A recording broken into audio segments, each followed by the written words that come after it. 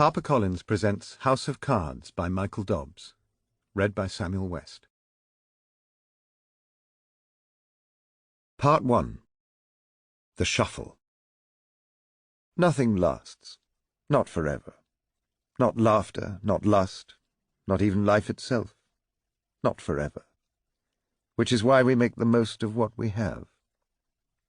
Why waste a life in search of an epitaph? Fondly remembered. Who other than a half-wit has that chiselled above his head? It is nothing but sentimental incontinence. Let's face facts. Life is a zero-sum game, and politics is how we decide who wins, who loses. And whether we like it or not, we are all players. Respected by all who knew him. Another monumental whimper. Not for my gravestone. It's not respect but fear that motivates a man. That's how empires are built and revolutions begin. It is the secret of great men. When a man is afraid, you will crush him, utterly destroy him. His respect will always follow. Base fear is intoxicating, overwhelming, liberating, always stronger than respect. Always. Chapter 1. Thursday, the 10th of June. It seemed scarcely a moment since she had made it back home, stumbling up the last step in exhaustion, yet already the morning sun was sticking thumbs in her eyes as it crept around the curtain and began to nestle on her pillow. She turned over irritably.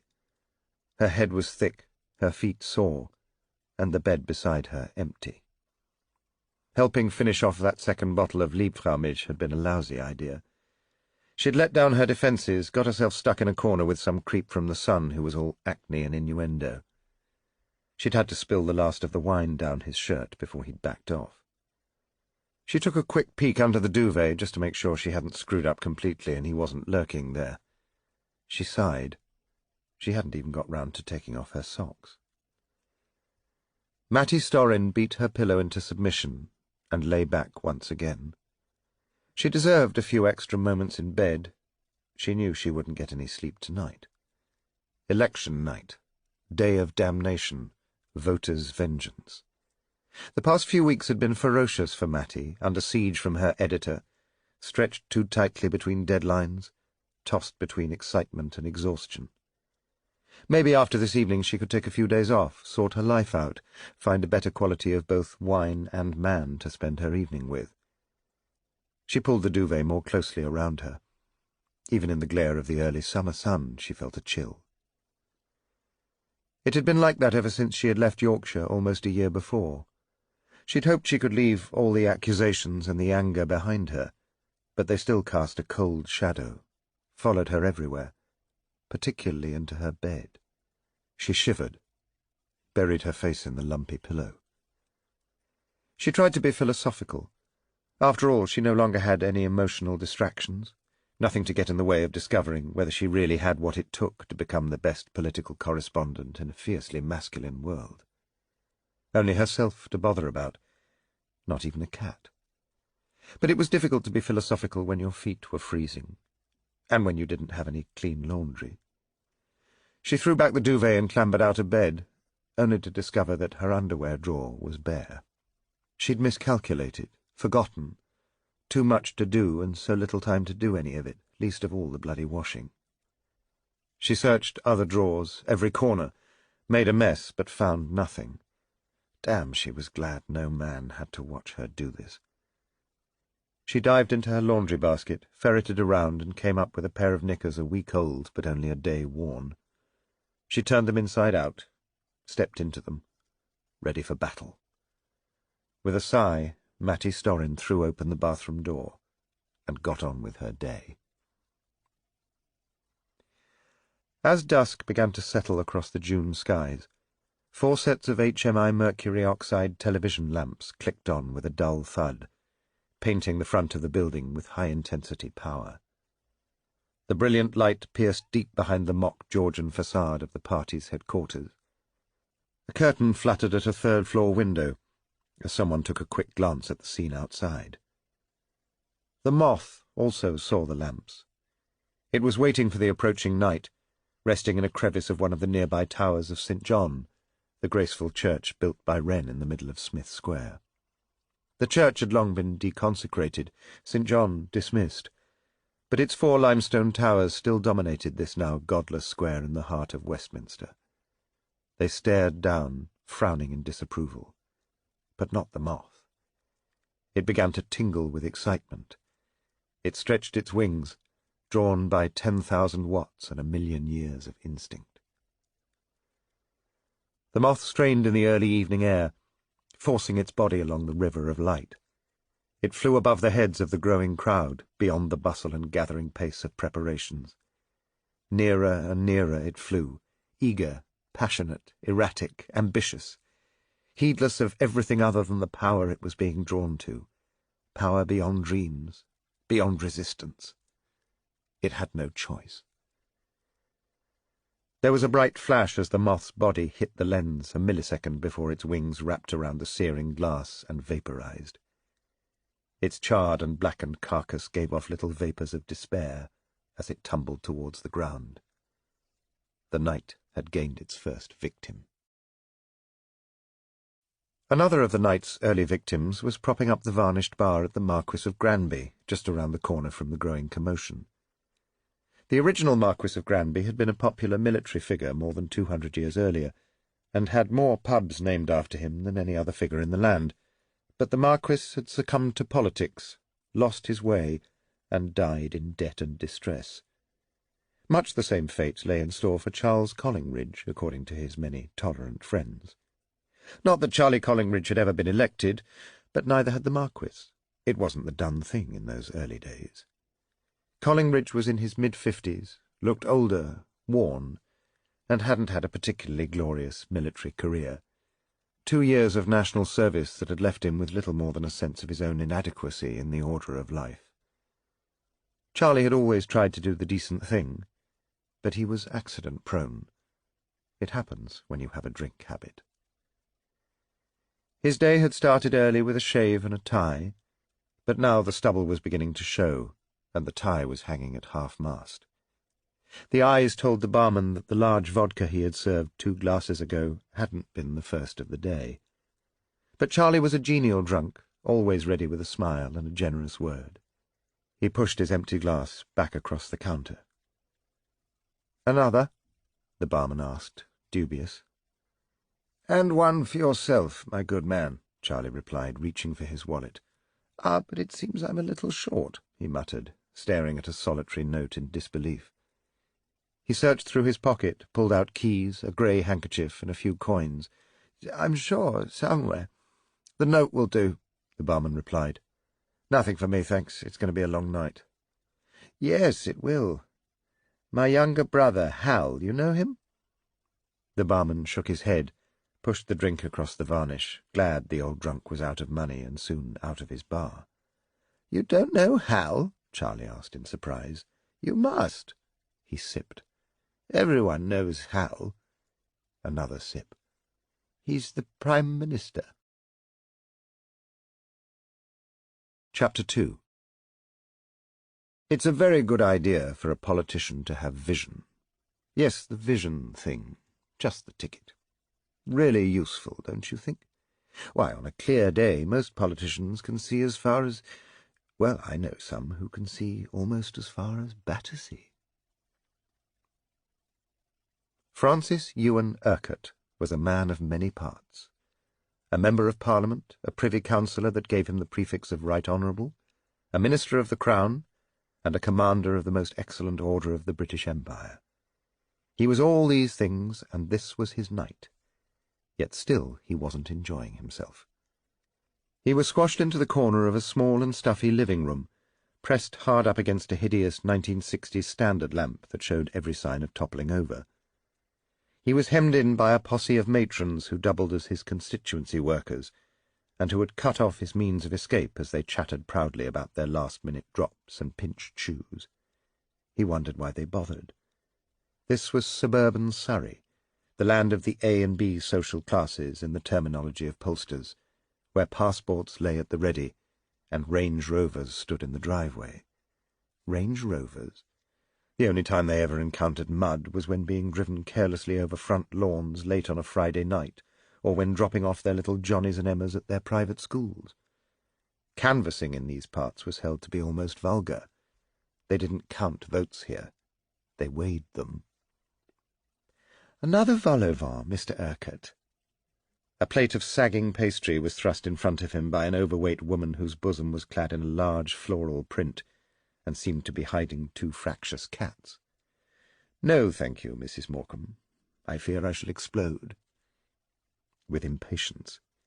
It was a fault, one that stretched back many generations. The Urquharts were a proud warrior family from the Highlands of Scotland, their castle on the banks of Loch Ness. But the MacDonalds had arrived, and the castle now lay in ruins. Urquhart's childhood memories were of the bracing, crystal air of the moors, in the company of an old gillie, lying for hours in the damp peat and sweetly scented bracken, waiting for the right buck to appear, just as he had imagined his older brother Alistair was doing, waiting for the Germans in the hedgerows outside Dunkirk. His brother had called him F.U., a nickname that had often got them both a clout from their father, even though it was years before Francis understood why. He didn't mind, happy to tag along behind his big brother. But Alistair hadn't come home.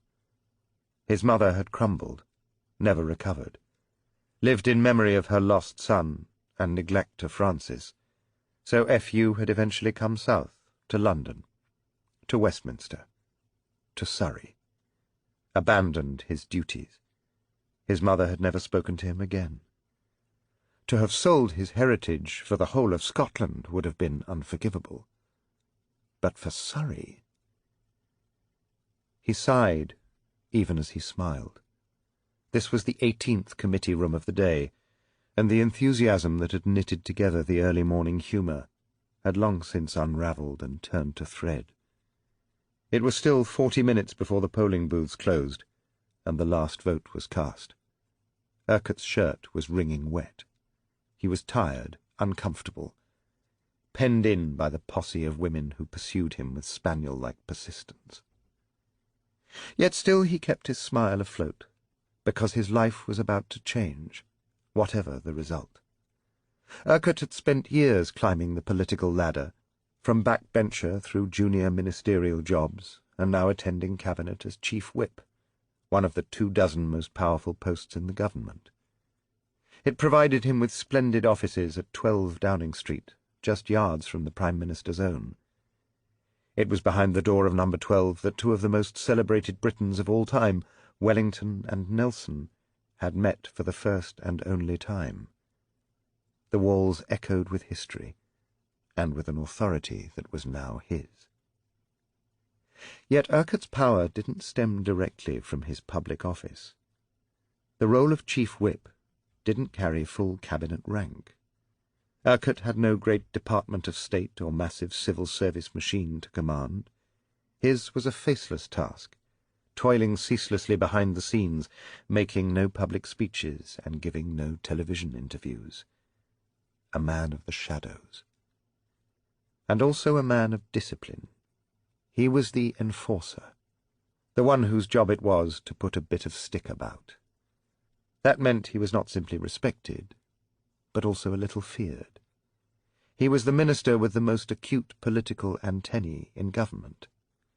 In order to deliver the vote, day after day, night after night, he needed to know where his members of Parliament were likely to be found, which meant he needed to know their secrets, with whom they were conspiring, with whom they might be sleeping, whether they would be sober enough to vote, whether they had their hands in someone else's pocket, or on someone else's wife. All these secrets with their sharp little edges were gathered together and kept in a black book, locked inside a safe, and not even the Prime Minister had access to the keys. In Westminster, such information is power. Many in Urquhart's parliamentary party owed their continuing position to the ability of the whip's office to sort out and occasionally cover up their personal problems. Backbenchers intent on rebellion, or frontbenchers distracted by ambition, found themselves changing their minds when reminded of some earlier indiscretion that had been forgiven by the party, but never forgotten. It was astonishing how pliable politicians became when confronted by the possibility of a collision between their public and private lives. Why, even that dyspeptic Staffordshire soul, the Transport Secretary, a man who had planned to make a conference speech way outside his remit and far too close to the Prime Minister's home turf, had come to his senses. All it had taken was a phone call to his mistress's Mews house, rather than the marital home. "Francis, how the fuck did you find me here?" "Oh, Keith, have I made some terrible mistake? I'm so sorry. I wanted to have a quick chat with you about your little speech, but it seems I looked for your number in the wrong set of accounts." "What the bloody hell do you mean?" "Oh, don't you know? We keep 2 sets of books. One is the official tally, the other— Well, don't worry. We keep our little black book under very careful control. It won't happen again." A pause before— "Will it?" The Transport Secretary had sighed, a sound full of melancholy and guilt. "No, Francis, it bloody well won't." Another sinner came to rapid repentance. The party owed Francis Urquhart. Everyone knew that. And after this election, it would be time for the debt to be called in. Suddenly Urquhart was brought back to the moment by one of his devoted ladies. Her eyes were excited, her cheeks flushed, her breath heavy with the sour afterlife of egg and watercress sandwiches, her sense of coyness and discretion overcome by the heat and excitement of the day. "Tell us, Mr. Urquhart, what are your plans? Will you still stand at the next election?" she inquired brashly. "What do you mean?" he replied, taken aback, his eyes flaring in affront. "Are you thinking of retiring? You're 61, aren't you? 65 or more at the next election," she persisted. He bent his tall and angular figure low in order to look her directly in the face. "Mrs. Bailey, I still have my wits about me, and in many societies I would just be entering my political prime," he responded through lips that no longer carried any trace of good nature. "I still have a lot of work to do, things I want to achieve." He turned away from her, not bothering to hide his impatience, even while, deep down, he knew she was right. The strong red hues of his youth had long since vanished. Gold turned to silver, as he liked to joke. He wore his hair overlong, as if to compensate. His spare frame no longer filled the traditionally cut suits as amply as in earlier years, and his blue eyes had grown colder with the passing of so many winters. His height and upright bearing presented a distinguished image in the crowded room. But one minister, a man he had crossed, had once told him he had a smile like the handle on an urn of cold ashes. "And may those ashes soon be yours, you old bastard," the man had snapped. Urquhart was no longer in the first flush of middle age, and he couldn't hide it, even from himself. Experience was no longer an ally. How many years had he watched younger and less gifted men finding more rapid advancement? How many times had he dried their eyes, wiped their arses, buried their secrets deep from view in order to clear their way? Yes, they owed him. He still had time to make his mark, but both he and Mrs. Bailey knew he hadn't so much of it. Yet even as he turned from her she pursued him, haranguing him about the proposed one-way system for the High Street shopping centre. He raised his eyes in supplication and managed to catch the attention of his wife, Mortimer, busily engaged in platitudes on the far side of the room. One glance told her that his rescue was long overdue, and she hurried to his side. "Ladies, you will have to excuse us. We have to go back to the hotel and change before the Count. I can't thank you enough for all your help. You know how indispensable you are to Francis." Urquhart even managed to smile for Mrs. Bailey. It was like a mayfly, so brief it almost died before it could be seen, but enough to repair relations. He made quickly for the door. He was saying goodbye to the hostess when he was waved to a halt by his election agent, who was busily scribbling down notes while talking into the telephone. "Just getting the final canvass returns together, Francis," she explained. And there was me wondering why that hadn't been done an hour ago. Again the faintest of amused expressions that died long before it reached the eyes. "It doesn't look quite as cheerful as last time," she said, blushing from the rebuke. "A lot of our supporters seem to be staying at home. It's difficult to read, but I suspect the majority will be down. I can't tell how much." "Damn them. They deserve a dose of the opposition for a few years. Maybe that would get them off their rumps." "Darling," his wife soothed as she had done on countless previous occasions, "that's scarcely generous. With a majority of nearly 22,000, we could allow for just the tiniest of little dips, couldn't we?" "Mortimer, I'm not feeling generous. I'm feeling hot. I'm tired, and I've had about as much chatter about doorstep opinion as I can take. For God's sake, get me out of here." He strode on as she turned round to wave thanks and farewell to the packed room. She was just in time to see the standard lamp go crashing to the floor. The air of controlled menace that usually filled the editor's office had vanished, replaced by a brooding sense of panic that was threatening to get out of hand. The first edition had long since gone to press, complete with a bold front-page headline proclaiming "Home and Dry," but that had been at 6 p.m., 4 hours before the polls closed. The editor of the Daily Chronicle had taken his chance on the election result in order to make his first edition of even marginal interest by the time it hit the streets. If he was right, he would be first with the news. If he got it wrong, he'd be up to his neck in it, with the alligators circling. This was Greville Preston's first election as an editor, and he wasn't feeling comfortable.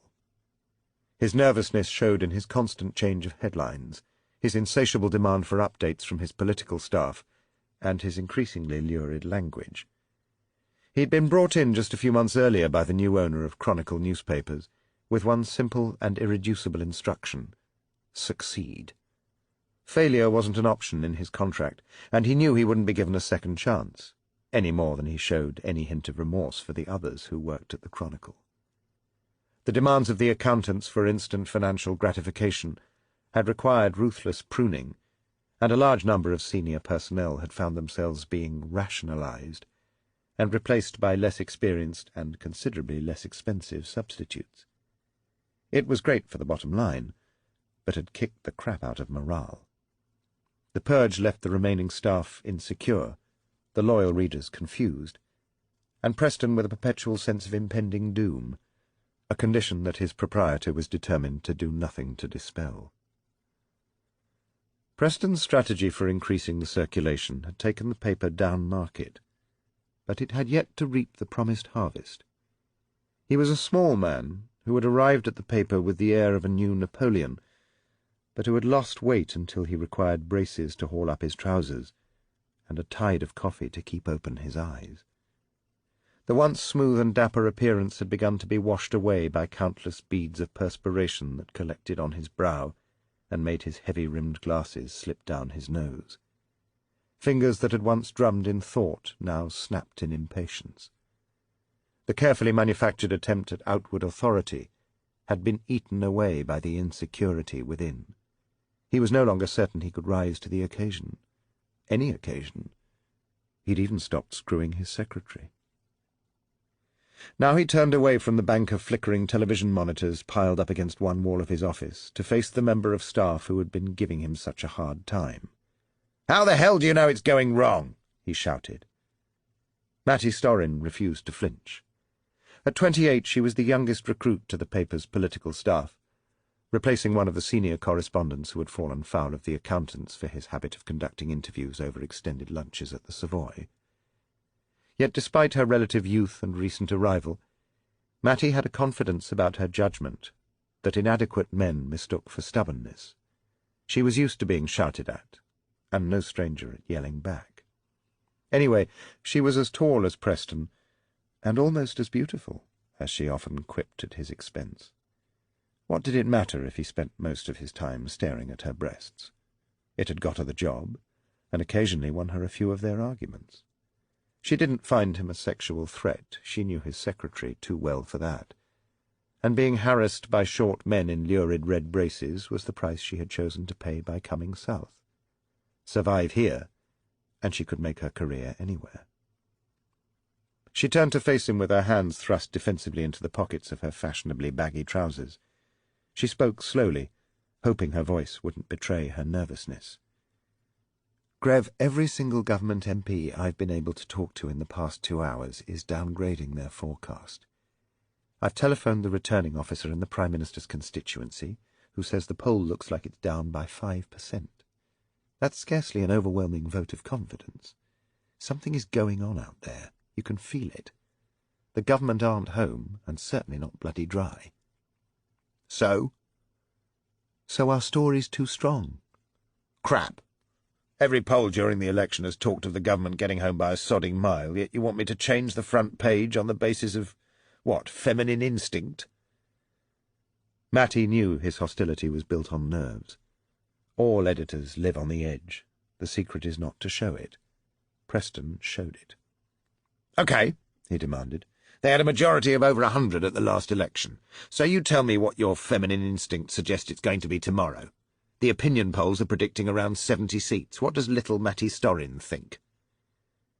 She went up on tiptoes just so she could look down on him. "You trust the polls if you want, Grev, but it's not what's going on in the streets. There's no enthusiasm amongst government supporters. They won't turn out. It'll drag the majority down." "Come on," he bullied. "How much?" She couldn't stand on tiptoe forever. She shook her head slowly to emphasize her caution, her blonde hair brushing around her shoulders. "A week ago I'd have said about 50. Now, I reckon less," she responded. "Perhaps much less." "Jesus, it can't be less. We've backed those bastards all the way. They've got to deliver." "And you've got to deliver too," she mused. They all knew where their editor stood, in the middle of one of the largest swamps in Fleet Street. Preston's only firm political view was that his newspaper couldn't afford to be on the losing side, and that wasn't even his own view, but one thrust on him by the paper's new Cockney proprietor, Benjamin Landless. It was one of his few attractive aspects that he didn't bother being coy and trying to hide his true opinions. He wore them in full public view. As he constantly reminded his already insecure staff, thanks to the government's competition policy, it was easier to buy 10 new editors than 1 new newspaper. "So we don't piss off the government by supporting the other fucking side." Landless had been as good as his word. He had delivered his growing army of newspapers into the government camp, and all he expected in return was for the government to deliver the proper election result. It wasn't reasonable, of course, but Landless had never found being reasonable helped get the best out of his employees. Preston had gone over to stare at the bank of television screens, hoping for better news. Matty tried again. She sat herself on the corner of the editor's vast desk, obliterating the pile of opinion polls on which he so blindly relied, and marshalled her case. "Look, Grev, put it in perspective. When Margaret Thatcher at last ran out of handbag time and was forced to retire, they were desperate for a change of style. They wanted a new fashion. Something less abrasive, less domineering. They'd had enough of trial by ordeal and being shown up by a bloody woman. You of all people should understand that, she thought. So in their wisdom they chose Collingridge, for no better reason than he was confident on TV, smooth with little old ladies, and was likely to be uncontroversial. She shrugged her shoulders dismissively. But they've lost their cutting edge. It's rice-pudding politics, and there's no energy or enthusiasm left. He's campaigned with as much vigour as a Sunday school teacher.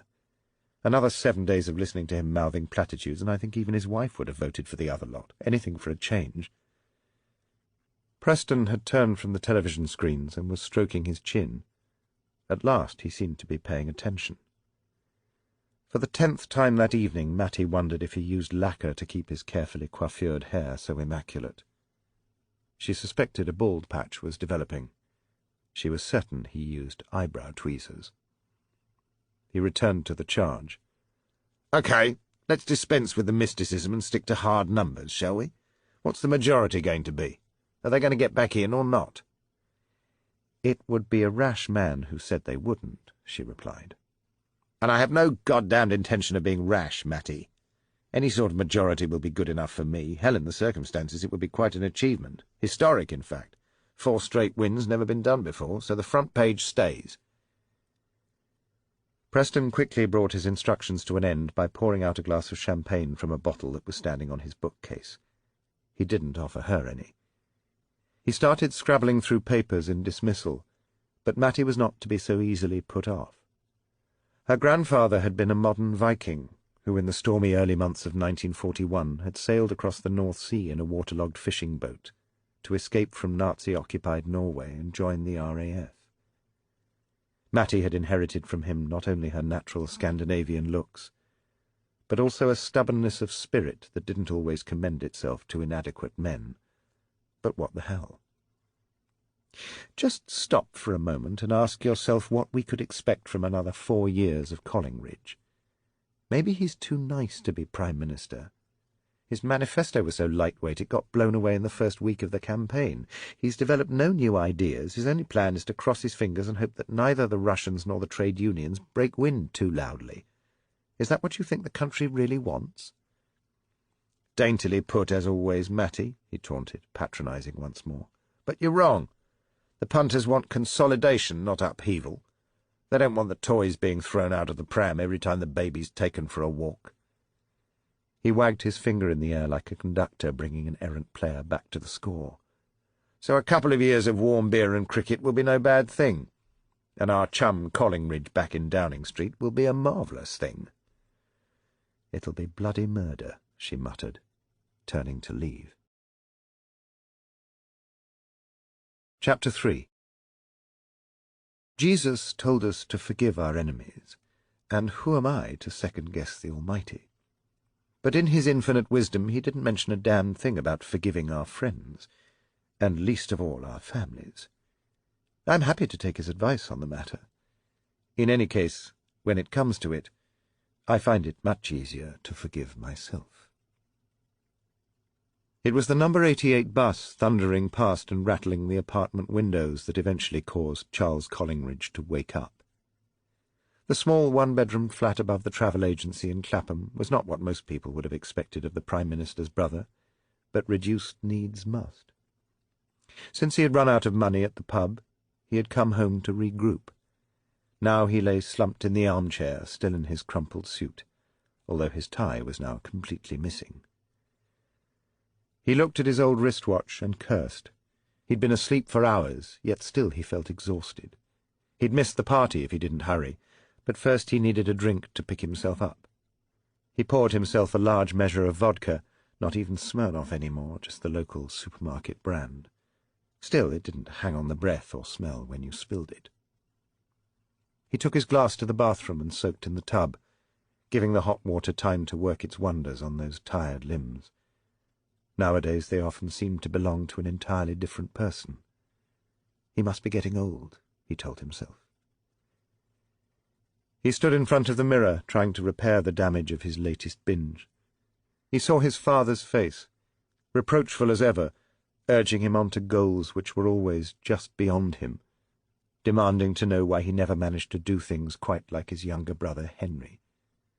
They both had the same advantages, went to the same school, but somehow Hal always had the edge, and gradually had overshadowed him in his career and his marriage. Charles didn't feel bitter about it, was a generous soul, far too generous, and indulgent. But Hal had always been there to help when he needed it, to offer advice and to give him a shoulder to cry on after Mary had left him. Yes, particularly when Mary had left him. But hadn't even she thrown Hal's success in his face? "You're not up to it. Not up to anything." And Hal had much less time to worry about any other chap's problems, since he had gone to Downing Street. As young boys they had shared everything. As young men they still shared much, even an occasional girlfriend or two. And a car, one of the early Minis, before Charlie had driven it into a ditch, staggering away, persuading the young policeman it was shock and bruising rather than alcohol that made him so unsteady. But these days there was little room left in Hal's life for his younger brother, and Charlie felt— what did he feel, deep down, when he allowed himself to be honest? Angry, stinking, bloody, one bottle at a time furious. Not with Hal, of course, but with life. It hadn't worked out for him, and he didn't understand why. He guided the razor past the old cuts on his baggy face, and began putting the pieces back together. The hair brushed over the thinning pate, the fresh shirt and a new clean tie. He would be ready soon for the election night festivities to which his family links still gave him passage. A tea-towel over his shoes gave them back a little shine, and he was almost ready. Another glance at the wristwatch. Oh, it was all right after all. Just time for one more drink. North of the river, a taxi was stuck in traffic on the outskirts of Soho. It was always a bottleneck, and election night seemed to have brought an additional throng of revellers onto the streets.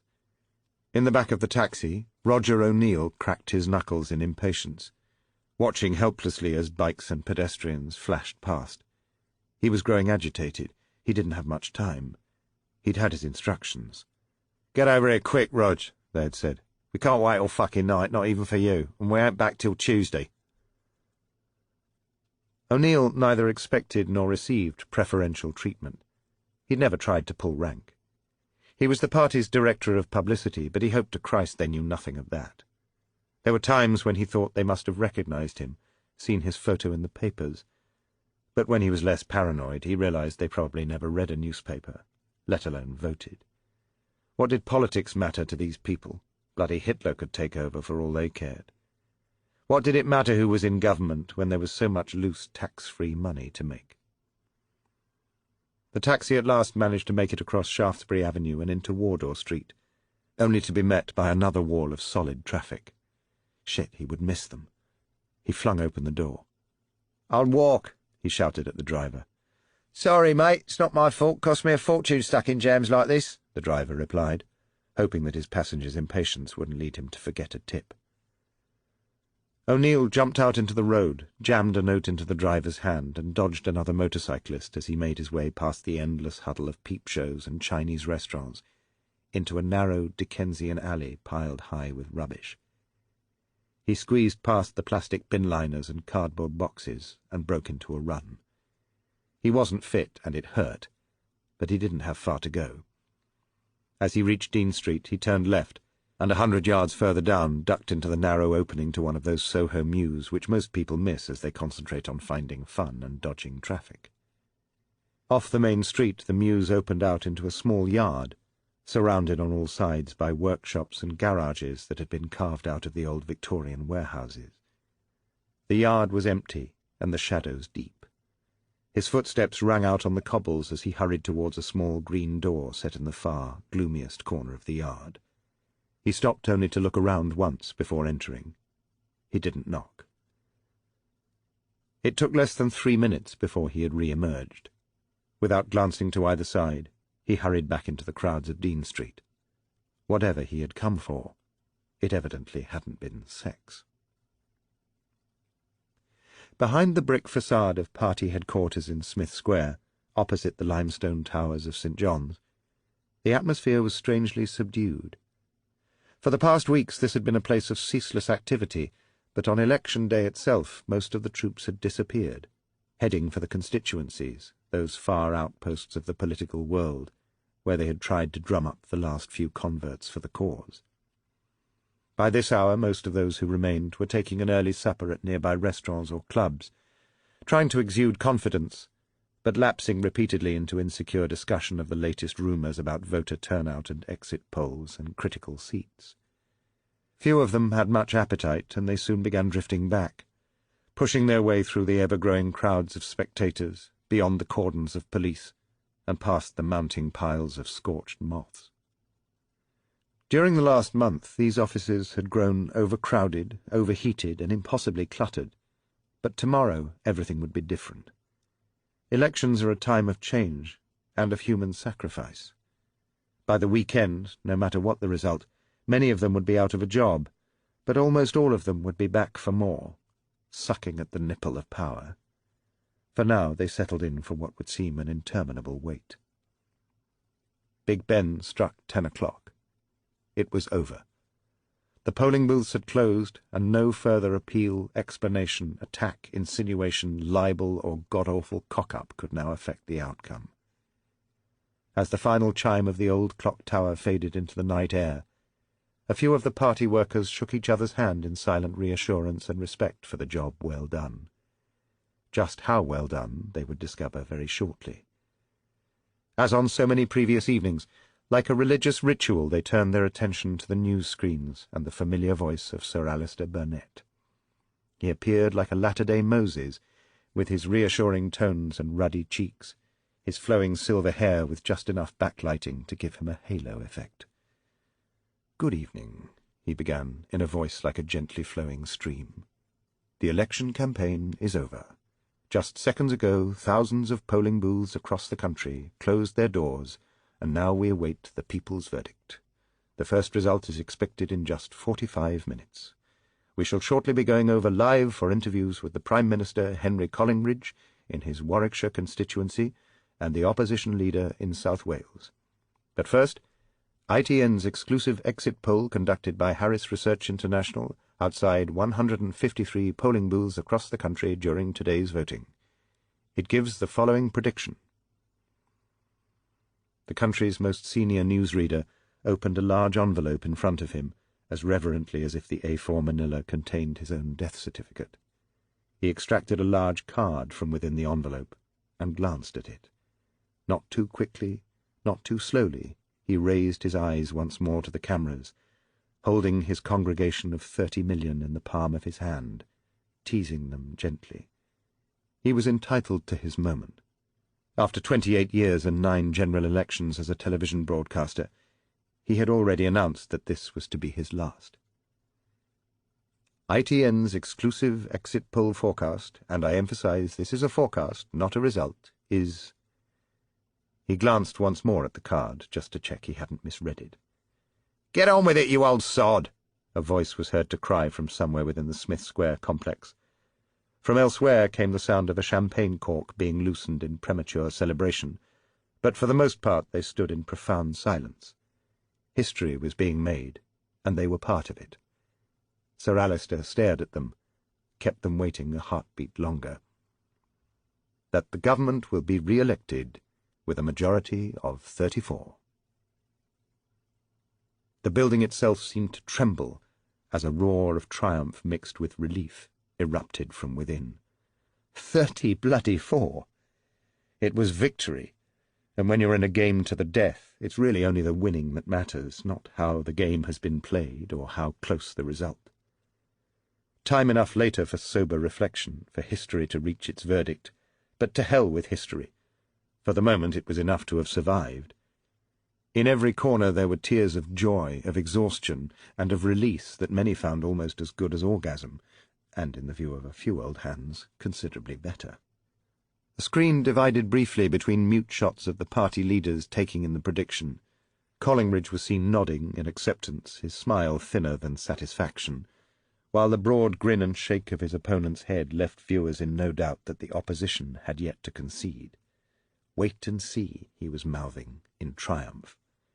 Then his lips moved again, saying something that lip-readers later thought had been in Welsh. 2 words, both very inappropriate. "Bollocks!" Preston was shouting, his hair falling into his eyes, revealing the secrets of the shiny scalp beneath. "What the fuck have they done?" He looked at the ruins of his first edition and began furiously scribbling on his notepad. "Government majority slashed," he tried. It was hurled into the bin. "Too close to call?" Matty suggested, trying to hide any hint of satisfaction. "Collingridge squeaks in," the editor tried once more. They all ended up in the bin. He looked around desperately for some help and inspiration. "Let's wait," Matty advised. "It's only 30 minutes to the first result." Chapter 4. The crowd is vulgar. Always play to the crowd. Praise the common man, and let him think he is a prince. Without waiting for the first result, celebrations were already well underway at the party's advertising agency. With the confidence shown by all positive thinkers, the staff of Merrill, Grant & Jones Company plc had been squashed for nearly 3 hours in the agency's reception area to witness history in the making, and every wrinkle of it projected on 2 vast TV screens. A river of champagne was flowing, washing down an endless supply of deep pan pizzas and Big Macs, and predictions of a drastically reduced majority only served to spur the party-goers on to more feverish efforts. Even at this early hour it was clear that 2 ornamental fig trees that had graced the reception area for several years wouldn't survive the night. It seemed probable that several young secretaries wouldn't either. Most of the wiser heads were pacing themselves, but there seemed little reason to exercise excessive restraint. Admen don't do restraint. Anyway, the client was setting a fearsome example. Like many expatriate Dublin adventurers, Roger O'Neill was renowned for his quick wit, his irresistible capacity for exaggeration, and his unquestionable determination to be involved in everything. So overwhelming were his energies, and so varied his enthusiasms, that no one could be entirely certain what he had done before he joined the party. It was something in public relations or television, they thought, and there were rumours about a problem with the Inland Revenue, or was it the Irish Garda, but he had been available when the post of publicity director became vacant, and he'd filled it with both charm and ability, fuelled by a ceaseless supply of Gauloise and vodka tonics. As a young man he had shown great promise as a fly-half on the rugby field, but it was a talent that was never to be fulfilled, his highly individualistic style making him ill-suited for team games. "With him on the field," complained his coach, "I've got 2 teams out there, Roger and 14 others. Screw him." And so Roger had been duly screwed, in many areas of his life, until fortune had smiled and brought him to Smith Square. At the age of 40 his unruly shock of dark hair was now perceptibly greying, and his muscle tone had long since gone. But O'Neill refused to acknowledge the evidence of his middle age, hiding it beneath the carefully selected wardrobe worn with a deliberate casualness that displayed the designer's labels to their best advantage. His nonconformist approach and the lingering traces of an Irish accent hadn't always endeared him to the party's grandees. "All bullshit and no bottom," one of them had loudly observed, but others were simply overwhelmed by his unusual vigour. His path through the thicket had been made much easier by his secretary, Penelope, "Hi, I'm Penny," Guy. 5'10", an exciting choice of clothes, and a devastating figure on which to hang them. There was that other aspect that made her stand out from the Westminster crowd. She was black, not just dusky or dark, but a polished hue of midnight that made her eyes twinkle and her smile fill the entire room. She had a university degree in the history of art, 120 WPM shorthand, and was ruthlessly practical. Inevitably there had been a riptide of gossip when she'd first arrived with O'Neill, but her sheer efficiency had silenced, if not won over, the doubting Thomases, of which there were still many. She was also totally discreet. "I have a private life," she explained when asked, "and that's just how it's going to stay." Right now at Merrill, Grant & Jones, Grunt and Groans, as Penny preferred to call them, she was effortlessly providing the centre of attention for several red-blooded media buyers, plus the deputy creative director, while at the same time managing to ensure that O'Neill's glass and cigarettes were always available, but closely rationed. She didn't want him going over the top. Not tonight, of all nights. For the moment, he was dug in deep with the agency's managing director. "The future starts right here, Jeremy. Don't let's lose sight of that. We need that marketing analysis as soon as possible. It's got to show just how effective our efforts have been, how brilliant the ads, how much impact they've had, how we hit our target voters. If we win, I want everybody to know they owe it to us. If we lose, God help it." Suddenly he sneezed with great violence. "Shit, excuse me, dabbed hay fever. But if we lose, I want to be able to show the entire bloody world that we beat the other side hands down at our communications game, and it was only the politics which blew it." He drew close so they were almost touching foreheads. "You know what's needed, Jeremy. It's our reputations on the line, not just the politicians, so don't screw it up. Make sure it's ready by Saturday morning at the latest. I want it in the Sunday papers, and I want it as prominent as an actress's arse." "And I thought I was supposed to be the creative one," Jeremy reflected, sipping more champagne. "But that doesn't give us much time." O'Neill lowered his voice, drew closer still so that the ad-man could smell the sourness of French tobacco on his breath. "If you can't get the figures, make the bloody things up. They'll all be too exhausted to look at them closely, and if we get in there first and loudest, we'll be fine." He paused only to blow his nose, which did nothing to ease the other man's visible discomfort. "And don't forget the flowers. I want you to send the most enormous bouquet around to the PM's wife in Downing Street first thing in the morning, in the shape of a gigantic letter C. Make sure she gets them as soon as she wakes up." "From you, of course." "She'll get in a twist if they don't arrive, because I've already told her they're coming. I want the TV cameras to film them going in." "And to know who sent them," the other man added. "We're all in this together, Jeremy." Yet with only your name on the card, Jeremy almost added, but didn't. It was possible to take sincerity too far. He was used to his client's breathless monologues by now, and to the irregular instructions and accounting procedures demanded by O'Neill. A political party wasn't like any other client. It played by different and sometimes dangerous rules, but the last 2 years working on the account had given Jeremy and his youthful agency more than enough publicity to stifle the lingering doubts. Yet as they waited nervously for the results, a silent fear struck him as he thought of what would happen if they lost.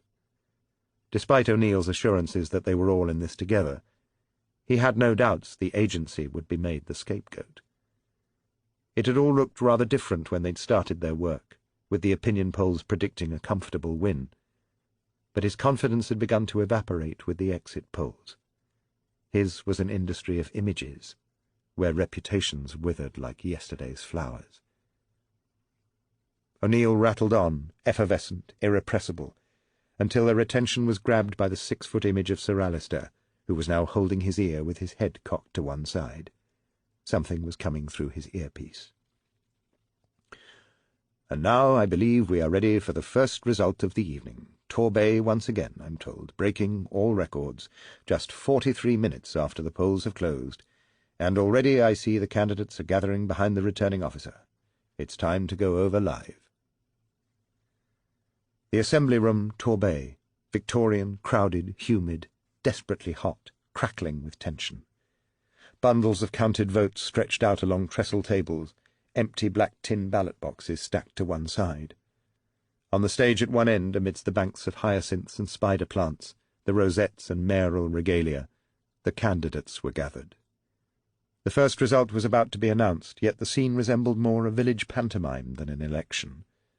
The promise of nationwide media coverage had attracted more than the usual number of crank candidates, who were now doing their best to capture the moment by waving balloons and brightly coloured hats to attract the camera's attention. The sunshine candidate, dressed from head to toe in a searing yellow leotard and waving a plastic sunflower as ludicrous as it was large, was standing directly and deliberately in front of the sober-suited Tory.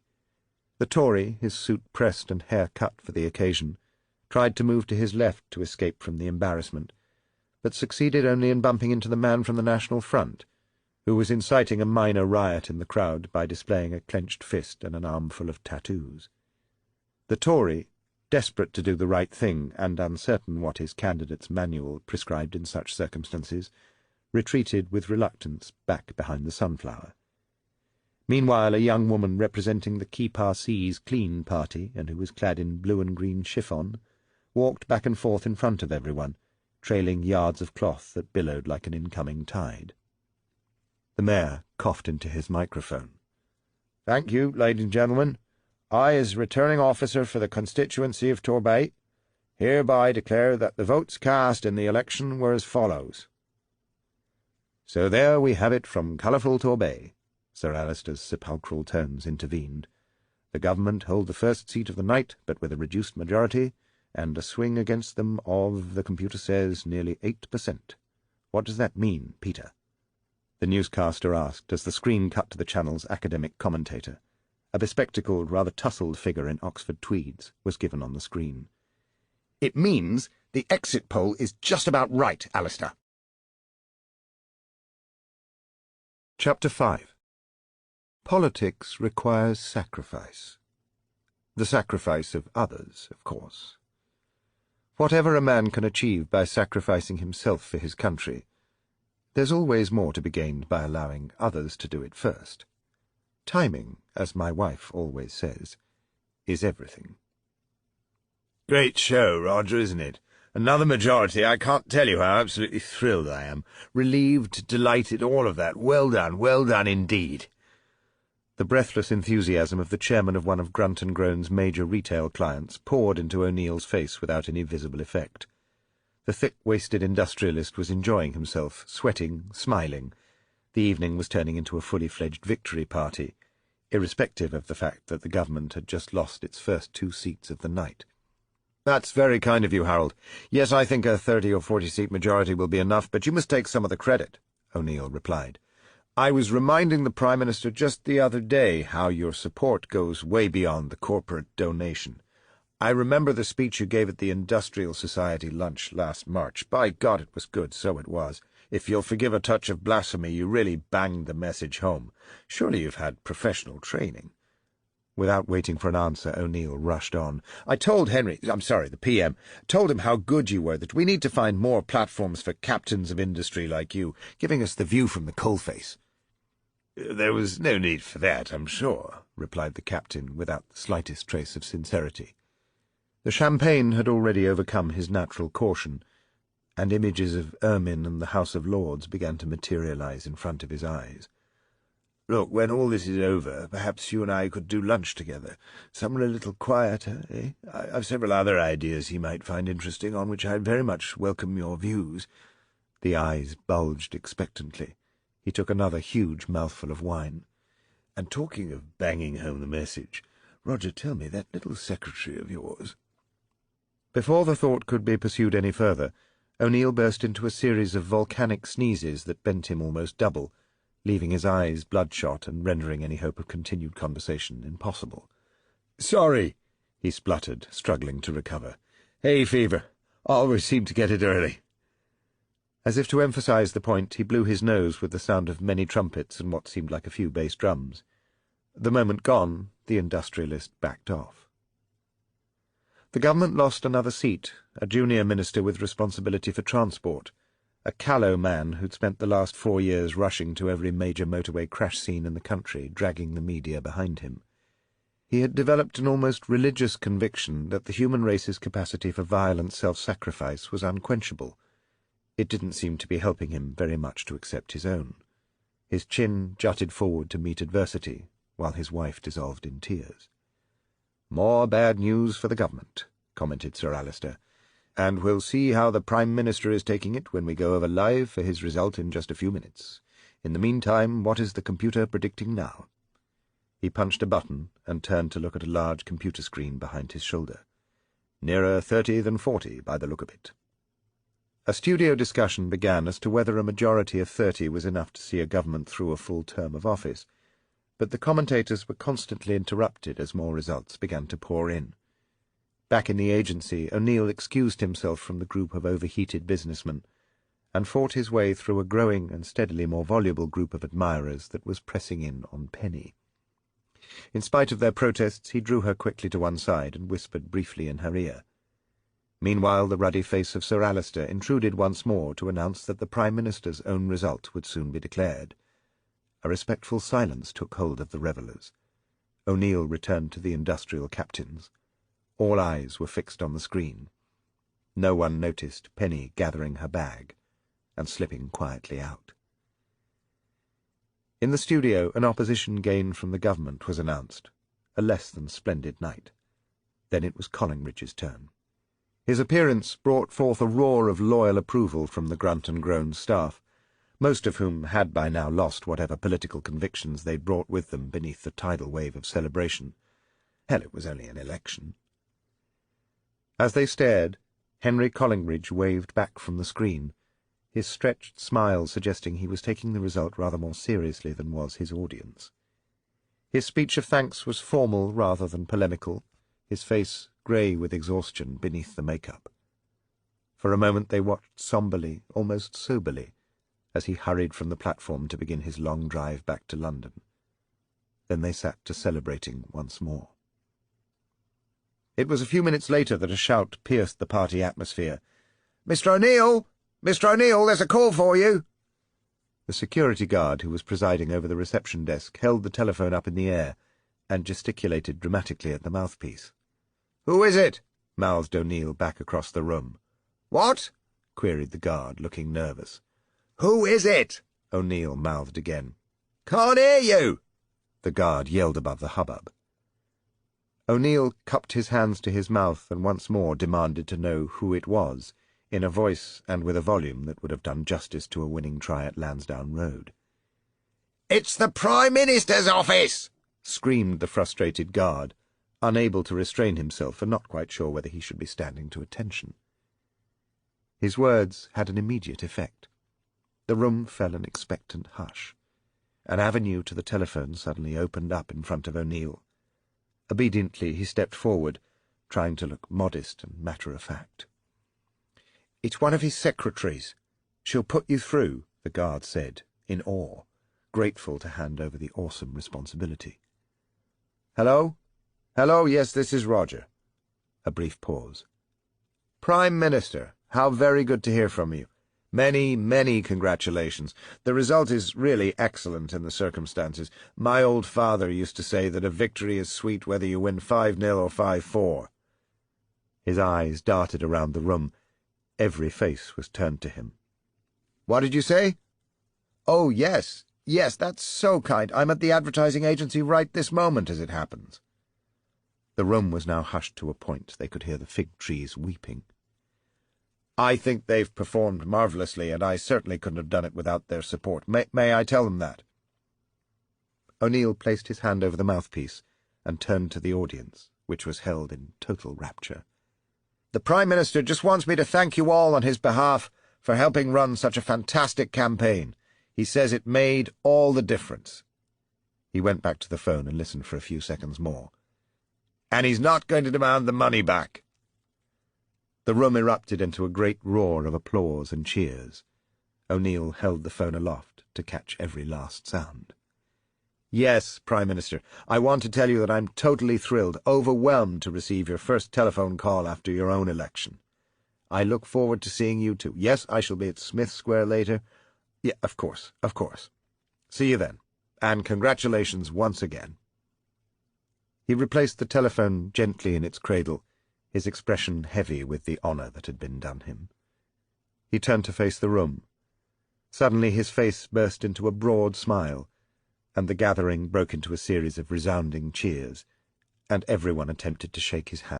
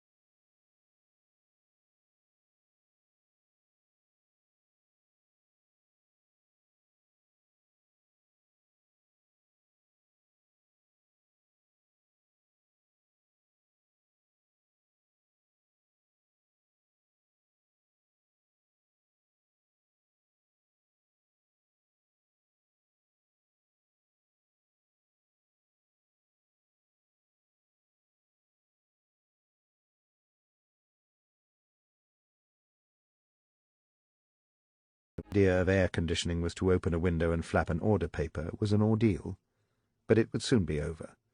Only 72 hours of bickering left. The government didn't mind the sense of distraction. The record would show that they, at least, had stuck to their posts, issuing wadges of written answers and press releases while others wilted. Ministers from the Department of Health were particularly careful for the diversion, since one of the many written answers they issued concerned the postponement of the hospital expansion program. Thanks to the leak, it was already old news, but now it was on the record, they could at least come out in daylight and not run for the shadows every time anyone asked. The department had other issues to deal with, too. Hospital waiting lists, a press release about the latest outbreak of mumps in Wales, and a routine announcement about 3 new drugs, which the government, on the advice of their chief medical officer and the Committee on the Safety of Medicines, were licensing for general use. One of the drugs was Cybernox, a new medication developed by the Renox Chemical Company plc that had proved startlingly effective in controlling the craving for nicotine when fed in small doses to addicted rats and beagles.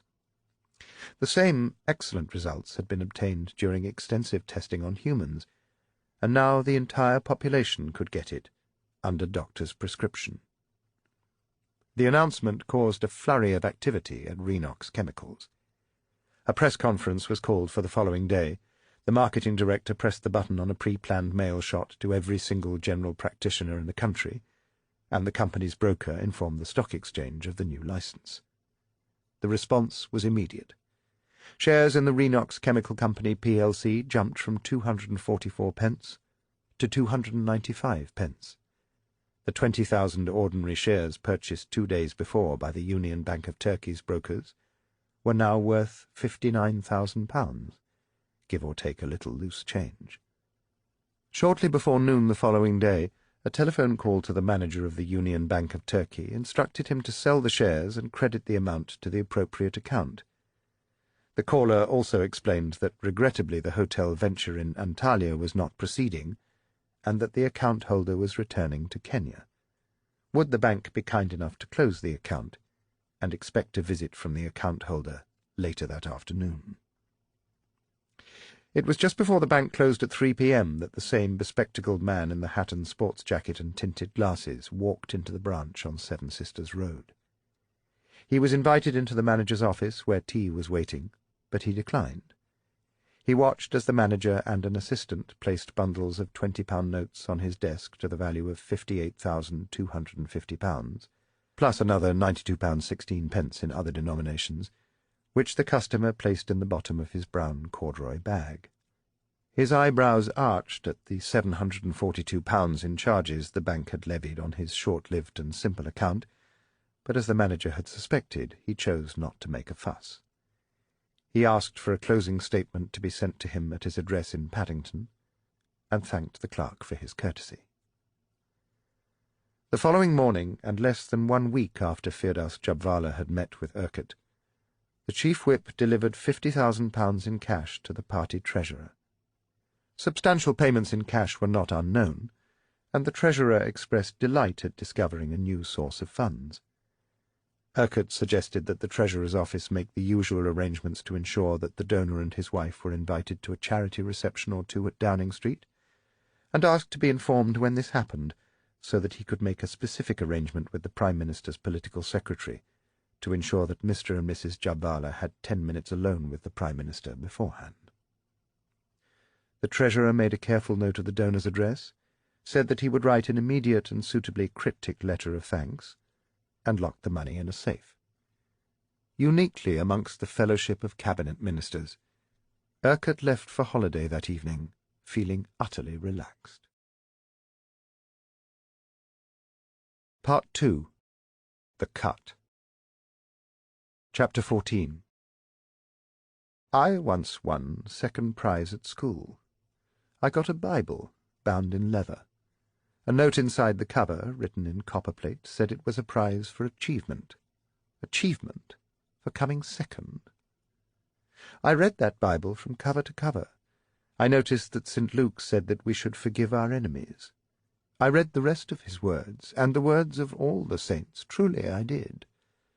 Nowhere did any of them mention a thing about forgiving our friends.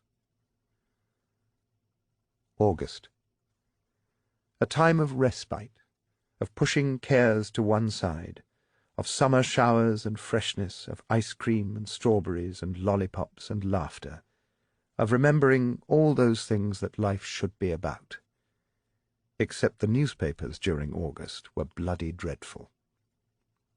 With politicians and the main political correspondents all away, second-string lobby correspondents struggled to fill the vacuum and cement their careers, so they chased every passing whisper. What was on Tuesday only a minor piece of speculation on page 5 had by Friday sometimes led the paper. The August crowd wanted to make their mark, and the mark they chose all too frequently to make was on the reputation of Henry Collingridge. Backbenchers who had been left to moulder and whom time had forgotten suddenly were honoured with significant pieces describing them as senior party figures. Those who were new to the game were called up-and-coming, and they were all given space, so long as their views were salacious and spiced. Rumours about the Prime Minister's distrust of his cabinet colleagues abounded, as did reports of their dissatisfaction with him, and since there was no one around authoritatively to deny the rumours, the silence was taken as authoritative consent. The speculation fed on itself and ran riot. Matty's report sparked rumours about an official inquisition into cabinet leaks. Soon after, they had grown into predictions that there would, after all, be a reshuffle in the autumn. The word around Westminster had it that Henry Collingridge's tempo was getting increasingly erratic, even though he was enjoying a secluded holiday on a private estate many hundreds of miles away near Cannes. It was during these dog days of August that the Prime Minister's brother also became the subject of a spate of press stories, mostly in the gossip columns. The Downing Street press office was repeatedly called upon to comment on suggestions that the Prime Minister was bailing out dear old Charlie from the increasingly close attentions of his creditors, including the Inland Revenue. Of course, Downing Street wouldn't offer any comment. It was personal, not official. So the formal no comment, which was given to the most fanciful of accusations, was recorded in the news coverage, usually with a twist and innuendo that left it bathed in the most damaging light. August tied the Prime Minister ever more closely to his impecunious brother. Not that Charlie was saying anything stupid. He had the common sense to keep well out of the way. But an anonymous telephone call to one of the sensationalist Sunday newspapers helped track him down to a cheap hotel in rural Bordeaux. A reporter was sent to pour enough wine down him to encourage a few vintage Charlieisms, but instead succeeded only in making Charlie violently sick over the reporter and his notebook. Then he passed out. The reporter promptly paid £50 to a big-busted girl to lean over the slumbering form, while a photographer captured the tender moment for posterity and the newspaper's 11 million readers. "I'm broke and busted," says Charlie, the headline screamed, while the copy beneath it reported that the Prime Minister's brother was nearly destitute and cracking under the pressure of a failed marriage and a famous brother. In the circumstances, Downing Street's absolutely no comment seemed even more uncaring than usual. The next weekend, the same photograph was run alongside one of the Prime Minister holidaying in considerable comfort in the south of France, to English eyes a mere stone's throw from his ailing brother. The implication was clear. Henry couldn't be bothered to leave his poolside to help. The fact that the same newspaper a week earlier had been reporting how deeply Henry was involved in sorting out Charlie's financial affairs seemed to have been forgotten, until the Downing Street press office called the editor to complain. "What the hell do you expect?" came the reply. "We always give both sides of the story. We backed him warts and all through the election campaign. Now it's time to restore the balance a bit." Yes, the newspapers during August were dreadful, truly bloody dreadful. September to October. It got worse. As the new month of September opened, the leader of the opposition announced he was resigning to make way for a stronger arm with which to hold our banner aloft. He had always been a little too verbose for his own good. That was one of the reasons why he'd been pushed, that and losing the election, of course. He was killed off by the younger men around him who had more energy and more ambition, who made their moves quietly, almost without him knowing until it was too late. He announced his intention to resign in an emotional late-night interview from his constituency in the heartland of Wales, but by the weekend almost seemed to have changed his mind under pressure from his still intensely ambitious wife, until he discovered that he could no longer rely on a single vote in his shadow cabinet. Yet, once he had gone, they were eloquent in praise of their fallen leader. His death united his party more effectively than anything he had achieved in office. The arrival of a new political leader electrified the media and gave them raw meat on which to feast. It wasn't enough to satisfy them, of course. It did nothing but whet their appetite for more. One down, more to follow. When Mattie received her summons to hurry back to the office, she was with her mother in the kitchen of the old stone cottage outside Catterick. "But you've only just got here, love," her widowed mother protested. "They can't do without me," Mattie replied. It seemed to mollify her mother. "Your Da would be so proud of you," she said as Mattie scraped charcoal from the piece of toast she had just scorched. "You're sure there's not a young man you're missing?" she added gaily, teasing. "It's work, Mum." "But is there anyone you've found in London? Caught your eye, sort of thing?" her mother pressed, eyeing her daughter with curiosity as she served up a plate of bacon and eggs fresh from the pan. Mattie had been remarkably quiet since she'd arrived a couple of days earlier. Something was going on. "I was so worried for you when you broke up with what's-his-name." "Tony, Mum. He has a name. Tony." "Not since he was silly enough to give up on you." "I gave up on him, Mum, you know that." Not a bad sort, Tony, far from it, but no ambition to go south, not even with Mattie. "So," her mother muttered, wiping her hands on a tea-towel, "is there anyone in London?" Mattie didn't speak. She stared out of the window, ignored the breakfast. It was answer enough for her mother. "Early days, is it, pet? Well, that's good. You know, I was so worried when you went down to London. Such a lonely, unfriendly place. But if you've found your bit of happiness, then that's all right with me." She stirred a spoonful of sugar into her mug of tea. "Perhaps it's not fair for me to say, but you know what your Da thought about you. Nothing would have given him greater pleasure than to be around to watch you settle down." "I know, Mum." "Does he have a name?" Mattie shook her head. "It's not like that, Mum." But her mother knew better, could see it in her face, in the way her daughter's thoughts had been elsewhere, back in London, ever since she'd arrived. She put her hand on Mattie's shoulder. "All in good time. Your Da would be ever so proud of you, pet." Would he? Mattie doubted that.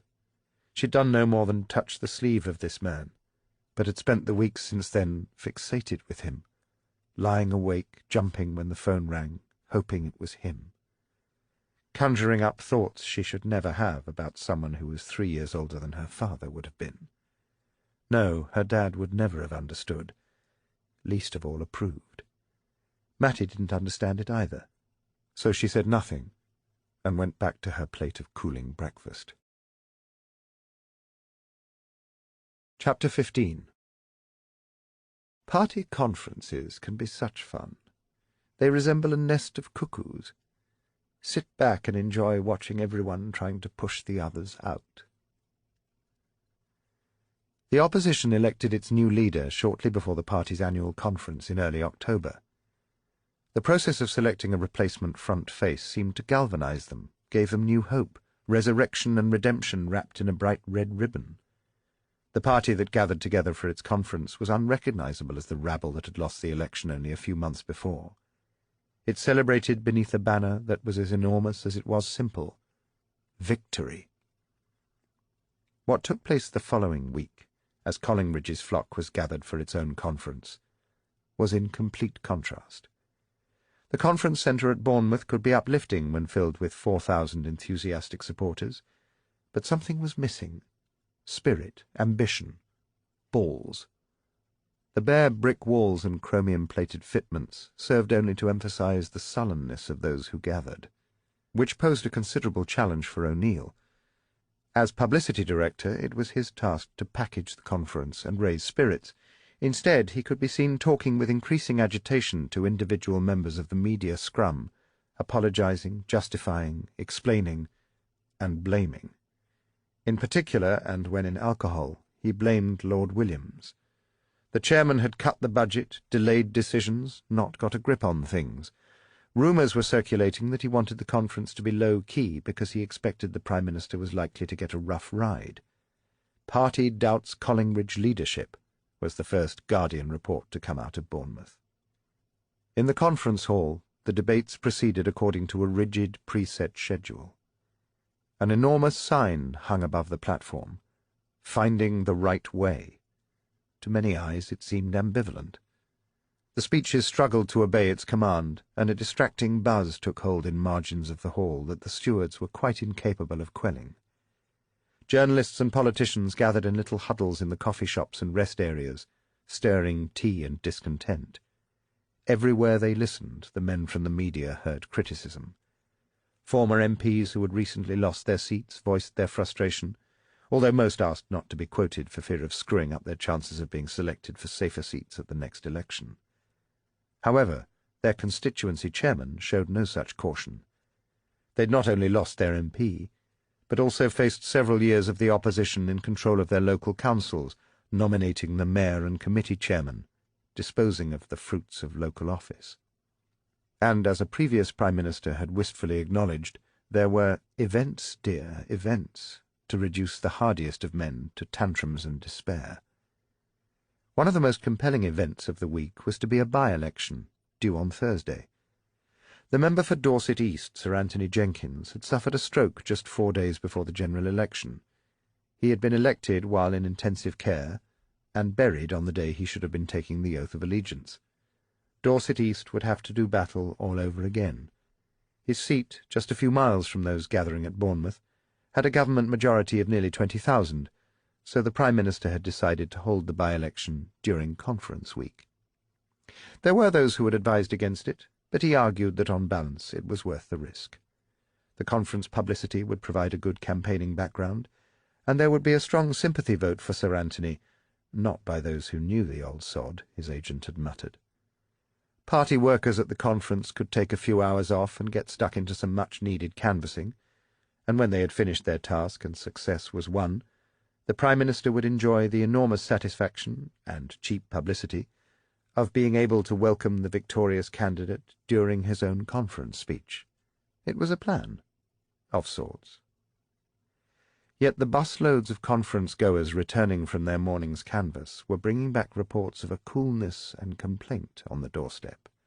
The seat would be held, of course, nobody doubted that.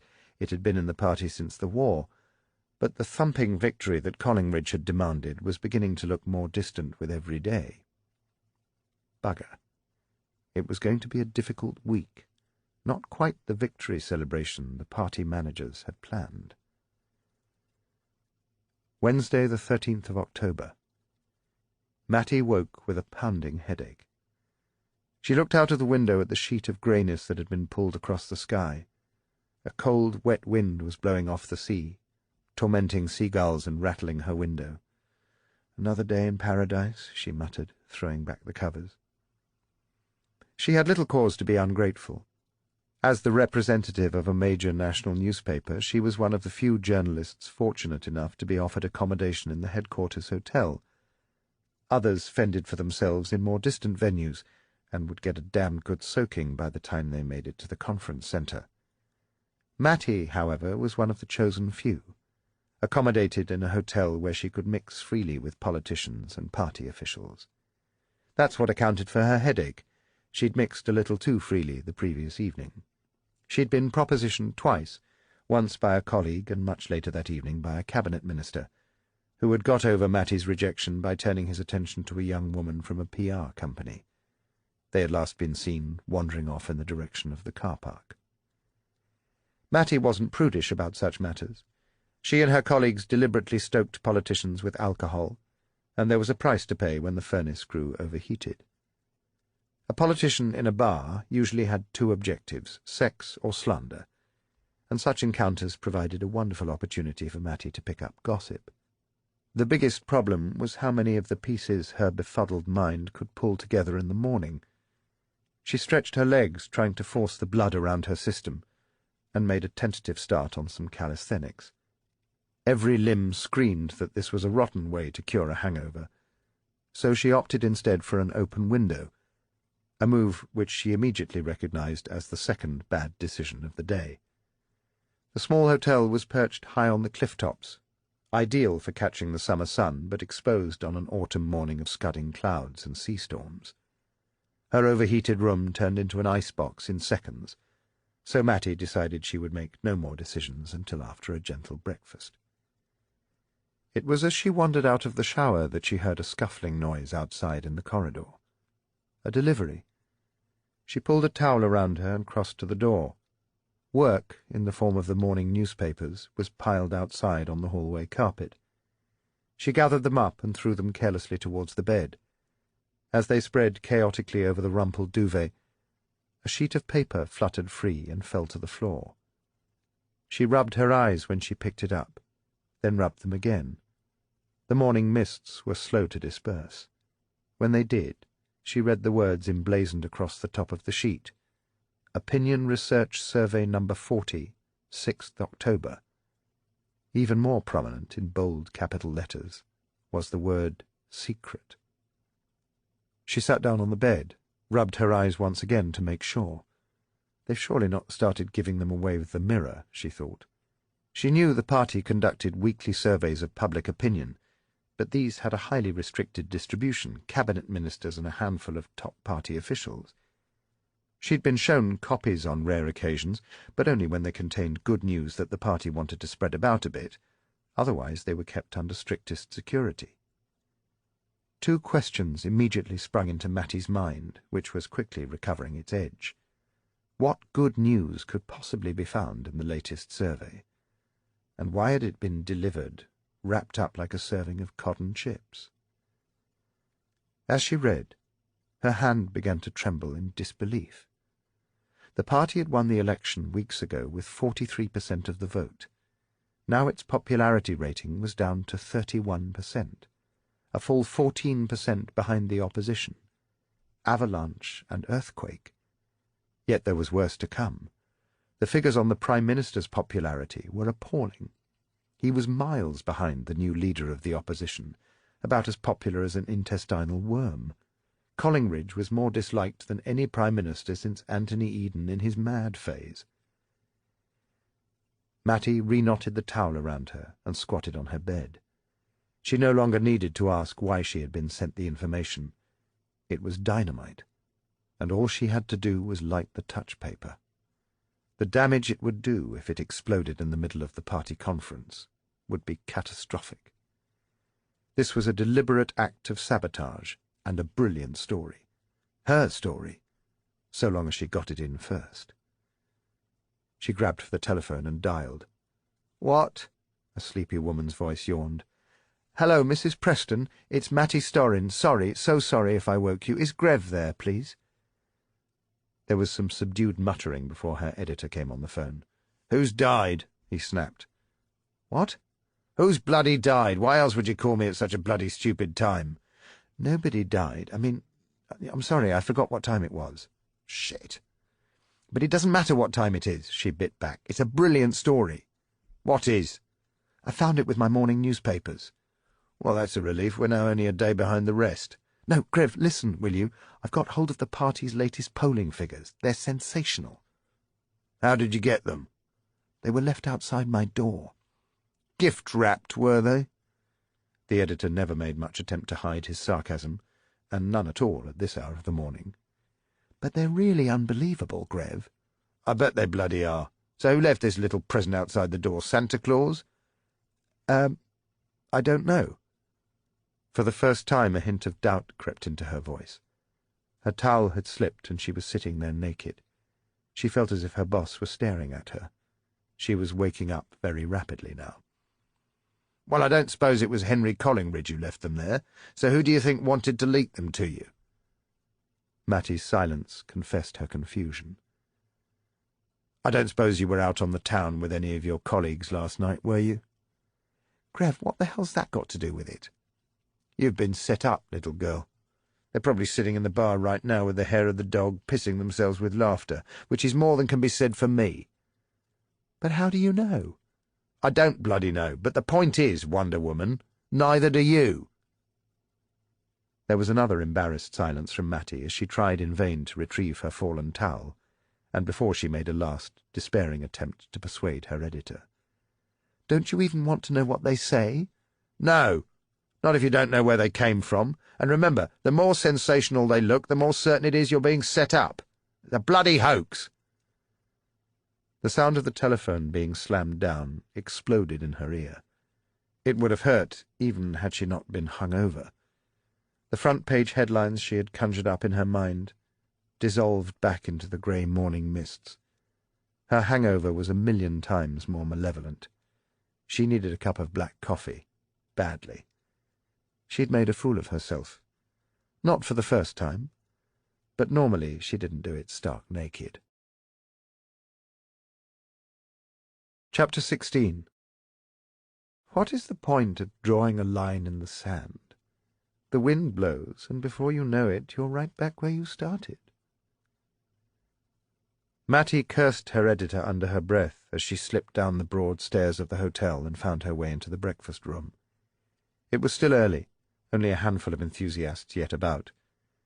She sat down at a table on her own, praying she wouldn't be disturbed. She needed recovery time. She hid herself in an alcove behind a copy of the Express, and hoped people would conclude she was working rather than fixing a hangover. The first cup of coffee bounced off her like a pebble skimming water, but the second helped, a little. Slowly her depression began to loosen its grip, and she began to take some interest in the rest of the world. Her gaze worked its way round the small Victorian room. In a far corner she spotted another political correspondent in a huddle of conversation with a minister. Elsewhere a senior party figure with his wife, a television newscaster, an editor of one of the Sundays, 2 other people she thought she recognized but couldn't yet place. The young man on the next table she definitely didn't know. He sat rather like Mattie, almost hiding from the rest of the room. He had a pile of papers and folders on the chair next to him, and an air of academic scruffiness.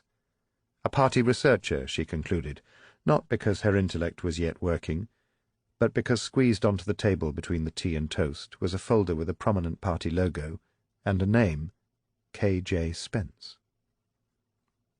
Her professional instincts began gradually to reassert themselves under the steady bombardment of caffeine, and she reached inside her ever-present shoulder-bag for a copy of the party's internal telephone list that at some point she had begged or stolen, she couldn't remember which. Spence, Kevin, extension 371, Opinion Research. She rechecked the name on top of the folder, taking things one step at a time. She'd already waded through enough crap. She didn't want to make a fool of herself yet again, not before lunchtime at least. Her editor's sarcasm had undermined her faith in the leaked poll's statistics, but it also left her wanting to rescue something from the fiasco. Maybe she could find out what the real figures were. She caught the man's eye. "Kevin Spence, isn't it? From party headquarters. I'm Mattie Storrin of the Chronicle." "Oh, I know who you are," he replied, flustered, but also delighted to have been recognized. "Can I join you for a cup of coffee, Kevin?" she asked, and without waiting for a reply moved across to his table.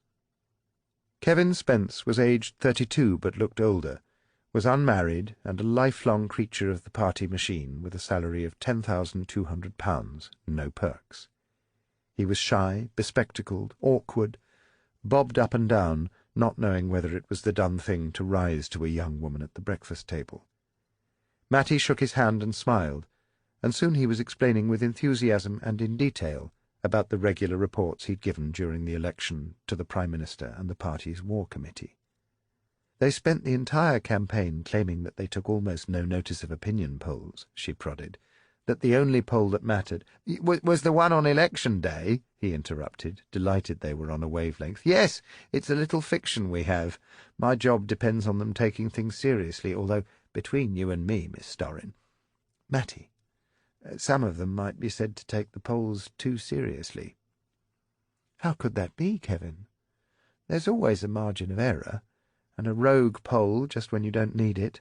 Those wicked little creatures still sneak their way through from time to time." "Like the one I've just seen," Mattie remarked with a twinge, still tender from her earlier embarrassment. "What do you mean?" Spence inquired, suddenly cautious, returning his tea to its saucer.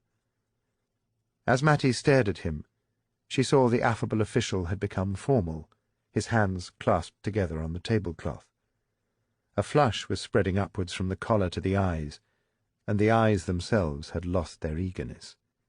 Spence wasn't a trained politician, and had no skill at hiding his feelings. His confusion was flowing through, yet why was he so flustered? Suddenly Mattie mentally kicked herself. Surely the damned figures couldn't be right after all. But why not hoist them up the flagpole and see if someone saluted? She'd already jumped several somersaults that morning and made a fool of herself in the process. One more leap could scarcely dent her professional pride any further. "I understand, Kevin, that your latest figures are quite disappointing, particularly those about the Prime Minister." "I don't know what you're talking about." His hands were still clasped together, in prayer, or was it to stop them trembling? Then in distraction he made a grab for his cup, but succeeded only in spilling it. In despair he tried to mop up the mess with his napkin. Meanwhile Mattie had reached once more inside her bag, and pulled out the mysterious sheet of paper, which she proceeded to smooth out on the tablecloth. As she did so, she noticed for the first time the initials KJS typed along the bottom. The last dregs of her hangover vanished. "Aren't these your latest figures, Kevin?" Spence tried to push the paper away from him as though it had some deep infestation. "Where on earth did you get that?" He looked around desperately to see whether anyone had noticed the exchange.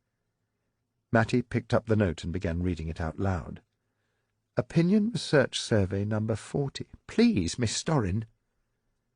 He wasn't a man used to dissembling, far too transparent to travel in safety, and he knew it. He could see no way of escape from his dilemma, and decided that his only means of survival was to throw himself on the mercy of his breakfast companion. In a hushed voice he pleaded with her. "I'm not supposed to talk to you. It's strictly confidential." "But, Kevin, it's only one piece of paper." His eyes darted once more around the room. "You don't know what it's like. If these figures get out, and I'm the one thought to have given them to you, I'd be ruined, shafted, absolutely stuffed. Everyone's looking for scapegoats. There are so many rumours flooding around. The PM doesn't trust the chairman doesn't trust us, and nobody's going to take pity on a guy like me. I like my job, Miss Storrin. I can't afford to be blamed for leaking confidential figures to you." "I didn't realize morale was so bad." Spence looked utterly miserable. "You can't imagine. I've never known it worse. Frankly, all most of us are trying to do is to keep our heads down so that when it hits the fan we get as little of it as possible." He looked at her eye to eye for the first time. "Please, Mattie, don't drag me into this." Sometimes she hated her job and herself. This was one of those moments. She had to squeeze him until the pips squeaked. "Kevin, you didn't leak this report. You know it, I know it, and I'll confirm that to anyone who wants to know. But if I'm to help you, I shall need a little help myself. This is your latest polling report, right?" She pushed the paper back across the table. Spence took another anguished look at it and nodded. "They are prepared by you and circulated on a tightly restricted basis." Another nod. "All I need to know from you, Kevin, is who gets them. That can't be a state secret, can it?" There was no more fight left in the man. He seemed to hold his breath for a long time before replying.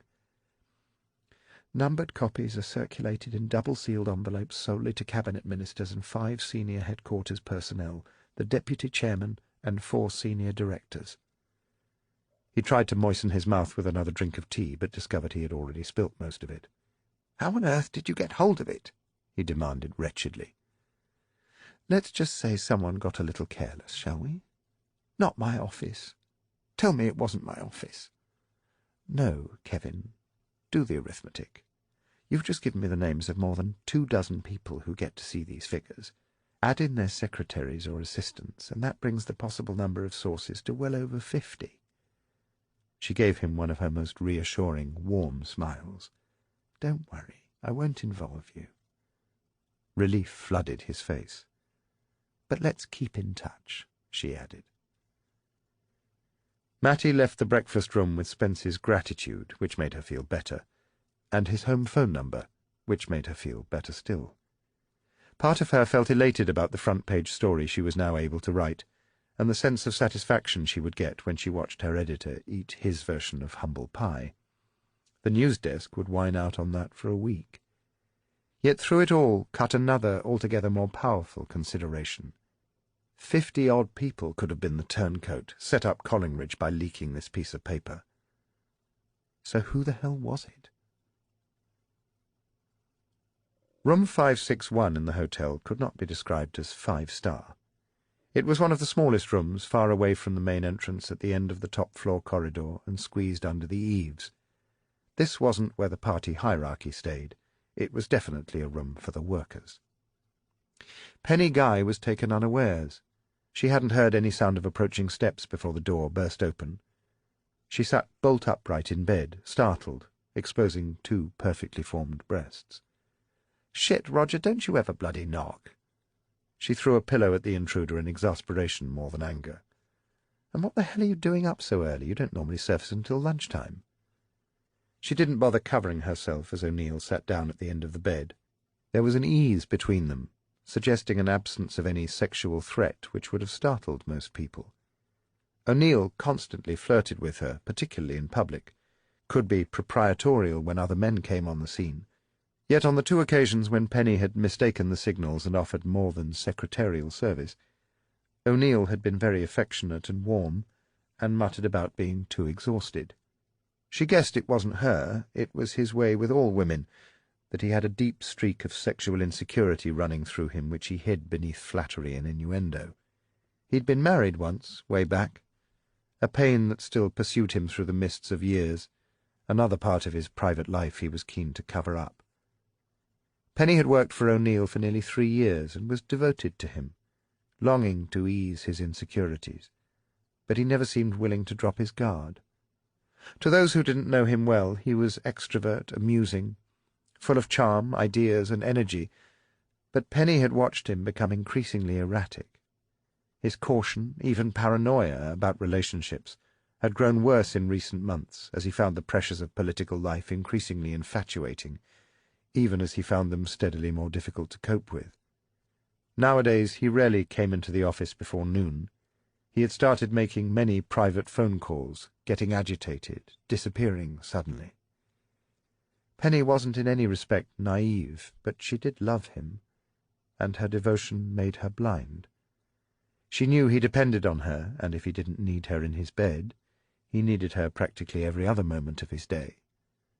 The bond between them was strong, and while it wasn't all that she wanted, she was willing to wait. "You got up this early just to come and woo me, didn't you?" she teased, pouting in her bed. "Cover yourself up, you little tart. That's not fair. They're not fair," he exclaimed, gesturing at her body. Playfully, provocatively, she threw back the bedclothes. She was starkly, stunningly naked.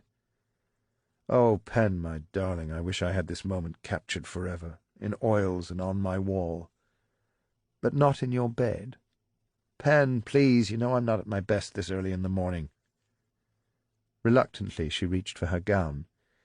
"Yes, it is rather early for you, Rog. You haven't been up all night, have you?"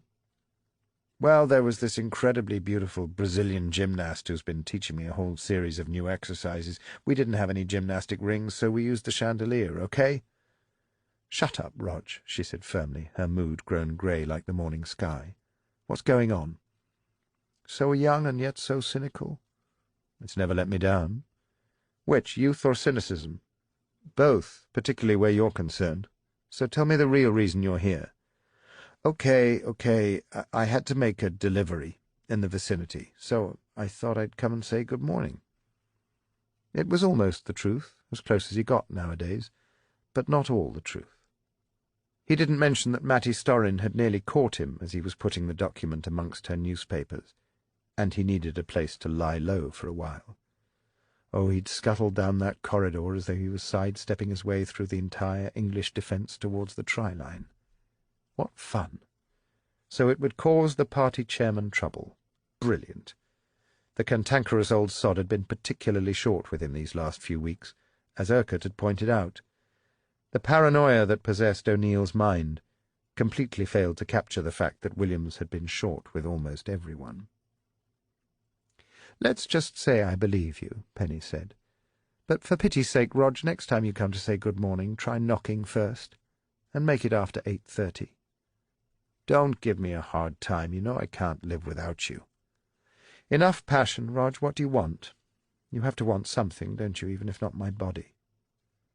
His eyes darted like a guilty secret exposed.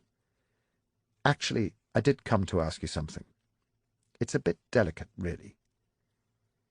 He gathered together his salesman's charms and started upon the story that Urquhart had drummed into him the previous evening. "Pen, you remember Patrick Walton, the Foreign Secretary? You typed a couple of his speeches during the election, and he certainly remembers you. He, asked after you when I saw him last night. I think he's rather smitten with you. Anyway, he wondered if you would be interested in dinner with him, but he didn't want to upset or offend you by asking direct, so I sort of offered, to have a quiet word, as it might be easier for you to say no to me rather than to him personally. You see that, don't you, Pen?" "Oh, Rog." There were tears in her voice. "What's the matter, Pen?" "Pimping for him." Her tone was bitter, an accusation. "No, not at all, Pen. It's only dinner." "It's never been just dinner. Ever since the age of 14, it's never been just dinner." She was second-generation immigrant, had been brought up in a crowded tenement off Ladbroke Grove, and knew all the compromises required of a young black girl in a white male world. That didn't distress her unduly. It gave her opportunity, but she wouldn't have her dignity stripped away. Not like this. "He's the Foreign Secretary, Pen," O'Neill protested, "with a reputation as long as the Channel Tunnel. But what have you got to lose?" "My self-esteem." "Oh, come on, Pen. This is important. You know I wouldn't ask if it weren't." "What the hell do you think of me?" "I think you are beautiful. Truly I do. I see you every day, and you're the one thing that brings laughter into my life. But I'm desperate. Please, Pen, don't ask, but you've got to help me on this. Just dinner, I swear." They were both in tears, and in love with each other. She knew it hurt him to ask this of her, that for some reason he found himself with no choice. And because she loved him, she didn't want to know why. "Okay, just dinner," she whispered, lying to herself. And he had thrown himself at her and kissed her with joy before he rushed out as breathlessly as he had barged in. 5 minutes later he was back in his own room and on the phone to Urquhart. "Delivery made and dinner fixed, Francis." "Splendid, Roger. You've been most helpful. I hope the Foreign Secretary will be grateful too. But I still don't see how you're going to get him to invite Penny to dinner. What's the point of all this?" "The point, dear Roger, is that he won't have to invite her to dinner at all. He is coming to my reception this evening. You will bring Penny. I shall introduce them over a glass of champagne or two, and see what develops. If I know Patrick Walton, which as Chief Whip I do, it won't take more than 20 minutes before he's suggesting that he might help her improve her French etiquette. But I still don't see where that gets us. Whatever happens, Roger, and that we must leave in the hands of 2 consenting adults, you and I will know about it." "I still don't see what use that is," O'Neill protested, still hoping the other man might change his mind. "Trust me, Roger. You must trust me." "I do. I have to. I don't really get much choice, do I?" "That's right, Roger. Now you're beginning to see. Knowledge is power." The phone went dead. O'Neill thought he understood, but still wasn't absolutely sure. He was still struggling to figure out whether he was Urquhart's partner or prisoner. Unable to decide, he rummaged in his bedside cabinet and took out a small carton.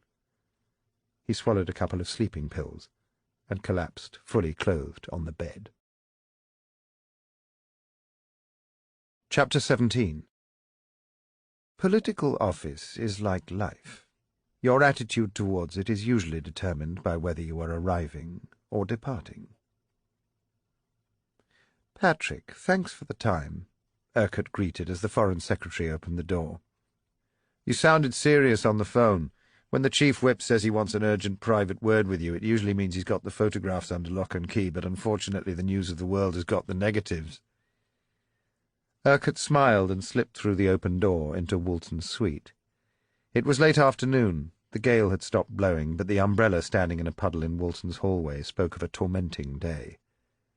Urquhart hadn't come far, indeed only a few yards from his own suite in a series of luxury bungalows that stood in the hotel grounds.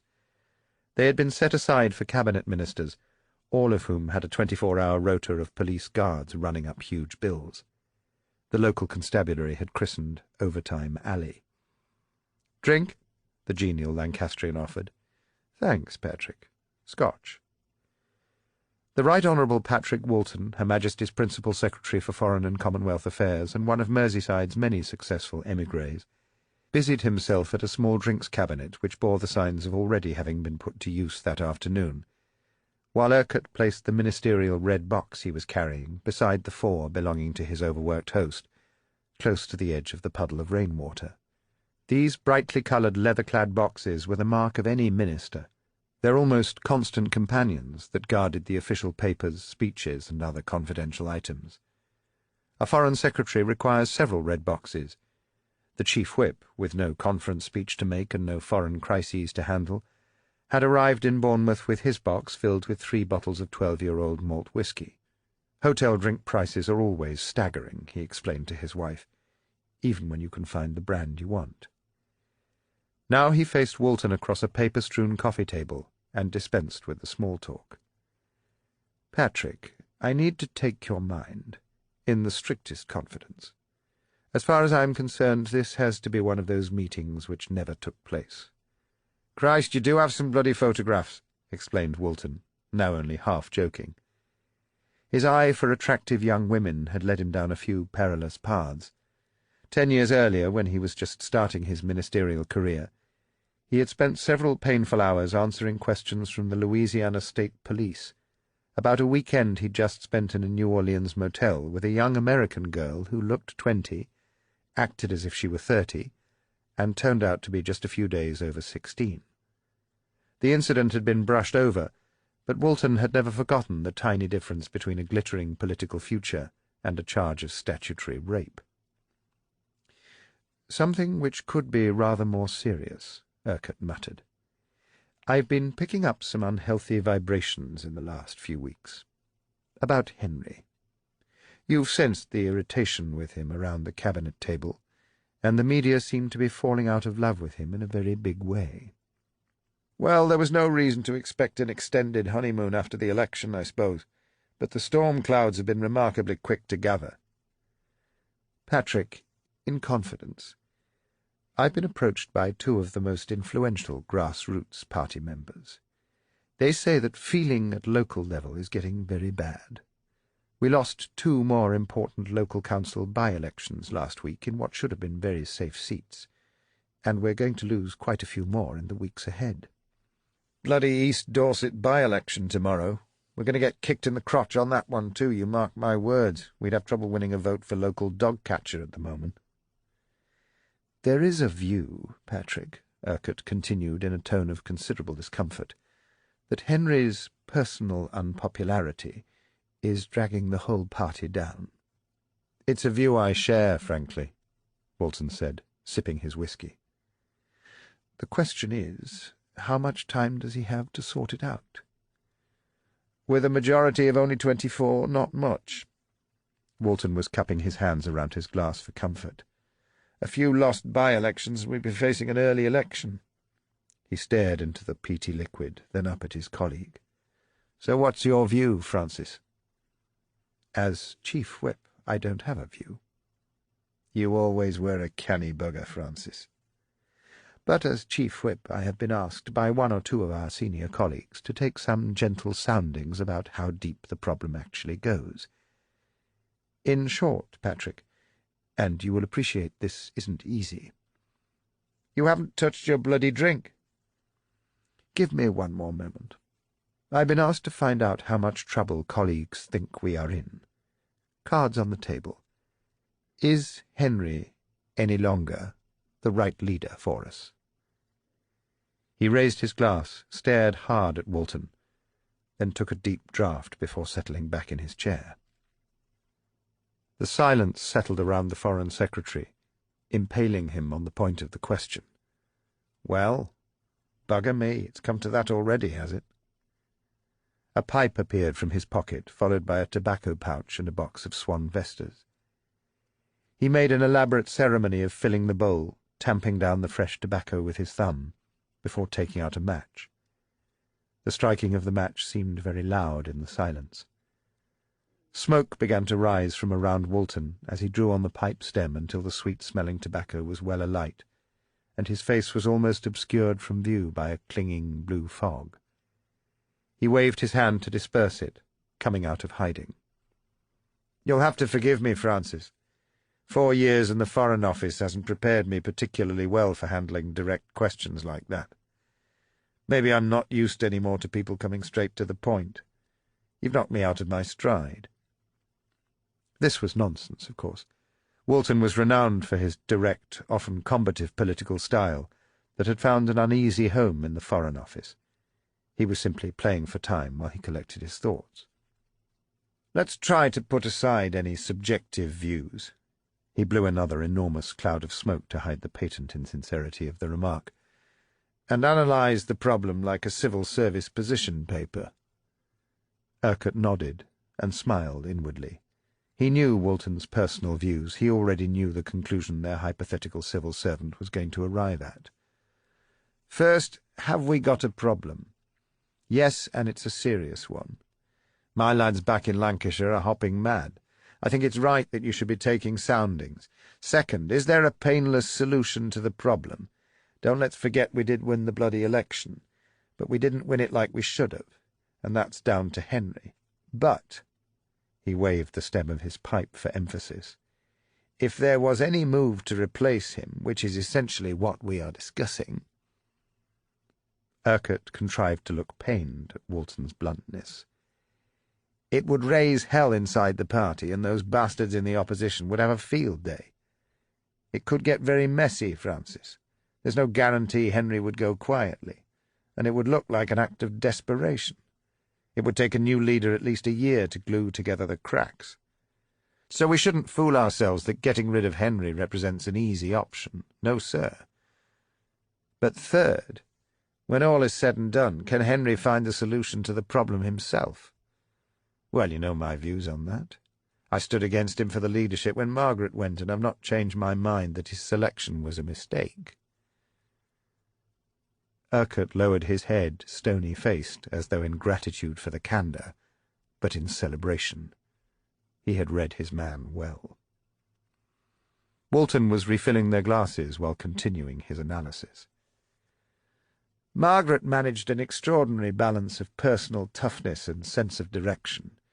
She was ruthless when she had to be, and often when she didn't have to be as well. She always seemed to be in such a bloody hurry to get where she was going that she had no time to take prisoners and didn't mind trampling on a few friends either. It didn't matter so much because she led from in front. You've got to give that to the girl. But Henry doesn't have a sense of direction, only a love of office. And without that sense of direction, we're lost. He tries to mimic Margaret, but he hasn't got the balls." He banged a large glass down in front of his colleague. "So there we have it. If we try to get rid of him, we're in trouble, but if we keep him, we're in shit." He raised his glass. "Confusion to the enemy, Francis." And he drank. Urquhart hadn't spoken for nearly 10 minutes. The tip of his middle finger was running slowly around the rim of his glass, setting up a discordant wailing. His eyes came up, blue, penetrating. But who is the enemy, Patrick? The stare was returned. Whoever's most likely to bring us to defeat at the next election. The leader of the sodding opposition? Or Henry? And your view? What precisely is it you are saying, Patrick? Walton roared with laughter. I'm sorry, Francis. Too much diplomatic claptrap. You know I can't even kiss the wife good morning without her wondering what my intentions are. You want a direct answer? Okay. Our majority is too small. At the rate we're going, we'll get wiped out next time around. We can't go on as we are. So what is the solution? We have to find one. We bide our time, that's what we should do. A few months, prepare the public perception, put pressure on Henry to stand down so that when he does we'll be seen to be bowing to what the public wants rather than indulging in private squabbles. Perceptions are crucial, Francis, and we'll need time to get our ducks in a row. And you need a little time to prepare your own pitch, thought Urquhart. You old fraud. You want the job just as badly as ever. He knew Walton. The man was no fool, not in all things. He would already be planning to spend as many evenings as possible in the corridors and bars of the House of Commons, strengthening established relationships, making new friends, eating rubber chicken on the constituency circuit, chatting up newspaper editors and columnists, building up his credentials. His official diary would get cleared. He would spend less time travelling abroad, and much, much more time dashing around Britain making speeches about the challenges facing the country in the next decade. That's your job, Francis, and a damned difficult one it is, too, to help us decide when the time is right. Too early and we'll all look like assassins, too late and the party will be in pieces. You will have to keep your ear damned close to the ground. I assume you're taking soundings elsewhere. Urquhart nodded carefully in silent assent. He's nominated me as Cassius, he thought. Put the dagger in my hand. Urquhart was exhilarated to discover that he didn't mind the sensation. Not one bit. Patrick, I'm honoured that you've been so frank with me. Deeply grateful for the confidence you've shown in me. The next few months are going to be difficult for all of us, and I will need your continuing counsel. You will always find in me a firm friend. I know I will, Francis. Urquhart rose. And, of course, not a word of this will pass outside this room. My special branch team are all going on about me about how walls have ears. I'm glad it's you who's got the bungalow next door, Walton exclaimed, thumping Urquhart playfully and a little patronizingly between the shoulder blades, as his visitor strode over to retrieve his red box. I'm holding my conference reception this evening, Patrick. Everyone will be there, a most useful gathering. You won't forget, will you? Course not. Always enjoy your parties. Be rude of me to refuse your champagne. I'll see you in a few hours, then, replied Urquhart, picking up a red box. As Walton closed the door behind his visitor, he poured himself another drink. He would skip the afternoon's debates in the conference hall. Instead, he'd have a bath and a short sleep to prepare himself for the evening's heavy schedule. As he reflected on the conversation he'd just had, he began to wonder whether the whisky had dulled his senses. He was trying to remember how Urquhart had voiced his own opposition to Collingridge, but couldn't. Crafty sod. Let me do all the talking. Still, that was what was expected of a chief whip, and he could trust Francis Urquhart, couldn't he? As he sat there wondering whether he had been just a little too frank, he failed to notice that Urquhart had walked off with the wrong red box. Mattie had been in high spirits ever since sending through her copy shortly after lunch. Opinion poll shocker. A front-page exclusive at a moment when she was surrounded by every single one of her competitors. She had won bragging rights for this conference, that was for sure. She had spent much of the afternoon wistfully thinking about the new doors that were slowly beginning to open for her. She had just celebrated her first anniversary at the Chronicle, and her abilities were getting recognition. Another year of this, and maybe she'd be ready to make the next step, perhaps as an assistant editor, or even as a columnist, with room to write serious political analysis and not just daily potboilers. And with friends like Francis Urquhart, she'd never be short of an inside story. There was a price to be paid, of course. Her mother was still under the impression that she had found someone in London, a partner to share her life.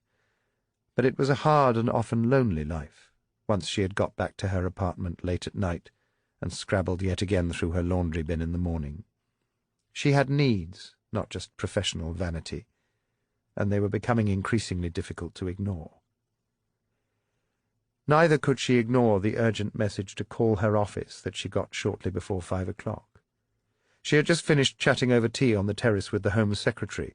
He was keen to get the Chronicle to puff his speech the following day, and in any event much preferred an hour chatting with a young blonde than sitting through another interminable afternoon of his colleagues' speeches, when a receptionist thrust the message into her hand.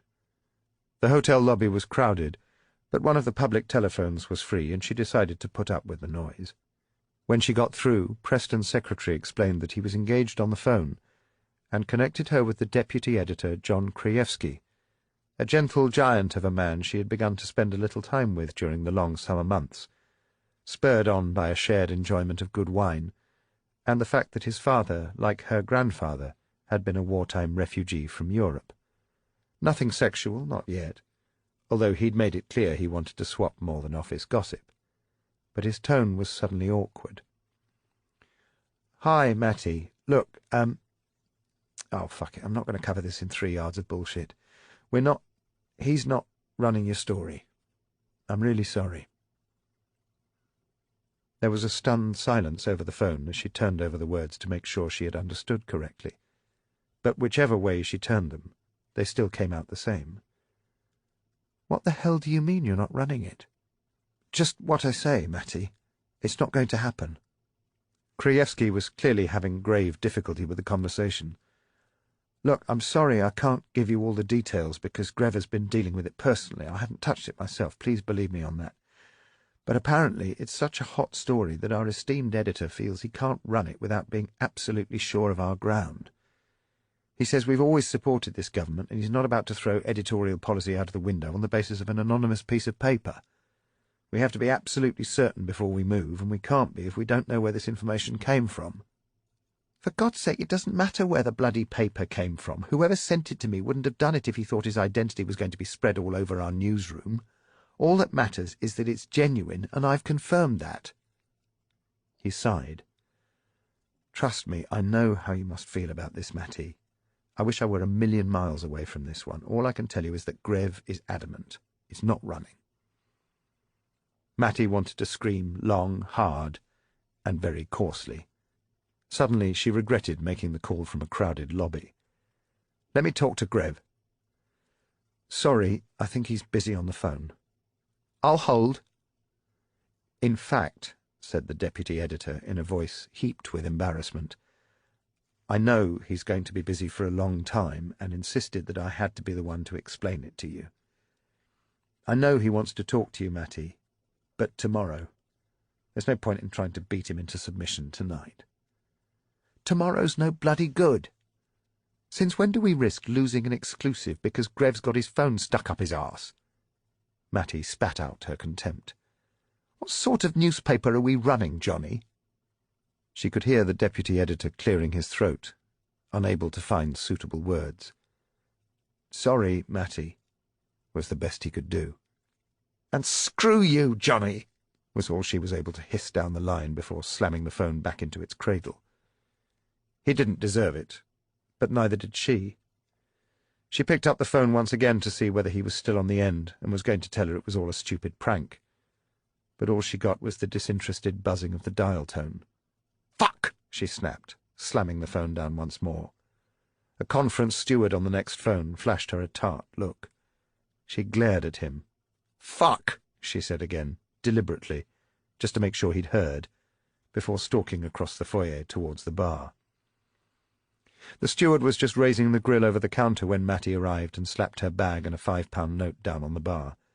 "I need a drink," she declared, still in such a blind rage that she knocked the arm of another patron who was already lined up at the varnished counter, and clearly intent on being served with the first drink of the night. "Sorry," she apologized huffily, without sounding as if she meant it. The other drinker turned to face her. "Young lady, you say you need a drink. You look as if you need a drink. My doctor tells me there is no such thing as needing a drink, but what does he know? Would you mind if a man old enough to be your father joins you? By the way, the name's Collingridge, Mr. Charles Collingridge, but please call me Charlie. Everyone calls me Charlie. Well, Charlie, so long as we don't talk politics, it'll be my pleasure. Allow my editor to do the first decent thing he's managed today and buy you a very large one. Chapter 18. The world of Westminster is driven by ambition and exhaustion and alcohol, and lust, especially lust. The room had a low ceiling and was packed with people. Even with the windows wide open, Overtime Alley had come to resemble a third-world airport terminal. As a consequence, the chilled champagne being dispensed by Urquhart's constituency secretary was in ever greater demand. The heat and alcohol cut through the formality, and the occasion was already on its way to becoming one of the Chief Whip's more relaxed conference receptions. Urquhart, however, was not in a position to circulate and accept his guests' thanks. He was effectively pinned in one corner by the enormous bulk of Benjamin Landless. The East End newspaper magnate was sweating heavily, and he had his jacket off and collar undone, displaying his thick green braces like parachute webbing that were holding up his vast flowing trousers. Landless refused to take any notice of his discomfort. His full attention was concentrated on his trapped prey. "But that's all bloody Horlicks, Frankie, and you know it. I put my whole newspaper chain behind you lot at the last election. I've moved my entire worldwide headquarters to London. I've invested millions in the country. The way I see it, you owe me. But if Henry don't pull his fingers out, the whole bloody circus is going down the drain at the next election. And because I've been so good to you, those buggers in the opposition will crucify me if they get in. So stop prattling around, for God's sake." He paused to produce a large silk handkerchief from within the folds of his trousers and wipe his brow, while Urquhart goaded him on. "Surely it's not as bad as that, Ben. All governments go through sticky patches. We've been through all this before. We'll pull out of it." "Bollocks! That's complacent crap, and you know it, Frankie. Haven't you seen your own latest poll? They phoned it through to me earlier this afternoon. Catter-bleeding-strophic. If you held the election today, you'd get thrashed. Bloody annihilated."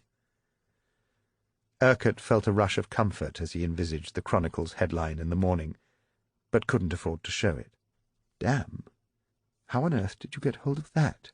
That will really hurt us at the by-election tomorrow. "Don't mess your pants, Frankie. I've told Preston to pull it. It'll leak, of course, eventually, but that'll be after the by-election." He stuck a thick finger into his own chest. "I've saved your conference from being turned into a bear pit." He sighed deeply. "It's more than you bloody deserve." "I know Henry will be grateful, Ben," Urquhart said, feeling sick with disappointment. "Course he will," Landless growled, his finger now prodding into Urquhart's chest. "But the gratitude of the most unpopular Prime Minister since Christ was crucified isn't something you can put in the bank." "What do you mean?" "Get real, Frankie. Political popularity is cash. While you lot are in, I should be able to get on with my business and do what I do best, make money. That's why I've supported you. But as soon as your boat starts taking in water, everybody panics. The stock market sinks, people don't want to invest, unions get bullshit. I can't look ahead. And that's what's been happening ever since June. The PM couldn't organise an arse-cracking contest right now. He kissed a baby, he'd be done for common assault. He's dragging the whole party down, and my business with it. Unless you do something about it, we're all going to disappear down a bloody great hole." "Do you really feel like that?" Landless paused just to let Urquhart know it wasn't the champagne speaking. "Passionately," he growled. "Then it looks as if we have a problem." "Damn right." "What would you have us do, Ben?" "Frankie, if my shareholders saw me screwing around like this, I wouldn't last till lunchtime. I'd be gone." "You mean—" "Sure, get rid of him. The big bye-bye."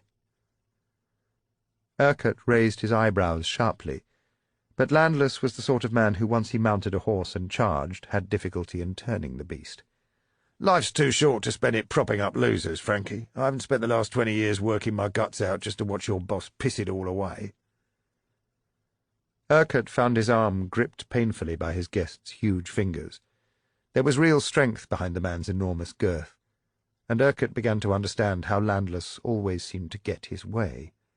Those he couldn't dominate with his wealth or commercial muscle, he would trap with his physical strength and whip with his sharp tongue. Urquhart had always hated being called Frankie, and this was the only man in the world who insisted on using it. But tonight, of all nights, he wouldn't object. This was one argument he was going to enjoy losing. Landless drew nearer, conspiratorial, pinning Urquhart ever more tightly in the corner. "Let me give you an example, in confidence, okay, Frankie?" He glanced around to ensure no one was eavesdropping. "A little bird has told me that very shortly United newspapers will be up for sale. If it is, I want to buy it. In fact, I've already had some serious discussions with them. But the limp-wrist lawyers are telling me that I already own one newspaper group and that the government isn't going to allow me to buy another. I said to them, you are telling me that I can't become the biggest newspaper owner in the country, even if I commit all of the titles to supporting the government?" Perspiration was slipping freely from his face, but he ignored it. "You know what they said, Frankie? You know what those numbnuts told me? That it's precisely because I do support the government that I'm in trouble. If I so much as wink at United, the opposition's going to go apeshit, kick up the most god-awful stink, and no one would have the guts to stand up and defend me. That's what they said. The takeover would be referred to the Monopolies and Mergers Commission. It'd get bogged down for months with a herd of expensive lawyers stuck in some bloody committee room, with me having to listen to a bunch of closet queens lecturing me on how to run my own business. And you know what makes me really fucking mad, Frankie?" Urquhart blinked. Up close, the man really was rather frightening. "I have no idea, Ben. Please tell me." "What makes me really fucking mad," the prodding finger again, "is that whatever arguments I use, whatever I say, in the end the government will refuse to let the deal go through. Why? Because they don't have the balls for a fight." He blew cigar smoke in Urquhart's face. "And because your government doesn't have the balls, my dick's going to be shoved through the ringer. It's not enough that you're buggering up your own business, you're going to bugger up mine as well." Only then did Landless remove his finger from his host's chest. It had been digging in painfully. Urquhart was sure he would find a bruise in the morning. His words came slowly. "Ben, you have been a great friend of the party. I, for one, very much appreciate what you have done. It would be unforgivable if we weren't able to repay that friendship. I can't speak for the Prime Minister on this.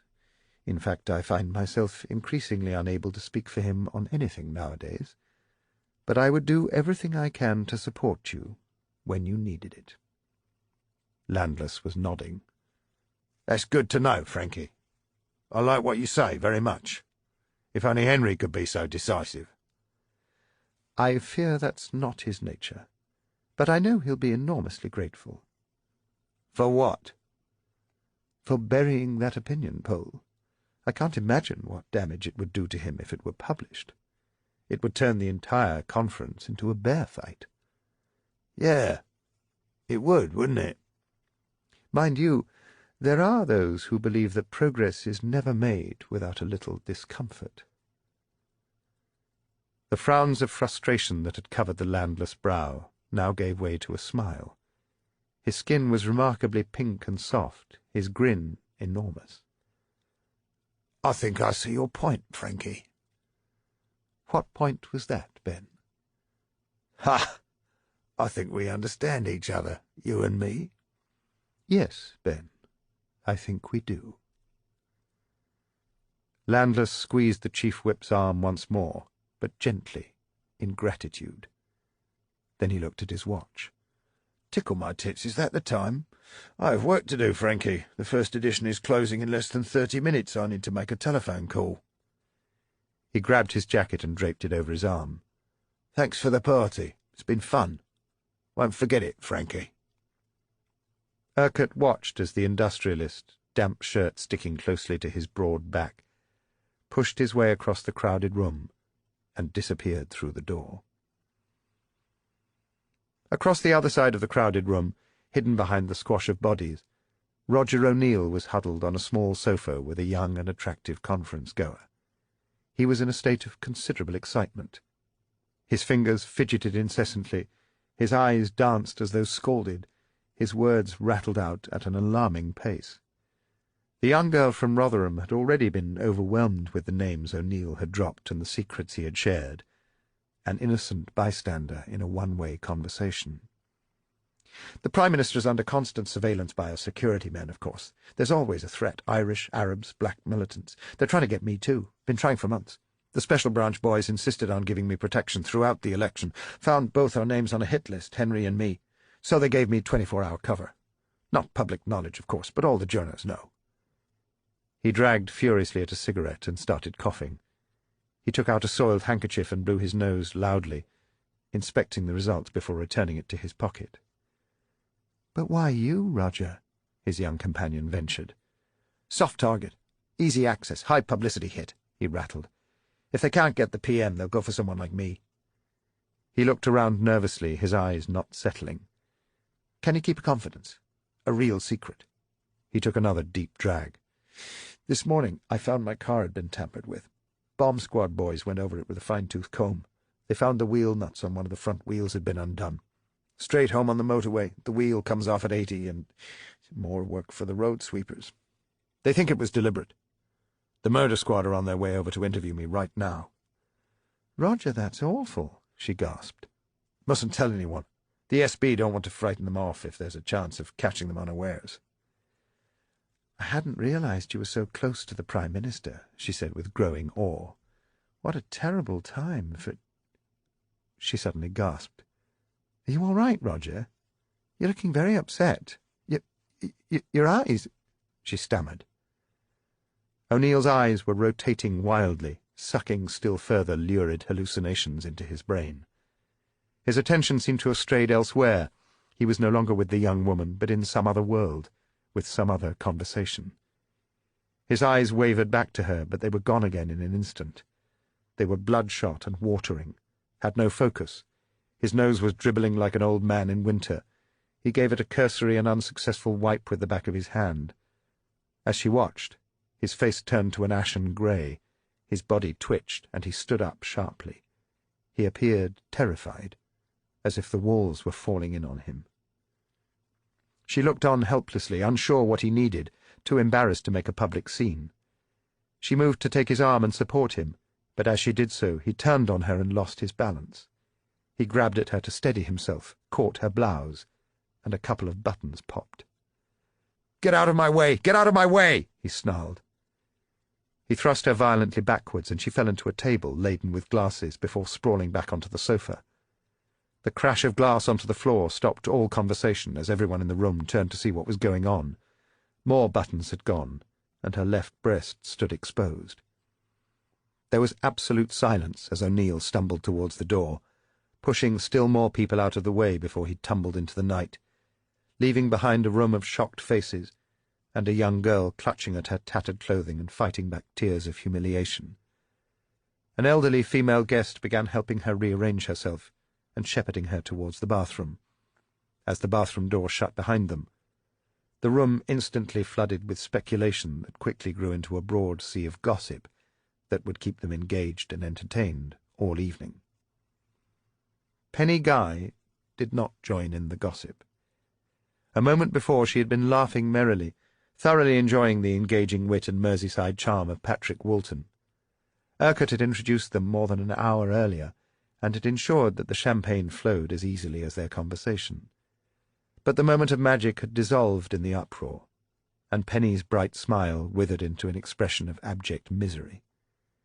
She fought a losing battle to control the tears, which spilled down her cheeks and seemed unstoppable, despite the encouragement and large white handkerchief that Woolton had provided.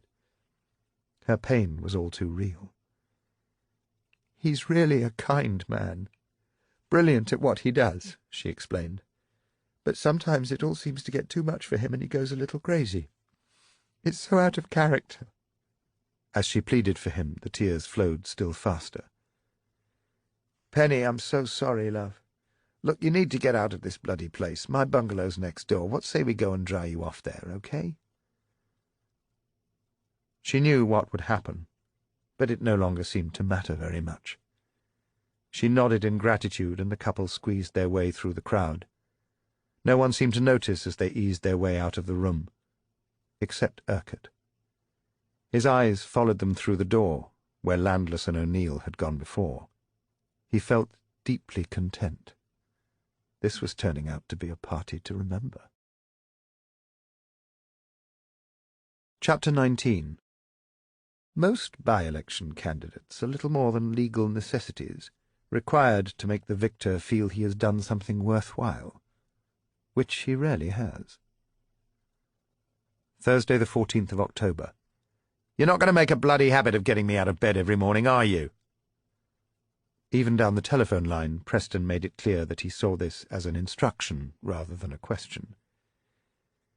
Mattie was feeling even worse than she had managed the previous morning, after several hours of alcoholic flagellation with Charles Collingridge. She was having considerable difficulty grasping the finer points of what was going on. "Hell, Grev, I go to bed thinking I want to kill you because you won't run the opinion poll story.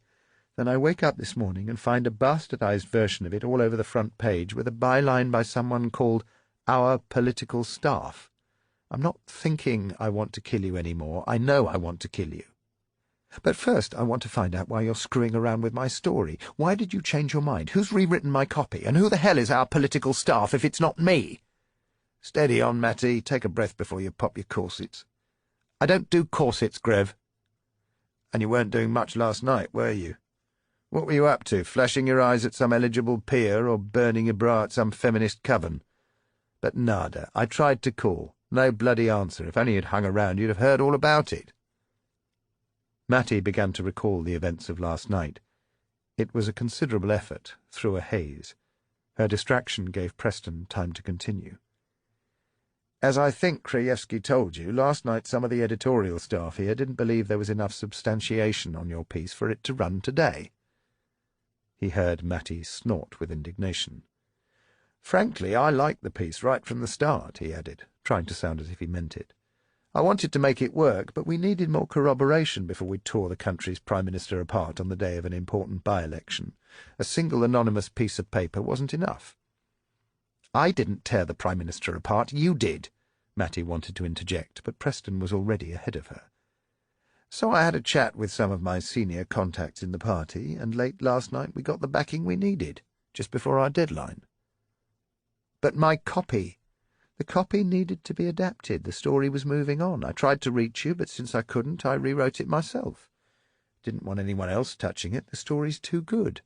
So Our Political Staff, in this instance, is me. I wrote a piece about an opinion poll. You've turned it into the crucifixion of Collingridge. These quotes from leading party sources, these criticisms and condemnations, who else do you have working in Bournemouth apart from me?" "My sources are my own business, Matty. You should know that." "Bullshit, Grev. I'm supposed to be your political correspondent at this bloody conference. You can't keep me in the dark like this. The paper's done a complete somersault over my story and another somersault over Collingridge. A few weeks ago the sun shone out of his backside as far as you were concerned, and now he's, what does it say, a catastrophe threatening to engulf the government at any moment. I shall be about as popular as a witch's armpit around here this morning. You've got to tell me what's going on." Preston had tried. He'd offered an explanation. It wasn't the truth, but so what? Now he decided it was time to pull a little rank. "I'll tell you what's going on. A brilliant bloody exclusive, that's what's going on. And it may have passed your notice, Matty, but I'm editor of this newspaper, which means I don't have to spend my day justifying myself to every cub reporter stuck out in the provinces. You do as you're told, I do as I'm told, and we both get on with the job, all right?" "So who the hell tells you what to do, Grev?" Mattie demanded. But all she got in return was a dial tone. The phone had gone dead. She pounded the arm of her chair in frustration.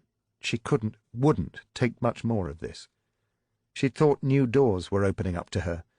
Instead, her editor kept slamming them shut on her fingers. It made no sense to her. It still made no sense a good 30 minutes later as she was trying to clear her thoughts with yet another cup of coffee in the breakfast room. She was relieved there was no sign of Kevin Spence. A pile of the morning's newspapers lay on the floor at her feet, and she had to admit that Preston was right. It was a fine exclusive, the best front page of the lot. Great figures, great quotes. Too good for Greville Preston to have done it on a phone from London. As she scratched away at the puzzle, she felt a shadow stretching across the room, and looked up to see the vast bulk of Benjamin Landless lumbering across to a window table for a chat with Lord Peterson, the party treasurer. The proprietor settled his girth into a completely inadequate chair, and leaned across as far as his belly would allow him. He smiled at Peterson, shook his hand, ignored Matty completely. Suddenly she thought things were beginning to make a little more sense. The Prime Minister's political secretary winced. For the third time the press secretary had thrust the morning newspaper across the table at him, and for the third time he had tried to thrust it back. He knew how St. Peter must have felt. "For God's sake, Graham," the press secretary snapped, raising his voice, "we can't hide every damned copy of the Chronicle in Bournemouth. He's got to know, and you've got to show it to him. Now." "Why did it have to be today?" the political secretary groaned. "A by-election just down the road, and we've been up all night finishing his speech for tomorrow. Now he'll want to rewrite the entire bloody thing, and where are we going to find the time? He'll blow a gasket." He slammed his briefcase shut in uncharacteristic frustration. "All the pressure of the last few weeks, and now this. There just doesn't seem to be any break, does there?" His companion chose not to answer, preferring to study the view out of the hotel window across the bay. It was raining again. The political secretary picked up the newspaper, rolled it up tight, and threw it across the room. It landed with a crash in the waste bin, overturning it and strewing the contents across the carpet. The discarded pages of speech draft mixed with cigarette ash and several empty cans of beer and tomato juice. "He deserves his bloody breakfast, for pity's sake. I'll tell him after that," he said. It was not to be his best decision. Henry Collingridge was enjoying his eggs. He had finished his conference speech in the early hours of the morning, and had left his staff to tidy it up and have it typed while he went to bed. He had slept soundly, if briefly. It seemed for the first time in weeks. The end of conference speech always hung over his head like a dark cloud. He disliked conferences, and the small talk, the week away from home, the overindulgence around the dinner tables, and the speech, most of all the speech. Long hours of anguished discussion in a smoke-filled hotel room, breaking off just when progress seemed in sight in order to attend some ball-breaking function or reception, resuming a considerable time later and trying to pick up where they had left off, only more tired and less inspired. If the speech went well, it was only what they expected and required. If it was poor, they would still applaud, but go away muttering about how the strain of office was beginning to show. Sod's law. Still almost over, bar the delivery. The Prime Minister was relaxed enough to have suggested a stroll along the promenade with his wife before breakfast, blow the cobwebs away, to hell with the patchy rain. His special branch detectives followed a few paces behind. As they strolled, Collingridge was discussing the merits of a winter holiday in Antigua or Sri Lanka. "I think Sri Lanka this year," he said. "You can stay on the beach if you want, Sarah, but I'd rather like to take a couple of trips into the mountains. They've got some ancient Buddhist monasteries there, and the wildlife reserves are supposed to be quite spectacular. The Sri Lankan president was telling me about them last year, and they sounded really—" "Darling, you're not listening." "Sorry, Henry, I was just looking at that gentleman's newspaper." She nodded at a man, another conference-goer, who was struggling to hold his newspaper in the sea breeze. "More interesting than me, is it?" Yet his light-heartedness died on the wind as he began to feel ill at ease, remembering that no one had yet given him his daily press cuttings. Someone would surely have told him had there been anything that important, but he'd made a mistake a few months back when his staff had persuaded him that he didn't need to spend his time reading the daily newspapers, that an edited summary would be more efficient. But civil servants had their own narrow views on what was important for a Prime Minister's day, and he'd found increasingly that their summaries had holes in them, particularly when it came to political matters, even more so when there was bad news. They were trying to protect him, of course, but he'd always feared the cocoon they spun around him would eventually stifle him. He remembered the first time he'd stepped inside 10 Downing Street as Prime Minister after the drive back from the palace. He had left the crowds and the television crews outside, and as the great black door closed behind him, he had discovered an extraordinary sight. On one side of the large hallway leading away from the door had gathered some 200 civil servants, who were applauding him loudly, just as they had done Thatcher, Callaghan, Wilson, and Heath, and just as they would his successor. On the other side of the hallway, facing the host of civil servants, stood his political staff, the team of loyal supporters he had hurriedly assembled around him as his campaign to succeed Margaret Thatcher had begun to take off, and whom he had invited to Downing Street to enjoy this historic moment.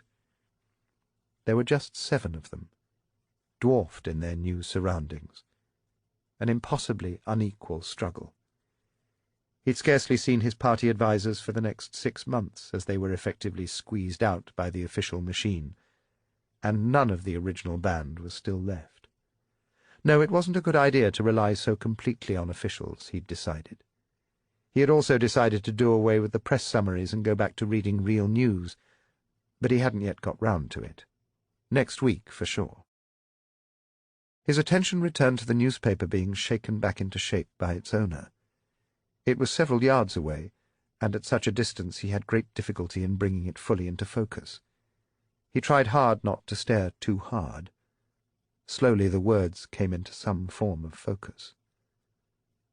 "Poll crisis hits government," it screamed. He walked the 5 paces and snatched the newspaper from the startled man. "PM's future in doubt as personal slump hits party," he read. "By-election disaster feared." "Henry!" his wife shouted in alarm. "What the bloody—" the man spluttered before his words froze as he recognized his assailant. "Are you all right, Prime Minister?" one of the detectives asked, putting his body protectively between them. Collingridge's head sank. "Forgive me, I didn't mean— I'm so sorry," he muttered an apology. "No, Prime Minister, I'm the one who's sorry," the man said, recovering his wits. "You deserve better than this." "I do, don't I?" Collingridge muttered, before turning and striding back to the hotel. It did nothing to improve the Prime Minister's temper when he had to retrieve the copy of the Chronicle from among the cigarette ash in the waste-bin. "From a complete bloody stranger, Graham. May I, just occasionally, not be the last to know?" "I'm sorry, Prime Minister. We were going to show it to you just as soon as you'd finished breakfast," came the meek response. "You think I have any appetite left after this?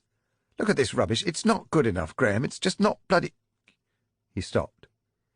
He had arrived at the point in the Chronicle's report when the hard news had been superseded by speculation and hype. The latest slump revealed in the party's private polls is bound to put intense pressure on the Prime Minister. He makes his conference speech tomorrow in Bournemouth, and it will be seen as of still greater importance, perhaps even decisive. Rumblings about the style and effectiveness of Collingridge's leadership have grown since the election, when his performance disappointed many of his colleagues. These doubts are certain to be fuelled by the latest poll, which gives him the lowest personal rating any Prime Minister has achieved since these polls began nearly 40 years ago. "Oh, shit," Collingridge mouthed silently as he read on.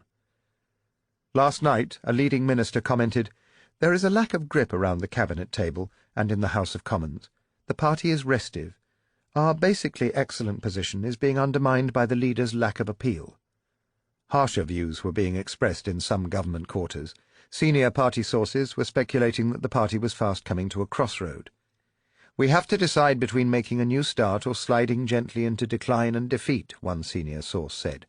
"We have had too many unnecessary setbacks since the election. We cannot afford any more."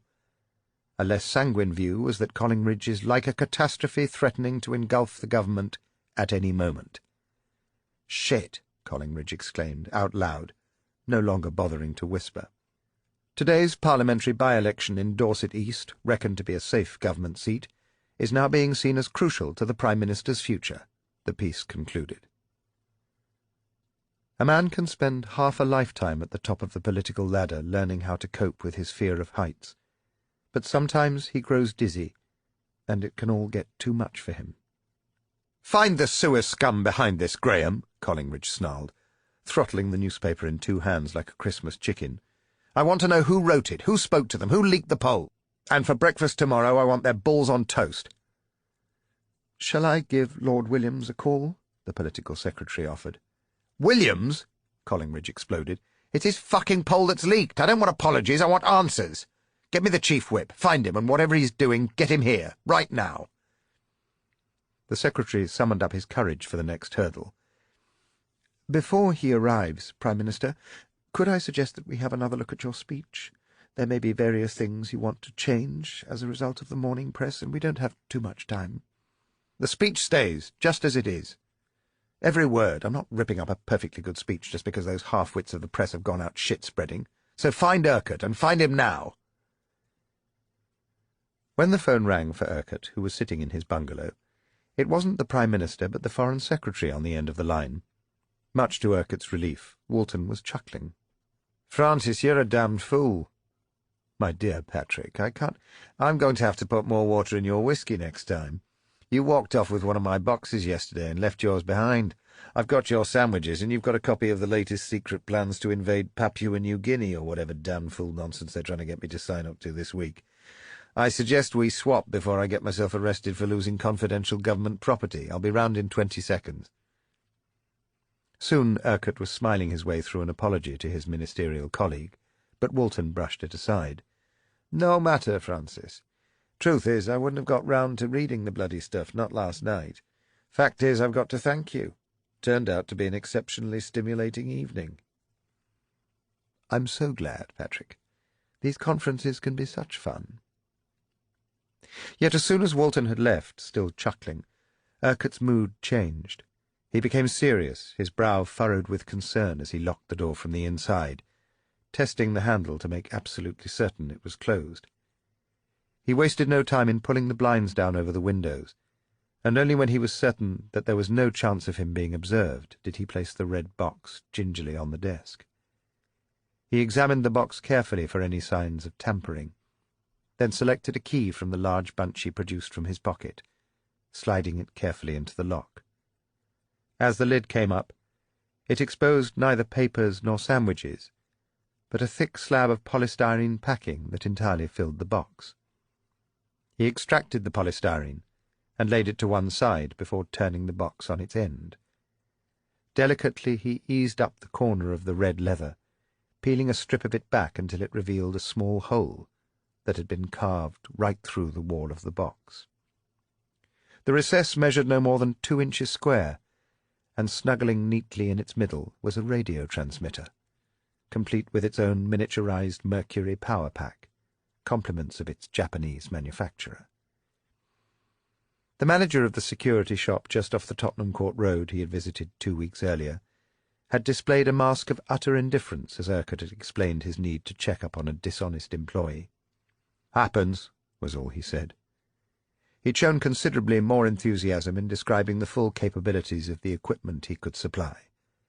This was one of the simplest yet most sensitive transmitters on the market, he'd explained, which was guaranteed to pick up almost any unobstructed sound within a distance of 50 meters and relay it back to the custom-built receiver and voice-activated tape recorder. Just make sure the microphone's pointing generally towards the source of the sound, and I guarantee it'll sound like a Mahler symphony. Urquhart went over to his wardrobe and pulled out yet another ministerial red box.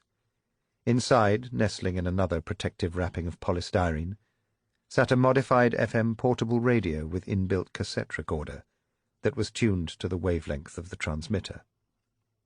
Urquhart noticed with satisfaction that the long-playing tape he had installed was all but exhausted. Plenty of noise to activate the recorder, then. "I trust it's not simply because you snore, Patrick," Urquhart joked with himself. As he did so, the equipment clicked once more into action, ran for 10 seconds, and stopped. He pressed the rewind button and was watching the twin reels spin round when the telephone rang again, summoning him to the Prime Minister. Urgently. Another plumbing lesson. "Never mind," he said, running his fingers over both red leather boxes. "You'll wait." He was laughing, as he went out the door. Chapter 20.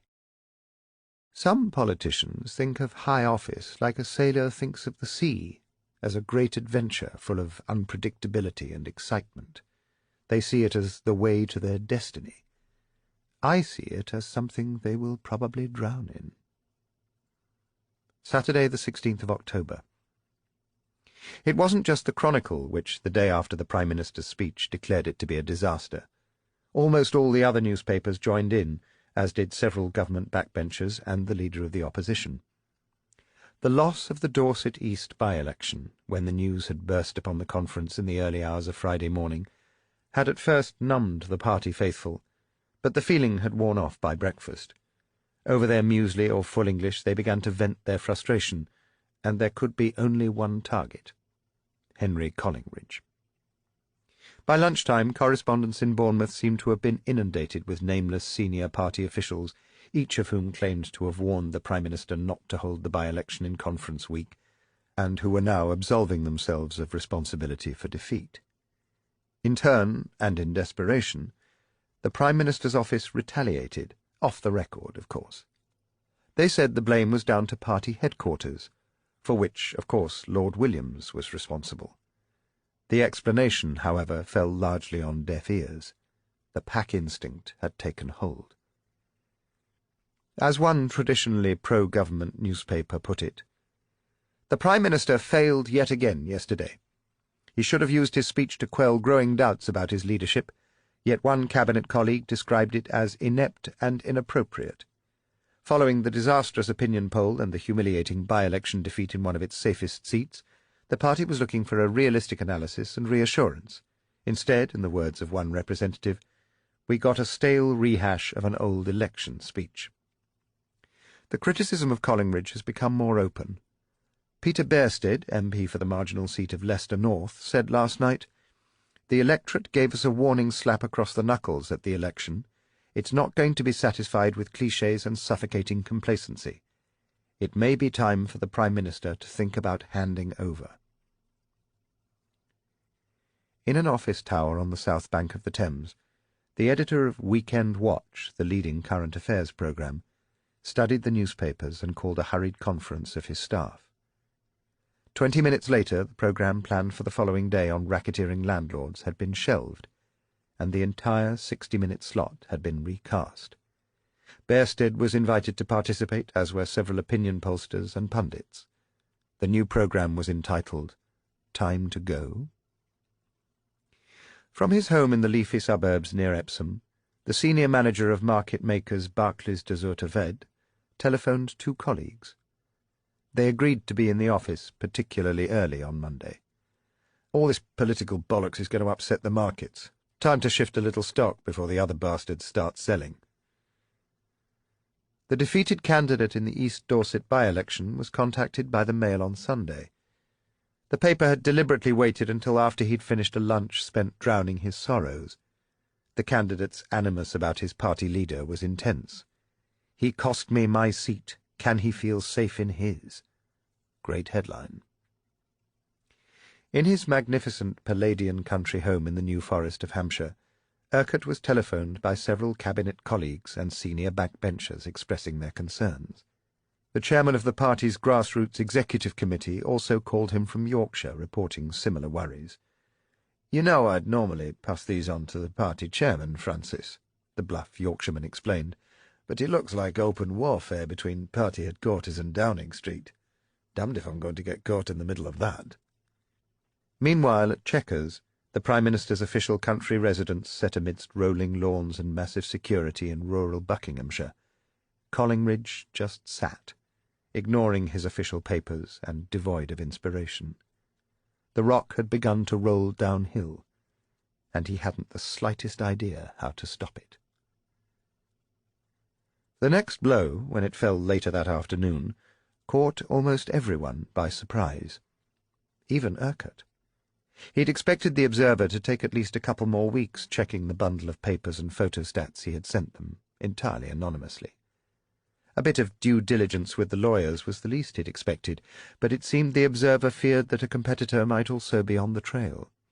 "Damned if we don't publish, damned if we do, so let's go," the editor had shouted at his newsroom. Urquhart was in his garage, where he kept his 1933 Rover Speed Pilot, when the call came.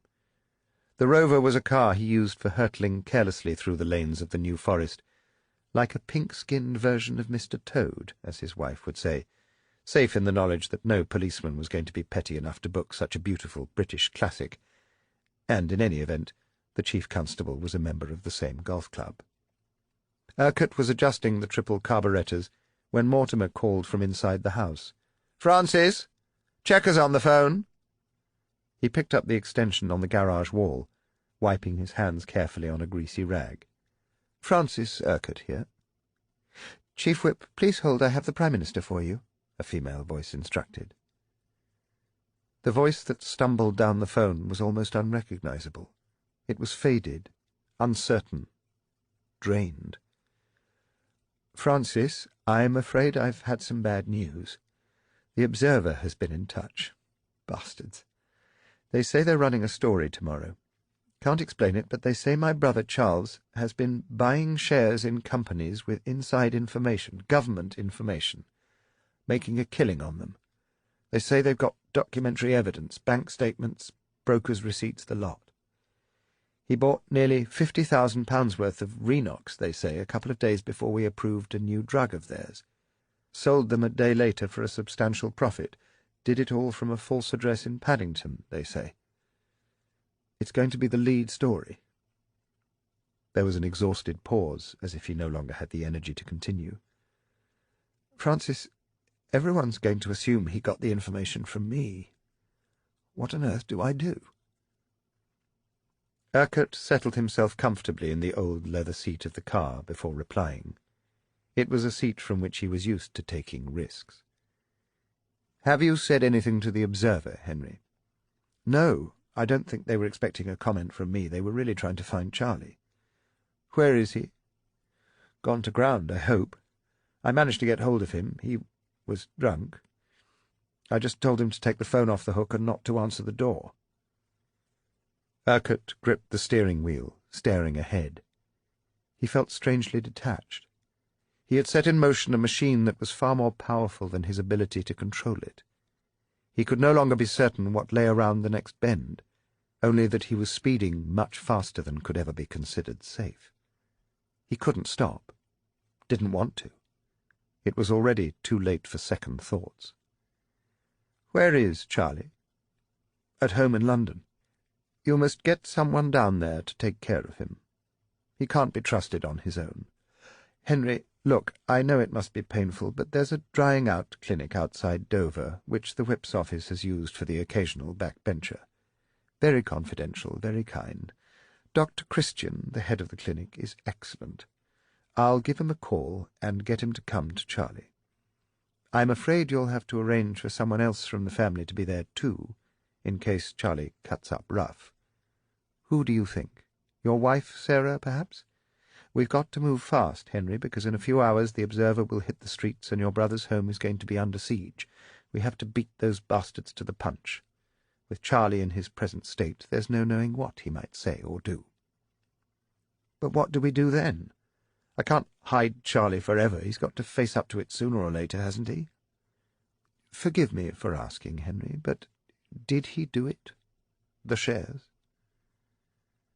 The sigh that came down the phone was like old air escaping from a long-buried coffin.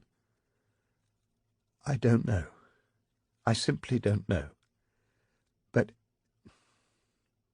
The hesitation stank of doubt and defeat. "Apparently we did license a new Renox drug. Anyone holding any of their shares would have made a handsome profit. But Charlie hasn't got any money to pay his basic bills, let alone to splash around on shares. And how would he know about Renox?" Urquhart came back in a tone that brooked no argument. "We worry about that when we've taken care of him. He needs help, whether he wants it or not, and we've got to get him some breathing space. You and I, Henry, we've got to take care of him. And you, in particular, will have to be very careful, Henry." There was a short pause for the words to sink in. "You can't afford to get this one wrong." Collingridge's wearied assent was mumbled down the phone, He had neither the will nor the capacity to argue, and he was glad for his chief whip's authoritativeness, even if it stripped away both his family pride and the dignity of his office. "What else do I do, Francis?" "Nothing. Not once we've got Charlie away. We keep our powder dry. Let's see precisely what the observer says, then we can come out to do battle. In the meantime, we say nothing." "Thank you, Francis. Please call your Dr. Christian, ask if he will help. Sarah can be at my brother's home in just under 2 hours if she leaves right now. Take care of things. Oh, damn." Urquhart could hear the emotion ripping through the Prime Minister's voice. "Don't worry, Henry. Everything will work out," he encouraged. "Trust me." Charles Collingridge didn't object at first when his sister-in-law let herself into the flat with a spare key. She found him snoring in an armchair, the clutter of an afternoon's heavy indulgence spread around him. She spent 5 frustrating minutes trying to shake him awake, to little effect, until she resorted to ice wrapped in a tea-towel. That's when he started to object. His protests grew louder when he began to understand what Sarah was saying, persuading him to come away for a few days. But the dialogue became totally incoherent when she began to question him about shares. She could get no sense out of him, and neither could she persuade him to move. It took the arrival of Dr. Christian and a junior whip almost an hour later before the situation made progress. An overnight bag was packed, and the 3 of them bundled the still protesting brother into the back of Dr. Christian's car, which was parked out of sight at the back of the building. It was fortunate for them that Charlie had lost the physical coordination to offer much resistance. Unfortunately, however, the whole matter had taken time, too much time, so that when the doctor's black Ford Granada swept out from behind the building into the High Street with Sarah and Charles in the back, the whole scene was witnessed by an ITN camera crew that had just arrived on the scene. The videotape of a fleeing Charles cowering in the back seat of the car, accompanied by the Prime Minister's distressed wife, was the lead item on the late evening news. Chapter 21. Loyalty may be good news, but it is rarely good advice. Sunday the 17th of October.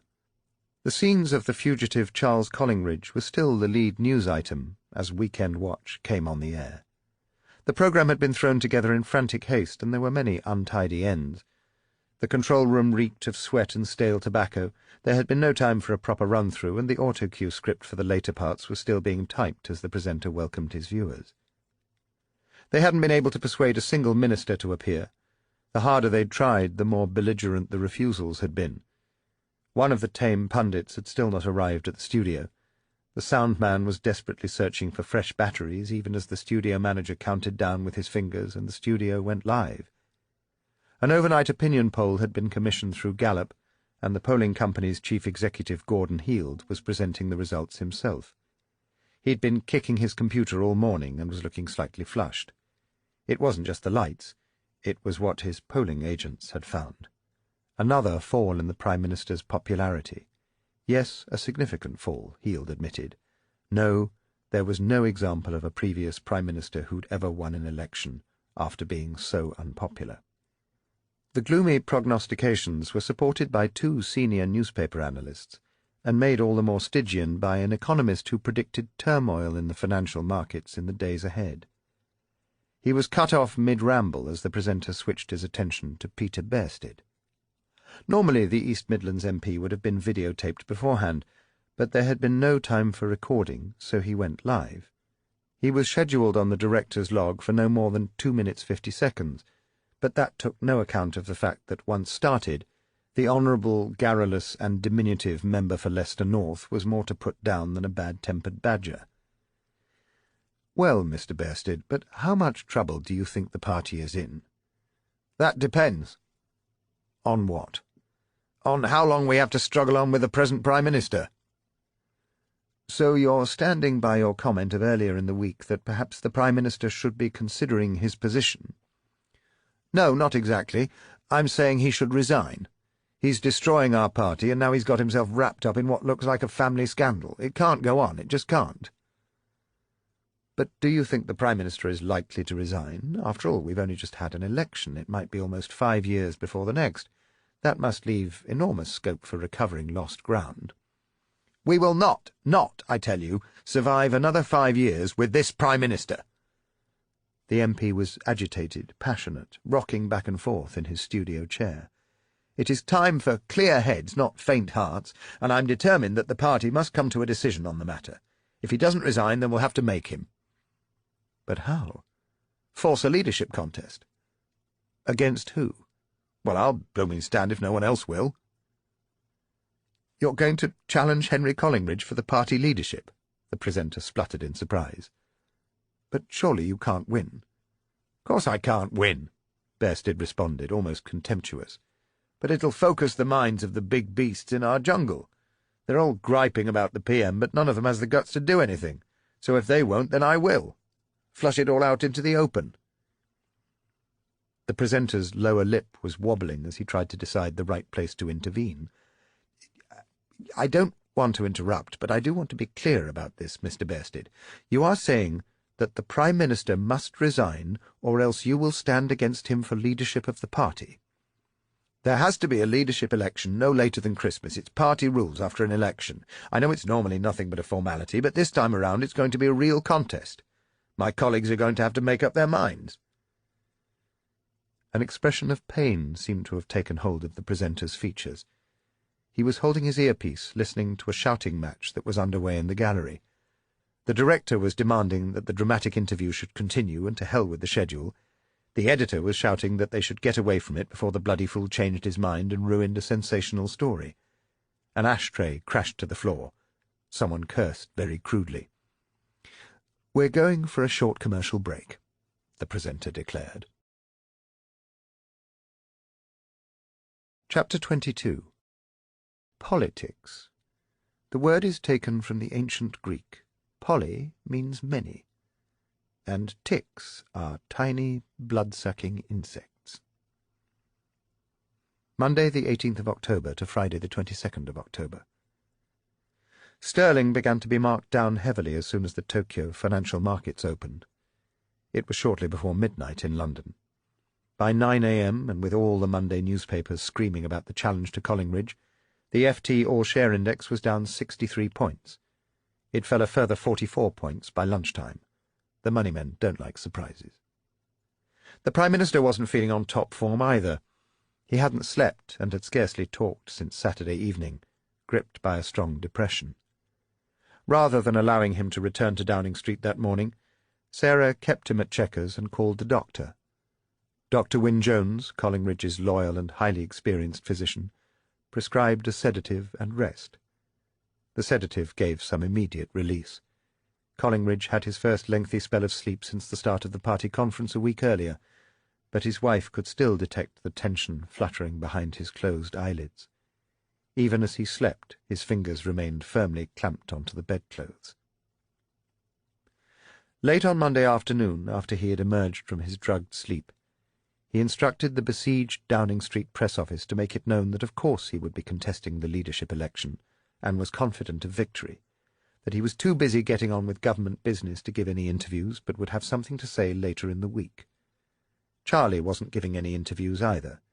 He still wasn't making a word of sense about the shares, and the resulting official no comment was never going to be enough to steady the family boat. Over at party headquarters, Lord Williams ordered some more polling, and in a hurry. He wanted to know what the country really thought. The rest of the party machinery moved less quickly. The rules for a contested leadership election were dusted off and found to be less than straightforward. The process was under the control of the chairman of the parliamentary party's backbench committee, Sir Humphrey Newlands, while the choice of timing was left in the hands of the party leader. The confusion only grew when it emerged that Sir Humphrey, displaying an acutely poor sense of timing, had left the previous weekend for a holiday on a private island in the West Indies, and was proving extraordinarily difficult to contact.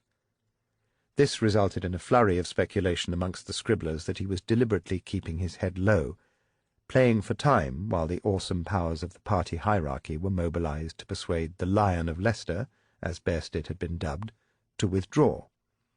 By Wednesday, however, The sun had discovered Sir Humphrey on a silver stretch of beach somewhere near St. Lucia, along with several friends, including at least 3 scantily clad young women, who were obviously nearly half a century younger than him.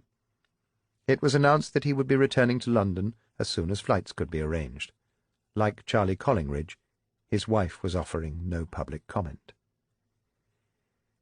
In such a stormy sea, Henry Collingridge began to find himself drifting, cut off from the advice of his wise and wily party chairman. He had no specific reason to distrust Williams, of course, but the constant media prattle of a growing gulf between the two began to make a reality of what previously had been little more than irresponsible gossip. Distrust is a matter of mind, not fact. The proud and ageing party chairman felt he couldn't offer advice without being asked, while Collingridge took his silence as evidence of disloyalty. Sarah went to visit Charlie and came back late and very depressed. "He looks awful, Henry. I never realized quite how ill he was making himself. So much alcohol. The doctors say he was close to killing himself." "I blame myself," Henry muttered. "I could have stopped him, if only I hadn't been so preoccupied." "Did he say anything about the shares?" "He's scarcely coherent. He just kept saying, 50,000 pounds, what 50,000 pounds? He swore he'd never been anywhere near a Turkish bank." "Bugger." "Darling," she was biting her lip, struggling with the words, "is it possible that he's guilty? I simply don't know. But what choice do I have? He has to be innocent, because if he did buy those shares, then who but a total fool is going to believe that I didn't tell him to do so? If Charlie's guilty, I'm going down too." She gripped his hand in alarm. "Couldn't you say that Charlie was ill, didn't know what he was doing, that he somehow found the information without your knowing?" Her excuse faded away. Even she couldn't believe it. He took her in his arms, surrounding her, reassuring her with his body in a way that his words could not. He kissed her forehead and felt the warmth of tears on his chest. He knew he was close to tears too, and felt no shame in it. "Sarah, I'm not going to be the one to finish off Charlie. God knows he's been trying hard enough to do that himself, but I am still his brother. We'll always be that.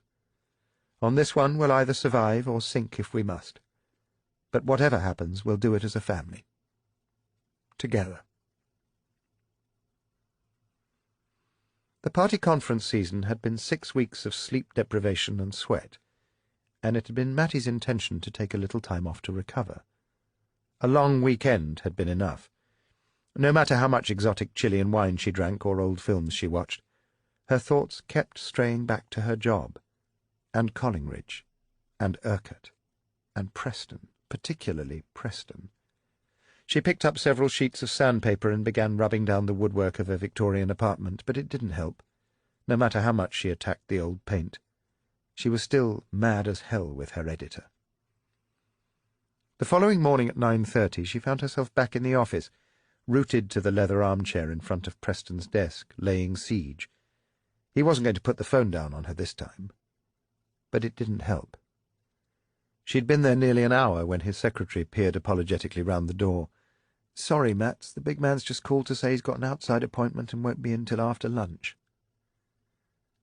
The world was conspiring against Matty, spreading sauce on her shirt.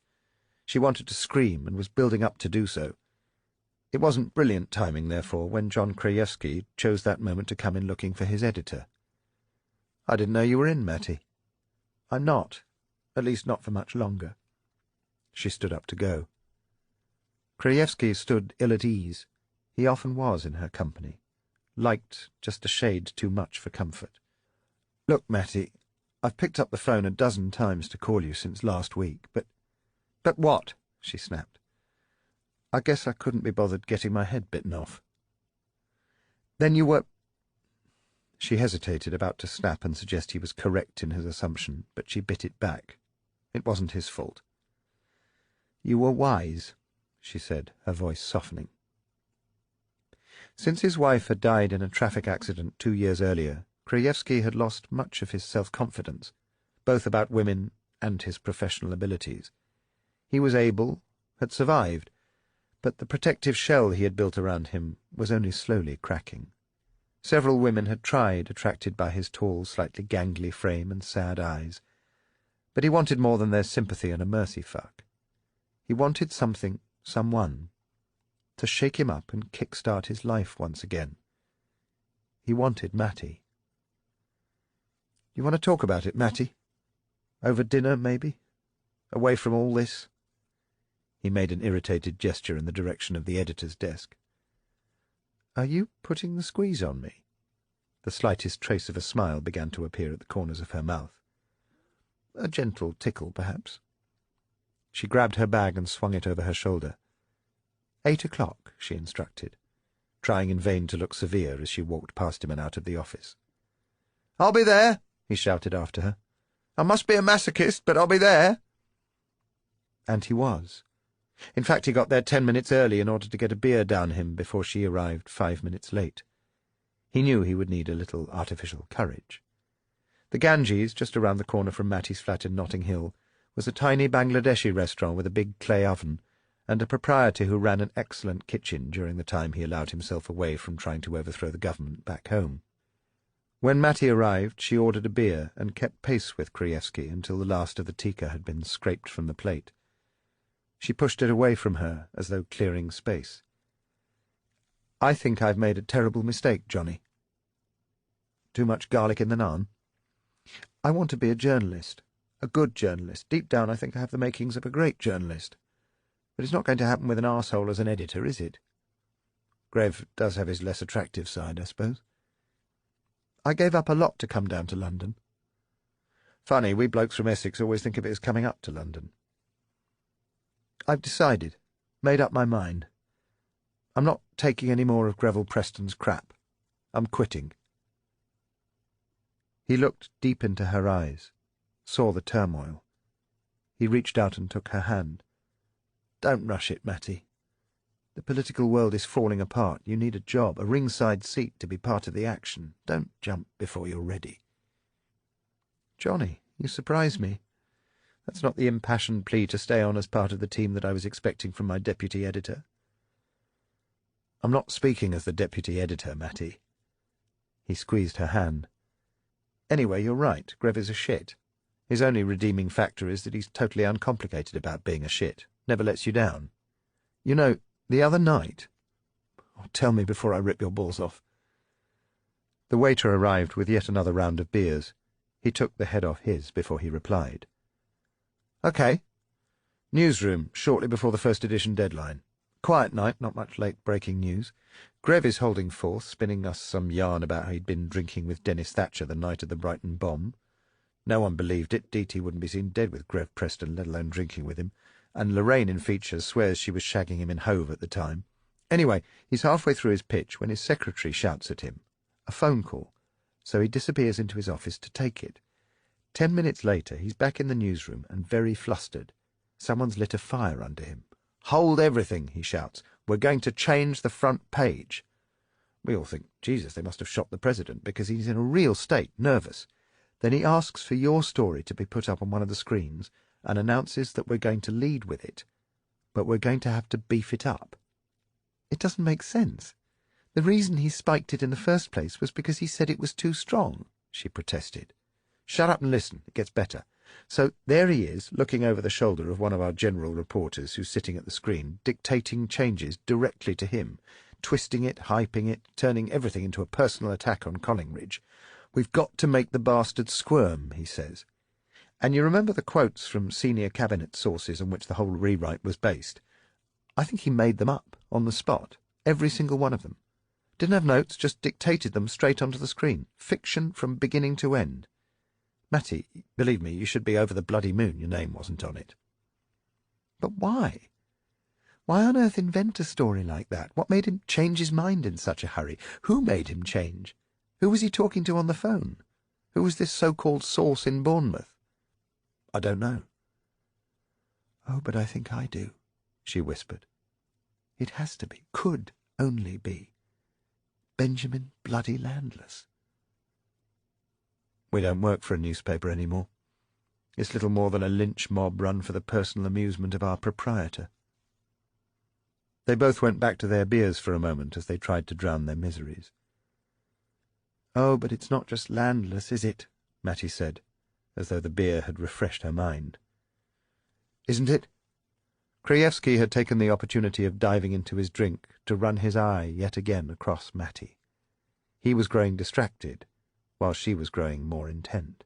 "Look, Grev couldn't have concocted that article without my copy, and I couldn't have written it without the leaked opinion poll.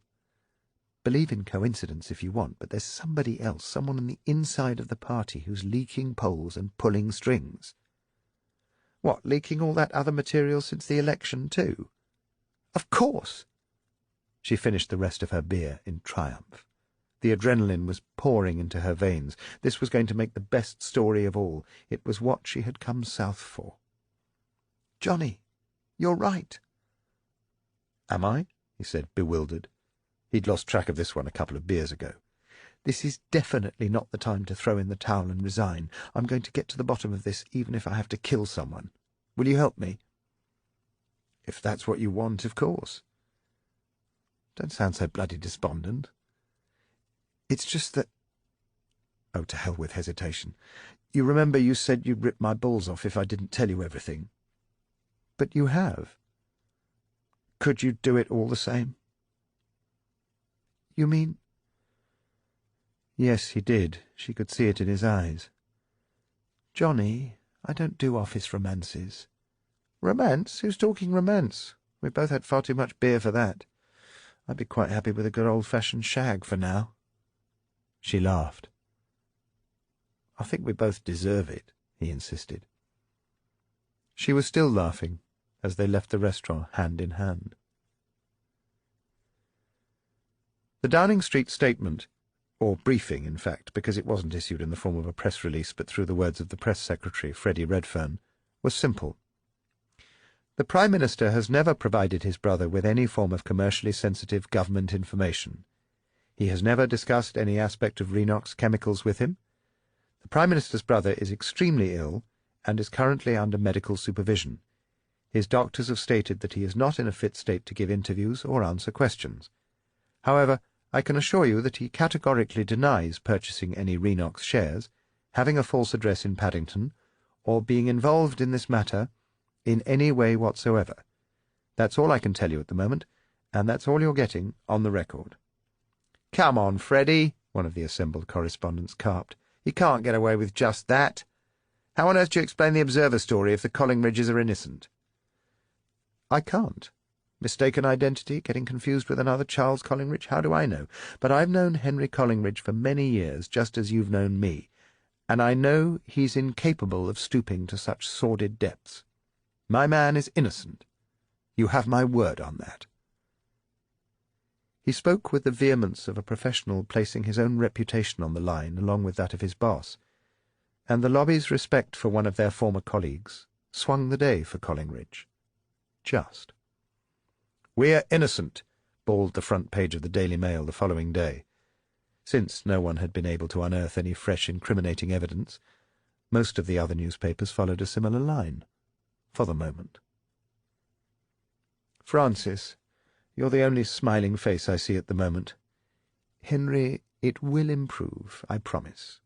The hounds will scatter once they lose the scent."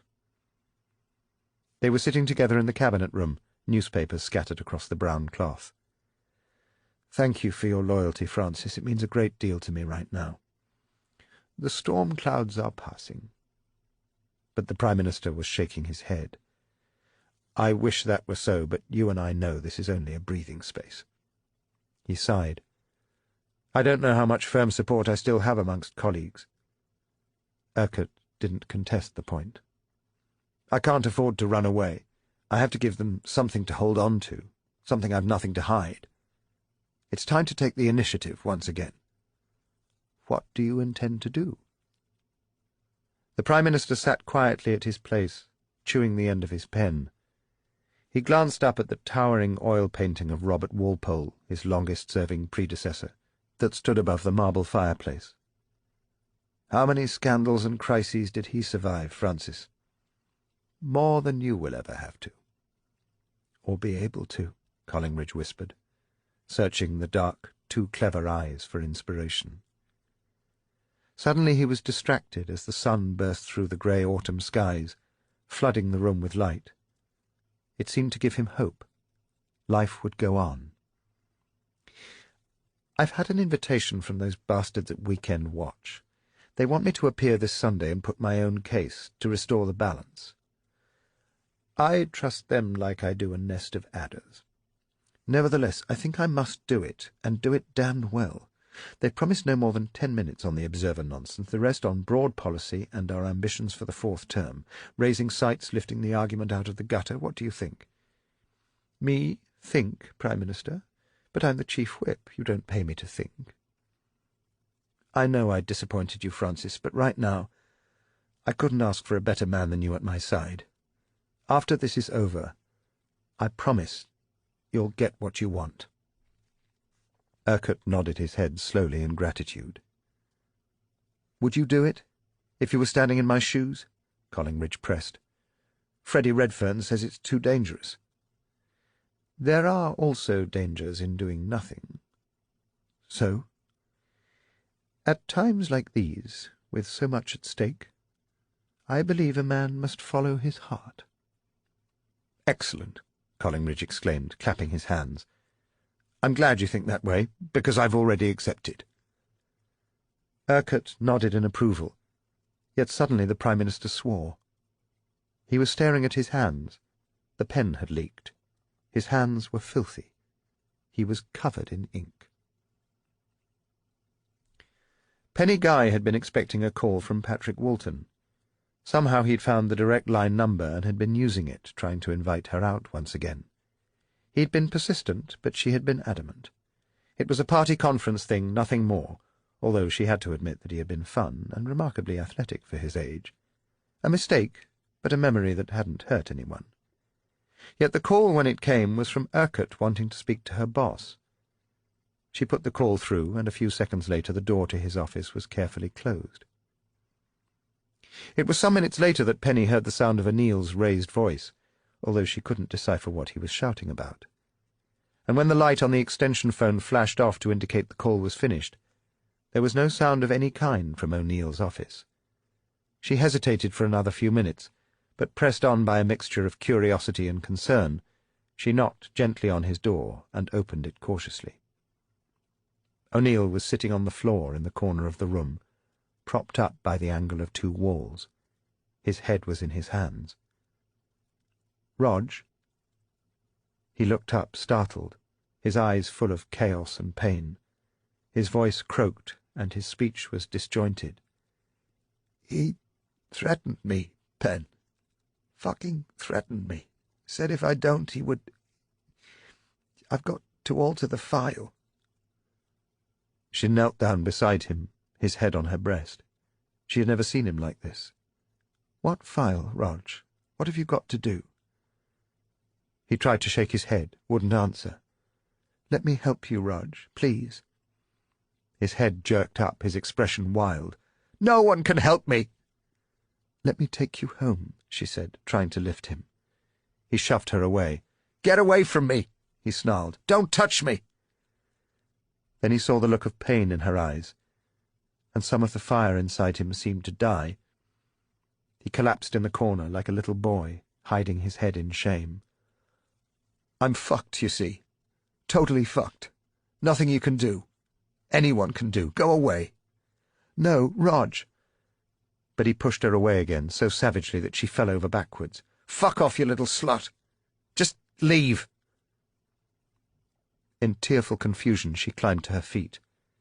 He was hiding his head from her again, wouldn't talk. She left. She heard the door slam behind her, and being locked from the inside. Chapter 23. The dust of exploded ambition makes for a fine sunset, and I love walking out in the evening. Sunday the 24th of October. Weekend watch. An entire nation watching. Lions and Christians, or one Christian at least. Collingridge was beginning to relax as the programme unfolded. He had rehearsed hard for the previous 2 days, and the questions were much as expected. giving him an opportunity to talk with genuine vigour about the next few years. He had insisted that the questions about Charlie and the Observer allegations be kept until the end. He didn't want those whores in the production gallery welching on their promise to keep that to 10 minutes. Anyway, he wanted to be well into his stride. After 45 minutes discussing the national interest and its bright future, surely any fair-minded man would find the questions simply mean and irrelevant. Sarah was smiling encouragingly from a seat at the edge of the studio floor as they went into the final commercial break. He blew a kiss at her as the floor manager waved his arms to let them know they were about to go back on air. "Prime Minister, for the final few minutes of our programme, I'd like to turn to the allegations printed in the Observer last week about your brother Charles and the implication of possible improper share dealing." Collingridge nodded, his face serious, unflinching. "I understand that earlier this week Downing Street issued a statement denying that your family had any connection with the matter and suggesting that there may have been a case of mistaken identity. Is that correct?" "No connection. No, not at all. There may have been some confusion with another Charles Collingridge, for all I know, but I'm really not in a position to explain the extraordinary Observer story. All I can tell you is that none of my family has had anything whatsoever to do with Renox shares. You have my word of honour on that." He spoke the words slowly, leaning forward, looking directly at the presenter. "I understand that your brother denies ever having opened an accommodation address in a Paddington tobacconist's." "Absolutely," Collingridge confirmed. "It's well known he's not in the best of shape right now, but forgive me for interrupting, Prime Minister. Our time is very short. Earlier this week, one of our reporters addressed an envelope to himself, care of Charles Collingridge, at the same address in Paddington used to open the bank account. It was a vivid red envelope to make sure it stood out clearly. Then, yesterday, he went to reclaim it. We filmed him. I'd like you to look at the monitor. I apologize for the poor quality, but I'm afraid we had to use a concealed camera because the proprietor of the shop seemed very reluctant to cooperate." The presenter swiveled his chair so that he, along with the audience, could see the grainy but still discernible video that was being projected onto the large screen behind him. Collingridge flashed a look of concern at Sarah before cautiously turning his own chair. He watched as the reporter approached the counter, pulled out various pieces of plastic and paper from his wallet to identify himself, and explained to the shopkeeper that a letter was waiting for him in the care of Charles Collingridge, who used this address for his own post. The shopkeeper, the same overweight and habitually offensive man who had served Penny several months before, explained that he wasn't going to release letters except to someone who could produce a proper receipt. "Lots of important letters come here," he sniffed. "Can't go handing them out to just anyone." "But look, it's there, the red envelope. I can see it from here." With a scratch at his belly and a frown of uncertainty, the shopkeeper turned and extracted the envelopes from a numbered pigeonhole behind him. There were 3 of them. He placed the red envelope on the counter in front of the reporter, with the other 2 envelopes to one side. He was trying to confirm that the name on the envelope, care of Charles Collingridge, matched that of the reporter's identity cards, when the camera zoomed in on the other envelopes. It took a few seconds to focus before the markings on the envelopes came clearly into view. Both were addressed to Charles Collingridge. One bore the imprint of the Union Bank of Turkey. The other had been sent from the party's Sales and Literature office at Smith Square. The presenter turned once more to his adversary. The Christian had been cornered. "The first envelope from the Union Bank of Turkey seems to confirm that this address was used to buy and sell shares in the Renox Chemical Company. But we were puzzled about the letter from your own party headquarters. So we called your Sales and Literature office, pretending to be a supplier with an order for Charles Collingridge, but with an indecipherable address." Collingridge knew what he must do. He must stop this rape of his brother's reputation and denounce the immoral and underhand methods used by the programme. But his mouth had turned to desert sand, and while he struggled to find the words, the studio filled to the recorded sound of the telephone call. "So could you just confirm what address we should have for Mr. Collingridge, and then we can get the goods off to him straight away?" "Just 1 minute, please," an eager young voice said. "I'll call it up on the screen." There was the sound of a keyboard being tapped. Ah, here it is. Charles Collingridge, 216 Praed Street, Paddington, London, W2. Thank you. Very much indeed. You've been most helpful. The presenter turned once again to Collingridge. Do you want to comment, Prime Minister? The Prime Minister stared, silent, wondering if this was the moment he should walk out from the studio. Of course, we took seriously your explanation that it might be a case of mistaken identity, of confusion with another Charles Collingridge. Collingridge wanted to shout that it wasn't his explanation, that it was nothing more than an off-hand remark made without prejudice by his press secretary, but already the presenter was continuing, cutting off any route of escape. Do you know how many other Charles Collingridges there are listed in the London telephone directory, Prime Minister? Collingridge offered no response, but sat looking grim and ashen-faced. I wonder if you'd be interested to know that there are no other Charles Collingridges listed in the London telephone directory. In fact, sources at British Telecom tell us that there is only one Charles Collingridge listed throughout the United Kingdom, and that's your brother, Prime Minister. Again a pause, inviting response, but none was offered. Since this appears to be an abuse of insider information, we asked both the Renox Chemical Company and the Department of Health if they had a Mr. Charles Collingridge working for them. Renox tells us that neither they nor their subsidiaries have any Collingridge amongst their employees. The Department of Health's press office was rather more cagey, promising to get back to us, but they never did. However, their trade union office was much more cooperative. They, too, confirmed that there is no Collingridge listed as working in any of the department's 508 offices throughout the country. The presenter shuffled his notes. Apparently they did have a mini Collingridge who worked at their Coventry office until 2 years ago, but she went back to Jamaica. The lion smiled as he closed his jaws. At the side of the stage, Collingridge could see Sarah. Tears were running down her cheeks. Prime Minister, we've almost come to the end of our programme. Is there anything you wish to say? Collingridge sat staring at Sarah, wanting to run to her and embrace her, and lie to her that there was no need for tears, that everything would be all right. He was still sitting motionless in his chair as the eerie silence that had settled in the studio was broken by the programme's theme music. It was the end. On his return to Downing Street, Collingridge went straight to the cabinet room. He entered stiffly, looking slowly and with an exhausted eye around the room. He walked slowly around the cabinet table, so eloquently shaped like a coffin, trailing his fingers on the brown baize cloth, stopping at its far end where he had first sat as the cabinet's most junior member. It seemed so much longer than 10 years ago, almost another lifetime.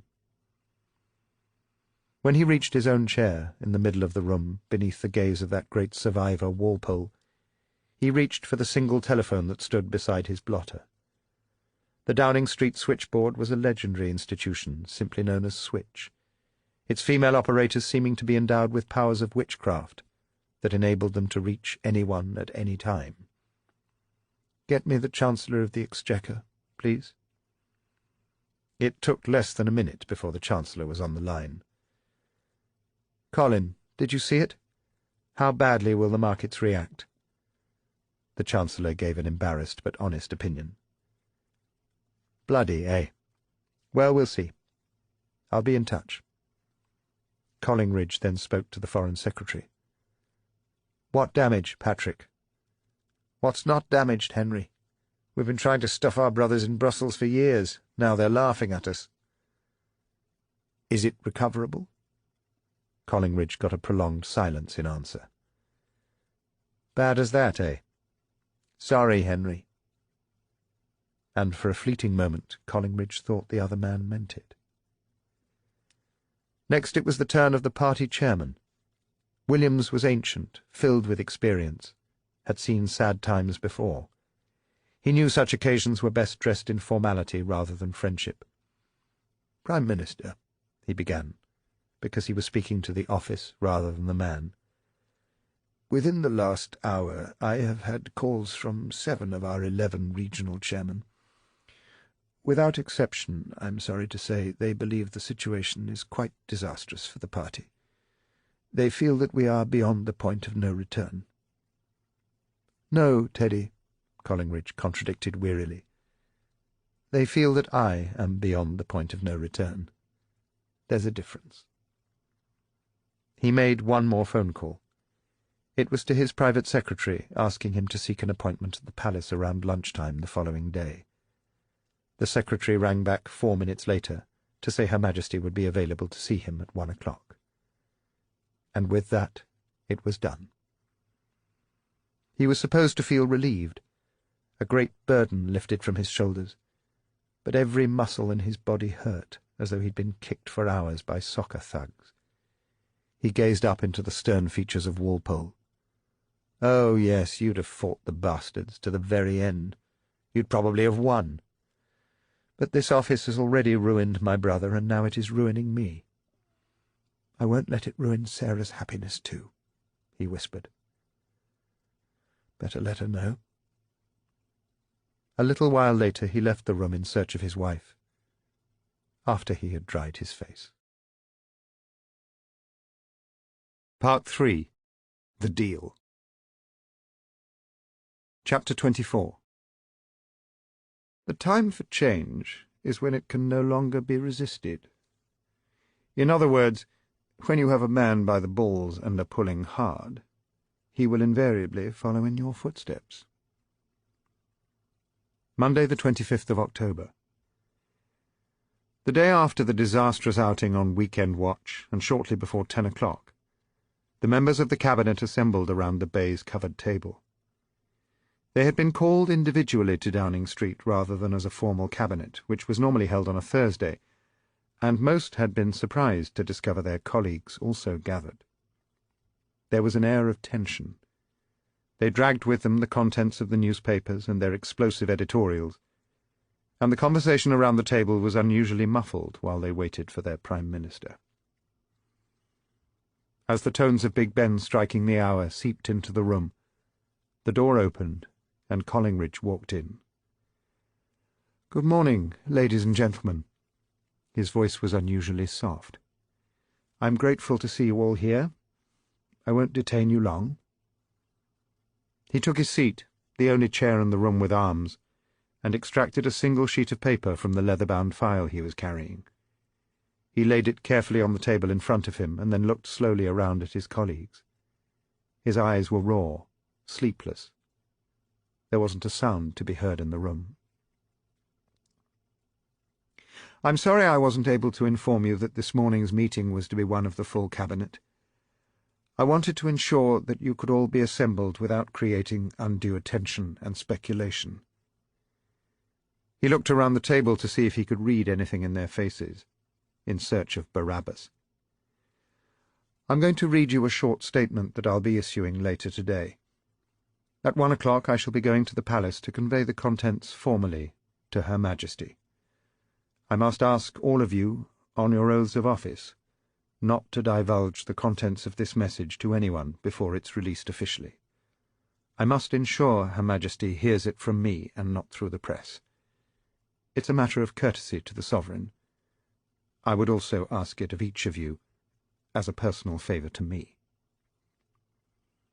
He picked up the sheet of paper and began to read in a slow, matter-of-fact voice. "Recently there has been a spate of allegations in the media about the business affairs of both me and my family. These allegations show no sign of abating.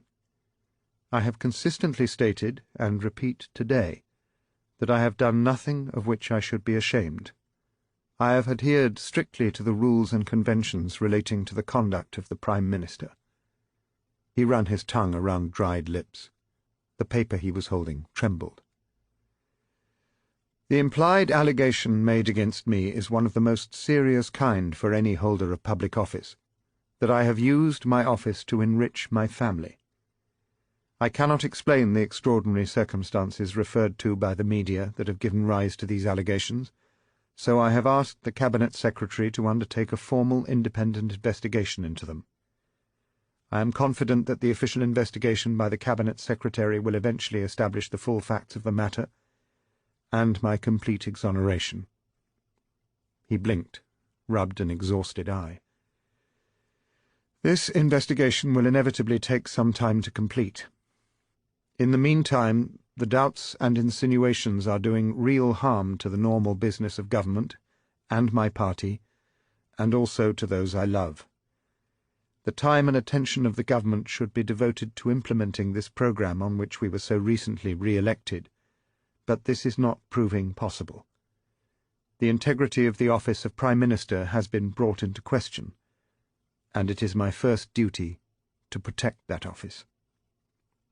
He cleared his throat, a sound of feathered thunder.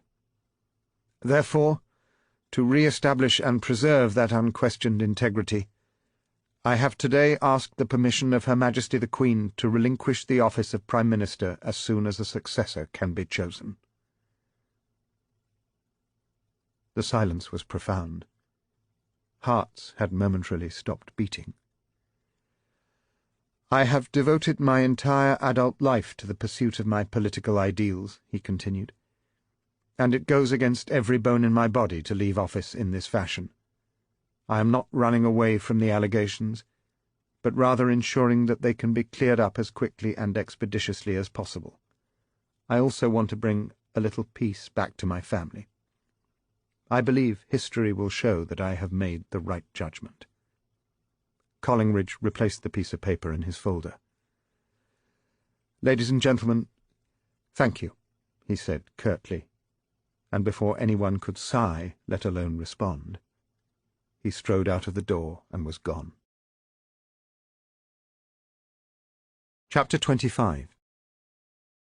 All members of a cabinet are referred to as Right Honourable Gentlemen.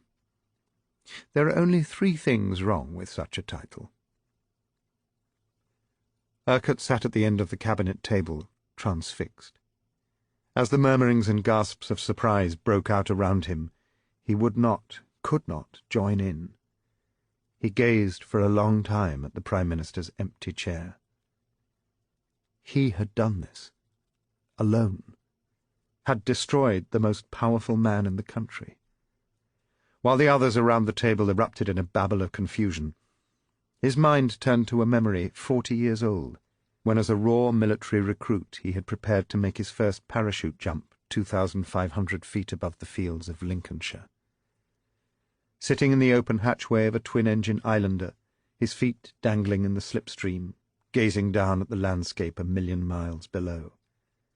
Jumping was an act of faith, of trust in one's destiny, showing contempt for acts that terrified others. But the view from up there had been worth the danger. As he and the others had jumped, the wind had picked up, knocking them aside. One had broken a leg, another a shoulder. But Urquhart had wanted to go straight back up and do it all over again. Now, as he gazed at the empty chair, he felt just the same. He gave an inner cry of joy, while contriving outwardly to look as shocked as those around him.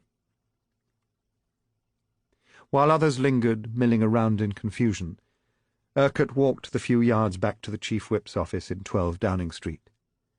He locked himself in his private room, and by 10:20 a.m. he had made 2 phone calls.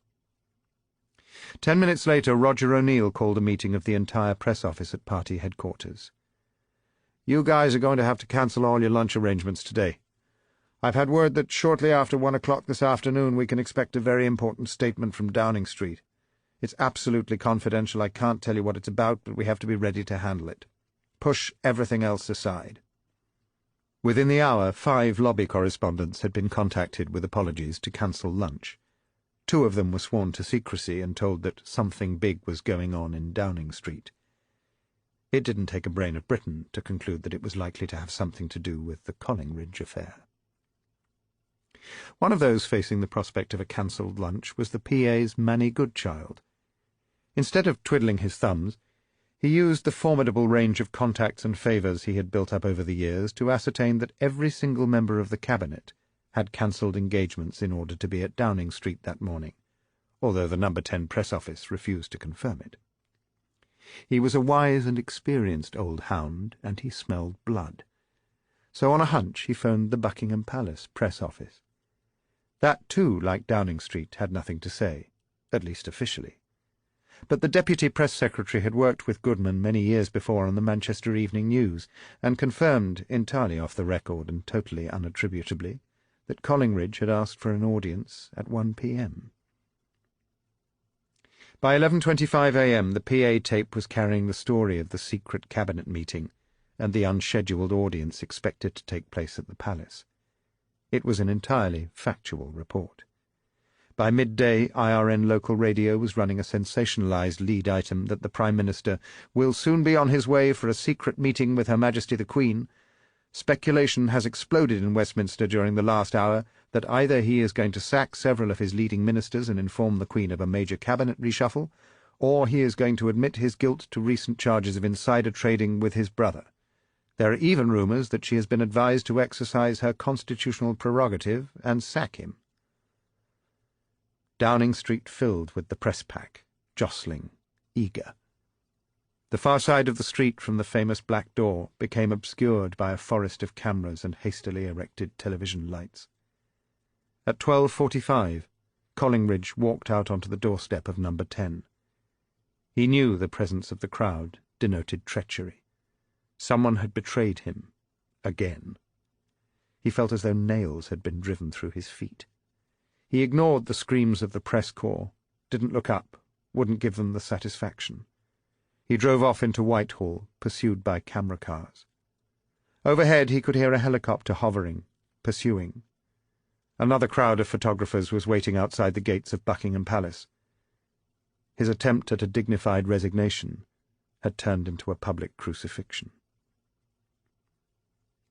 The Prime Minister had asked not to be disturbed unless it was absolutely necessary. After returning from the palace, he had retired to the private apartment above Downing Street, wanting to be alone with his wife for a few hours, yet once again his wishes counted for nothing. "I'm terribly sorry, Prime Minister," his private secretary apologised, "but it's Dr. Christian. He says it's important." The phone buzzed gently as the call was put through. "Dr. Christian, how can I help you? And how is Charlie?" "I'm afraid we have a problem," the doctor began, his tone apologetic. "You know we try to keep him isolated, away from the newspapers, so that he won't be disturbed by all these allegations that are being thrown around. Normally we switch his television off and find something to divert him during news programmes, but the fact is we weren't expecting the unscheduled reports about your resignation. I'm so deeply sorry you've had to resign, Prime Minister, but Charles is my priority. I have to put his interests first, you understand." "I do understand, Dr. Christian, and you have your priorities absolutely right." "This morning he's heard everything. All these allegations about shares and your resignation. He's deeply upset. It's come as a great shock. He believes he's to blame for all that's happened, and I'm sorry to tell you, but he's talking about doing harm to himself. I'd hoped we were on the verge of making real progress with him, but now I fear we're on the brink of a real crisis. I don't wish to alarm you unduly, but he needs your help. Very badly." Sarah saw the look of anguish that had stretched across her husband's face. She sat beside him and held his hand. It was trembling. "Doctor, what can I do?" "I'll do anything you want." "We need to find some way of reassuring him. He's desperately confused." "May I talk to him, Doctor, now, before this thing goes any farther?" There was a wait of several minutes as his brother was brought to the telephone. Collingridge could hear the sound of protest and gentle confusion down the line. "Charlie, how are you, old boy?" Henry said softly. "Hal, what have I done?" "Nothing, Charlie, absolutely nothing." "I've ruined you. Destroyed everything." The voice sounded strangely old, hoarse with panic. "Charlie, it's not you who's hurt me." "But I've seen it on the television. You going off to the Queen to resign. They said it was because of me and some shares. I don't understand it, Hal. I've screwed everything up. I don't deserve to be your brother. There's no point in anything any more." There was a huge, gulping sob on the end of the phone. "Charlie, I want you to listen to me very carefully. Are you listening?" Another sob filled with mucus and tears of grief. "You have no need to ask my pardon. I'm the one who should be down on my knees begging for forgiveness. From you, Charlie." "Don't be stupid." "No, you listen, Charlie. We've always got through our problems together, as family. Remember when I was running the business, the year we nearly went bust? We were going down, Charlie, and it was my fault. Too tied up in my politics. And who brought in that new client, that order which saved us? Oh, I know it wasn't the biggest order we'd ever had, but it couldn't have come at a more vital time. You saved the company, Charlie, and you saved me. Just like you did when I was a bloody fool and got caught drink-driving that Christmas. I didn't do anything, really. The local police sergeant, the one who was a golfing friend of yours, somehow you persuaded him to fix the breath test at the station. If I'd lost my licence, I'd never have been selected for my constituency. I'd never have set foot in Downing Street. Don't you see, you silly bugger? Far from ruining it for me, you made it all possible. You and me, we've always faced things together. And that's just how it's going to stay." "I don't deserve—" "No, you don't deserve, Charlie. Not a brother like me. You were always around when I needed help, but what did I do in return? I got too busy for you. When Mary left, I knew how much you were hurting. I should have been there. Of course I should. You needed me, but there always seemed other things to do. I was always going to come and see you tomorrow. Always tomorrow, Charlie. Always tomorrow." The emotion was cracking Collingridge's voice. "I've had my moment of glory. I've done the things that I wanted to do. While I watched you become an alcoholic and practically kill yourself." It was the first time that either of them had spoken that truth. Charles had always been under the weather, or overtired, or suffering from nerves, never uncontrollably, alcoholically drunk. There were no secrets any longer. No going back. "You know something, Charlie? I'll walk out of Downing Street and be able to say, 'Bloody good riddance, screw the lot of them,' if only I know I still have my brother. I'm just terrified that it's too late, that I've neglected you too badly to be able to ask for your forgiveness, that you've been alone so long. You don't see the point in getting better." There were tears of exquisite anguish at both ends of the phone. Sarah was hugging her husband as though he was about to be swept overboard by the storm. "Charlie, unless you can forgive me, what's been the bloody point? It will all have been for nothing." There was silence.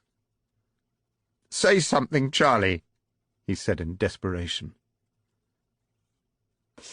"Bloody idiot you are," Charlie blurted. "You're the best bruv any man could have.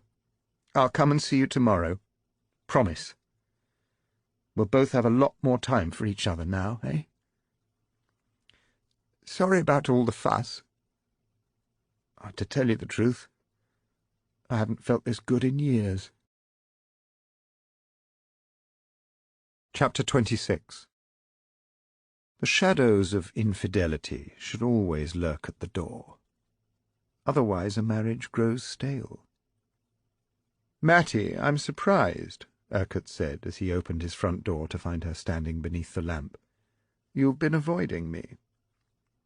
"You know that's not true, Mr. Urquhart. It's you who's been avoiding me. You practically ran away from me every time I tried to get near you at the conference." "Well, they were a hectic few days in Bournemouth. And you are from the Chronicle. I have to admit that it wouldn't have been—" he searched for a word— "proper for me to have been seen talking to one of their journalists, particularly one who is, how can I put this, as blonde as you." His eyes were dancing in merriment, and yet again she hesitated, as she had done so many times when she'd picked up the phone to call him, but held back. She wasn't entirely sure why. This man was dangerous, she knew that. made her feel things she shouldn't. Yet when she was with him, she tingled with excitement right down to her toes. "People might have misunderstood, seeing you and me huddled in some dark corner, Matty," he continued, more serious now. "And that front page of yours did mortal damage to my Prime Minister. Whoever leaked the poll did the damage, not me. Well, timing is everything. And now you're here once again, to ask me questions. It's what I do, Mr. Urquhart. And there's an early chill for the time of year, I think." He gazed along the street as though to check the weather and who might be watching. "Why don't you come in?"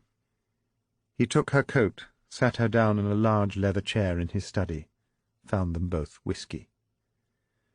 "I hope this isn't improper too," she ventured. "Unlike Bournemouth, there are no prying eyes. Mrs. Urquhart is at the opera with a friend. Won't be back for some time, if at all." And in a few words he had thrown a cloak of conspiracy around them that she found nestled so comfortably on her shoulders. "It's been quite a day," she said, sipping. "It isn't every day that a comet appears in the sky and burns so spectacularly. Can I talk to you frankly, Mr. Urquhart, not even on lobby terms? Then you'd better call me Francis." "I'll try. Francis. It's just that my father was a strong character. Clear blue eyes, clear mind. In some ways you remind me of him." "Of your father?" he said, a little startled. "I need your advice to understand things." "As a father?" "No, not even as a chief whip. As a friend." He smiled. "Is it all coincidence?" "Is what coincidence?" "These leaks, the opinion poll. It was put under my door, you know. Extraordinary. Then the Renox shares. I can't help feeling that someone is behind it all. A plot to get rid of Henry Collingridge. But, Matty, how could that be? Sounds silly, perhaps, but leaks are part of the trade, Matty. There are some politicians who can't pass the doors of the Guardian without going inside and turning on the taps. Well, you don't destroy a Prime Minister by accident. Matty, Henry Collingridge wasn't destroyed by his opponents, but by his brother's apparent fiddling of the Renox shares. Cock-up, not conspiracy. But, Francis, I've met Charlie Collingridge, spent several hours with him at the party conference. He struck me as being a pleasant and straightforward drunk who didn't look as if he had £200 to put together, let alone being able to raise tens of thousands to start speculating in shares. He is an alcoholic. Would he have jeopardized his brother's career for a few £1,000s profit on the stock market?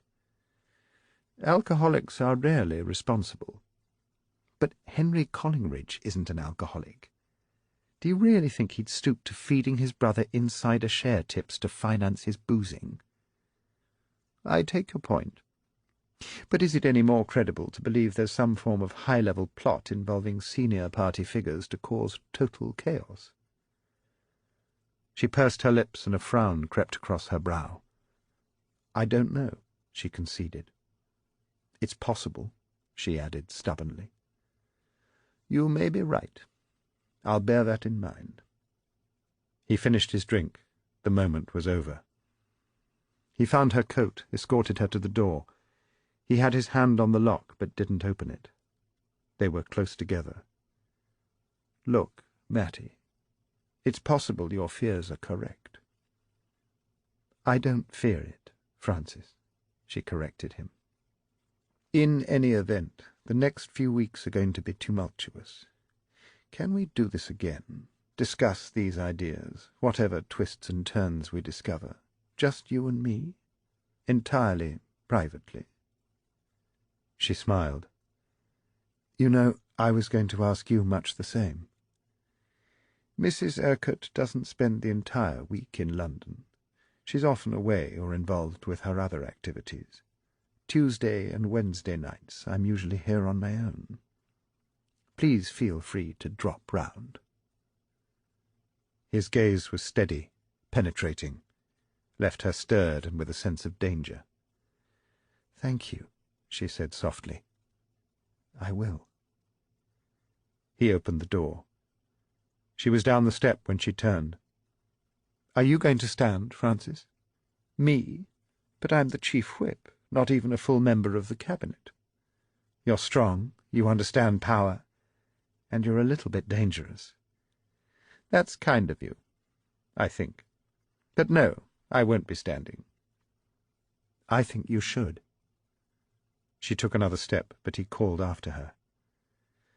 "Did you get on with your father, Matty?" "I loved him," she said, before finally slipping into the night. He settled himself back in his chair with a fresh whisky, his mind alive with the events of the day and of the hour just past. Mattie Storrin was exceptionally bright and beautiful, and had made it clear she was available. But for what, precisely? The possibilities seemed as endless as they were attractive. He was musing contentedly on the matter when the phone rang. "Frankie?" "Ben, excellent to hear from you, even at this late hour." Landless ignored the sarcasm. "Interesting times, Frankie, interesting times. Isn't that what they say in China?" "I believe it's a curse." "I guess old Harry Collingridge would agree." "I was sitting here thinking much the same." "Frankie, you haven't got time to sit on your backside. Game on. You up for it?" "Up for what, Ben?" "Don't be so... what's the word?" "Obtuse?" "Yeah, up your arse. I need you to be right out in the open with me, Frankie." "About what?" "Do you want to stand?" Landless pressed impatiently. "For the leadership? I'm merely the chief whip. I don't appear on stage. I sit in the wings and prompt the players." Sure, but do you want it? Because if you do, old son, I can be very helpful to you."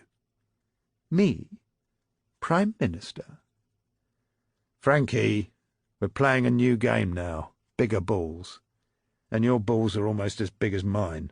I like what you do and the way you do it. You understand how to use power, so do you want to play?" Urquhart didn't immediately reply. His eye went to an oil that hung on his wall in an ornate gilded frame, of a stag at bay surrounded by baying hounds. Did he have the stomach for it?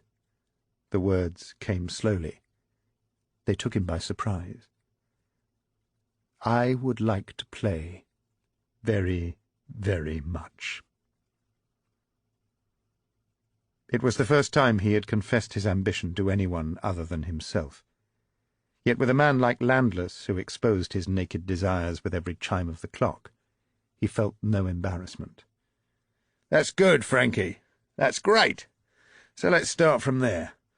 I'm going to tell you what the Chronicle's running tomorrow. It's an analysis piece by our political correspondent Mattie Storrin. Pretty blonde girl with long legs and great tits, you know what I mean?" "I think so." "She's going to say it's an open race, everybody's hand dipped in Collingridge's blood, lots more chaos to come." "I believe she is right." "Chaos. I like chaos. Sells newspapers. So who's your money on?" "Well, let's see. These things normally only last a couple of weeks, so the slick willies, the flashy television performers, they're the ones who will gain the best start. The tide is everything. If it's with you, it will sweep you home." "Which slick willy in particular?" "Try Michael Samuel."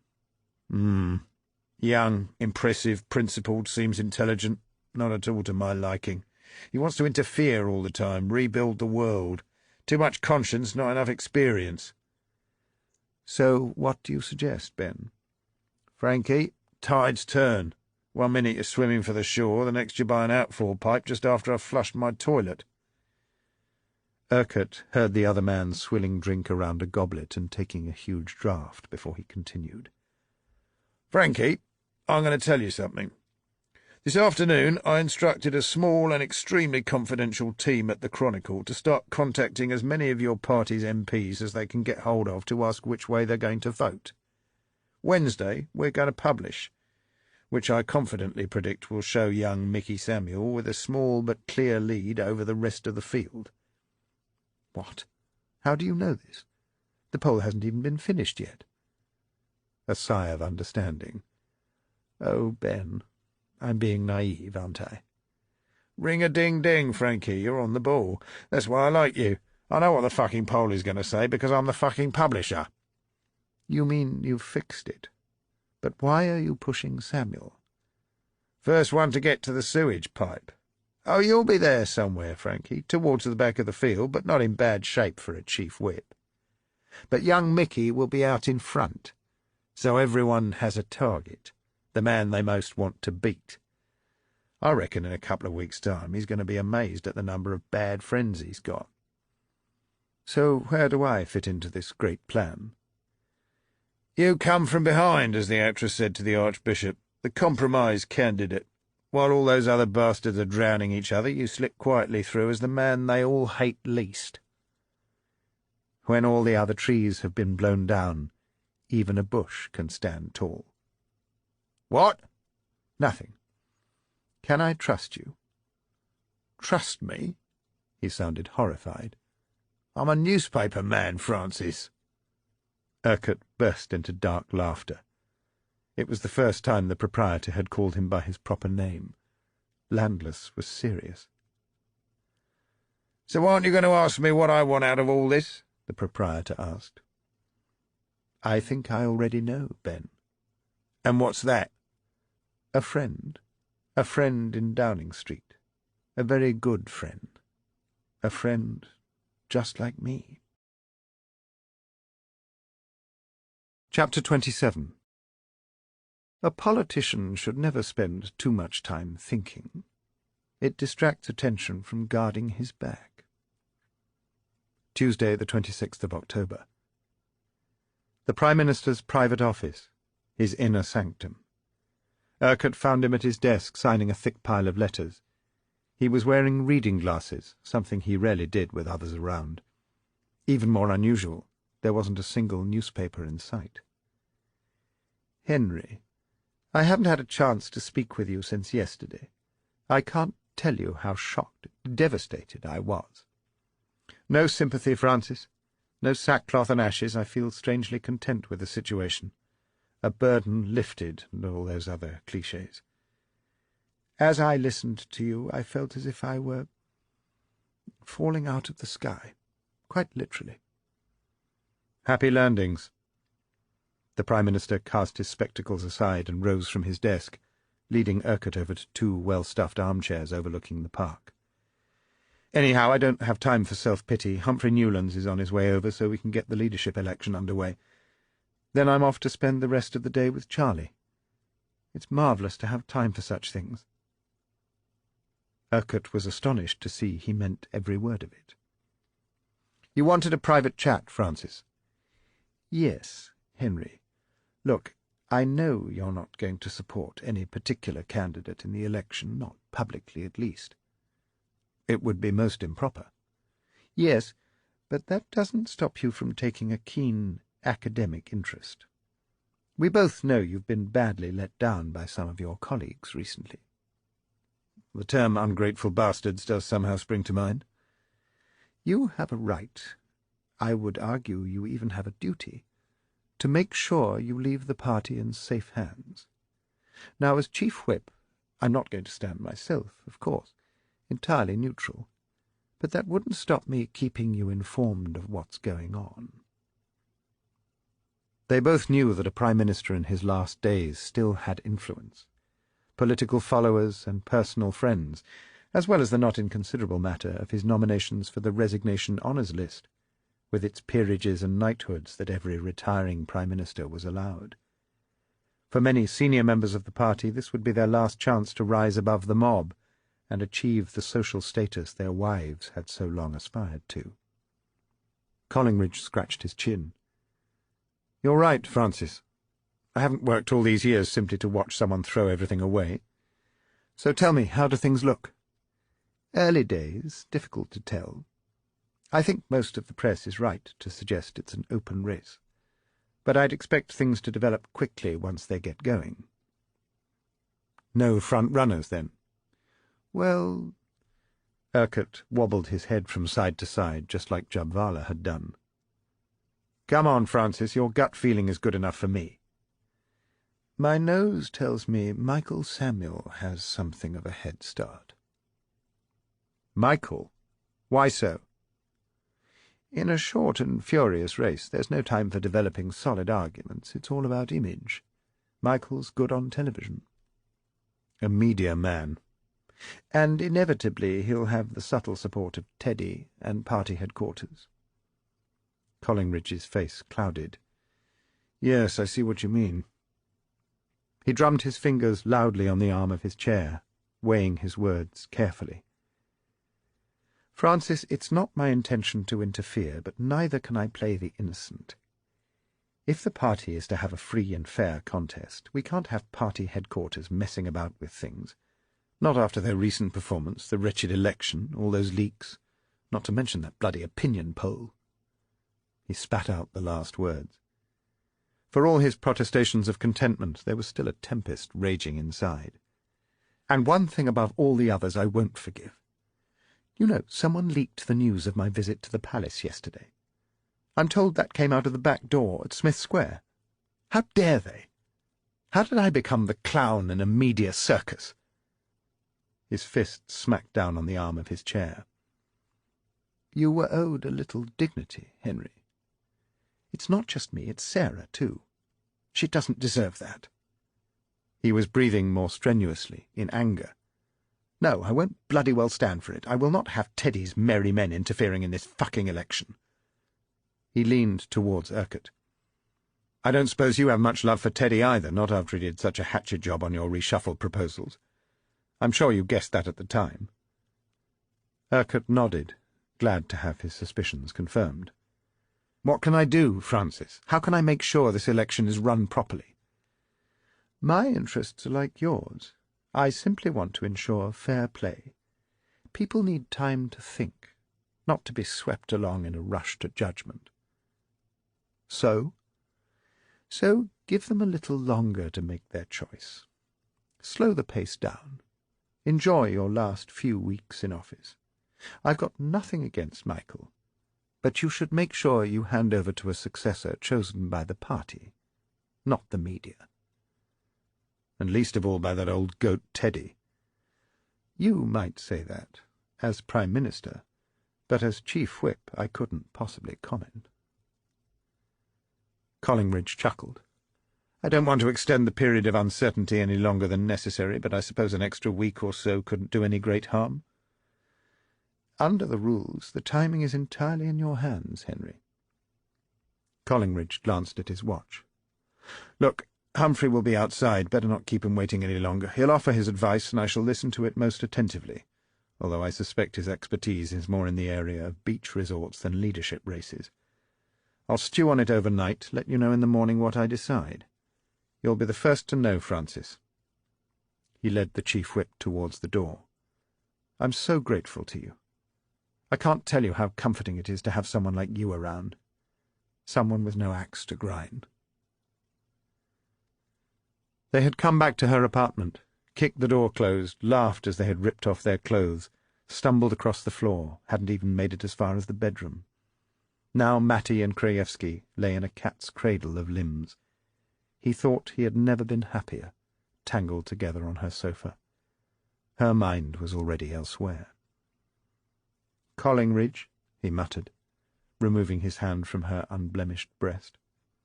She didn't seem to notice the edge of disappointment. I've been thinking, Johnny, about Charlie Collingridge. I lie sweating between your thighs and you're thinking of another man, he protested, half joking. I know he's an alcoholic and everything, she continued, oblivious, and they're often not responsible for their actions. I'm not sure I am when I'm with you. But it's all too simple. Does life have to be complicated? He begged, pressing himself into the small of her back. I just can't believe Charlie Collingridge was capable of it, let alone had the means. There's only one man who knows, Krajewski muttered, and he's locked away in some clinic or other. She turned to face him. Where? He sighed as he felt his passion subside. I think it's supposed to be a closely guarded family secret. I want to find him. And how does our Reporter of the Year propose to do that? She pushed herself away from him, wrapped herself in a blanket, and disappeared into the kitchen. He went in search of his boxer shorts, found them behind the television, and reluctantly slipped into them as she returned with 2 glasses of wine. They arranged themselves on the rug in front of the empty fireplace. "When was the last time anyone saw Charles Collingridge?" she asked. "Why, when he was driven away from his home over a week ago." "Who was he with?" "Sarah Collingridge." "And?" "A driver." "Exactly. So who was the driver, Johnny?" "Damned if I know." "But it's a place to start." Once again she prized herself away from him and crawled over to her television, which was surrounded by a scattering of videotapes. "It's here somewhere," she said, making the mess still worse. She found the tape she was looking for, and soon the TV screen was a blizzard of images as she fast-forwarded through a compilation of news programs. She was so engrossed that she failed to notice the blanket had slipped from her shoulders. Krajewski sat, lost in nipple awe and stretching excitement. He was considering picking up the television and throwing it out of the window when, through the blizzard, Charles Collingridge appeared, huddled in the back of the fleeing car, and the blanket was back around her shoulders. "Look, Johnny!" He moaned as she pressed yet another button to run the program back to the start. And there, for less than a second, as the car swept out onto the main road, they could see the face of the driver through the windscreen.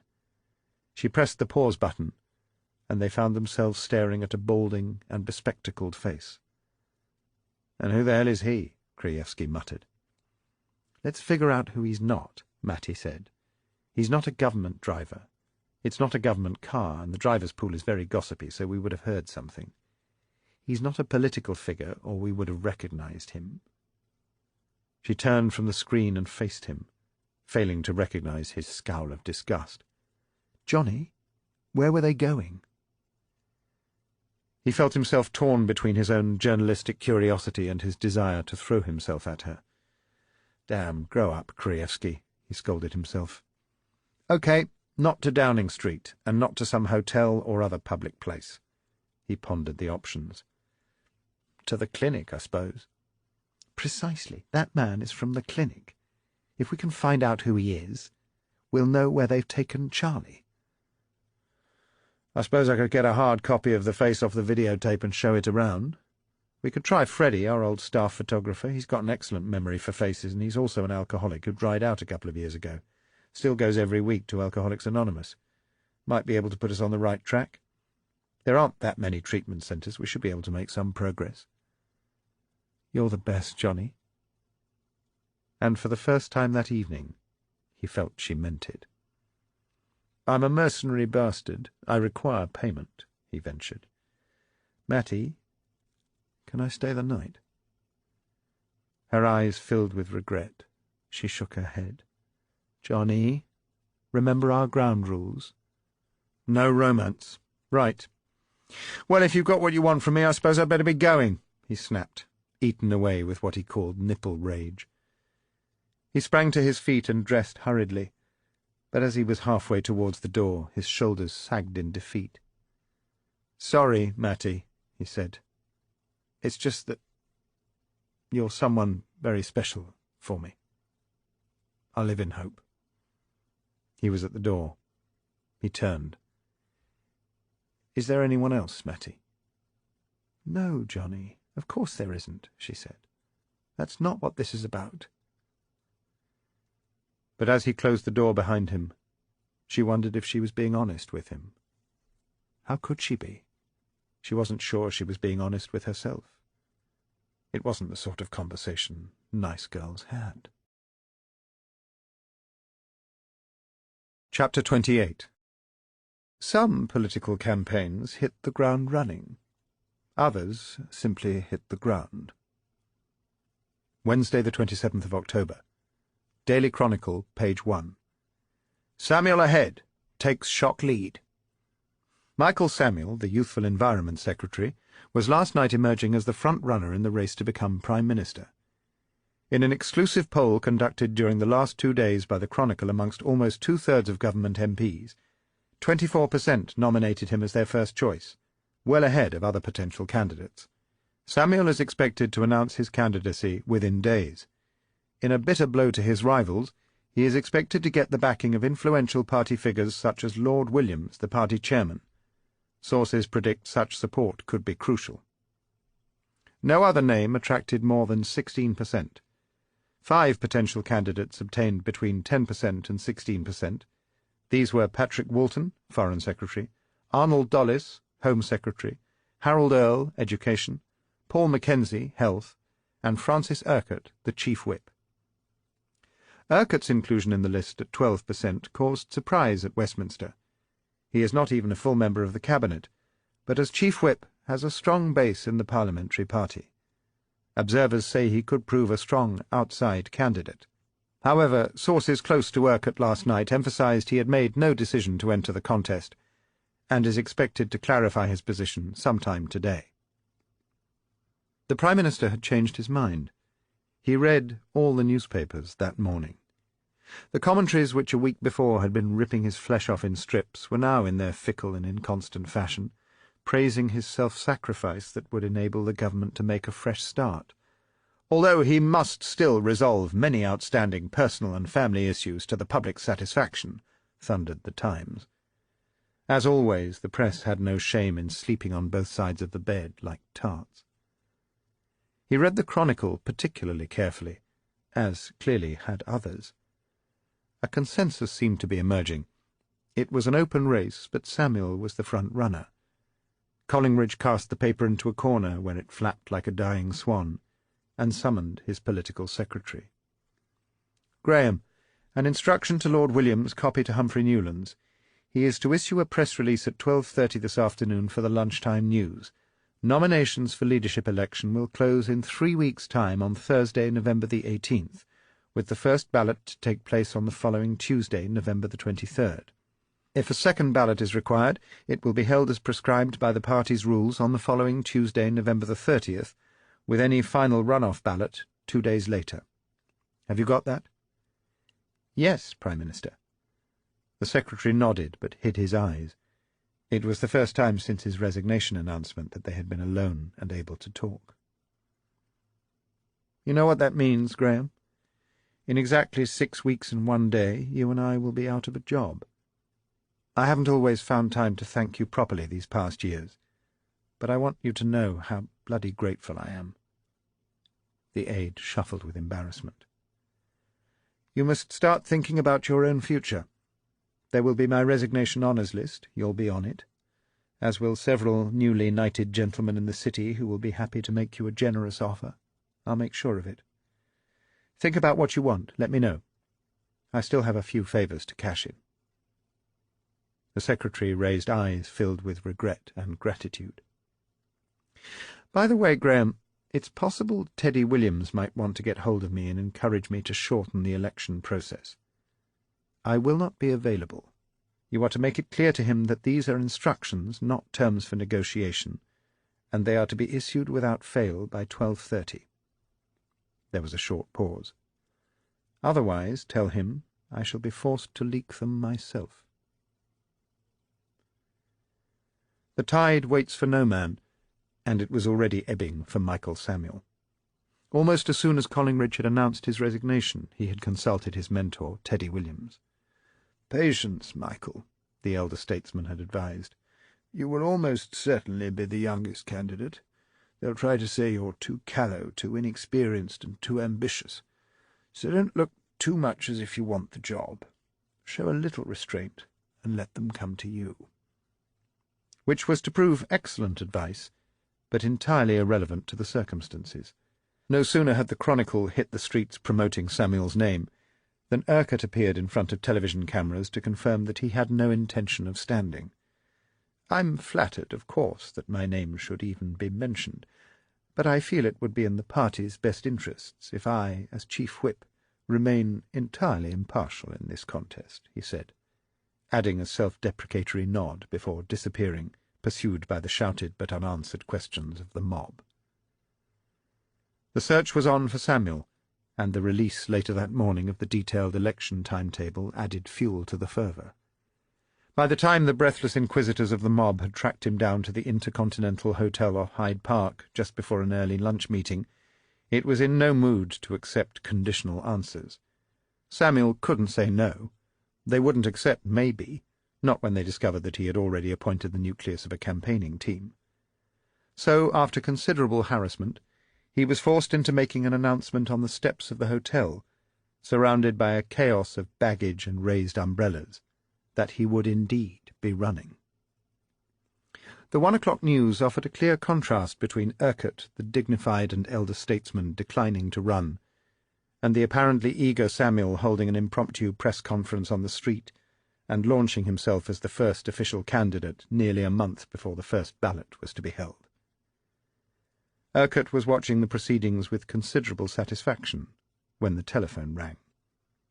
He heard the sound of a toilet flushing, which faded into the unmistakable sound of Ben Landless laughing before the line went dead. Chapter 29. Some political careers are like a book that has been misfiled in the British Library.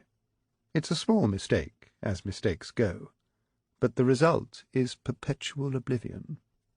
Friday the 29th to Saturday the 30th of October. "This what you want?" Krajewski's tone still carried the hurt of their last encounter.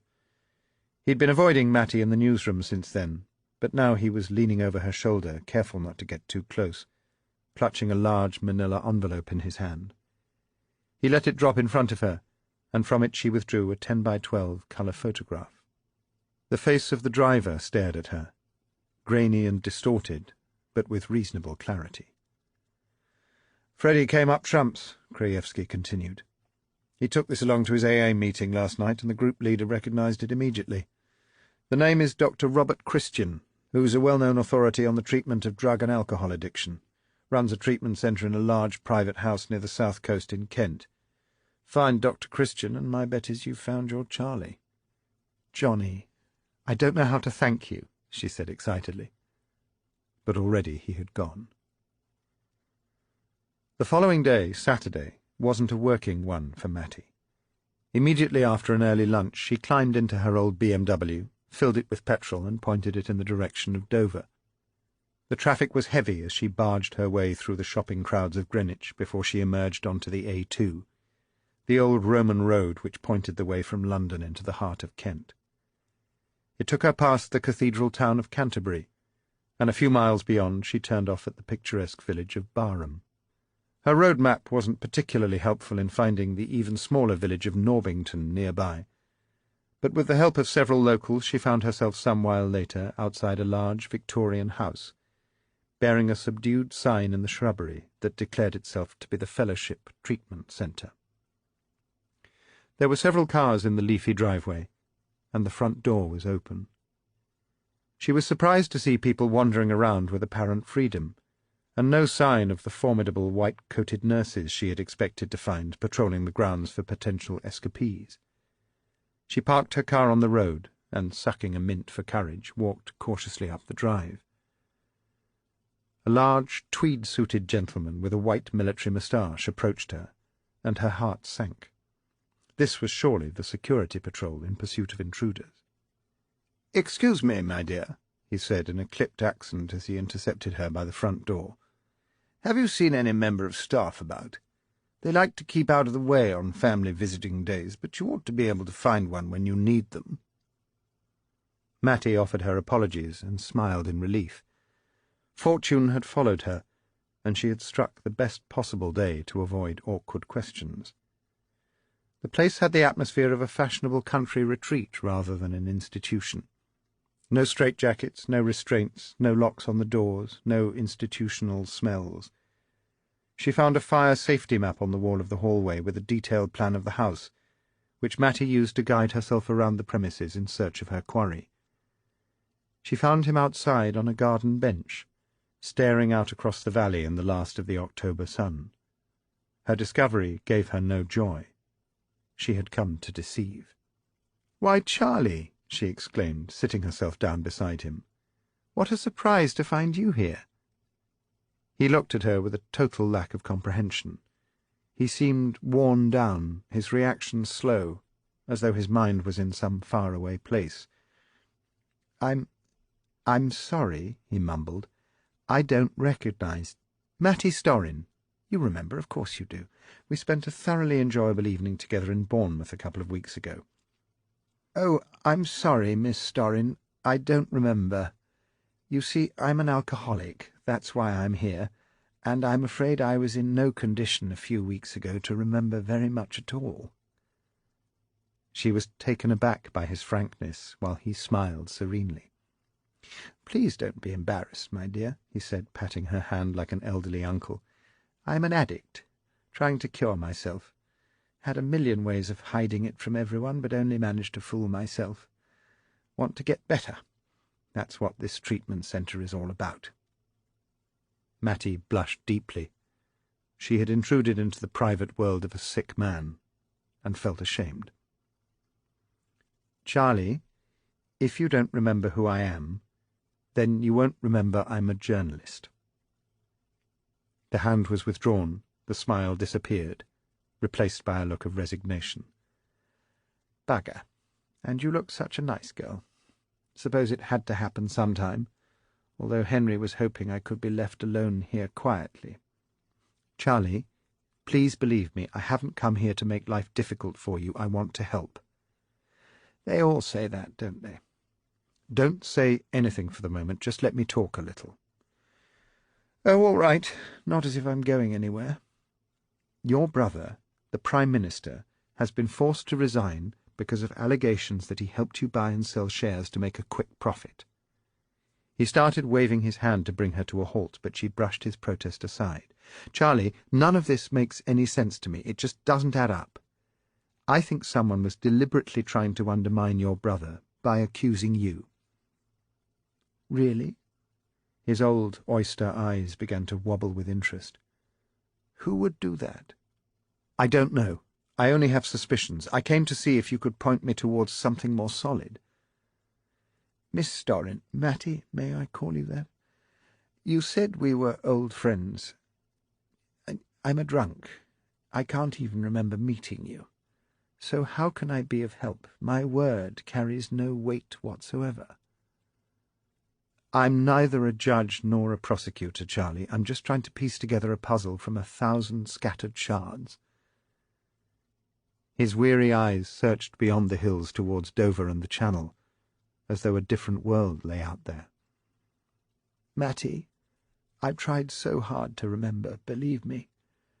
The thought that I have disgraced Henry and forced him to resign is almost more than I can bear. But I don't know what the truth is. I can't help you. Can't even help myself." "Wouldn't you remember something about buying so many shares?" "I've been very sick and very drunk. There are many things I have absolutely no recollection of." "Wouldn't you have remembered where you got the money from, or what you did with the proceeds?" "It does seem unlikely I would have had a small fortune lying around without my remembering it, or, more likely, spending it on alcohol. And I've no idea where the money could have gone. Even I can't drink away £50,000 in just a few weeks." "What about the false address in Paddington?" "Yes, they mentioned something about that. A complete mystery. I don't even know where Praed Street in Paddington is when I'm sober, so it's preposterous to suppose I would have found my way there drunk. It's the other side of London from where I live." "But you used it, so they say, for your bank and subscription to the party's literature service." Charles Collingridge suddenly roared with laughter, so violently that tears began gathering at the corners of his eyes. "Mattie, my dear, you're beginning to restore my faith in myself. No matter how drunk I was, I could never have shown any interest in political propaganda. I object when the stuff is pushed through my letterbox at election time. Having to pay for it every month would be an insult." "No literature?" "Never." Autumn leaves scuttled across the lawn. The sun was settling lower, and a warm red glow filled the sky, lighting up his face. He seemed visibly to be returning to health, and to be content. "I can't prove a thing, but on my word as a gentleman, I don't believe I am guilty of the things they say I have done." He took her hand once more and squeezed it. "Mattie, it would mean a lot to me if you believed that too." "I do, Charlie. Very much. And I'm going to try to prove it for you." She rose to leave. "I've enjoyed your visit, Mattie. Now that we're such old friends, please come again." "I shall. But in the meantime, I've got a bit of digging to do."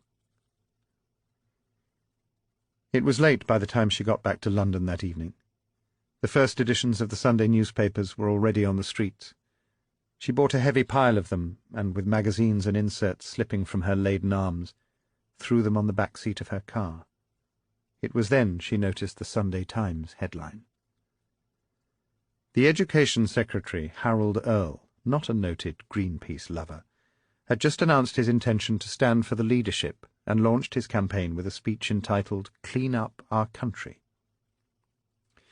"We have talked endlessly about the problems of our inner cities, yet they continue to decline, and the impoverished state of our inner cities has been matched by the degeneration of our countryside," the Sunday Times reported him as saying. "For too long we have neglected such issues. Recycled expressions of concern are no substitute for positive action. It's time we backed our fine words with fine deeds. The opinion polls show that the environment is an issue on which the voters say we have failed. After more than 12 years in office, they are right to say that this is unacceptable, and we must wake up to these concerns." Now, why is the Education Secretary making such a fuss about environmental matters? She asked herself as she came to the end of his thunderous speech. Silly me, I'm getting slow in my old age, can't decipher the code. Which cabinet minister is supposed to be responsible for environmental matters, and therefore responsible for this mess? The public fight to eliminate Michael Samuel had begun. Chapter 30. There is no form of wickedness in which a politician can't indulge and a journalist won't inflate. Hysterical exaggeration is the hallmark of them both. Wednesday, the 3rd of November. Mattie tried many times during the following week to get hold of Kevin Spence. Despite the repeated assurances of his gushingly polite secretary, he never returned her calls, so she waited until well beyond the time that secretaries usually have left for home before she called again. The night security guard put her straight through. "Miss Storrin, no, of course I haven't been avoiding you," Spence lied. "I've been very busy. These are distracting times." "Kevin, I need your help again." There was a pause. He was braver and more focused when he wasn't looking into her eyes. "I remember the last time I gave you my help. You said you were going to write a piece on opinion polls. Instead you wrote a story slandering the Prime Minister. Now he's gone." He spoke with a quiet sadness. "He was always very decent to me, very kind.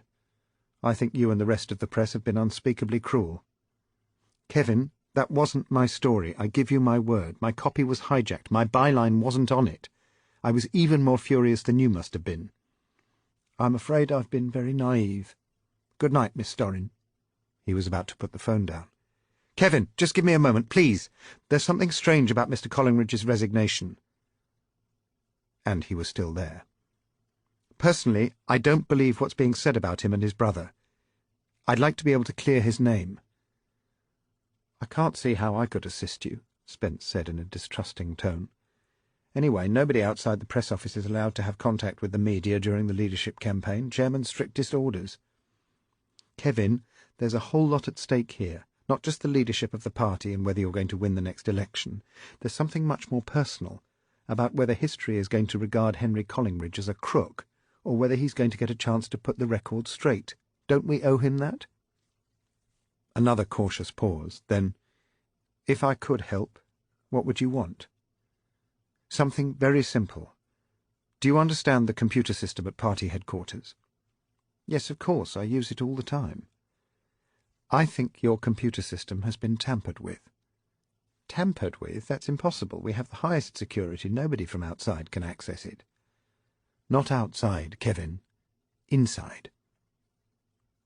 The silence from the other end of the phone was more prolonged this time. Think about it, Kevin. Your opinion poll was leaked from the inside. Only explanation. Dropped you right in it. She heard Spence whisper a mild curse as he battled with his doubts. Look, I'm working at the House of Commons. I can be with you in less than 10 minutes, and I guess the building is very quiet at this time of night. No one will notice. Kevin, I'm on my way over. Come in through the car park, he muttered. For God's sake, don't use the main reception. She was with him less than 7 minutes later. They sat in his small garret office, penned in by the mountains of files that tumbled over every available flat surface and onto the floor. A glowing green screen dominated his desk, and they were sat close beside each other in front of it. She had unfastened a button on her blouse. He had noticed. Mattie decided she would scold herself later.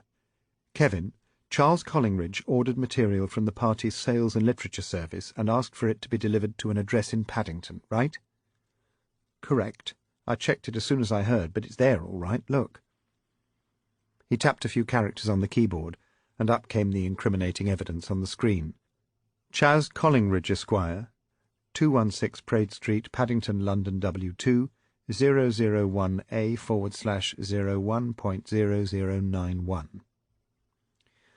What do these other hieroglyphs mean? The first set simply means that he subscribes to our comprehensive literature service. The second shows when his subscription expires. It's our way of knowing what he wants, everything, or just the main publications, or if he was a member of our specialist book club, that sort of thing. Each one of our marketing programs has a different set of reference numbers.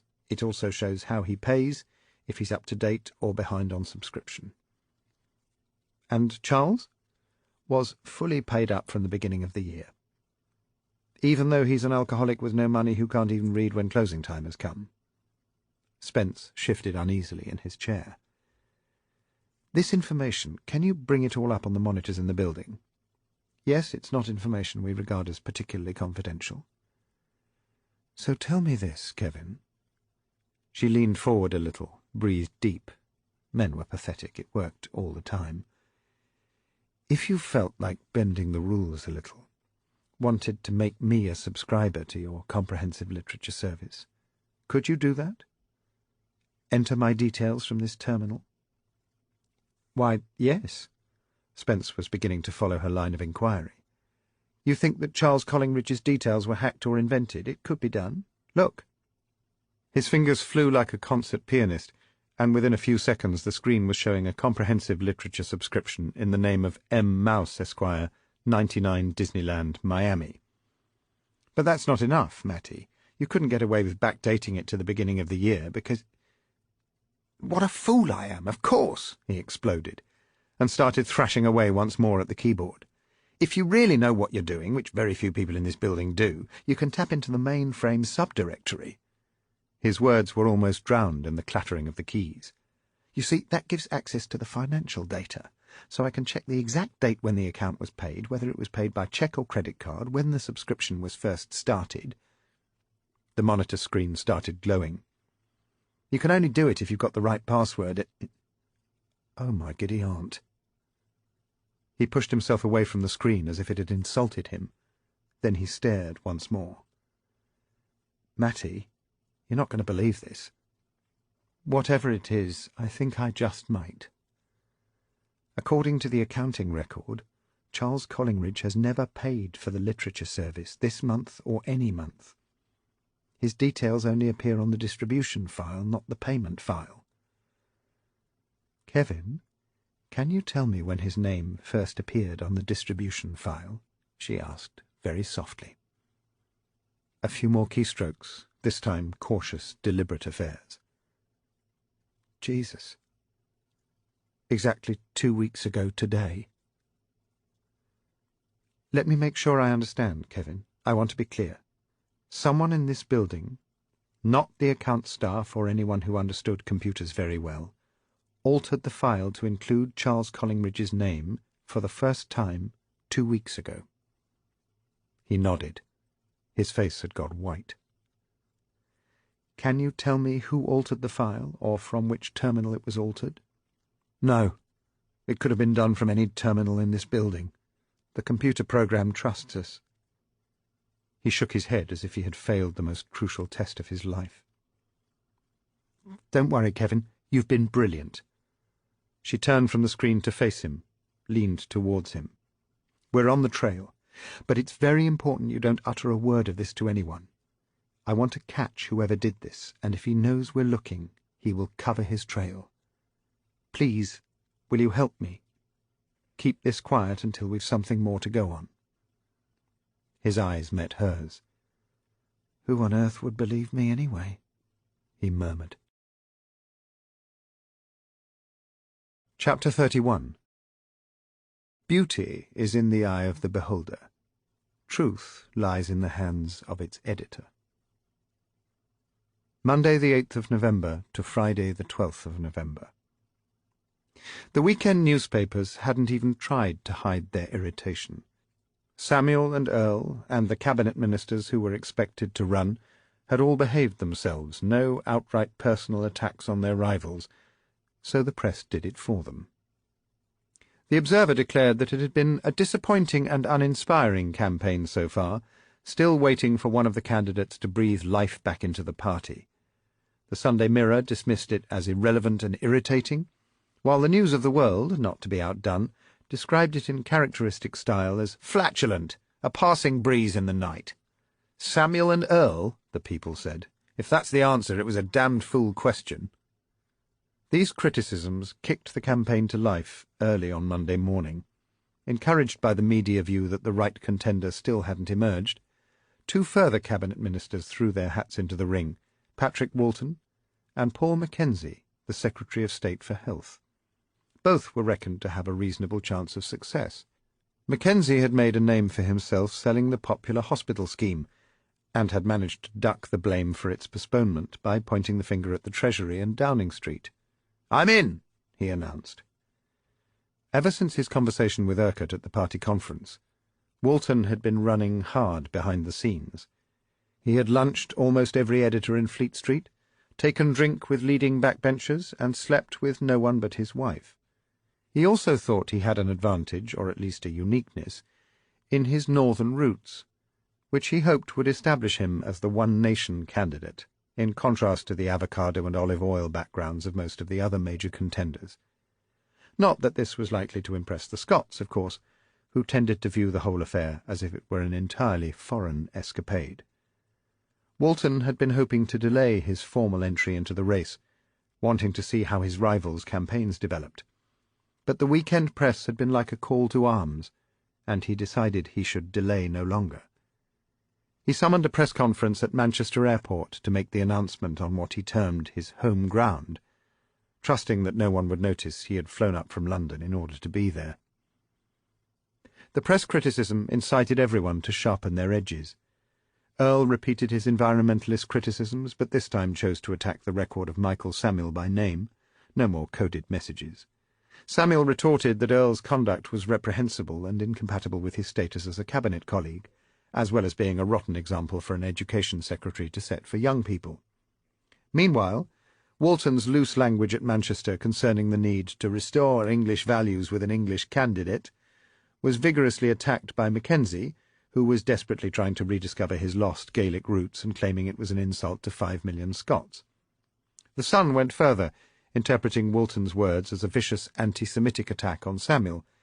Jewish activists swamped the airwaves and letter columns with complaints, while a rabbi in Samuel's hometown called on the Race Relations Board to investigate what he called the most atrocious outburst by a senior political figure since Mosley. Walton wasn't entirely unhappy with this overreaction, declaring, but only in private, that for the next 2 weeks everyone will be looking at the shape of Samuel's ears rather than listening to what he's saying. By Wednesday afternoon, Urquhart felt the situation had developed sufficiently well for him to issue a public call for a return to the good manners and standards of personal conduct for which our party is renowned. It was echoed loudly in the editorial columns, even as the front pages of the same newspapers were splashing the latest outburst of bad behaviour. When, therefore, on Friday afternoon Mattie walked into Preston's office telling him she had more, he shook his head in weariness. "It had better be different," he said, throwing Earl's latest press release into a corner. "This is different," she warned. He appeared to take little interest. "Front page different," she said. "So make my knees tremble." She closed the door behind her, making sure they couldn't be overheard. Collingridge resigned because of allegations that he or his brother had been fiddling share deals through a Paddington tobacconist and a Turkish secondary bank. I think we can prove that he was almost certainly set up every step of the way. "What are you talking about?" "He was framed." "Can you prove it?" "I think so." His secretary put her head round the door, but was brusquely waved away. "Here's what we have, Grev." Patiently she explained that she had checked the computer files at party headquarters, which had revealed that the distribution file had been tampered with. "Why would anyone do that?" "So that the false address in Paddington could be tied directly to Charles Collingridge." "Why do you think it was false?" "Anyone could have opened that accommodation address. I don't believe Charles Collingridge ever went anywhere near Paddington. Someone else did it in his name." The door opened yet again, another interruption. "Fuck off!" Preston growled, and the intruder scuttled away. "So why would anyone open a false address in Charlie Collingridge's name?" "Because they were trying to frame him. And his brother." "Too complicated," Preston remarked, but was still listening. "I went to Paddington myself this morning. I opened up an accommodation address at the same tobacconist shop in an entirely fictional name. I then got a taxi to Seven Sisters Road and the Union Bank of Turkey, where I opened up an account in the same fictional name, not with £50,000, but with just £100. The whole thing took less than 3 hours start to finish." "Jesus. So I can now start ordering pornographic magazines paid for out of the new bank account and delivered to the Paddington address, which could do a hell of a lot of damage to the reputation of one completely innocent politician." "Who?" In response, she placed a bank book and the tobacconist's receipt onto the editor's desk. He looked at them eagerly, then exploded. "The leader of the opposition?" he shouted in alarm. "What the fuck have you done?" "Nothing," she said, with a smile suggesting victory, "except to show that Charles Collingridge was almost certainly framed, that he probably never went near the tobacconist shop or the Union Bank of Turkey, and therefore he couldn't have bought those shares."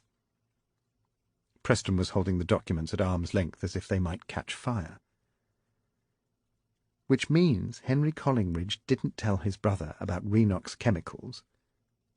Her inflection suggested there was more. And, Preston demanded. "He's innocent. Didn't have to resign." Preston sagged back in his chair. A bead of perspiration had begun to gather on his brow. He felt as if he were being torn in two.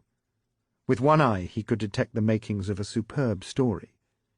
Yet that was the problem, for with his other eye he couldn't fail to see the enormous impact that such a story would make on the world of Westminster. It would turn everything upside down, perhaps even save Collingridge. Is that what they wanted? Landless had just instructed him that he had fresh fish to fry, and that all major pieces affecting the leadership race were to be cleared with him before publication. Hard news was little more than a commodity for Landless. What he yearned for was influence, power. Preston didn't know which way his boss would jump. He needed to play for time. "You've been very busy, young lady." "It's a tremendous story, Grev." "I don't recall you running this by me or asking permission to spend my money opening accommodation addresses." His reticence took her by surprise. "It's called initiative, Grev." "I don't deny you've done well." His mind was charging through his thesaurus of flannel, trying not to commit himself. It was a well-thumbed volume. Then he knew what he had to do, and the book closed shut with a snap. "But what have we got here, Mattie? You've shown it's possible to go charging round London opening accounts in Collingridge's name, but that's not enough. You haven't proved it wasn't Charlie Collingridge himself. That's still the easiest explanation to accept." But the computer file, Grev. It was tampered with. Haven't you considered the possibility that the computer file was altered not to incriminate Collingridge, but by him or one of his friends to provide him with an alibi, a hook to catch a little fish like you? You're kidding. For all we know, it wasn't the distribution file, but the accounts file which was altered. Might have happened only minutes before you saw it. But only a handful of people have access to the accounts file, Matty protested. And how could Charlie Collingridge have done that when he's drying out in a treatment centre? His brother? Matty was incredulous. You can't seriously believe that the Prime Minister took the incredible risk of ordering the party headquarters computer file to be altered just to falsify the evidence after he had already announced his resignation? Matty, think back, or are you too wet behind the ears to remember? Watergate. Files were burnt and tapes erased by the President. During the Irangate scandal, a secretary smuggled incriminating material out of the White House in her knickers. This isn't the Wild West. OK, Jeremy Thorpe, leader of the Liberal Party, put on trial at the Old Bailey for attempted murder. John Stonehouse went to jail after faking his own suicide. Lloyd George sold peerages out of the back door of Downing Street while he was screwing his secretary on the cabinet table. It's what happens in politics, Matty, all the time. Preston was warming to his theme now. Power is a drug like a candle to a moth. They're drawn towards it, take no heed of the dangers. They'd rather risk everything, marriages, careers, reputations, even their lives. So it's still easier to believe the Collingridges got caught with their hands in the till and were trying to cover it up. You can't tell me you won't run it, she accused sharply. Calm down, for God's sake. What I'm saying is you haven't got enough for the story to stand up. There's a lot of shit here and you need a much bigger shovel. You need to do more work on it. If he had meant it as a dismissal and a return to a quiet life, he was going to be disappointed. Her hands thumped onto his desk, and she was leaning across it to look him in his shifty eyes. Grev, I know I'm a stupid bloody woman, but just explain it to me so I can understand. Either somebody set the Collingridges up, or the Prime Minister is guilty by falsifying evidence. One way or the other, it's a huge story, and we have enough to lead the paper for a week. But which is it? We have to be sure, particularly in the middle of a leadership contest. It's because there's a leadership contest that we have to do it. What's the bloody point of waiting until after it's over and the damage has been done? Preston had struggled hard, but had run out of logic. He took badly to being lectured by one of his most junior members of staff, particularly a woman. He had had enough. Look, get your tits off my table and your tanks off my lawn. You burst into my office with a story so fantastic, but without a shred of concrete evidence. You haven't written a word of copy. How the devil can I tell whether you've got a great story or simply had a good lunch? Much to her own surprise, she didn't scream at him, but lowered her voice like a threat. Fine, Grev. If that's what you want, you'll have your copy in 30 minutes. She turned and walked out, barely able to resist the temptation to slam the door off its hinges.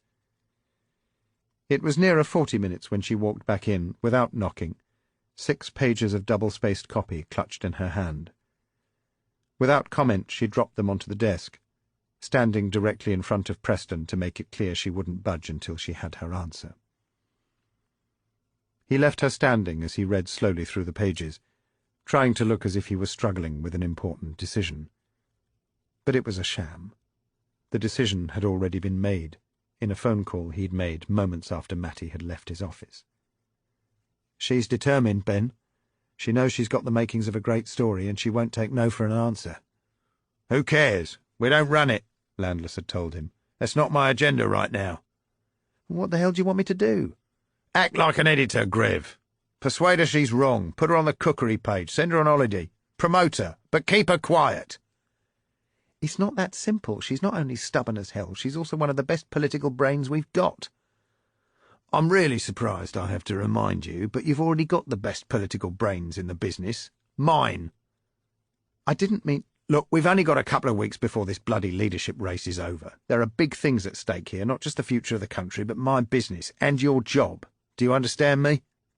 He was about to say, of course he understood him, but already the phone had been slammed down. Now she was back in his office, the cause of all his woes. He continued to shuffle the pages of her copy, no longer reading them, concentrating instead on what he was about to say, unsure how he should handle her. Finally, he put Mattie's story down and stretched back in his chair. "We can't run it. Too risky. I'm not willing to blow the leadership contest apart on the basis of speculation." It was what she had expected. She replied in a whisper that hit Preston like a boxing glove. "I will not take no for an answer." Damn it. Why didn't she just accept it, shrug it off, put it down to experience, or just burst into tears like the others? The quiet insolence behind her words made him all the more determined. "I'm not running your story. I'm your editor. That's my decision. You will accept it, or—" "Or what, Grev?" "Or realise that you have no future on our political staff." "You're firing me." This did surprise her. How could he afford to let her go, particularly in the middle of the leadership contest? "No, I'm moving you to women's features, starting right now. Frankly, I don't think you've developed the judgment for our political columns, not yet, maybe in a couple—" She flew straight across him. "Who's nobbled you, Grev?" "What the hell do you mean?" "You normally have trouble making up your mind whether you wear Y-fronts or boxers. Deciding to fire me from this story is somebody else's decision, isn't it?" "I'm not firing you. You're being transferred." He was beginning to lose much of his carefully maintained control. His complexion looked as if he had been holding his breath. "You're not firing me." "No." "Then I quit." His cheeks looked like a cherry farm. He had to keep her at the Chronicle, at least for a while. It was the only way to control her. But what the hell was he to do? He forced a smile and spread his hands wide in an attempt to imitate a gesture of generosity. "Look, Mattie, let's not be hasty. You're among friends here." Her nostrils flared in contempt. "I want you to get wider experience on the paper. You've got talent, no denying that, even if I think you haven't quite fitted in on the political side. We want to keep you here, so spend the weekend thinking over what other part of the paper you might like to work on." He saw her eyes and knew it wasn't working. "But if you really feel you must go, don't rush into anything. Sort out what you want to do. Let me know. We'll try to support you and give you 6 months' salary to help you on your way. I don't want any hard feelings. Think about it." "I've thought about it, and if you're not printing my story, I'm resigning, here and now." The soft words turned to steel. "In which case, I remind you that you have a contract of employment, and that stipulates you have to give me 3 months' notice. It also stipulates that until that time has elapsed, we retain exclusive rights over all your journalistic work. If you insist, we shall rigidly enforce that provision, in the courts if necessary, which would ruin your career once and for all. Face it, Mattie, your copy isn't going to get printed here or anywhere else. Wise up. Accept the offer. It's the best one you're going to get." Suddenly she saw the face of her grandfather smiling down at her as she curled up at his feet in front of a winter fire. "You are a pest, my little Mattie. Always asking questions, questions, questions." "But I want to know, Farfar." So her grandar had told her about how he had set out from his fishing village on the Norwegian fjord, on his dash for freedom, leaving everything behind, knowing that once he started he could never turn back. "I knew what was waiting out there for me," he said. "Terrifying things. There were German patrol boats, minefields, and nearly 1,000 miles of stormy seas." "So why did you do it?" "Because also waiting for me was the most terrifying and wonderful thing of all. The future." And he had laughed and kissed her curls. Now she gathered up the papers on Preston's desk, sorted them into a neat pile, then ripped them slowly in half before letting them flutter back into his lap. "You can keep the words, Grev, but you don't own the truth. I'm not sure you would even recognize it." This time she slammed the door. Chapter 32. Politicians are much like aging authors and older women. The dangerous phase in their lives is when they are no longer content with the respect of friends, but demand the adulation of an audience. Sunday the 14th of November to Monday the 15th of November. In the immediate aftermath of the Chronicle's devastating opinion poll and Collingridge's resignation, Urquhart had written to all his parliamentary colleagues in his capacity as Chief Whip. During the course of the leadership election, you will undoubtedly be approached by newspapers and pollsters trying to obtain your view about which candidate you are likely to support. I would encourage you not to respond. At best, these surveys can only serve to disrupt the proper conduct of what is supposed to be a confidential ballot. At worst, they will be used to make mischief. We can do without lurid headlines and outlandish comment. The best interests of the party are best served by refusing to cooperate with such activity. The majority was more than happy to accept his advice, but at least a third of MPs are generally reckoned to be constitutionally incapable of keeping anything quiet, even state secrets. As a result, less than 40% of the 337 government MPs with votes in the ballot responded to the pollsters' pestering telephone calls on behalf of 2 Sunday newspapers. It left the impression that the parliamentary party was still a long way from making up its collective mind. Moreover, the views of those who did respond weren't much help either. Samuel was ahead, but only narrowly, and to a degree that the pollsters emphasized was not statistically significant. Walton, Mackenzie, and Earl followed in close order, with 4 other candidates who had put their heads above the parapet considerably further behind. The conclusions to be drawn from such evidence just 4 days before the close of nominations were flimsy, but that didn't seem to bother those who wrote the headlines. "Samuel slipping, early lead lost," roared the Mail on Sunday, while the Observer was scarcely less restrained in declaring, "Party in turmoil as poll reveals uncertainty." The inevitable consequence was a flurry of editorials criticising both the quality of the candidates and their campaigns. "This country has a right to expect more of the governing party than this ferrets-in-a-sack routine," the Sunday Express intoned. "We may be witnessing a governing party which is finally running out of ideas and leadership after too long in power." The following morning's edition of the Chronicle was intended to resolve all that. Just 3 days before the close of nominations, it put aside convention and, for the first time in its history, ran its editorial on the front page. Its print run was increased, and a copy was hand-delivered to the London addresses of all government MPs. No punches were pulled in its determination to make its views heard throughout the corridors of Westminster. This paper has consistently supported the government, not through blind prejudice, but because we felt they served the interests of the nation better than the alternatives.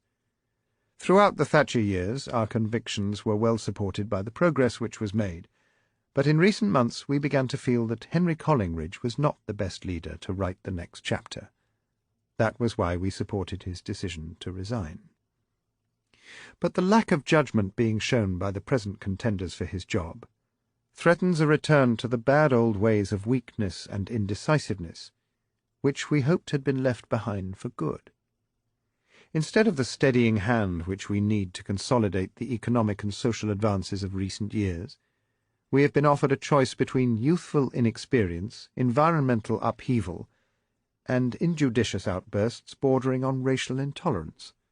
This choice isn't good enough. We need a leader who has maturity, a sense of discretion, and a proven capacity for working with all his colleagues. There is at least one senior figure in the party who enjoys all of these attributes, and who in recent weeks has been almost unique in upholding the dignity of government, showing himself capable of putting aside his own personal ambition for the wider interests of his party.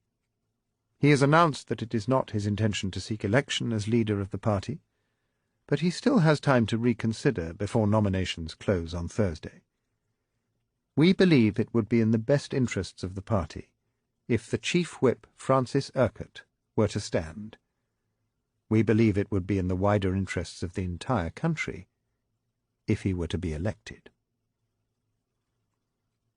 Such an endorsement was like a lifeboat cutting through troubled seas. By the time Urquhart emerged from his home in Cambridge Street at 8:10 that morning, there was a wriggling media scrum waiting to greet him. He had been waiting inside to ensure that the timing of his exit enabled BBC Radio's Today programme and all breakfast television channels to take it live.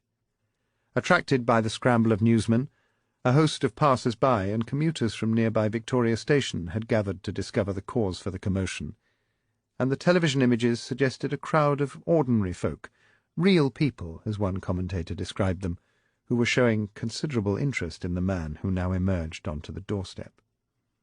The journalists shouted. He waved a hand to quieten them. The hand also contained a copy of that morning's Chronicle. He smiled, an expression that contained both intrigue and assurance. "Ladies and gentlemen, as Chief Whip, I would like to think you had gathered here because of your interest in the details of the government's forthcoming legislative programme. But I suspect you have other things on your mind." A gentle quip, an appreciative chuckle from the journalists. Urquhart was now firmly in control. "I have read with considerable surprise and obvious interest this morning's edition of the Chronicle." He held it up again so that the cameras could get a clear shot. "I'm honoured they should hold such a high opinion of my capabilities, one which goes far beyond my own judgment of the matter, I can assure you. As you know, I had made it clear that I had no intention of standing, that I thought it was in the party's best interest that the Chief Whip should stand above this particular contest." He cleared his throat. They waited in silence, pencils poised, microphones thrust still further forward, straining at the leash. "And generally, that's still my view. However, the Chronicle raises important points which should be considered carefully. I know you'll forgive me if I don't come to an instant or snap judgment out here on the pavement, not even for you, ladies and gentlemen. I want to spend a little time consulting a few colleagues, weighing their opinions. I also intend to have a long and serious discussion with my wife, whose views will be most important of all. I shall then sleep upon it all and let you know tomorrow what decision I have reached. Nothing more till then, I'm afraid. Tomorrow!" With one final wave of his hand, still clutching the newspaper, and held for many seconds to satisfy the screaming photographers, Urquhart withdrew into his house and shut the door firmly behind him. Mattie was beginning to wonder whether she had been hasty in storming out of Preston's office. She had spent a lonely weekend trying to identify newspapers for which she would like to work, but as she did so she quickly realized that none of them had any obvious gaps in their political reporting teams. She had made many telephone calls, but they had led to few appointments. She also began to discover that a rumour was spreading, a story that she had stormed out in tears after Preston had questioned her judgment, and sensitive feminine outbursts don't generally commend themselves to the alpha males of the newspaper club. It didn't help her mood when the Bank of England pushed up interest rates to protect sterling from speculators during the period of uncertainty. Mortgage rates followed within hours. Mattie had a mortgage, a hefty one. Paying for it was difficult enough, even with a salary. Without one, the hyenas would be soon at her door. That afternoon she went to the Commons in search of Urquhart. His name was everywhere, the main dish of the day, but he proved elusive and he wasn't returning her calls. It was by chance that she almost bumped into him as she was walking down one of the finely carved circular staircases off the central lobby. He was striding up the marble steps with the vigour of a far younger man, and she was caught so by surprise that she almost slipped. He reached out, grabbed her arm, steadied her, pulled her to one side. "Why, Mattie, what a delight! I've been trying to get hold of you. I know. I've been avoiding you." He laughed at his own appalling honesty.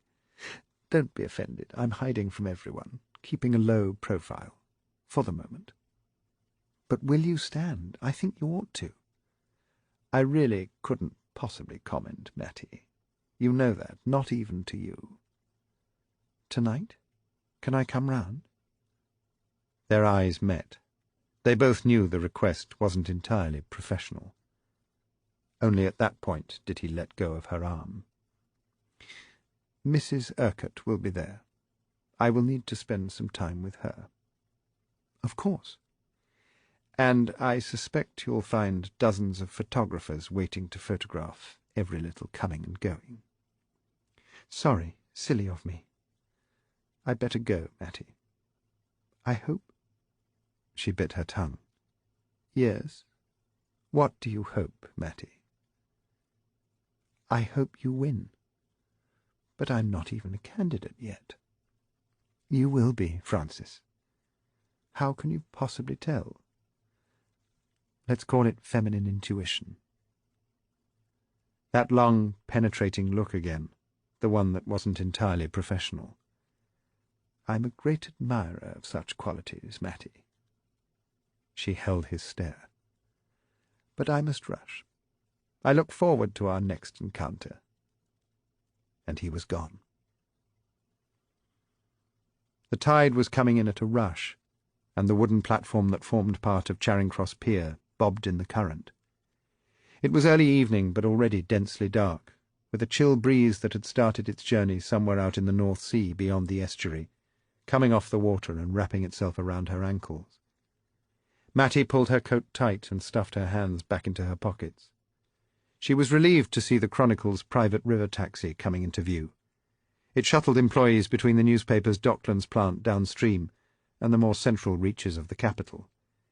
It was the shuttle that Matty had used to ferry her between the newspaper and Westminster. Now Krajewski had asked to meet her, with a message. "Grev says you've got to come back," Krajewski said as he walked down the short gangway from the boat. "I quit." "He knows that. The whole bloody newsroom heard you. Didn't know you could slam a door that hard without the wall falling down." His tone was light, trying to humour her. "Anyway, he says he wants you back, even if it's only to work out your 3 months' notice." "I'd rather freeze out here," she said, turning away.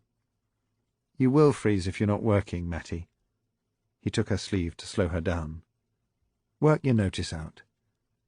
"On women's features," she snorted in contempt. "Use the paper as a base for finding something else. Grev says that's okay with him." "He wants to control me." "I want to see you." His words sat between them, staring. "Whatever you want, Matty. Take it slowly, let's see what happens. Unless you can't stand me, that is." "No, Johnny, that's not it." "Then what is it?" She set off again, but not at speed. They strolled along the embankment, tracing the twisted, confusing curves of the river with the floodlit vistas of the Festival Hall and the Houses of Parliament beyond. "So what do you make of all the Urquhart stuff?" he asked eventually, trying to find some ground they could share. "It's extraordinary and exciting. Like a messiah on a white charger galloping to the rescue." "Messiahs don't ride chargers, stupid. They do donkeys." They both laughed, felt easier. He moved close. She slipped her arm through his as they kicked a path through the wind-swept piles of leaves gathered beneath the plane trees. "Why did the paper do it?" she asked. "Dunno. Grev just came in late yesterday, not a word to anyone, turned the paper inside out and produced his front-page editorial from out of his pocket. No warning, no explanation. Still, it seems to have caused quite a stir. Perhaps he got it right after all." Matty shook her head. "I don't think it was Grev. It takes balls to position the paper in that way, and he's such a shriveldick. No, it could only have come from one place, the desk of your beloved proprietor. Last time he stepped in he was dethroning Collingridge, now he's trying to hand the crown to someone else." "But why? Why Urquhart? He comes across as something of a loner, aristocratic, patrician, old-school tie, don't you think?" "Or the strong, silent type. Not one of the boys, no great fan club." "But maybe that's it, Johnny. Low profile. No one hates him enough to campaign against him, not like they're doing with Samuel." She turned to face him, her breath forming swells of mist in the evening air. "You know, he might just slip through the middle while the others are all killing themselves. Landless could have picked a winner." "You think he'll stand, then?" "Certain of it." "How can you be?" "I'm a political correspondent. the best, but it's cold on the outside of the tent, doesn't it? I've lost my job, Johnny, not my curiosity. I think there's something bigger going on here than anyone can imagine, bigger than Landless, much bigger than Shriveldick, and too big even for the Chronicle. What do you mean? Woodward and Bernstein? They had a newspaper to print their stuff, Matty. Well, they also wrote a book. You're going to write a book? Maybe. You want me to tell Grev that? Only if it really upsets him.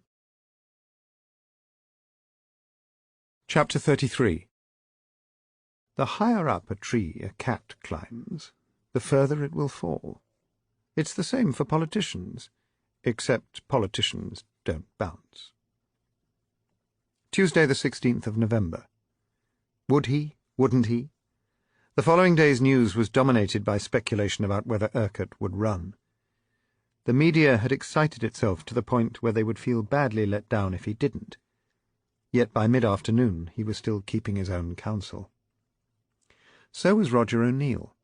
The previous day Matty had telephoned party headquarters wanting to get an official view about computers, literature sales, and accounting procedures, only to discover that Spence had been absolutely right about the ban on staff contact with the media for the duration of the campaign.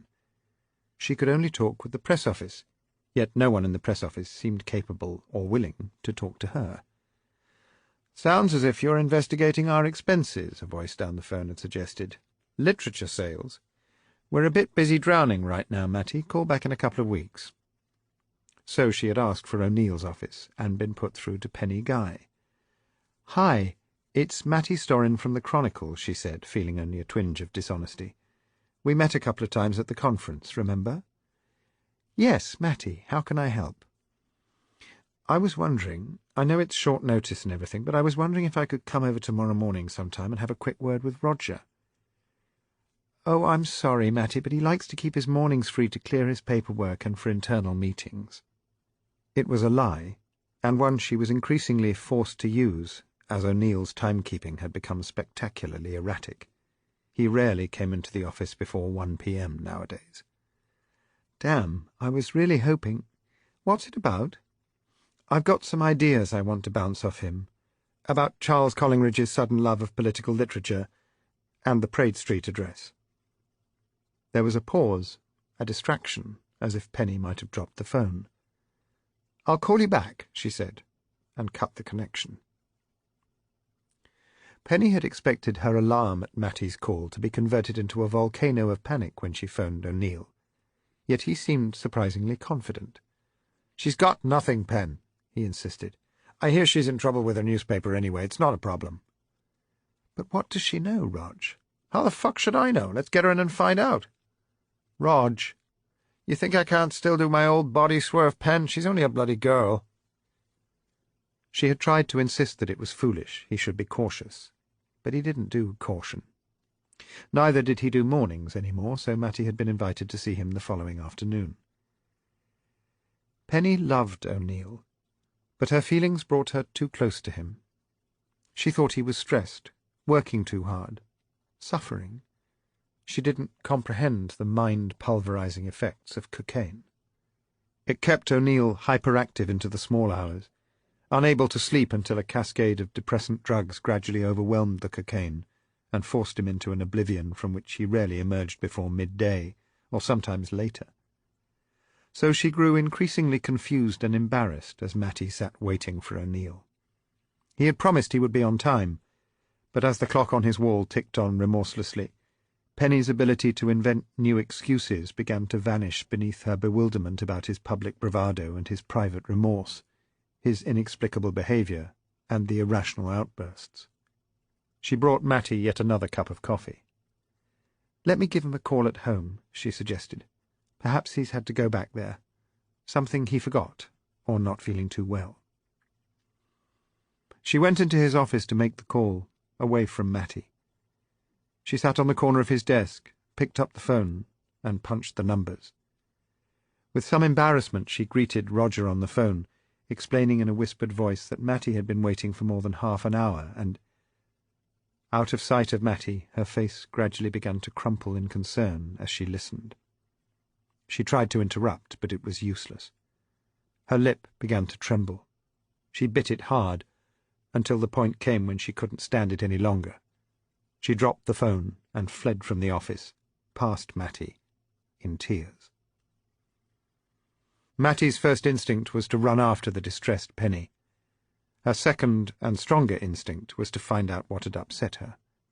The receiver was still swinging beside the desk where it had been abandoned. She put it to her ear.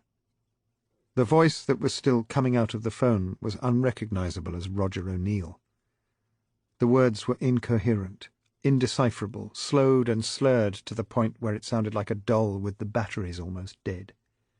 There were gasps, moans, long pauses, the sound of tears falling, the mad music of a man in emotional agony and tearing himself apart. She replaced the receiver gently in the cradle. Matty found Penny in the washroom, choking into a paper towel. Matty touched her consolingly on the shoulder. Penny turned in alarm, as though slapped, her eyes raw and swollen. "How long has he been like that, Penny?" "I can't say anything," she blurted, her confusion mixed with excruciating pain. "Look, Penny, he's obviously in a very bad way. I'm not going to print any of this, for goodness sake. I think he needs help. I think maybe you need a hug." Matty stretched out her arms, and Penny fell into them as though she were the loneliest woman on the planet. She stayed there, locked in Matty's arms, until there were no more tears left. When she had recovered sufficiently to escape, she and Matty went for a walk in nearby Victoria Gardens to refresh themselves in the crisp air blowing off the Thames, and where they could talk without interruption. The fight had gone from Penny. She asked Matty for an assurance that none of what she said would be printed, and when Matty agreed, it began to pour forth. She told of how the Prime Minister's resignation had put O'Neill in turmoil, how he had always been a little emotionally extravagant, but had been growing worse. "I think the resignation had really brought him close to a breakdown." "But why, Penny? Surely they weren't that close." "He liked to think he was close to the whole Collingridge family. He was always arranging for flowers and special photographs to be sent to Mrs. Collingridge, doing little favours whenever he could. He loved it all." Matty sighed, took in the cold air, the same wind that had blown her grandfather on his journey across the sea. How would he have felt about what she was doing? She felt guilty. She knew she wasn't being simply a friend to Penny. But hadn't her grandfather left all his friends behind, even his family, for what he knew was right? She, like him, had to press on. "Roger's in trouble, isn't he? We both heard him just now, Penny. Something has really got to Roger, something that's eating away at him from the inside." I think he blamed himself so badly over the shares." "The shares? You mean the Renox shares?" Matty pressed, trying to hide a flush of alarm. "Charlie Collingridge asked him to open the accommodation address because he wanted somewhere for his private mail. Roger and I went to Paddington in a taxi, and he sent me in to do the paperwork. I knew he felt uneasy at the time. I think he sensed there was something wrong. And when he realized what it had been used for and how much trouble it had caused, he just began going to pieces." "Why did Charlie Collingridge ask Roger to open the address and not do it himself?" "I've no idea. It was just a silly favour Rog agreed to do for him. Perhaps Charlie felt guilty because of what he was going to use it for. Fiddling the shares." They were leaning on the parapet, staring out over the grey, sluggish river. A seagull landed beside them and stared with menacing yellow eyes, hoping for food. Matty stared back, and the bird flapped its wings and disappeared, crying out in disappointment. "I'm sure it was something like that," Penny continued, "something Charlie was ashamed of. He took advantage of us. Roger just breezed into the office one day and said he'd got this little job to do, that it was terribly confidential, and I had to keep quiet about it. As silent as if I were sucking a bishop, he said. You know Rog, tries to be an Irish poet, thinks he has a way with words." "So you never saw Charlie Collingridge yourself?" "No, I've never met him. Rog likes to handle all the important people himself." But you are sure it was Charlie Collingridge? Of course. Rog said so. And who else could it have been? A burst of November air sent dead autumn leaves scurrying around their ankles like rats, and Penny shivered. Oh, God, it's all such an awful mess. Penny, relax, it'll be all right. These things sort themselves out. Mattie linked her arm through Penny's and they began to walk on. Why don't you take a couple of days off? Roger can survive without you for a little while. Can he? I wonder. He can't be that useless. Knows how to make tea and use the office computer, doesn't he? He's strictly a coffee man and types with one finger. Slow but sure? No, just slow. It made sense to Mattie. Whoever messed with the computer file was no expert. O'Neill was no expert. It didn't make them one and the same, but it made sense. So many fingers were pointing at O'Neill. They had arrived back at Smith Square in the shadow of the church. You know they still use gaslight in this square, Mattie said, pointing to the ornate street lamp above their heads. Do they? Penny looked up and shook her head in surprise. You know I've walked around this square every day and never noticed. You have a sharp eye. I try. They were outside the headquarters building.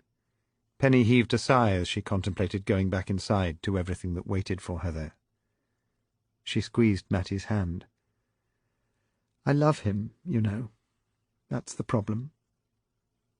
Love should never be a problem. And there was me thinking how wise you were. Penny laughed. Her strength had returned. Thanks for listening.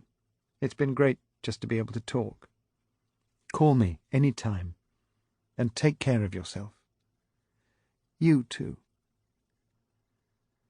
Mattie walked slowly the few hundred yards back to the House of Commons, oblivious of the chill, warmed by thoughts that were on fire with impatience, and with one thought burning brighter than all the others. Why the hell had Roger O'Neill framed Charles and Henry Collingridge? Chapter 34. Every politician has his principles. It's simply that some are on a wavelength so rare you would require a telescope at Jodrell Bank to locate them. Tuesday the 16th of November to Wednesday the 17th of November.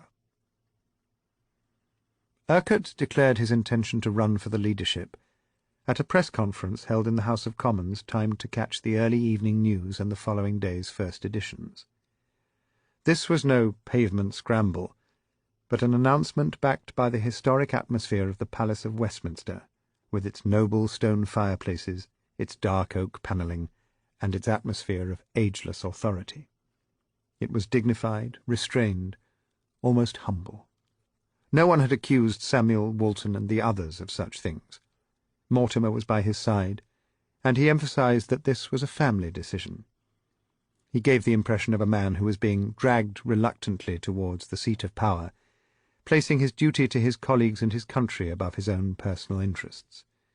It was political theatre, of course, from a carefully rehearsed script, but he did it so well. The following day, on Wednesday morning, Landless also held a press conference, another piece of theatre, but with an entirely different atmosphere. He sat in one of the palatial reception rooms of the Ritz Hotel, at a long table covered with microphones, facing the cameras and questions of the financial press. Alongside him, and almost dwarfed by his bulging girth, sat Marcus Frobisher, the chairman of the United Newspapers Group, who, although an industrial magnate in his own right, was clearly cast in a secondary role for this occasion. To one side a large video screen played some of the Chronicle's better advertising material, interspersed with cuts of Landless being greeted by workers, pulling levers to start the printing presses, and generally running his empire in a warm and personal manner. And there was the man himself, smiling for the cameras. "Good morning, ladies and gentlemen." Landless called the throng to order in a voice that was considerably less common Cockney than the one he adopted on private occasions. "Thank you for coming at such short notice. We have invited you here to tell you about one of the most exciting steps forward for the British communications industry since Julius Reuter established his telegraph service in London more than 100 years ago. He shifted one of the microphones a little closer, to allow a few moments for the sense of excitement to take hold. "Today, we wish to make an historic announcement.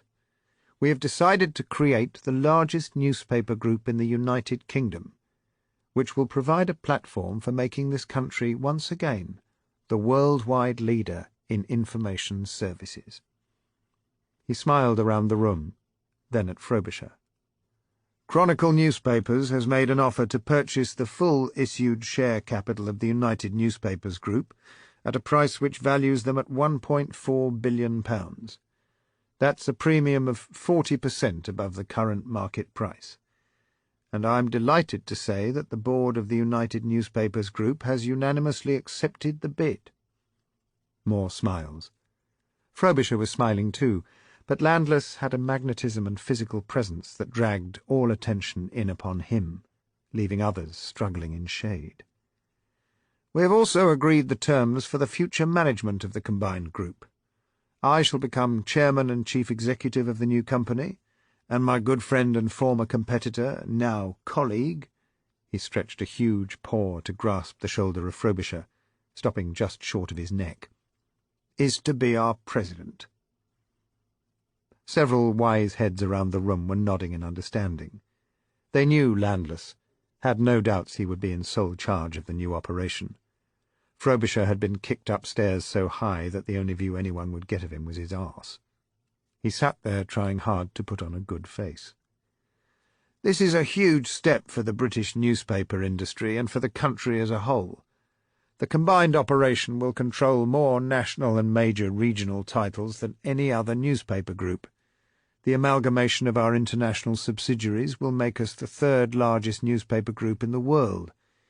It will be a springboard for our ambition, which, very simply, is to become the biggest newspaper group on the planet, and based right here in Britain." He beamed, his huge face split with a vast, predatory smile. "Now ain't that exciting?" he declared, reverting to his East London accent, and cameras flashed as though on his command. He let them have their few moments before once more taking the reins. "Now I know you'll all be bursting with questions, so let's start." A hum of excitement swept around the room, and a forest of hands shot up to catch his eye. "I suppose, to be fair, I ought to take the first question from someone who won't be working for the group," Landless jested. "Can we find anyone unlucky enough to fit that description?" With theatrical exaggeration he shielded his eyes from the bright lights and searched the gathering for a suitable victim, and they all laughed at his cheek. "Mr. Landless," shouted the business editor of the Sunday Times, "the government have made it very clear in recent years that in their view the ownership of British newspapers is already concentrated in too few hands. They've made it clear they would consider using their monopolies and mergers powers to prevent any further consolidation. How on earth do you expect to get the necessary government approval?"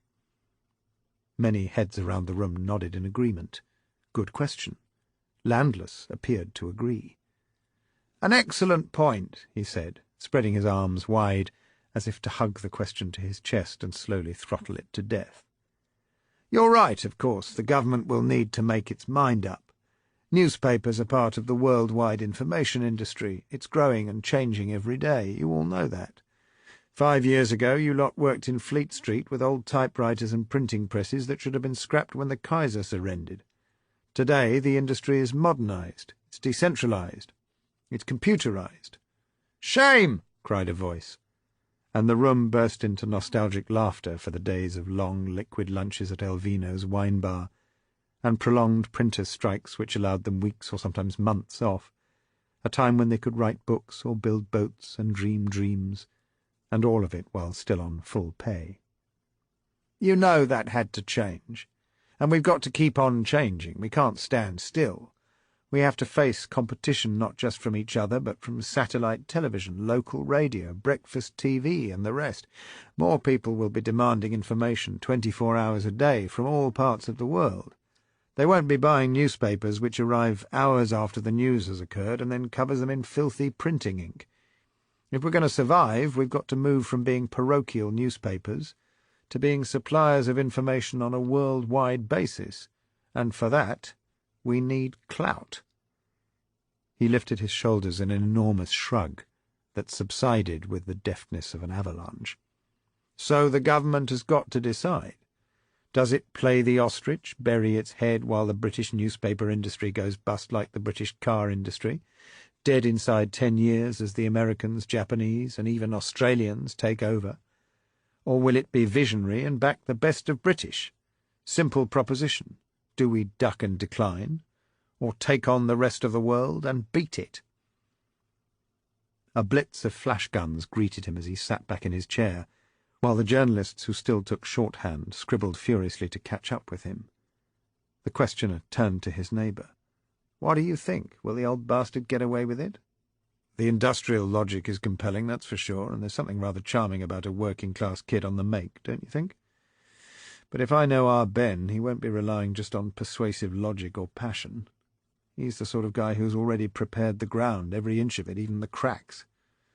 I think we'll soon see just how many politicians owe him favours." The answer seemed to be that a whole host of politicians owed Landless. With nominations closing the following day and the first ballot due in just a week, no one seemed keen to take him on and risk antagonizing the combined might of the Chronicle and United groups. There was a rush to endorse his idea that within hours had grown into a stampede among contenders as they struggled not to be left behind. Why, the man was surely not only enlightened, but deeply patriotic. Once again it seemed that Landless had discovered the way to tickle a politician's fancy. By tea-time he was able to sit back with his usual mug of Bovril and snap his red braces in delight. Not everyone was taken in, of course. The Independent couldn't resist the temptation to have a dig. The Landless announcement burst like a grenade in the middle of the leadership race, which presumably was his intention. Not since the Profumo scandal have so many politicians been caught pulling their trousers down. It's not only undignified, but a dangerous state for a politician to be caught in. Not all the aspirants joined the stampede. Samuel was cautious, non-committal. He had too many knife wounds in his back to stick his head above the parapet yet again. He said he wanted to consult the workforce of the two groups before reaching his decision, and even before Landless's Bovril had gone cold, union representatives were denouncing the plan. They noted there were no guarantees about job security, and hadn't forgotten or forgiven a tactless Landless quip that he'd had to fire 10,000 people for every million he had made. In the face of opposition from the unions, Samuel realized it would be absurd for him now to endorse the deal, so sought refuge in silence. Urquhart also stood out from the crowd. Within an hour of the announcement, he was in front of cameras giving a thoroughly polished analysis of the global information market and its likely trends. His technical expertise far outshone his rivals, yet he was cautious. "While I have the highest respect for Benjamin Landless, I think it would be wrong of me to jump to conclusions before I've had an opportunity to consider all the details. I think politicians should be careful. It gives politics a bad name if we all look as if we're dashing around trying to buy the support of the editorial columns. So to avoid any possible misinterpretation, I shan't be announcing my own views until the leadership contest is over. By which time, of course," he added modestly, "they may be of no interest anyway." If only all his colleagues could have taken the dignified and principled stand of the chief whip, the Independent commented, raining down on him in praise. Urquhart is establishing a statesmanlike tone for his campaign which marks him out from the pack. It will do nothing to harm his chances. Other editorials echoed this line, not least the Chronicle. "We encouraged Francis Urquhart to stand for the leadership because of our respect for his independence of mind and his integrity. We were delighted when he accepted the challenge, and we are still convinced that our recommendation was correct. His refusal to rush to judgment over the Chronicle United newspaper merger is no less than we would expect. We still hope that after due deliberation he will wholeheartedly endorse the merger plans, but our view of Urquhart is based on much more than commercial interest. He is the only candidate who so far has demonstrated that he has that vital characteristic missing in so many, the quality of leadership." From around the corridors of Westminster it was possible to detect the sound of doors being slammed in frustration, as ambitious politicians realized that once again Urquhart had stolen a march on them. A penthouse suite overlooking Hyde Park offered a different perspective. Landless gazed out across the treetops and the world he hoped would soon be his. "To you, Frankie boy," he muttered into his glass.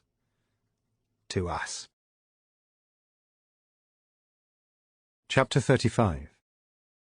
For some, it is the end of the rope. For others, it is only the beginning. Thursday, the 18th of November. When nominations closed at noon on Thursday, the only surprise was the last-minute withdrawal of Peter Bairstead. He'd been the first to announce his intention to stand, but already his race was run. "I've done what I set out to do, which was to get a proper election going," he announced punchily. "I know I haven't got a chance of winning, so let the others get on with it. I'll be there to help drag the bodies out of the arena." He had meant to say he would be there to help bind the wounds, but not for the first time his love of a sharp phrase had run away with his judgment.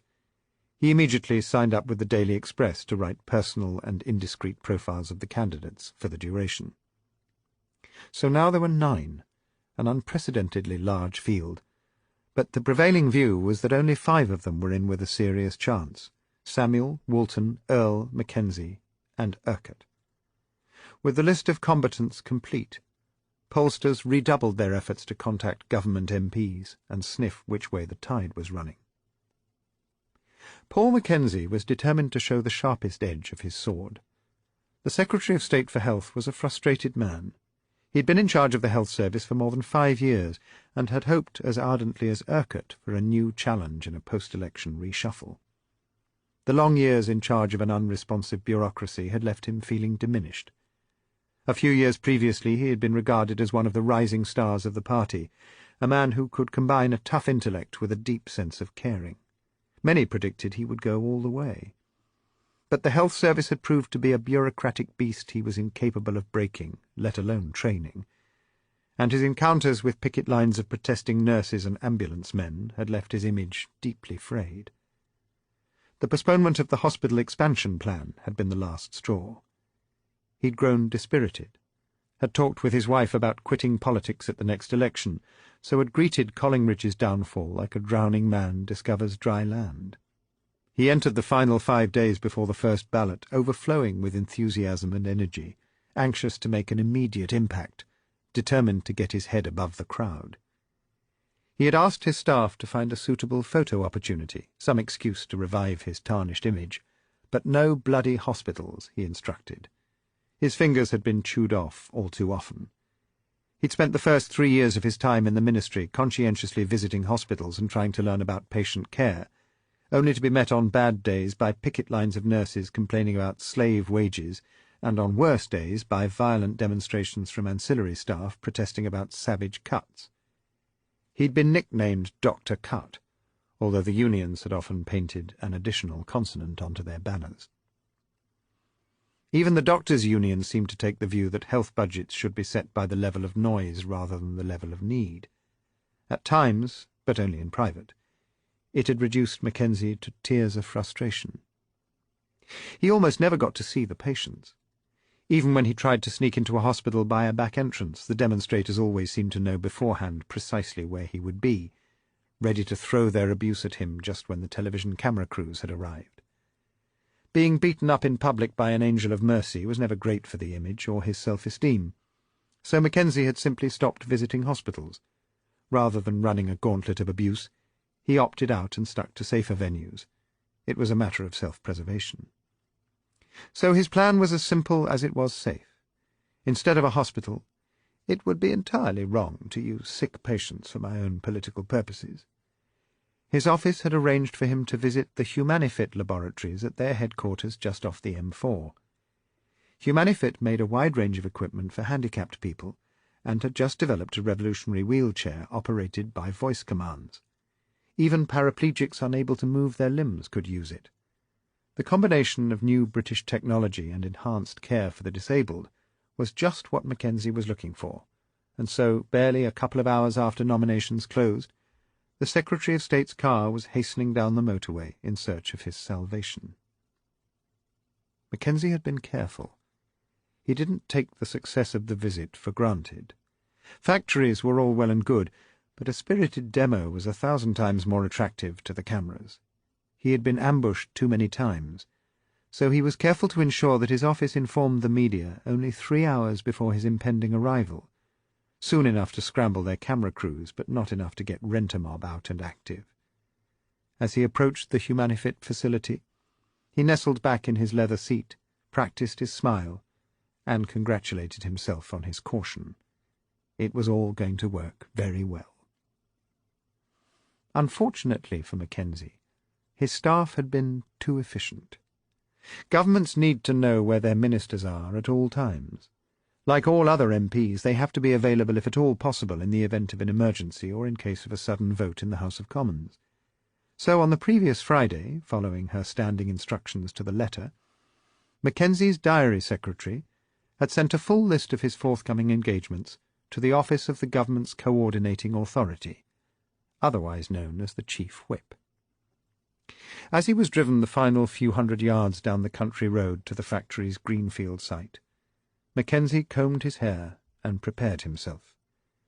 The ministerial car passed alongside the red brick wall that curved around the site, and as the minister in the rear seat made sure his tie was straight, it swept in through the front gates. No sooner was it through than the driver jammed on the brakes, throwing Mackenzie against the front seat, spilling papers on the floor, and ruining his careful preparations.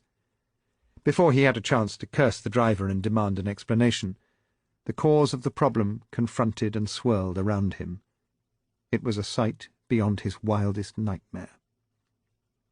The tiny car park in front of the factory's reception office was jammed with a throng of seething protesters, all dressed in nurses' uniform and hurling abuse, with every angry word and action recorded by the 3 television cameras that had been dutifully summoned by Mackenzie's press officer, and placed in an ideal viewing position on top of the administration block. No sooner was the official car inside the gates than the crowd surged around, kicking the bodywork and banging placards on the roof. In a couple of seconds the aerial had gone, and the windscreen wipers had also been wrenched off. The driver had the sense to press the panic button fitted to all ministerial cars, which automatically closed the windows and locked the doors, but not before someone had managed to spit directly into Mackenzie's face. Fists and contorted faces were pressed hard up against the glass, all threatening violence on him. The car rocked as the crowd surged against it, smothering it, suffocating him, until he could see no sky, no trees, no help, nothing but hatred at close quarters. "Get out! Get out!" he screamed, but the driver raised his hands in helplessness. The crowd had surrounded the car, blocking off any hope of retreat. "Get out!" he continued to scream, overcome by claustrophobia, but to no avail. It wasn't a matter of judgment, more of fallible instinct, as Mackenzie, in despair and desperation, leaned forward and grabbed the automatic gear stick, throwing it into reverse. The car gave a judder and moved back barely a foot before the driver's foot hit the brake. But too late. It had driven into the crowd. A wheelchair had been knocked over. A woman in nurse's uniform struck. She appeared to be in great pain. The crowd parted, and seizing his opportunity, the driver reversed his vehicle out of the gates and onto the road, pulling off a spectacular handbrake turn to bring the nose of the car round and effect a rapid escape. He sped away, leaving large black rubber scars on the road surface. Mackenzie's political career was left on the road alongside the ugly burnt tyre marks. It didn't matter that the wheelchair had been empty, or the woman was not badly injured, or that she wasn't in fact a nurse but a full-time union convener and an experienced hand at turning a picket line drama into a newsworthy crisis. No one bothered to inquire, and why should they? They already had their story. The tide had turned against the drowning man, and swept poor Mackenzie once more out to sea. Chapter 36. It was once said that all political careers end in failure. That's why politicians have a front side and a back side. It makes them easier to stack. Friday, the 19th of November. It had been a difficult week for Mattie. The pace of activity in the leadership race had picked up sharply, yet she found herself treading water, feeling left behind by events. Nothing had come of her few job interviews. It became clear to her that she had been blacked by all the newspapers in the expanding, landless empire, and none of his remaining competitors seemed particularly keen to antagonize him. The word had got around. She was difficult. And on Friday morning the mortgage rate had gone up. But the worst of it was her frustration with herself. While she had gathered more pieces of the jigsaw, still she could find no pattern in them. Nothing seemed to fit. It left a dull, throbbing ache in her temples that had been with her for days, so she had hauled her running gear out of the wardrobe and began pounding her way around the leaf-covered tracks and pathways of Holland Park, hoping that the much-needed physical exercise would purge both body and mind. Instead, it seemed only to add to her pains as her lungs and legs began to complain. She was running out of ideas, stamina, and time. The first ballot was just 4 days away, and all she was doing was scattering squirrels. In the fading evening light she ran along the sweeping avenue of chestnut trees which towered magnificent and leafless above her, down Lime Tree Walk, where in daylight the sparrows were as tame as house pets, past the red-bricked ruins of old Holland House, burned to the ground half a century ago, leaving itself wrapped in brooding memories of past glories. In the days before London had grown into a voracious urban sprawl, Holland House had been the country seat of Charles James Fox, the legendary 18th-century radical who had spent a lifetime pursuing revolutionary causes and plotting the downfall of the Prime Minister. It had always been in vain. Yet who had succeeded where he had failed? She went over the ground again, the field of battle on which Collingridge had fallen, the election campaign, the leaks, the scandals, and the personalities that had been sucked into the mire, not just Collingridge and his brother Charlie, but Williams, O'Neill, Bearstead, Mackenzie, Sir Jasper Granger, and Landless, of course. That was it. That was all she had. So where did she go from here? As she climbed the slope towards the highest part of the wooded park, digging into the soft earth, she bounced the alternatives to see if any would fly. Collingridge isn't giving interviews, Williams will only talk through his press office, O'Neill doesn't seem capable of answering questions, and Landless wouldn't stop for me on a pedestrian crossing. Which leaves— She came to a sudden halt, scattering dead leaves. Why, you, Mr. Kendrick. She started running once more, her feet lighter as she broke the top of the hill and began stretching out on the long downhill slope that led towards her home. She felt better now. She had got her second wind. Saturday, the 20th of November. As Harold Earl clambered gently out of bed so as not to disturb his wife and headed for the shower, he felt content with his week's work. He'd been nominated as one of the 5 most likely candidates, then watched as Samuel's bandwagon failed to roll and Mackenzie's derailed. There was the Chief Whip's creditable showing, of course, but Earl couldn't believe Urquhart could succeed.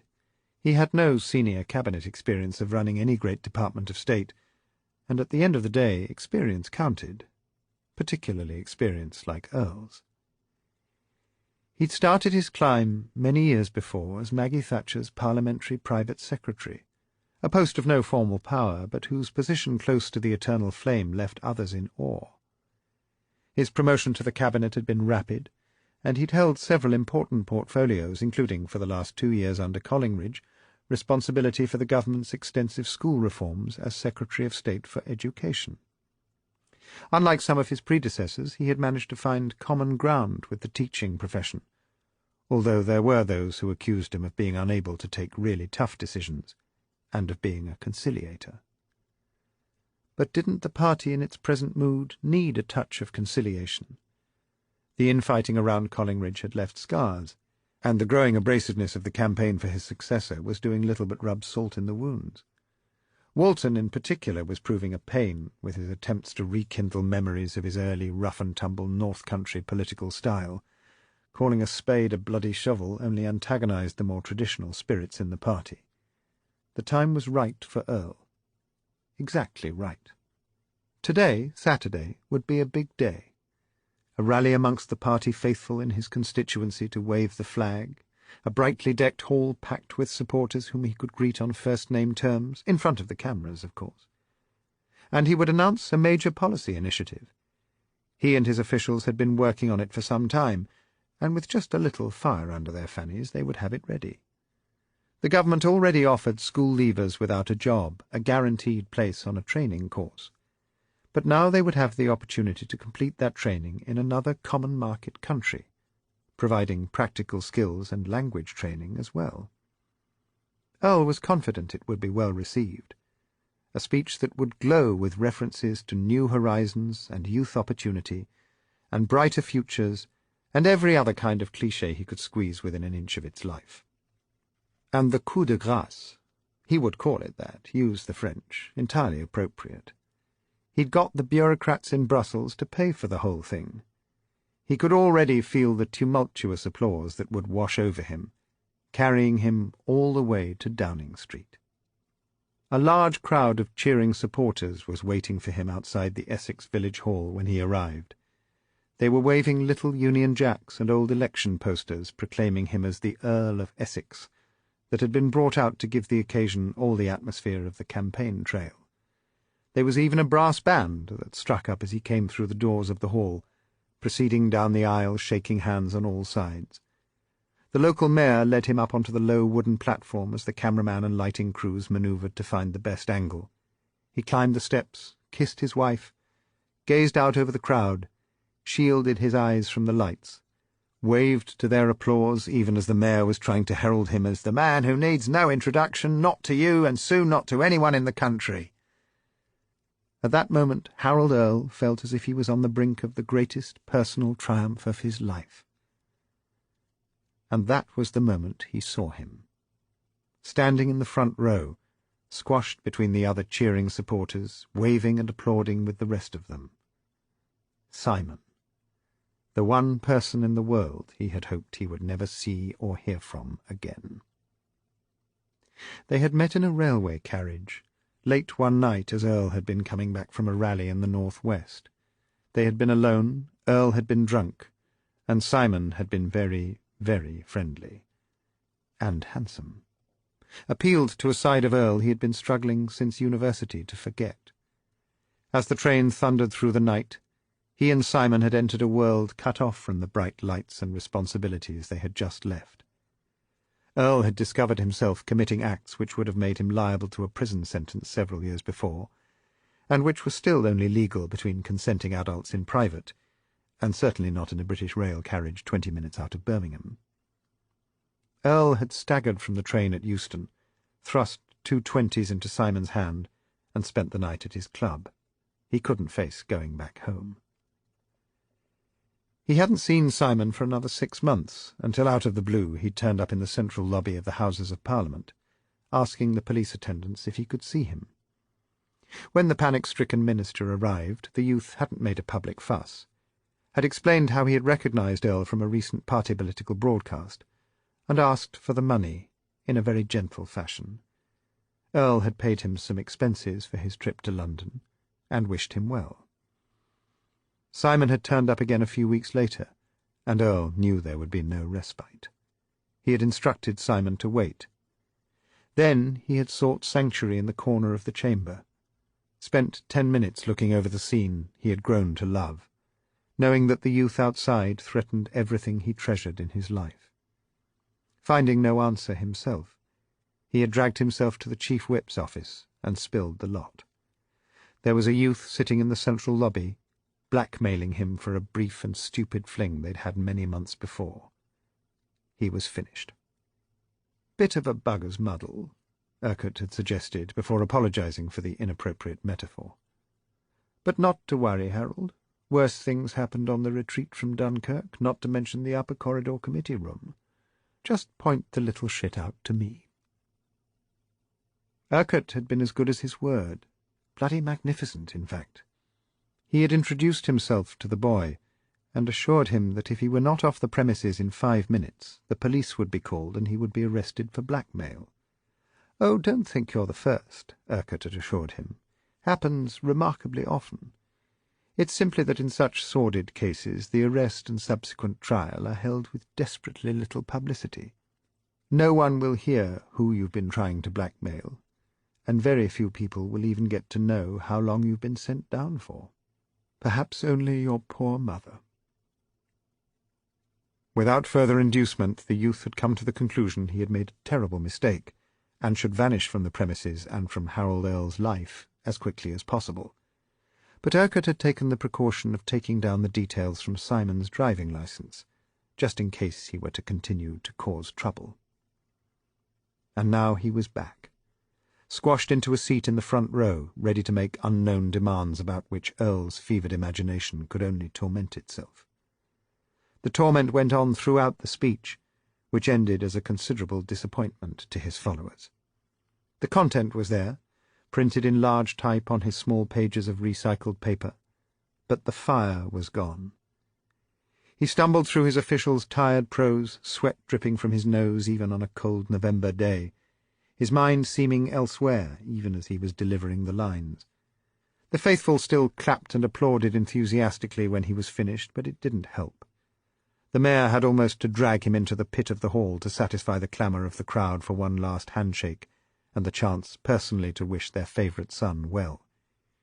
As they cheered him and pummelled him on the back, he was drawn ever closer to Simon's youthful, penetrating, knowing eyes.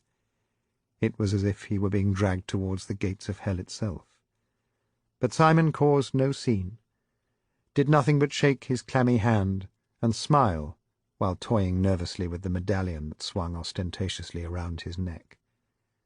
Then he was gone, just another face left behind in the crowd.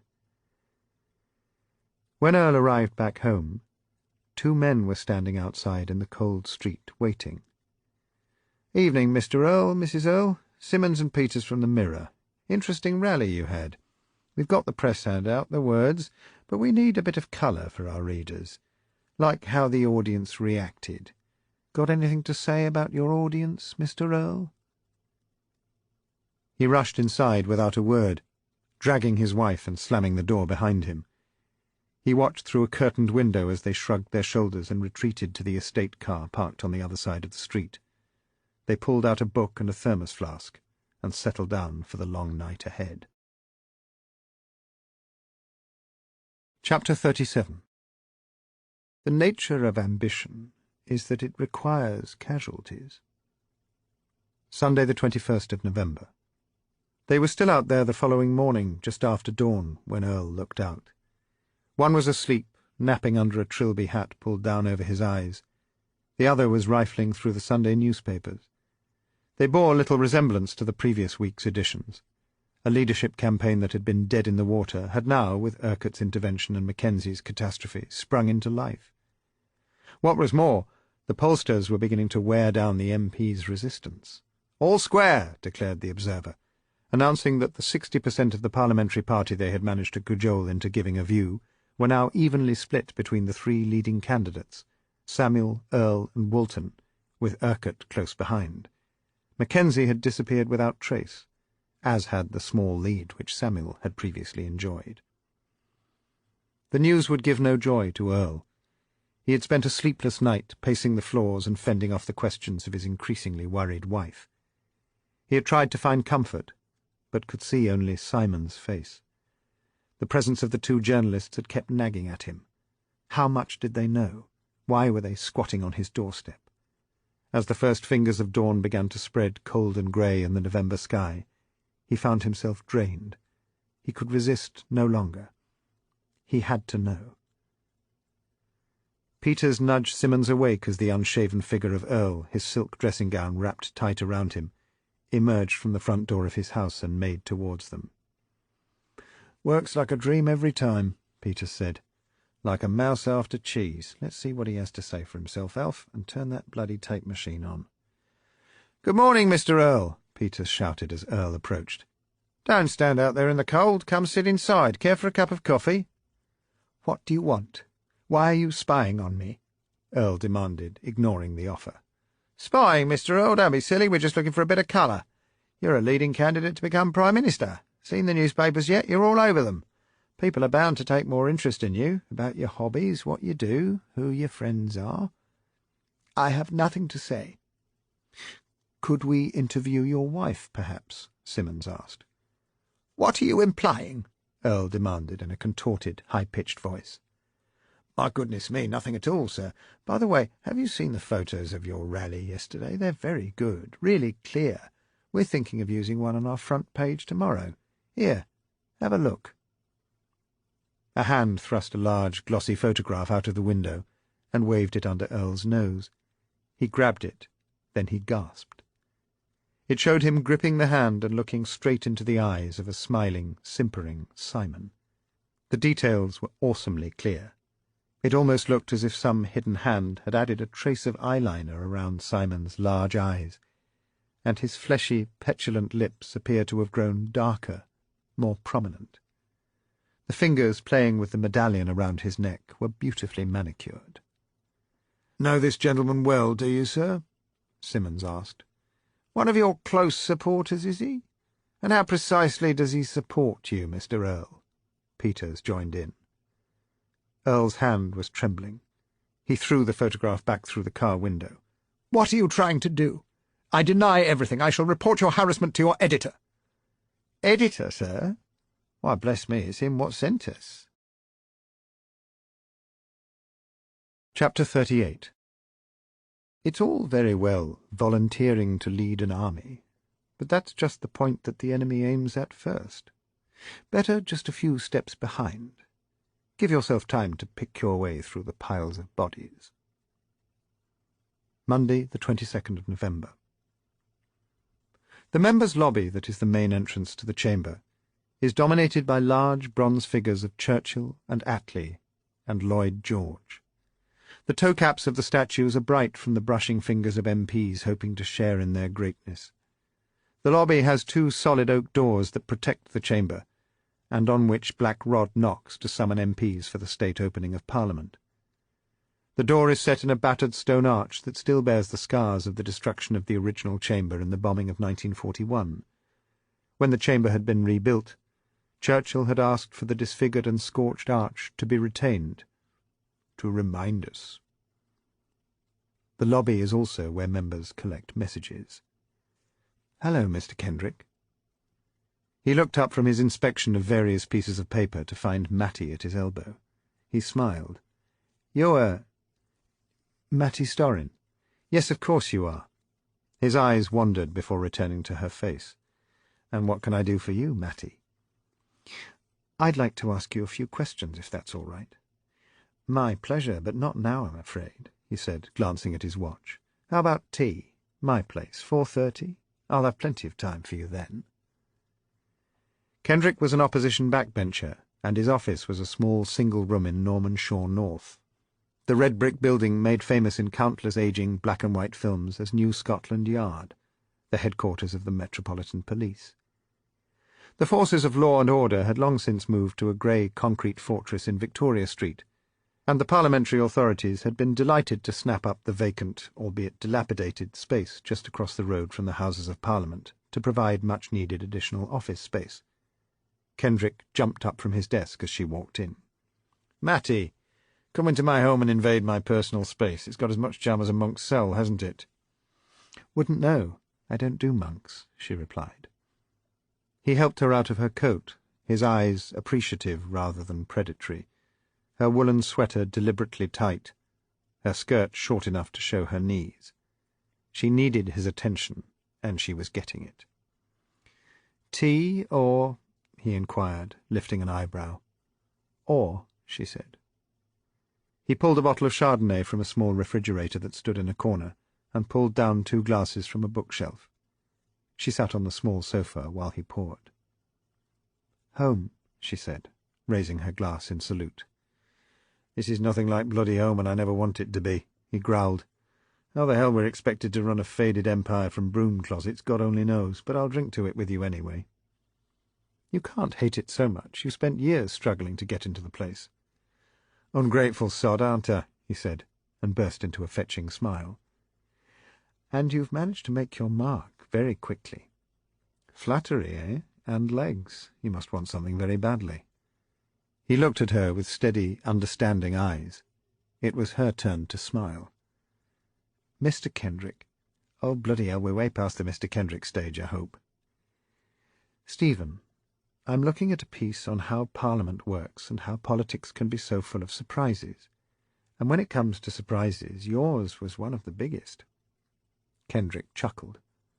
I'm still amazed at how my reputation was built on such a, well, what would you call it, stroke of luck, throw of the dice, guesswork?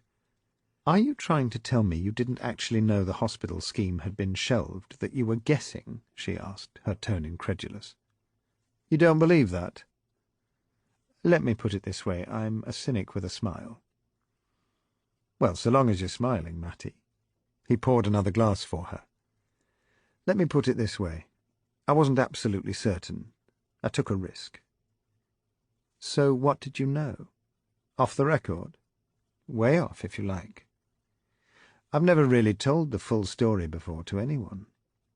He glanced down to where Matty was rubbing her ankles as if to relieve sore shins. But I like your interrogation technique. And I suppose there's no harm in telling you a little of the background. He pondered a second to decide how far he should go. I found out that the government, or rather their party headquarters, had planned a massive publicity campaign to promote the new hospital plan. They'd worked hard at it, spent a lot of money on the preparations. Well, you would, wouldn't you, with a plan like that? But at the last minute they cancelled the whole bloody thing, just pulled the plug on it. I thought about it for a long while, and the more I thought, the only explanation that made any sense was that they weren't pulling the plug just on the publicity campaign, but on the policy itself. So I decided to challenge the Prime Minister, and he fell for it. I couldn't have been more surprised myself. I don't remember any discussion at the time about a publicity campaign. They wanted the element of surprise. I think all the planning of it was highly confidential. You obviously have confidential sources, and that's exactly how they're going to stay, even for you. Confidential is the sort of thing I wouldn't even tell my ex. You're divorced, very single. Matty suspected he was offering a deal, but as attractive as he was, she wasn't willing to pay that sort of price. Her life was already complicated enough. I know how valuable sources are, she said, getting the conversation back on track. But can you give me a little guidance? The leak could only have come from one of two sources, party or government, yes? Insight as well as ankles. There's been bad blood between party headquarters and Downing Street since the election. You said it was a party publicity drive, so it would be logical to suspect the information came out of party headquarters. You're very good, Matty, but you didn't get that from me, okay? And I'm not saying any more about my source. His tone had lost its gaiety. He was now in business mode and cautious. No need to worry. Roger's secret is safe with me. Kendrick was halfway through a mouthful of wine. He let it dribble back into his glass. The eyes, when they came up to meet hers, were like unhammered steel. You think I'm shallow enough to turn on an old friend just because you flash your tits at me? An old friend? The pieces of this part of the jigsaw were beginning to fit together. I know it was Roger. I don't need you to confirm it. And I'm not on an inquisition. He's got enough on his plate without this. This won't appear in the press. So why are you here? Information. Understanding. And there was me beginning to like you. I think it's time for you to leave, Matty. The men from the Mirror were there at lunchtime, and still there in the evening, reading, picking their teeth, watching. They had been waiting for Earl in their sordid little car almost continuously for 48 hours, witnessing every flicker of the curtain, photographing everyone who called, including the postman and the milkman. And his wife, of course. He found only a crumb of comfort that she had left early to visit her sister. Sweet, blind woman that she was, she'd assumed the journalists were lurking outside her front door because of the leadership campaign, which, in a way, they were. Earl had no one to turn to, no one with whom to share his misery or seek wise counsel. He was a lonely figure, a sincere and even devout man who had made one mistake for which one day he knew he would pay. They had grown tired with waiting. They knocked on the door. "Sorry to bother you, Mr. Earl. Simmons and Peters again. Just a quick question our editor wanted to ask. How long have you known him?" Into his face was thrust another photograph of Simon, this time taken not at a public rally, but in a photographer's studio, and dressed from head to foot in black leather slashed by zip fasteners. The jacket was open to the waist, exposing a slender, tapering body, while from his right hand there trailed a long bullwhip. "Go away! Go away! Please go away!" he screamed, so loudly that neighbours came to the window to investigate. "If it's inconvenient, we'll come back some other time, sir." Silently they filed back to their car and resumed the watch. Chapter 39. Those who wish to climb the tallest trees must accept the consequence that it is likely to expose their most vulnerable parts. Tuesday, the 23rd of November. They were still there the following morning, waiting for him. Earl had no emotional resources left. He sat weeping gently in an armchair in the study, his fingernails, or what was left of them, buried deep into the arm.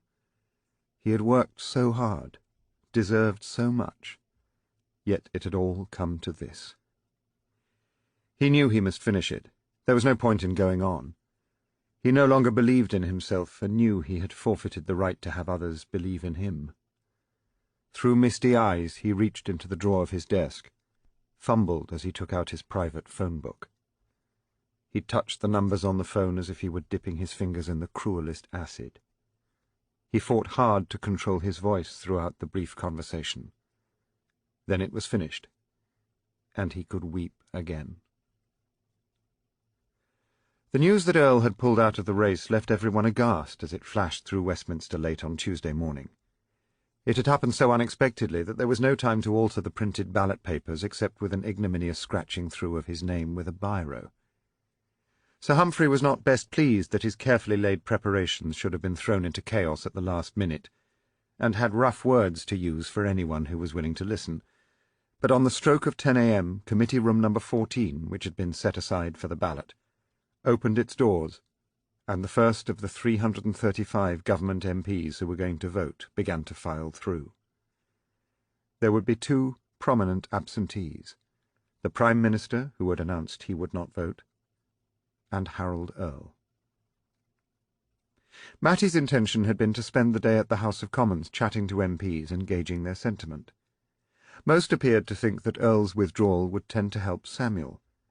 "The conciliators tend to stick with the conscience merchants," one old buffer had explained, "so Earl's supporters will drift towards young Disraeli. They haven't got the imagination to do anything more positive." Disraeli, the Jew. The campaign was taking on a more unpleasant personal edge. She was in the press gallery cafeteria spilling coffee with other correspondents when the tannoy system announced there was a call for her. She hoped it might be a job offer, that someone had changed their mind. She deserted her coffee and went to the nearest phone. The shock that hit her when she heard the voice was even greater than the news of Earl's withdrawal. "Hello, Matty. I understand you were looking for me last week. Sorry you missed me. I was out of the office. Touch of gastric flu. Do you still want to get together?" Roger O'Neill sounded so friendly and enthusiastic that she had trouble connecting it with the voice she had heard dribbling down the phone a few days earlier. It sounded like a completely different man. "If you're still interested, why not come across to Smith Square later today?" he offered. It left Matty wondering what chaotic circus ride O'Neill was on. Yet her reaction was nothing compared to that of Urquhart a little earlier. He had telephoned to instruct O'Neill to make the appropriate arrangements for Simon to attend Earl's weekend meeting, and also to ensure that the Mirror was anonymously informed about the connections between the two men. Instead, like Matty and Penny, he had discovered O'Neill sliding steadily into his cocaine-induced oblivion and losing touch with events outside his increasingly narrow, kaleidoscopic world. There had been a confrontation. Urquhart couldn't afford to lose O'Neill's services, but neither could he afford to have loose ends unravelling. "1 week, Roger. 1 more week and you can take a break. Forget all of this for a while. Come back to that knighthood you've always wanted. It will change everything for you. With a K, they'll never be able to look down their noses at you again. And I can arrange it, you know I can. But you let me down now. You lose control, and by God I'll make sure you regret it for the rest of your life. Damn you, get a grip on yourself. You've got nothing to fear. Just hold on for a few more days. O'Neill wasn't entirely sure what Urquhart was going on about. Hold on? Of course he could hold on. To be sure, he'd been a little unwell, but his befuddled brain was in denial, and still refused to accept there was any major problem with his behaviour. He could handle it. Everything. There was no room in his life for doubts, especially about himself. He could cope with it all, particularly with a little more help. Just a little. Only a few more days, pull a few strings, a few more sidesteps, and wipe the condescending smiles off their faces. Arise, Sir Roger. It would be worth a little extra effort. Of course, Francis. Not a problem, I promise.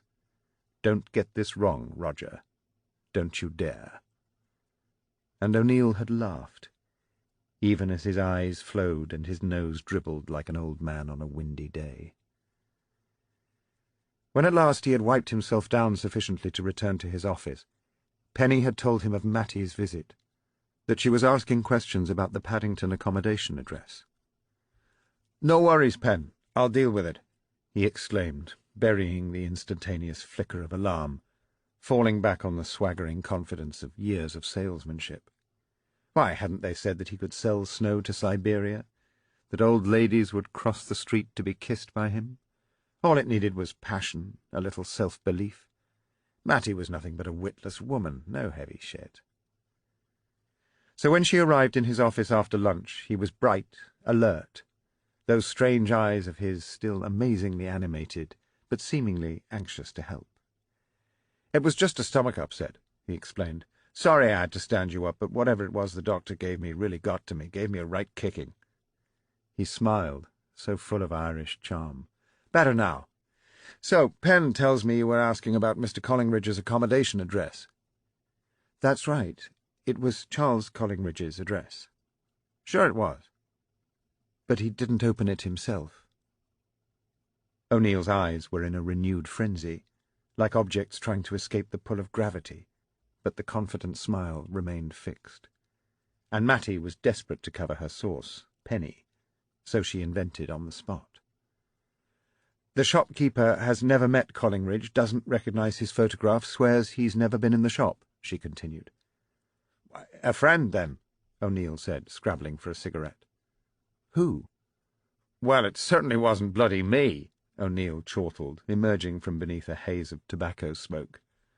"Look, Mattie, if you're looking for something on the record, you know I'll have to say that Mr. Collingridge's personal affairs are his own, and there won't be any point in your staying even to finish your tea." He leaned closer to her across his desk. "But if you want to talk, off the record, not for reporting." "I'm enjoying the tea," she replied. He lit the cigarette, drew on it deep, filling his lungs, swelling his confidence. "Okay. Even off the record you'll know there's a limit to how much I can say, but you know how unwell Charlie has been recently.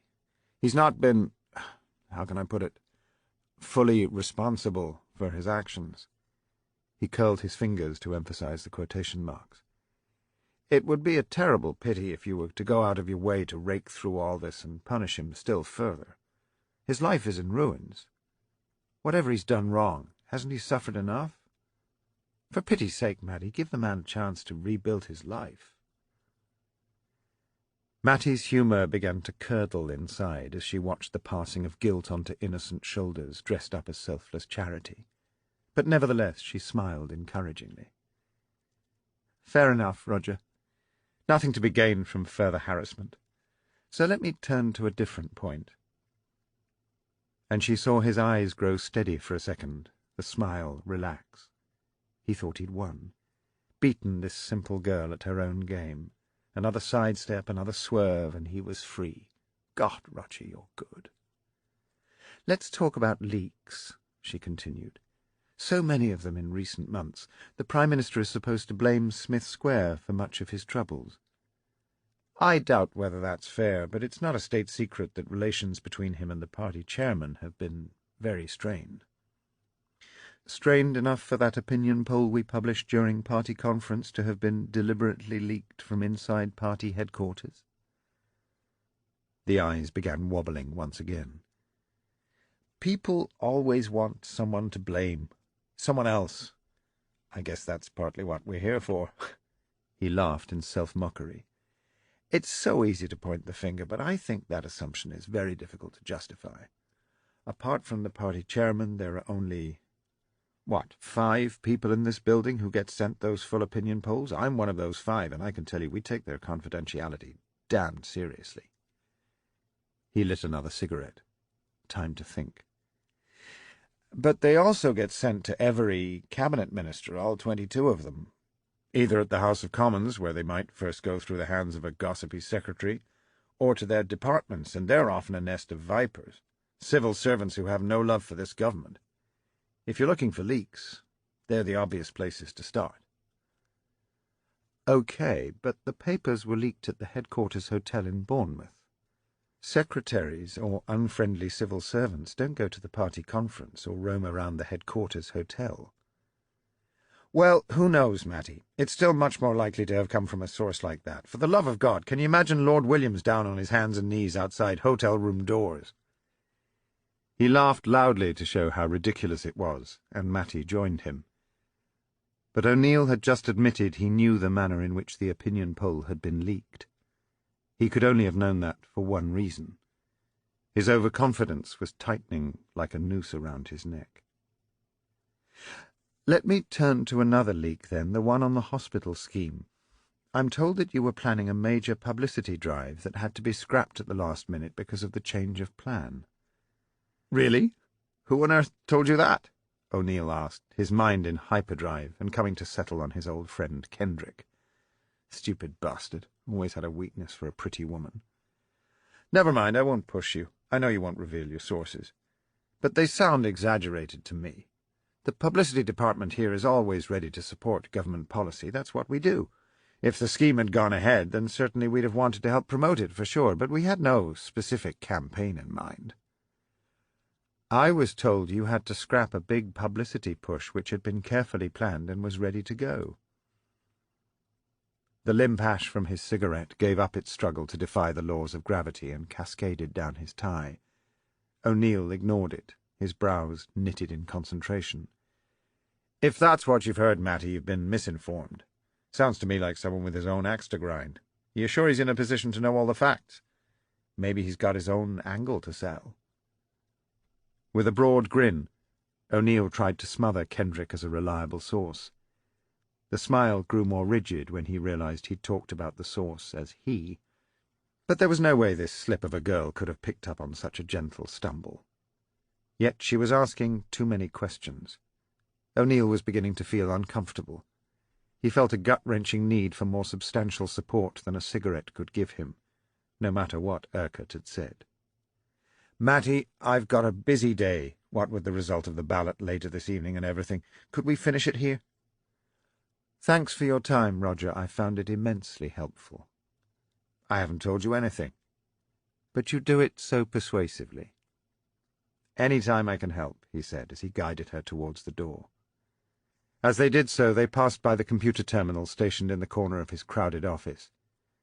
She bent down to inspect it, and her blouse fell forward a couple of inches. He drew closer, delighted at the excuse. "Your party is well ahead of the others in the technology game. I suppose all the terminals in this building are linked through the central computer." He straightened, alarm bells ringing from somewhere deep inside and loud enough to distract him from the curve of her breasts. "I guess so," he said. He placed a hand in the small of her back and pushed her gently towards the door. "I'm afraid I'm a bit of a moron with computers. Maybe sometime you could give me a few lessons, Roger." "You'd have to be desperate to ask me," he joked. "You seem like a man who could handle most things." "We all get put through a training course, but I'm scarcely capable of switching the wretched thing on," he said. "Barely use it myself. Just for internal mail, that sort of thing." His eyes were flickering violently. He was no longer in control. "Sorry, got to rush," he muttered. and fled from his own office. At 5 p.m. the doors to Commons Committee Room 14 were ceremoniously shut to bar any further attempts to lodge votes. The gesture was an entirely empty one, because the last of the 335 votes had been cast 10 minutes earlier. Behind the locked doors and beneath huge oil paintings and flock wallpaper of the deepest hue, Sir Humphrey and his small team of scrutineers gathered, content that the day had gone smoothly in spite of the appalling start given to their preparations by Earl. A bottle of whisky did the rounds while they fortified themselves for the count. In different rooms within the palace, the 8 candidates waited in various states of excitement and sobriety for the summons that would change their lives. Big Ben had struck the 6:15 before the call went out. By 6:30 the doors to the committee room were unlocked, and a swarm of MPs swept in to witness a moment of history. There were too many of them to be accommodated on the long school-like desks, and even in standing room, so the doors were left open and the throng spilled into the corridor outside. Substantial sums were being wagered as members made last-minute calculations as to the likely outcome. In the corridor amongst the overspill, the men from the media tried to soak up every whisper. Sir Humphrey was enjoying his moment. He was in the twilight of his career, long since past his parliamentary heyday, and even the small misunderstanding over his holiday in the West Indies had helped bring him greater recognition around the Westminster circuit than he'd enjoyed for many years. "'Tis an ill wind that blows up no skirt," he'd been heard quipping in the smoking-room. Now he sat on the raised dais of the committee-room, flanked by his lieutenants, smoothed his moustache, and called the meeting to order. "Since there's been such an unprecedentedly large number of names on the ballot paper, I propose to read the results out in alphabetical order," he began. This was unwelcome news for David Adams, the foppish former leader of the House who had been banished to exile on the backbenches by Collingridge's first reshuffle, after claiming too publicly that he spent more time with the Queen than did the Prime Minister. He had hoped for a respectable showing in order to establish his claim for a return to Cabinet. His silk pocket-handkerchief seemed to droop in dismay as Newlands announced he had received only 12 votes. He'd been promised much more as he'd poured decent claret down so many of his colleagues' throats. "Bitches," he was heard to mumble. Sir Humphrey continued with his roll call. None of the next 4 names, including Mackenzie's, could muster more than 20 of their colleagues. Paul Goddard, the maverick Catholic who'd stood on the single issue of banning all forms of legalized abortion, received but 3. He shook his head defiantly. His rewards were not to be of the earthly kind. Sir Humphrey had only 3 more names to announce: Samuel, Urquhart, and Woolton, and a total of 281 votes to distribute. The level of tension in the packed room soared. A minimum of 169 votes was required for success on the first ballot. A couple of huge side bets were hurriedly concluded in one corner, as 2 honourable members wagered whether there would, after all, be a result on the first round. "Michael Samuel," intoned the chairman, gazing round the room like a Hamlet at the grave. 99 votes. The room was in dead silence until a tug on its way up the Thames blew its klaxon 3 times. A ripple of amusement covered the tension, and Samuel muttered that it was a pity tugmasters didn't have a vote.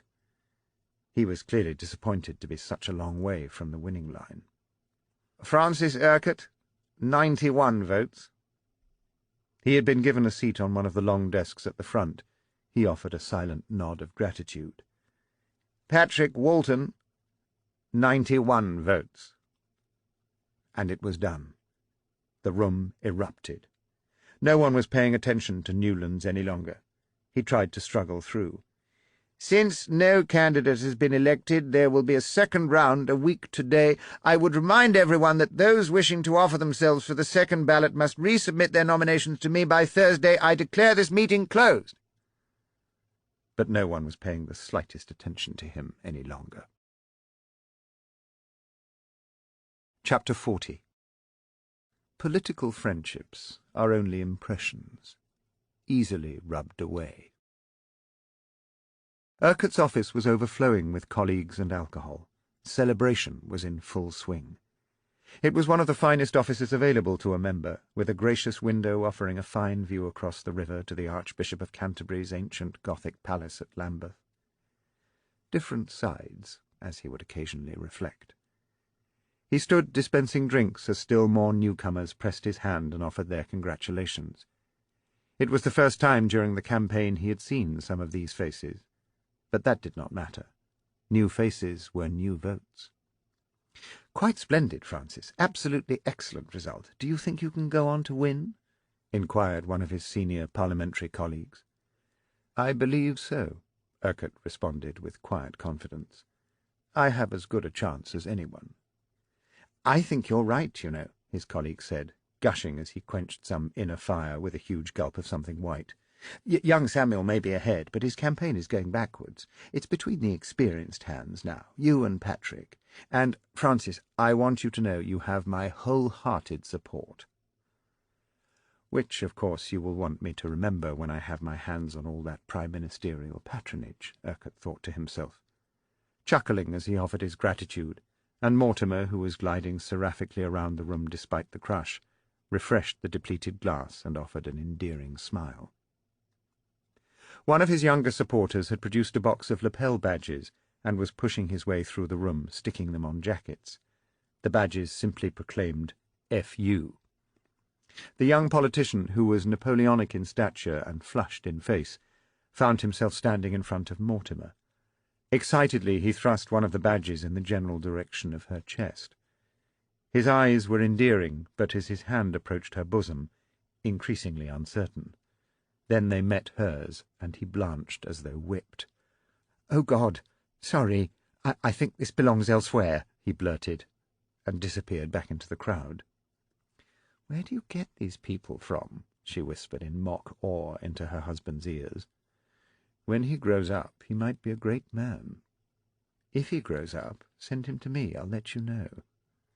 New arrivals were still pouring into the room. "Where have they all come from?" Mortimer asked, worried they might run out of refreshment. "Oh, some of them have been very busy," he replied.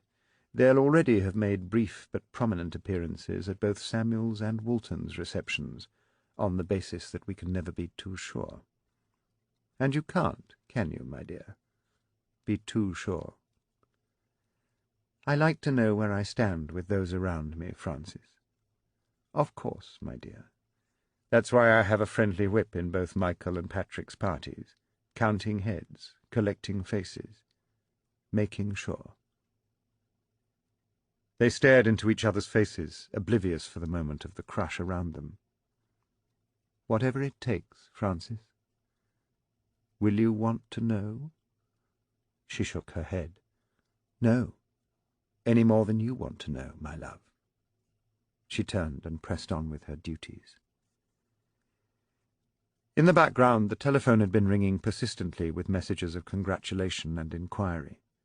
Urquhart's secretary had been fielding the calls in between opening bottles and providing small talk.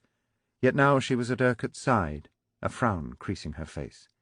"It's for you," she whispered urgently. "Roger O'Neill." "Tell him I'm busy and that I will call him later," he instructed. "But he called earlier. He sounds very anxious. Asked me to tell you it was very bloody hot, to quote his exact words." With an impatient curse he withdrew from his guests to the window, where his desk gave him a little shelter from the press of celebration. "Roger?" His tone was gentle as he cast a bright face around the room at his guests, not wanting them to know the irritation he felt inside. "Is this really necessary? I've got a room full of people." "She's on to us, Francis. That bloody bitch, she knows, I'm sure. She knows it's me, and she'll be on to you next, the cow. I haven't told her a thing, but she's got hold of it, and God knows how, but—" "Roger, listen carefully. Pull yourself together." Urquhart's tone remained controlled, but he turned to the window, away from lip-readers. But O'Neill was gabbling, his conversation running away like a driverless express. Urquhart interrupted. "Roger, tell me slowly and clearly what all this is about." Yet the gabbling began again, and Urquhart was forced to listen, trying to make sense of the chaotic mixture of words, splutters and sneezes. She came over to see me, the cow from the press lobby. I don't know how, Francis. It's not me, and I told her nothing. I fobbed her off. I think she went away happy, but somehow she's got onto it. Everything, Francis. The Paddington address, the computer, even that bloody leaked opinion poll. And that bastard Kendrick must have shot his mouth off. Jesus, Francis, I mean, what if she doesn't believe me? Hold your tongue for a second, Urquhart seethed as he smiled. Who, Roger? Who are we talking about? Storrin, Mattie Storrin, and she said— Did she have any firm evidence, or is she just guessing? O'Neill paused for the briefest of moments. Nothing firm, I think. Just guesswork, except— Except what? She's been told I had something to do with opening that Paddington address. How on earth? I don't know, Francis. I don't bloody know. But it's all right. No need to worry. She thinks I did it for Collingridge. Roger, I could happily— Look, it's me who's done all the dirty jobs for you, taken all the risks. You've got nothing to worry about while I'm in it up to my neck. Oh, Francis, I need help. I'm scared. I've done too many things for you that I shouldn't have touched, but I didn't ask questions, and I just did what you said. You've got to get me out of this. I can't take much more, and I won't take much more. You've got to protect me, Francis. Do you hear? Oh, God, please, you've got to help me.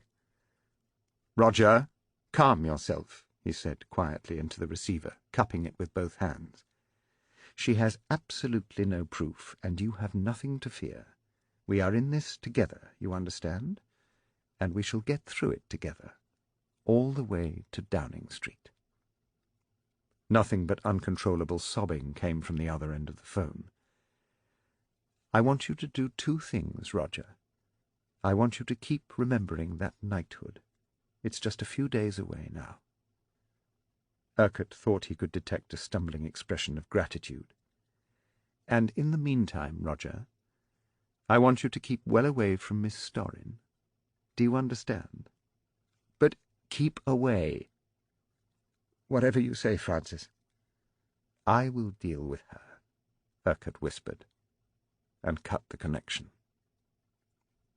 He stood, his shoulders braced, looking out of the window, letting his emotions wash over him.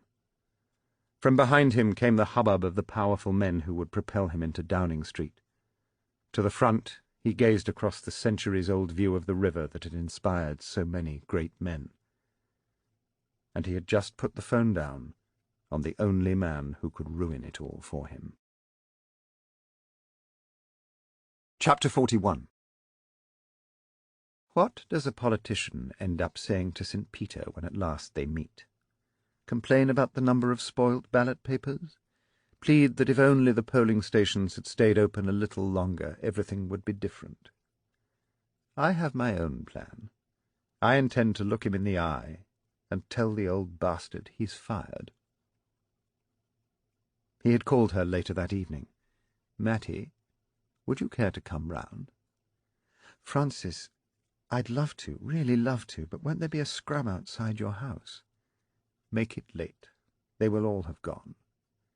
And Mrs. Urquhart? I wouldn't want to disturb her. Already returned to the country for several days. It was nearly midnight when she slipped quietly through the front door in Cambridge Street, making sure no one was watching. She felt somehow devious, yet expectant. He took off her coat very slowly, was looking closely at her. She felt awkward and suddenly kissed him on the cheek.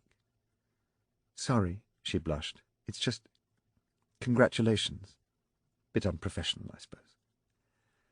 You might say that, Mattie, but I'm not going to complain. And he started laughing. Soon they were seated in his study with its close, almost conspiratorial, cracked leather atmosphere, whisky in hands. Mattie, you've been rather naughty, I hear. What have you heard? She asked in alarm. Amongst other things, that you upset Greville Preston. Oh, that. I'm afraid I have. Afraid? Grev won't print anything of mine. I've been banished, on gardening duty. That could be rather attractive. Not when the whole world is changing and I'm not part of it. Not when— She hesitated. When what, Mattie? I can tell something's bothering you. When something truly wicked is going on. That's politics for you. No, this isn't just politics. It's far worse. Tell me everything, if you'd like to. Treat me as a father confessor. No, I could never do that, Francis. I thought you said I reminded you of your father. Only in your strength. Her cheeks brightened a little. She seemed bashful. He smiled. And suddenly for Matty the room was filled with a swirl of colours. The crystal blue of his eyes, the swirling amber of the whisky, the deep dark hues of the old leather, the rug of Persian purples. She could hear her heart beating in the womb-like silence.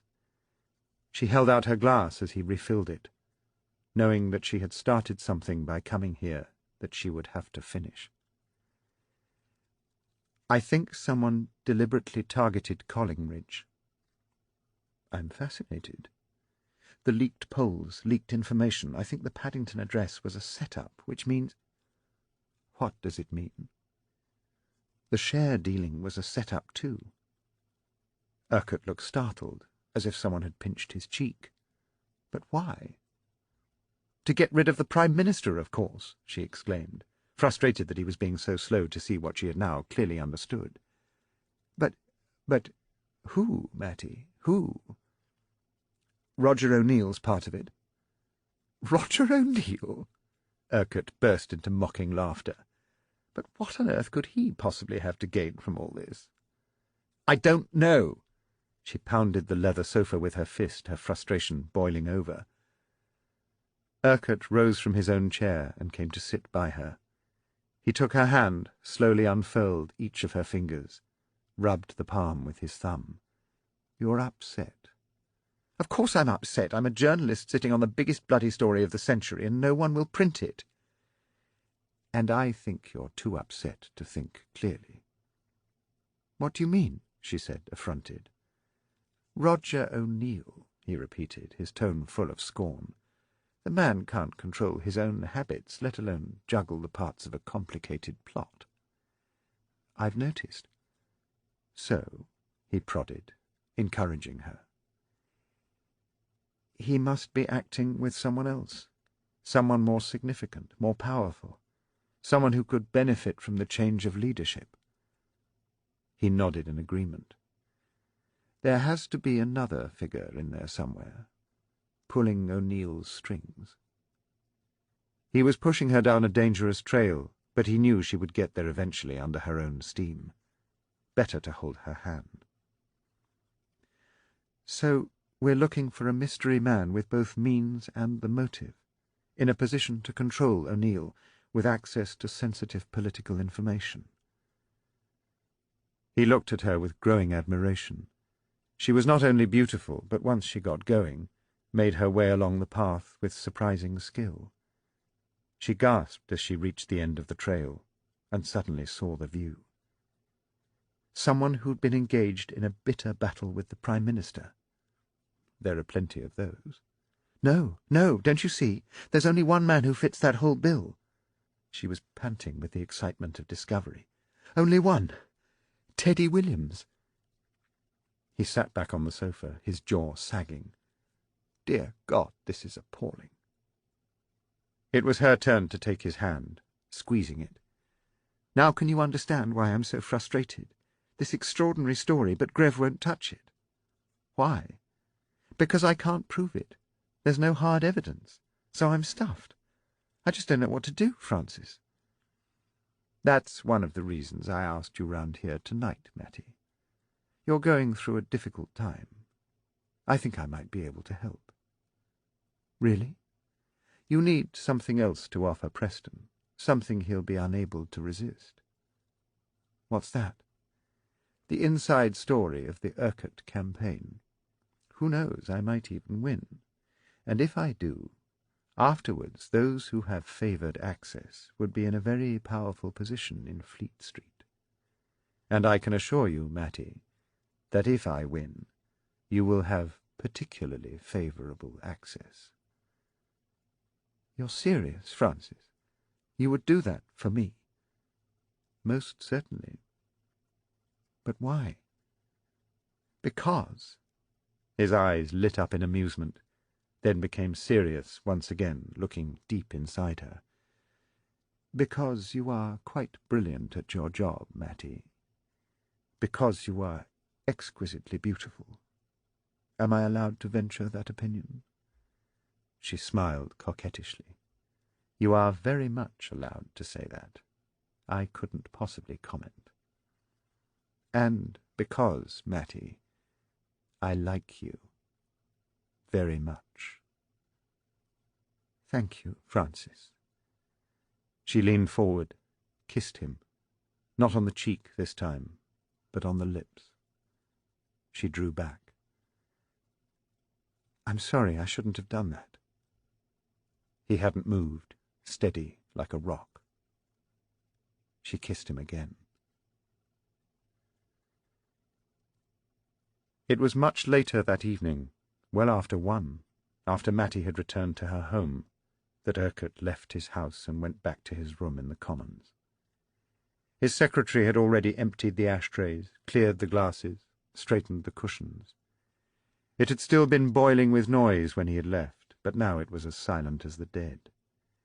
He closed the door behind him, locked it carefully. He crossed to the 4-drawer filing cabinet with its stout security bar and combination lock. He twirled the dial 4 times back and forth, until there was a gentle click and the security bar fell away into his hands. He removed it and bent down to open the bottom drawer. The drawer creaked as it came open.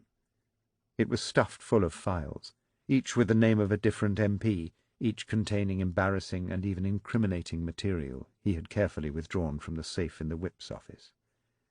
It had taken him nearly 3 years to amass these secrets, these acts of utter stupidity. He knelt on the floor while he sorted through the files. He found what he was looking for, a padded envelope, already addressed and sealed. He put it to one side, then he closed the drawer and secured the filing cabinet, testing as he always did to make sure the lock and security bar had caught properly. He didn't drive straight home. Instead, he drove to one of the 24-hour motorcycle messenger services that flourish amongst the seedier basements of Soho. He dropped the envelope off and paid in cash for it to be delivered to its destination. It would have been easier, of course, for him to have posted it in the House of Commons, where they have one of the most efficient post offices in the country. But he didn't want a House of Commons postmark anywhere near this envelope. Chapter 42. Cruelty of any kind is unforgivable. That's why there is no point at all in being cruel in half measure. Wednesday, the 24th of November. The letters and newspapers arrived almost simultaneously with a dull thud on Walton's Chelsea doormat. Hearing the early morning clatter, he came downstairs in his dressing gown and gathered them up, spreading the newspapers across the kitchen table while he left the post on a small antique bench in the hallway. He received more than 300 letters a week from his constituents and other correspondents, and had long since given up trying to read them all. So he left them for his wife, who was also his constituency secretary, and for whom he got a generous secretarial allowance from the parliamentary authorities to supplement his cabinet minister's stipend. Inevitably the newspapers were dominated by the leadership election. The headlines seemed to have been written by journalists moonlighting from the sporting life, and phrases such as neck and neck, 3-horse race, and photo finish were splashed across the front pages. Inside, the less feverish commentaries explained that it was difficult to predict which of the 3 leading contenders was now better placed. He bent over the analysis in The Guardian, not normally his first port of call. It often hopped around uselessly on its left leg, but since it wouldn't end up supporting any of the candidates at the next election, it was arguably more measured and objective about the outcome. "The party is now presented with a clear choice," it began. "Michael Samuel is by far the most popular and polished of the 3, with a clear record of being able to pursue a political career without throwing out his social conscience. The fact that he has been attacked by some elements of the party as being too liberal by half is a badge he should wear with pride. Patrick Walton is an altogether different politician. Immensely proud of his northern origins, he poses as a man who could unite the two halves of the country. Whether his robust style of politics could unite the two halves of his own party is altogether more debatable. Despite his time in the Foreign Office, he professes to have little patience with diplomacy, and plays his politics as if he was still hooking for his old rugby league club. The leader of the opposition once described him as a man wandering the streets of Westminster in search of a fight, and not particularly bothered with whom. Walton let out a muffled roar of appreciation, demolished half a slice of toast, and rustled the paper once more. Francis Urquhart is more difficult to assess. The least experienced and well-known of the three, nevertheless his performance in the first-round ballot was remarkable. 3 reasons seem to explain his success. First, as Chief Whip, he knows the parliamentary party extremely well, and they him. Since it is his colleagues in the parliamentary party and not the electorate at large who will decide this election, his low public profile is less of a disadvantage than many perhaps assumed. Second, he has conducted his campaign in a dignified style which sets him apart from the verbal fisticuffs and misfortunes of the other contenders. What is known of his politics suggests he holds firm to the traditionalist line, somewhat patrician and authoritarian perhaps, but sufficiently ill-defined for him not to have antagonized either wing of the party. Finally, perhaps his greatest asset is that he is neither of the other two. Many MPs have certainly supported him in the first round rather than commit themselves to one of the more contentious candidates. He is the obvious choice for those who wish to sit on the fence. But it is that which could ultimately derail his campaign. As the pressure for a clear decision grows, Urquhart is the candidate who could suffer most. So the choice is clear. Those who wish to air their social consciences will support Samuel. Those who thirst for blood and thunder politics will support Walton. Those who cannot make up their minds have an obvious choice in Urquhart. Whichever way they decide, they will inevitably deserve what they get. Walton chuckled as he finished off the last of the toast, and his wife arrived to join him, her arms laden with the morning's post. "What do they say?" she said, nodding at the newspapers. "That I'm Maggie Thatcher without the tits," he said. "Home and bloody dry." She replenished his mug of tea and sighed as he sat beside the pile of mail and began sifting through it. She had got the process down to a fine art. Her word processor was carefully programmed with a series of standard responses that with only the barest brush of a keyboard would make a reply seem personalized. Then they would be signed with the help of a little autograph machine he had brought back from the States. Even though many of the letters were from the usual bunch of discontents, lobbyists, professional whingers and nutters who wrote in green ink, they would all get an answer. She wouldn't risk losing her husband even a single vote by failing to offer some form of reply even to the most abusive. She left the padded brown envelope until last. It had been hand-delivered and was firmly stapled down. She had to struggle to open it, risking her manicure in the process. As she pulled out the last tenacious staple, a cassette tape fell into her lap. There was nothing else in the envelope, no letter, no compliment slip, no label on the tape to indicate where it had come from or what it contained. Fools, how on earth did they expect us to reply to that? "It's probably a recording of last weekend's speech or a tape of a recent interview," he suggested distractedly, not bothering to look up from his newspaper. "Give us some more tea, lass, and let's give it a whirl." He waved broadly in the general direction of the stereo unit. His wife, dutiful as ever, did as he bade. He was slurping his tea, his attention fixed to the editorial in the Sun, when a burst of red light from the playback meter on the tape deck began to show it was reading something. There was a series of low hisses and crackles. It was clearly not a professional recording.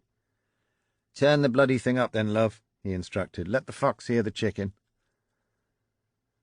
The sound of a girl's laughter filled the room. It was followed, moments later, by her low, deep gasp. The noise hypnotized the Waltons, rooting them to the spot. No tea was supped, and no paper turned for several minutes, as through the speakers came many noises, heavy breaths, low curses, a complaining mattress, a grunt of happiness, the rhythmic banging of a bedhead against a wall. The tape left little to the imagination. The woman's sighs became shorter and more shrill, only pausing to gasp for breath before they climbed ever higher.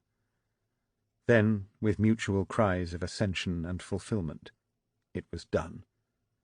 A woman's giggles mixed with the deep bass panting of her companion. "Oh, my, that was bloody marvellous," the man gasped. "Not bad for an oldie."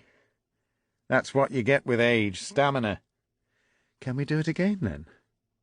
"Not if you're going to wake up the whole of bloody Bournemouth," an unmistakable Lancashire accent said. Neither Woolton nor his wife had moved since the tape had begun, but now she stepped slowly across the room and switched it off. A soft, gentle tear fell down one cheek as she turned to look at her husband. He couldn't return her gaze. "What can I say? I'm sorry, love," he whispered. "I'll not lie and tell you it's bogus. But I am sorry, truly. I never meant to hurt you." She made no reply. The look of sorrow on her face cut him far more deeply than any angry word. "What do you want me to do?" he asked gently. She turned on him, her face flooded with pain. She had to dig her nails deep into her palm to retain control. "Pat, I have turned many a blind eye over the last 23 years, and I'm not so stupid as to think this is the only time. You could at least have had the decency to keep it away from me and to make sure my face wasn't rubbed in it. You owed me that." He hung his head. She let her anger sink into him before she continued. "But one thing my pride will not tolerate is having a tart like that trying to break up my marriage and make a fool of me. I'll not stand for it. Find out whatever the blackmailing little bitch wants, buy her off, or go to the police if necessary. But get rid of her. And get rid of this." She flung the tape at him. It bounced off his chest. "It doesn't belong in my house. And neither will you if I have to listen to that filth again." He looked at her with tears in his own eyes. "I'll sort it out. I promise. You'll hear no more about it." Chapter 43. Love reaches a man's heart.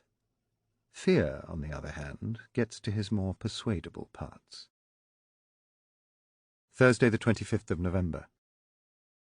Penny cast an unwelcoming frown in the direction of the solid steel sky, and muffled in wool she stepped carefully onto the pavement from the Earl's Court mansion block in which she lived. The weathermen had been talking for days about the possibility of a sudden cold snap, and now it had arrived, intent on getting on with its job. As she picked her way over frozen puddles, she regretted her decision to wear heels instead of boots. She was moving slowly along the edge of the pavement, blowing hot breath on her fingers, as a car door swung open, blocking her path. She bent low to tell the driver to be more bloody careful, when she saw Woolton at the wheel. She beamed at him, but he didn't return her warmth. He was looking straight ahead, not at her, as she obeyed his clipped instruction and slipped into the passenger seat. "What is it you want?" he demanded in a voice as hard as the morning air. "What are you offering?" she smiled. But an edge of uncertainty was already creeping in as she saw his eyes. They were soulless. The lips were thin, curled, exposing his teeth as he spoke. "Did you have to go and send that tape to me at home? That was a damned cruel thing to do. My wife heard it. It was also extremely stupid, because she knows about it now, so you can't blackmail me. No newspaper or radio station will touch it. The potential libel damages will have them all running for cover, so there's not much use you can make of it." It wasn't the truth. The tape could still do immense damage to him in the wrong hands, but he hoped she would be too stupid to see all that. His bluff seemed to have worked, as he watched her face fill with alarm. "Pat, what on earth are you talking about?" "The bloody tape you sent me, you silly trollop. Don't you go coy on me." I sent you no tape. I haven't the slightest idea what you're talking about." The unexpected assault on her feelings had come as a considerable shock, and she began to sob and gasp for breath. He grabbed her arm ferociously, and tears of real pain began to flow. The tape! You sent me the tape!" What tape, Pat? Why are you hurting me?" The trickle of tears had become a torrent. The street outside began to disappear behind misted windows, and she was locked in a world of madness. "Look at me and tell me you didn't send me a tape of us in Bournemouth." "No. No. What tape?" Suddenly she gasped, and the tears died in horror. "There's a tape of us in Bournemouth, Pat. That's vile. But who?" He released her arm, and his head sank slowly onto the steering wheel. "Oh, my God, this is worse than I thought," he muttered. "Pat, I don't understand." His face was grey, suddenly aged. His skin stretched like old parchment across his cheeks. "Yesterday, a cassette tape arrived at my home. It was a recording of us in bed at the party conference." "And you thought that I had sent it? Why, you miserable shit!" "I hoped it was you, Pen." "Why? Why me?" she shouted in disgust. He gripped the steering wheel, knuckles white, looking ahead, but not at the road. "I hoped it was you, Pen, because if it's not you, then I haven't the faintest idea who's doing this. And it can't be any type of coincidence that it's arrived now, so many weeks after it was made. They're not trying to blackmail me for money. They want me out of the leadership race." His voice faded to a whisper. "As far as next Tuesday goes, I'm toast." Walton spent the rest of the morning trying to think constructively. He had no shred of doubt it was the leadership race that had caused the sudden appearance of the tape. He threw a dozen ideas against the wall as to who was behind it, even the Russians, but nothing stuck. He had nowhere else to go. He called his wife. He owed her that and more. Then he called a press conference. Faced with such a problem, some men might have decided to fade gently from the scene and pray that their quiet retirement would not be disturbed.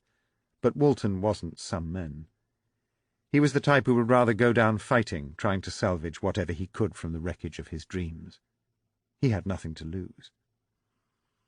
He was in a determined mood by the time the press conference gathered shortly after lunch. With no time to make more formal arrangements, he had summoned the media to meet him on the Albert Embankment, on the south side of the river, directly opposite the Houses of Parliament. He needed a dramatic backdrop, and the gingerbread palace with the Tower of Big Ben would provide it. As soon as the cameramen were ready, he began. "Good afternoon. I've got a short statement to make, and I'm sorry I'll not have time afterwards for questions, but I don't think you're going to be disappointed." He waited as another camera crew arrived and heaved their equipment into position. "Following the ballot on Tuesday, it seems as if only 3 candidates have any realistic chance of success. In fact, I understand that all the others have already announced they'll not be standing in the second round. So, as you gentlemen have put it, this is a 3-horse race." He paused. Bugger it, but this was hard. He hoped they were all freezing, too. "Of course, I'm delighted to be one of those 3, honoured. But 3 can be an unlucky number. There aren't really 3 alternatives in this election. Only 2. Either the party can stick to the practical approach to politics that's proved so successful and kept us in power for over a decade, or it can develop a new raft of policies, sometimes called conscience politics, which will get government much more deeply involved, some would say trapped, in trying to sort out every problem in the world. Big Brother, it's called, and as you all know, that's never been my brand of tea." The reporter stirred. Everyone knew there were divisions within the party, but it was rare for them to be given such a public airing. "However well-intentioned, I don't believe that a new emphasis on conscience politics would be appropriate. Fact is, I think it would be a disaster for the party and the country. I reckon that's also the view of the clear majority within the party. Yet that is just the way we could end up drifting, if that majority gets divided between 2 candidates. The 2 candidates who support pragmatic policies are Francis Urquhart and myself. Now, I am a practical man. I don't want my personal ambitions to stand in the way of achieving those policies in which I've always believed. But that's just what might happen." Despite the cold air, his words were catching fire, sending spirals into the air. That place," he cocked a thumb at the Parliament building behind him, "means too much to me. I want to make sure the right man is running it with the right policies in place. So, ladies and gentlemen," he gave one last look around the mass of cameras and bodies that pressed around him, toying with them for a second more, "I'm not going to take any risks. Too much is at stake. So I am withdrawing from the race. I shall be casting my own vote for Francis Urquhart, who I sincerely hope will be our next Prime Minister. I have nothing more to say." His last words were almost lost in the clatter of 100 camera shutters. He didn't wait, but began striding up the riverside steps towards his waiting car. A few gave chase, running after him, but were able to get no more than the sight of him being driven off across Westminster Bridge. The rest stood in a state of bewilderment. He had left them no time for questions, no opportunity to develop theories or detect hidden meanings behind his words. They had only what he had given them, so they would have to report it straight, which is precisely what Walton intended. He drove home, where his wife stood waiting on the doorstep, no less confused. He was smiling ruefully as they went inside. She allowed him a kiss on her cheek. He made the tea. "You decided to spend more time with your family, Pat?" she asked, sceptical, as they sat on opposite sides of the kitchen table. "Would do no harm, would it?" "But there's always a but somewhere with you. I understand why you had to back out, and I suppose that's going to have to be punishment enough. You'll stick with me, love? That's more important than anything, you know that." She chose her words carefully, not wanting to let him slip so freely off the hook. "I shall go on supporting you, as I always have.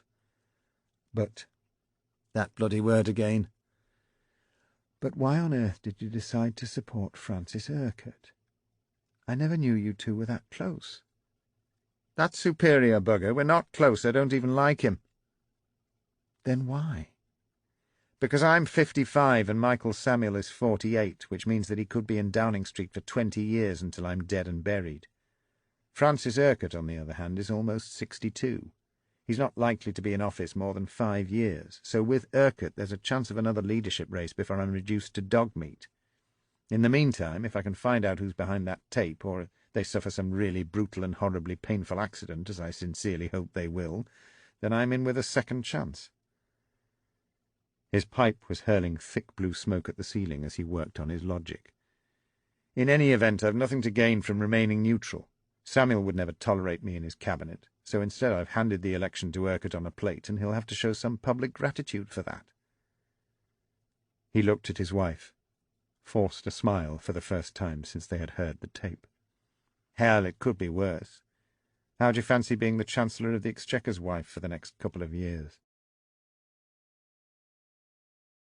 Chapter 44. To lie about one's strength is the mark of leadership. To lie about one's faults, the mark of politics. Friday the 26th of November.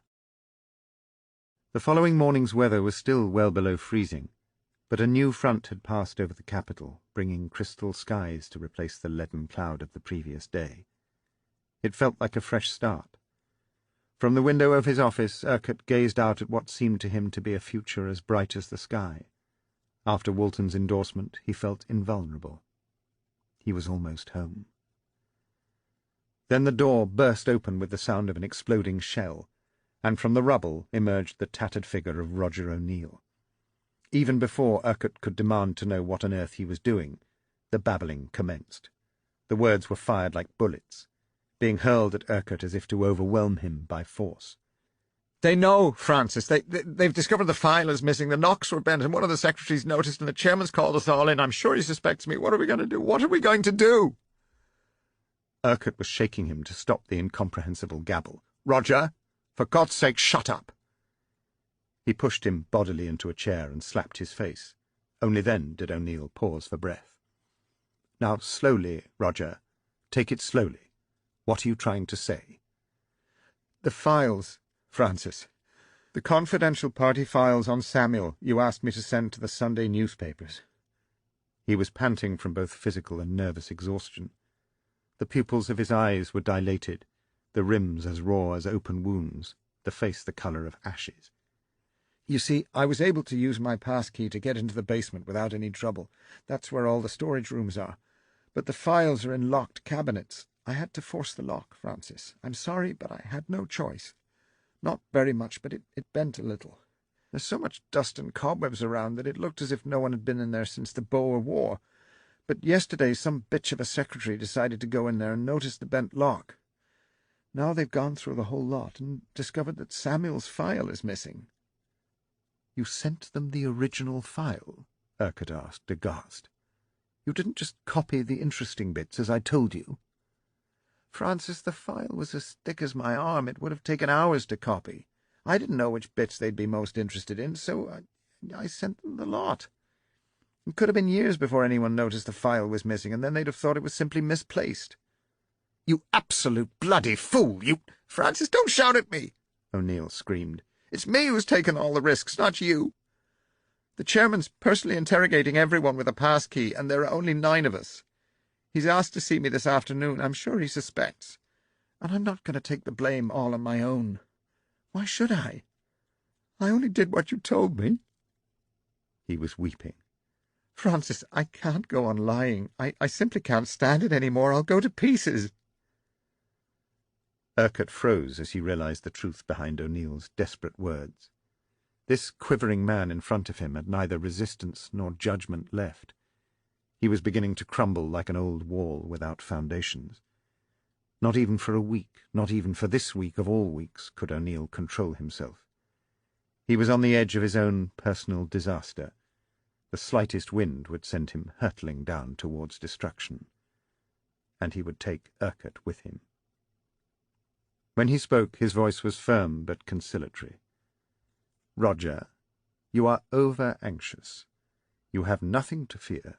No one can prove anything, and you must remember that I am on your side.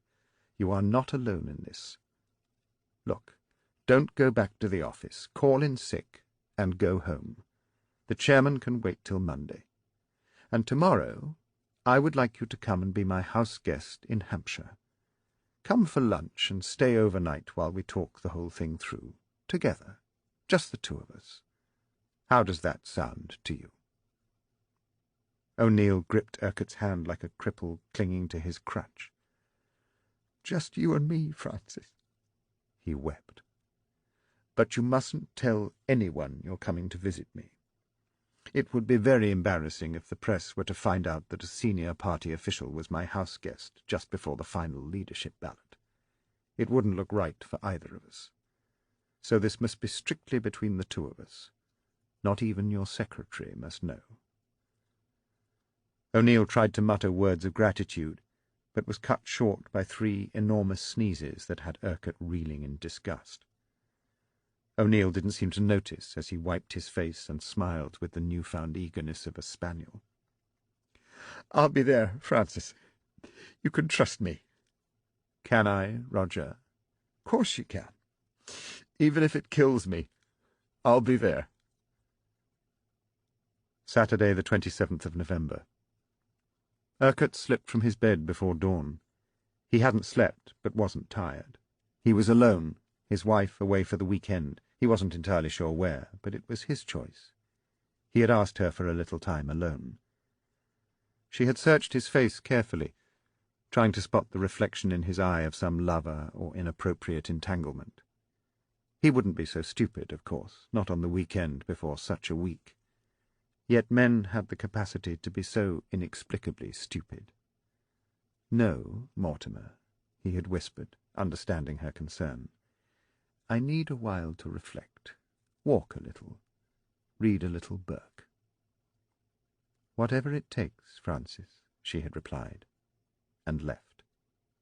It was early, even before the first light of morning was breaking above the New Forest moors. He dressed in his favourite hunting jacket, pulled on his boots, and walked out into the freezing morning air along a bridle path that led across Emery Down towards Lyndhurst. The ground mist clung closely to the hedgerows, discouraging the birds and damping down all sound, a cocoon in which only he and his thoughts had any existence. He had walked nearly 3 miles before he began a long, slow climb up the southern face of a hill, and slowly the fog began to clear as the rising sun cut through the damp air. He had just emerged from a bank of swirling mist when he saw the stag across the patch of sun-cleared hillside, browsing amongst the damp gorse. He slipped gently behind a low bush, waiting. He wasn't prone to introspection, but there were moments when he needed to dig inside himself, and in that inner space he found his father, or elements of him. It was on a patch of moor similar to this, but in the highlands of Scotland, beneath a bush of yellow flowering gorse, that they had found his body. Beside him had been his favourite 20-bore Purdy, handed down from his own father, only one cartridge used. That's all it had taken to blow off half his head. A stupid man, weak, brought shame upon the name of Urquhart that still made the son twist inside and feel somehow lessened. The stag, a fallow deer, had his head high, sniffing the morning air, his broad, oar-like antlers catching the young sun, a scar on his mottled flank suggesting he might have fought a recent rut and lost. This was a young buck, he would have another day, but Urquhart knew he wouldn't be so fortunate. The fight in which he was engaged would be his last. His time wouldn't come round again.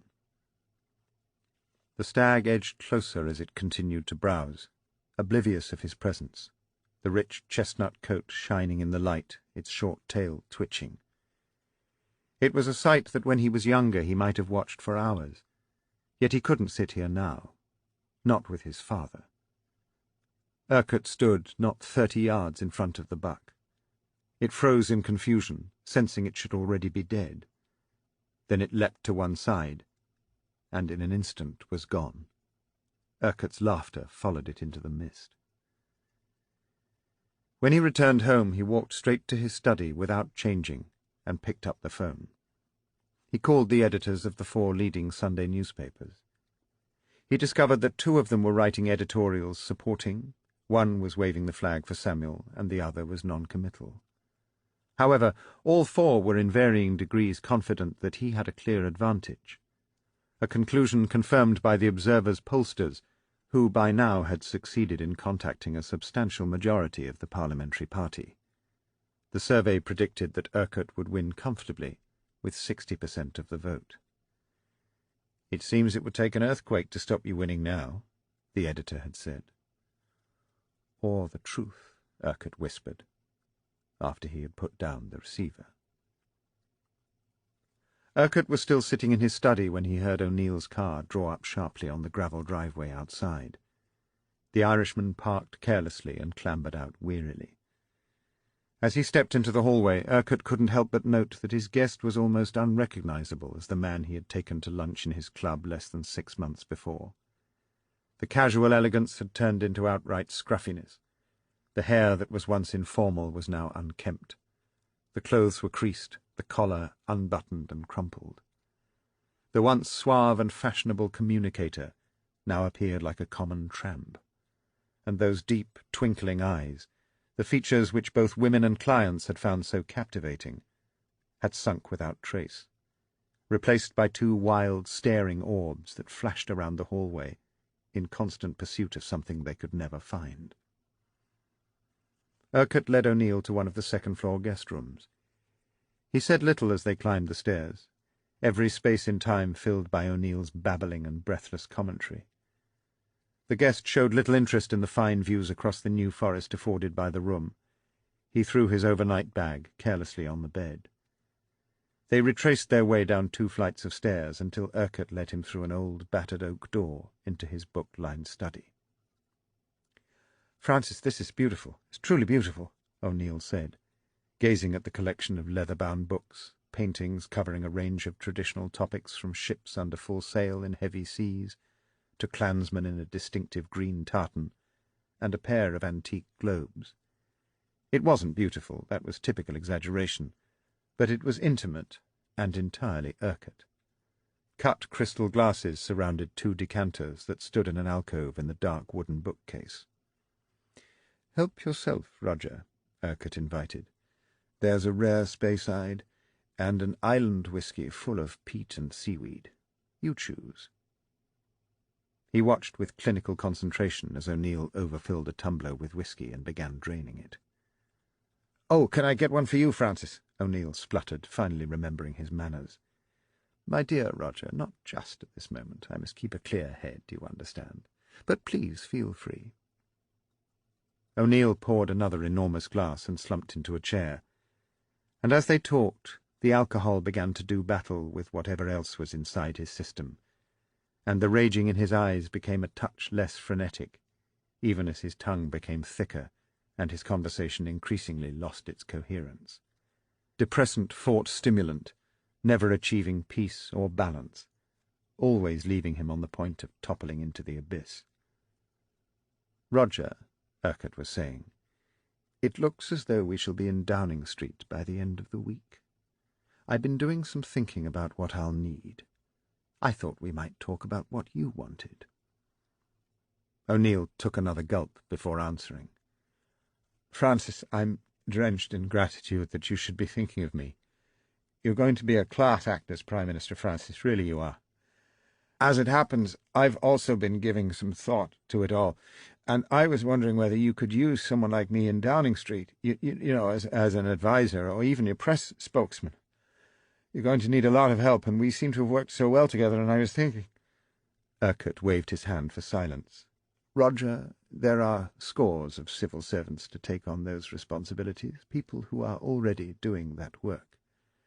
What I need is someone just like you, in charge of the political side of things, who can be trusted to avoid all those wretched mistakes that the party organization has been making in recent months. I'd very much like you to stay at party headquarters. Under a new chairman, of course." A look of concern furrowed O'Neill's brow. The same meaningless job, watching from the sidelines as the civil service ran the show.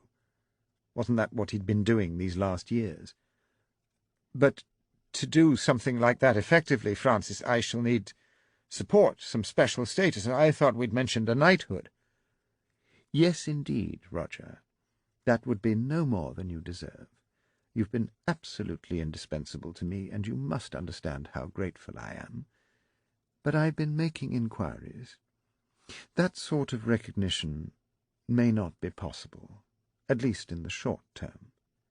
There are so many who are already in line to be honoured when a Prime Minister retires, and there's a limit on the number of honours a new Prime Minister can hand out. I'm afraid it could take a while." O'Neill had been slumped in his chair, slipping forward on the leather seat, but now he pulled himself up straight, confused, indignant. "Francis, that's not what we said." Urquhart was determined to test O'Neill, to bully him, prod him, stick a finger in his eye or up his arse, shower him in offence and disappointment, put him to a little of the pressure he would inevitably come under in the next few months. He wanted to see how far O'Neill could be pushed before reaching the limit. He hadn't a moment longer to wait. "No, that's not what we fucking said, Francis. You promised. That was part of the deal. You gave your word, and now you're telling me it's not on. No job, no knighthood. Not now, not soon, not ever. You've got what you wanted, now you think you can get rid of me. Well, think again. I've lied, I've cheated, I've forged, and I've stolen for you. Now you treat me like all the rest. I'm not going to have people laughing at me behind my back anymore and looking down their noses as if I was some smelly Irish peasant. I deserve that knighthood, and I demand it."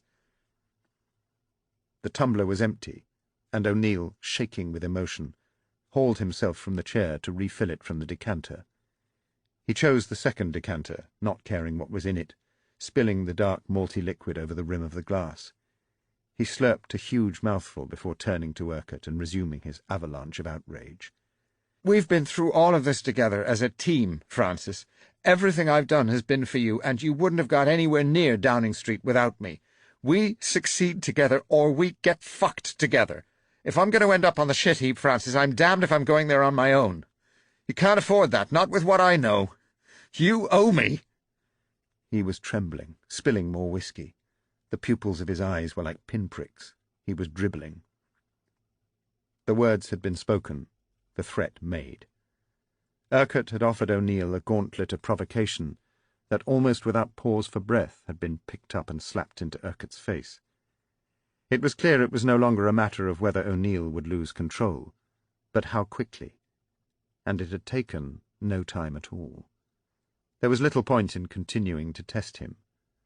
Urquhart brought the moment to a rapid conclusion, with a broad smile and shake of the head. "Roger, my dear friend, you misunderstand me entirely. I'm only saying that it will be difficult this time around in the New Year's honours list. But there's another one in the spring for the Queen's birthday. Just a few weeks away, really. I'm only asking you to wait until then." He laid his hand on O'Neill's trembling shoulder. "And if you want a job in Downing Street, then we shall find you one. We work as a team, you and I. You've deserved it. On my word of honour, Roger, I will not forget what you deserve." O'Neill was unable to respond beyond a murmur. His passion had been spent, the alcohol burrowing its way inside, his emotions torn to pieces and now pasted back together. He fell back into his chair, ashen, exhausted. "Look, have a sleep before lunch. We can sort out the details of what you want later," Urquhart suggested, refilling O'Neill's glass himself. Without another word, O'Neill closed his eyes. He drained the glass yet again, and within seconds his breathing had slowed. Yet even asleep, his eyes still flickered beneath their lids in constant turmoil. Wherever O'Neill's mind was wandering, it had found no peace. Urquhart sat looking at the shrunken figure. Mucus was dripping from O'Neill's nose. The sight reminded Urquhart yet again of his childhood, and of a Labrador that had been with him through years of faithful service as a gun dog and constant companion. One day the ghillie had come and explained that the dog had suffered a stroke. It must be put down. Urquhart had been devastated. He had rushed to the stable where it slept and was greeted with the pitiful sight of an animal that had lost control of itself. The rear legs were paralyzed. It had fouled itself, and its nose and mouth, like O'Neill's, were dribbling uncontrollably. It was as much as it could do to raise a whimper of greeting. There was a tear in the old ghillie's eye as he fondled its ear. "There'll be no more chasing of rabbits for you, old fella," he had whispered. He had turned to the young Urquhart. "Time for you to go, Master Francis." But Urquhart had refused. "I know what is needed," he had said. So together they had dug the grave at the back of the orchard near a thick hedge of yew, had lifted the dog to a bright spot nearby where it could feel the warmth of an autumn sun. Then Urquhart had shot it, put an end to its suffering. As he stared now at O'Neill, he remembered the tears he had shed, the times he had visited the spot where he had buried it, and wondered why some men deserved less pity than dumb animals. He left O'Neill in the library and made his way quietly towards the kitchen. Under the sink he found a pair of rubber kitchen gloves and stuffed them along with a teaspoon into his pocket before proceeding through the back door towards the outhouse. The old wooden door groaned on rusty hinges as he entered the potting shed. The mustiness hit him. He used this place rarely, but he knew precisely what he was looking for. High on the far wall stood an ancient battered kitchen cupboard that had been thrown out of the old scullery many years before, and which now served as a home for half-used tins of paint, stray cans of oil, and a vigorous army of woodworm. At the back, behind the other cans, he found a tightly sealed tin. He put on the rubber gloves before taking it from its shelf and walking back towards the house, holding the can as if he were carrying a flaming torch. Once back in the house, he checked on O'Neill, who was still profoundly asleep and snoring like a distant storm. He made his way quietly upstairs to the guest room, and was relieved to discover that O'Neill hadn't locked his overnight case. He found what he was looking for in the toilet bag, crammed alongside the toothpaste and shaving gear. It was a tin of men's talcum powder, the head of which came away from the shoulders when he gave it a slight wrench. Inside there was no talcum, but a small self-sealing polythene bag with the equivalent of a large tablespoonful of white powder. He took the bag to the polished mahogany writing desk that stood in the bay window, and extracted 3 large sheets of blue writing paper from the drawer. He placed one sheet flat and poured the contents of the bag into a small mound on top of it. He placed a second sheet beside it, and, still in his rubber gloves, opened the tin he had brought from the potting shed, and spooned out another similarly sized pile of white powder. Using the flat end of the spoon as a spatula, he proceeded with the greatest care to divide both mounds of white powder into 2 equal halves, scraping 1/2 of each onto the 3rd page of writing paper that he had creased down its middle. The grains were of an almost identical colour and consistency, and he mixed the 2 halves together to hide the fact that they had ever been anything but one. He made a single crease along the middle of the paper, and prepared to pour the mixture back into the polythene bag. He stared at the sheet of paper, and his hand. It had a gentle tremble. Was that nerves, age, indecision, something he had inherited from his father? No, never that. Whatever it took, never that. The powder slipped unprotesting into the polythene bag, which he then resealed. It looked as if it had never been touched. 5 minutes later, in a corner of the garden near the weeping willow, where his gardener always had a small pile of garden rubbish ready to burn, he lit a fire. The tin was now empty, its contents flushed away, and he buried it in the midst of the blaze along with the blue writing paper and the rubber gloves. Urquhart watched the flames as they flared, then smoked, until there was little left but a battered old can covered in ash. He returned to the house, poured himself a large whisky, swallowed it almost as greedily as had O'Neill, and only then did he relax. It was done. Chapter 45. It was that wise old sailor of stormy seas, Francis Drake, who remarked that the wings of opportunity are fledged with the feathers of death.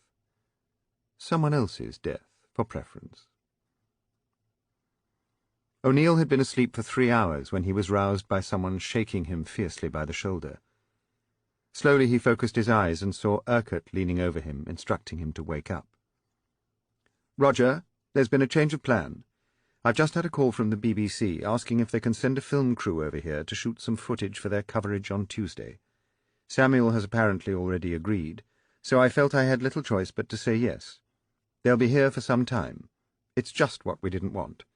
If they find you here, it'll start all sorts of speculation about how party headquarters is interfering in the leadership race. Best to avoid confusion. I'm sorry, but I think it best that you leave right away." O'Neill was still trying to find second gear on his tongue as Urquhart poured some coffee past it, explaining once again how sorry he was about the weekend, but how glad he was they had cleared up any confusion between them. "Remember, Roger, a knighthood next Whitsun, and we can sort out the job you want next week. I'm so happy you were able to come. I really am so grateful," Urquhart was saying as he tipped O'Neill into his car. He watched as O'Neill edged his way with practised caution down the driveway and out through the gates. "Goodbye, Roger," he whispered. Chapter 46. Lust broadens the horizon. Love narrows it to the point of blindness. Sunday, the 28th of November. The dawn chorus of the Quality Sundays made sweet music for the Chief Whip and his supporters. "Urquhart ahead," the Sunday Times declared on its front page, supplementing that with the endorsement of its editorial columns. Both the Telegraph and the Express openly backed Urquhart, while the Mail on Sunday tried uncomfortably to straddle the fence. Only the Observer gave editorial backing to Samuel, yet even this was qualified by its report that Urquhart had a clear lead. It took one of the more lurid newspapers, the Sunday Inquirer, to give the campaign a real shake. In an interview conducted with Samuel about the early years, it quoted him as acknowledging a passing involvement in many different university clubs. When pressed, he had admitted that until the age of 20 he had been a sympathizer with a number of fashionable causes that 30 years later seemed naive and misplaced. Only when the reporter had insisted the paper had documentary evidence to suggest that these causes included CND and republicanism had Samuel suspected he was being set up. "Not that old nonsense again," Samuel had responded testily. He thought he'd finished with those wild charges 20 years ago when he'd first stood for Parliament. An opponent had sent a letter of accusation to party headquarters. The allegations had been fully investigated by the party's Standing Committee on Candidates, and he had been given a clean bill of health. But here they were again, risen from the dead after all these years, just a few days before the final ballot. "I did all the things that an 18-year-old college student in those days did. I went on 2 CND marches, and was even persuaded to take out a regular subscription to a student newspaper which I later found out was run by Republicans." He had tried to raise a chuckle at the memory, determined not to give any impression that he had something to hide. "I was also quite a strong supporter of the anti-apartheid movement, and to this day I actively oppose apartheid," he had told the journalist. "Regrets? No, I have no real regrets about those early involvements. They weren't so much youthful mistakes as an excellent testing ground for the opinions I now hold. I know how foolish CND is, I've been there, and I love my Queen." This was not the line the Inquirer chose to emphasize. "Samuel was a commie," it screamed over half its front page, declaring in shocking revelations it claimed were exclusive that Samuel had been an active left-winger while at university. Samuel could scarcely believe the manner in which his remarks had been interpreted. He wondered for a moment whether it was actually libelous. Yet underneath the headline the article got even worse. "Last night Samuel admitted he had marched through the streets of London for the Russians in his days as a CND member in the 1960s, when ban the bomb marches frequently ended in violence and disruption.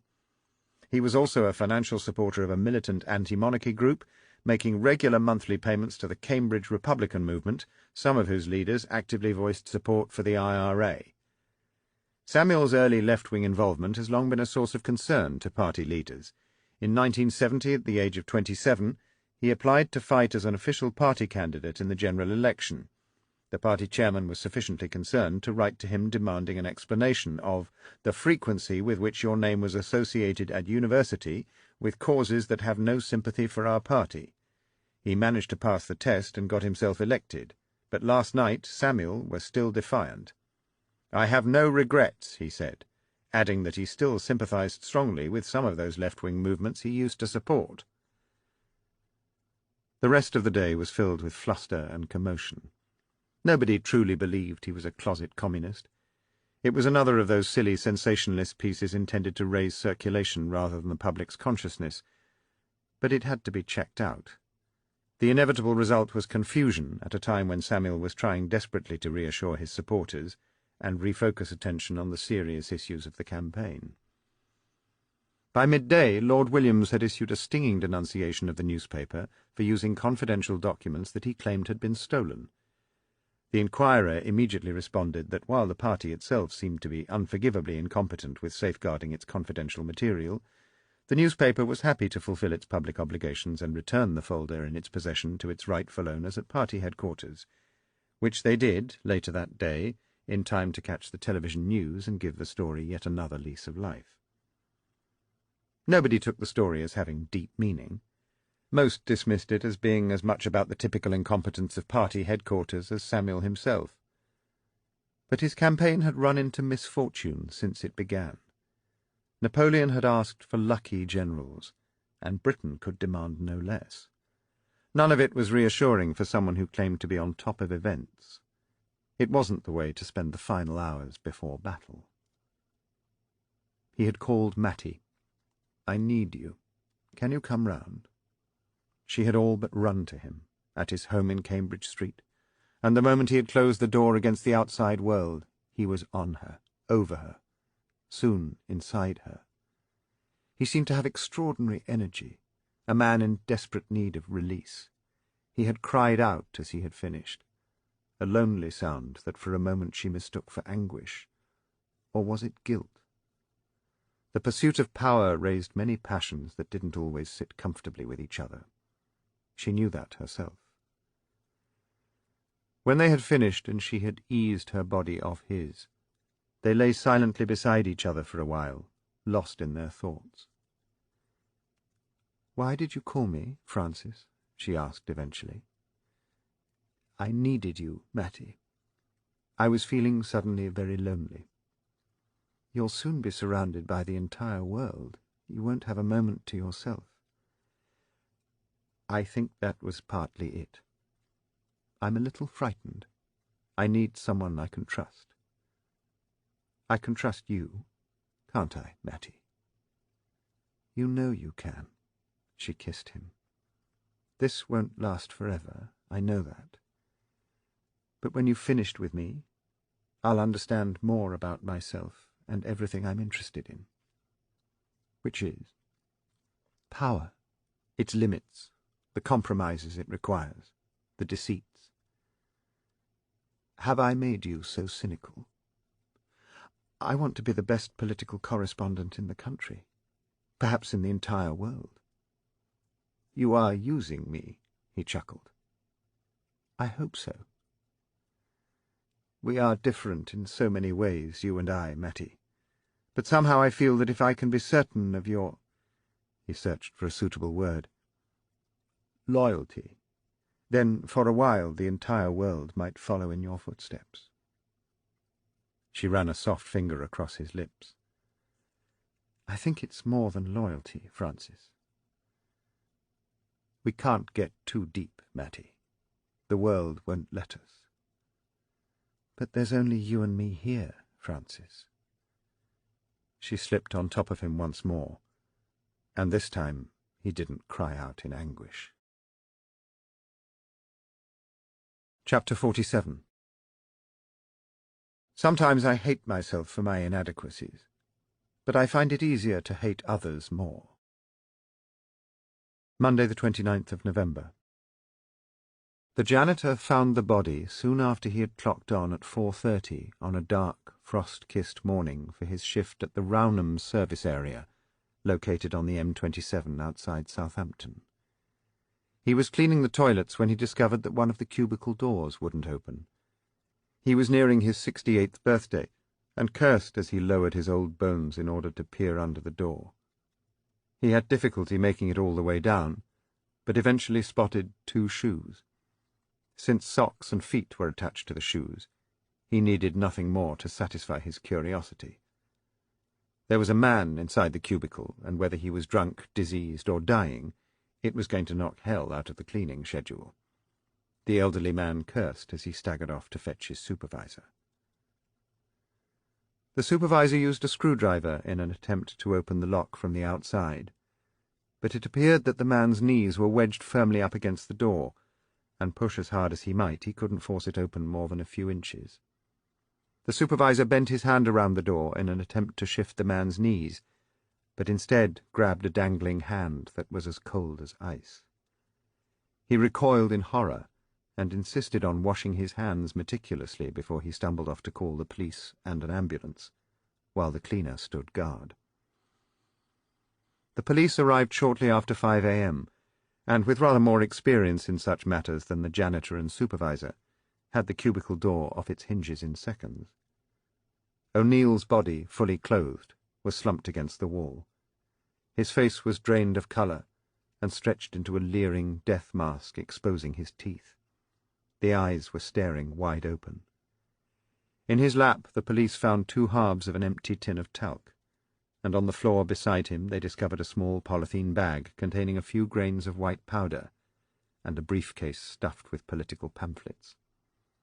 They found other small white granules of powder still clinging to the leather cover of the briefcase, which had evidently been placed on O'Neill's lap to provide a flat surface.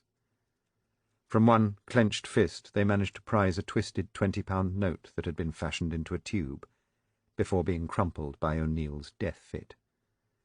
His other arm was stretched aloft over his head, as if the grinning corpse was giving one final hideous salute of farewell. "Another druggie taking his last flaming fix," the police sergeant muttered to his younger colleague.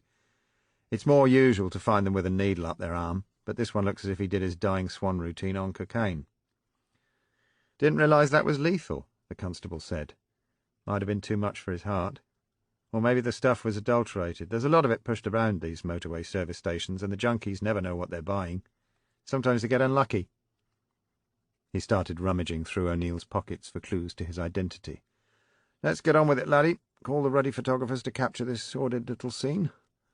No use of standing here guessing about Mr. Roger O'Neill, he announced as he found a wallet bearing a few credit cards. Wonder who he is. Or was. It was 7:20 by the time the coroner's representative had authorized the removal of the body. Ambulance men were struggling to get the contorted body out from the cubicle and onto their stretcher when the call came over the radio. The body not only had a name, but also a track record. Hell, the sergeant told the radio controller. That'll put the pussies amongst the pigeons. We'll have CID inspectors, superintendents, even the chief constable arriving to get a gander at this one. He scratched his chin as he turned to the fresh-faced constable. Got ourselves a prize one here, we have. Seems our boy beneath the blanket was a senior political figure with his fingers in Downing Street. You'd better make sure you write a damned good report, laddie. Dotted I's and crossed T's. Going to make a bit of a bestseller, is my guess. Mattie was in the shower, washing away the last traces of the previous evening, when her phone rang. It was Krajewski, calling from the Chronicle's newsroom. It's a little damned early, Johnny, she began complaining before he cut her off. You need to know this. Another of your impossible coincidences. It's just come over the tape. Seems the Southampton police found your Roger O'Neill dead in a public lavatory just a couple of hours ago. She stood naked, dripping over her carpet, but oblivious to the mess that was spreading around her. Tell me this is simply your tasteless way of saying good morning, Johnny. Please. Seems I'm destined always to be a disappointment to you, Mattie. It's for real. I've already sent a reporter down to the scene, but it appears the local police have called in the drug squad. Word is he may have overdosed. Mattie trembled as one of the pieces fell into place like the slamming of a cell door. So that was it. An addict.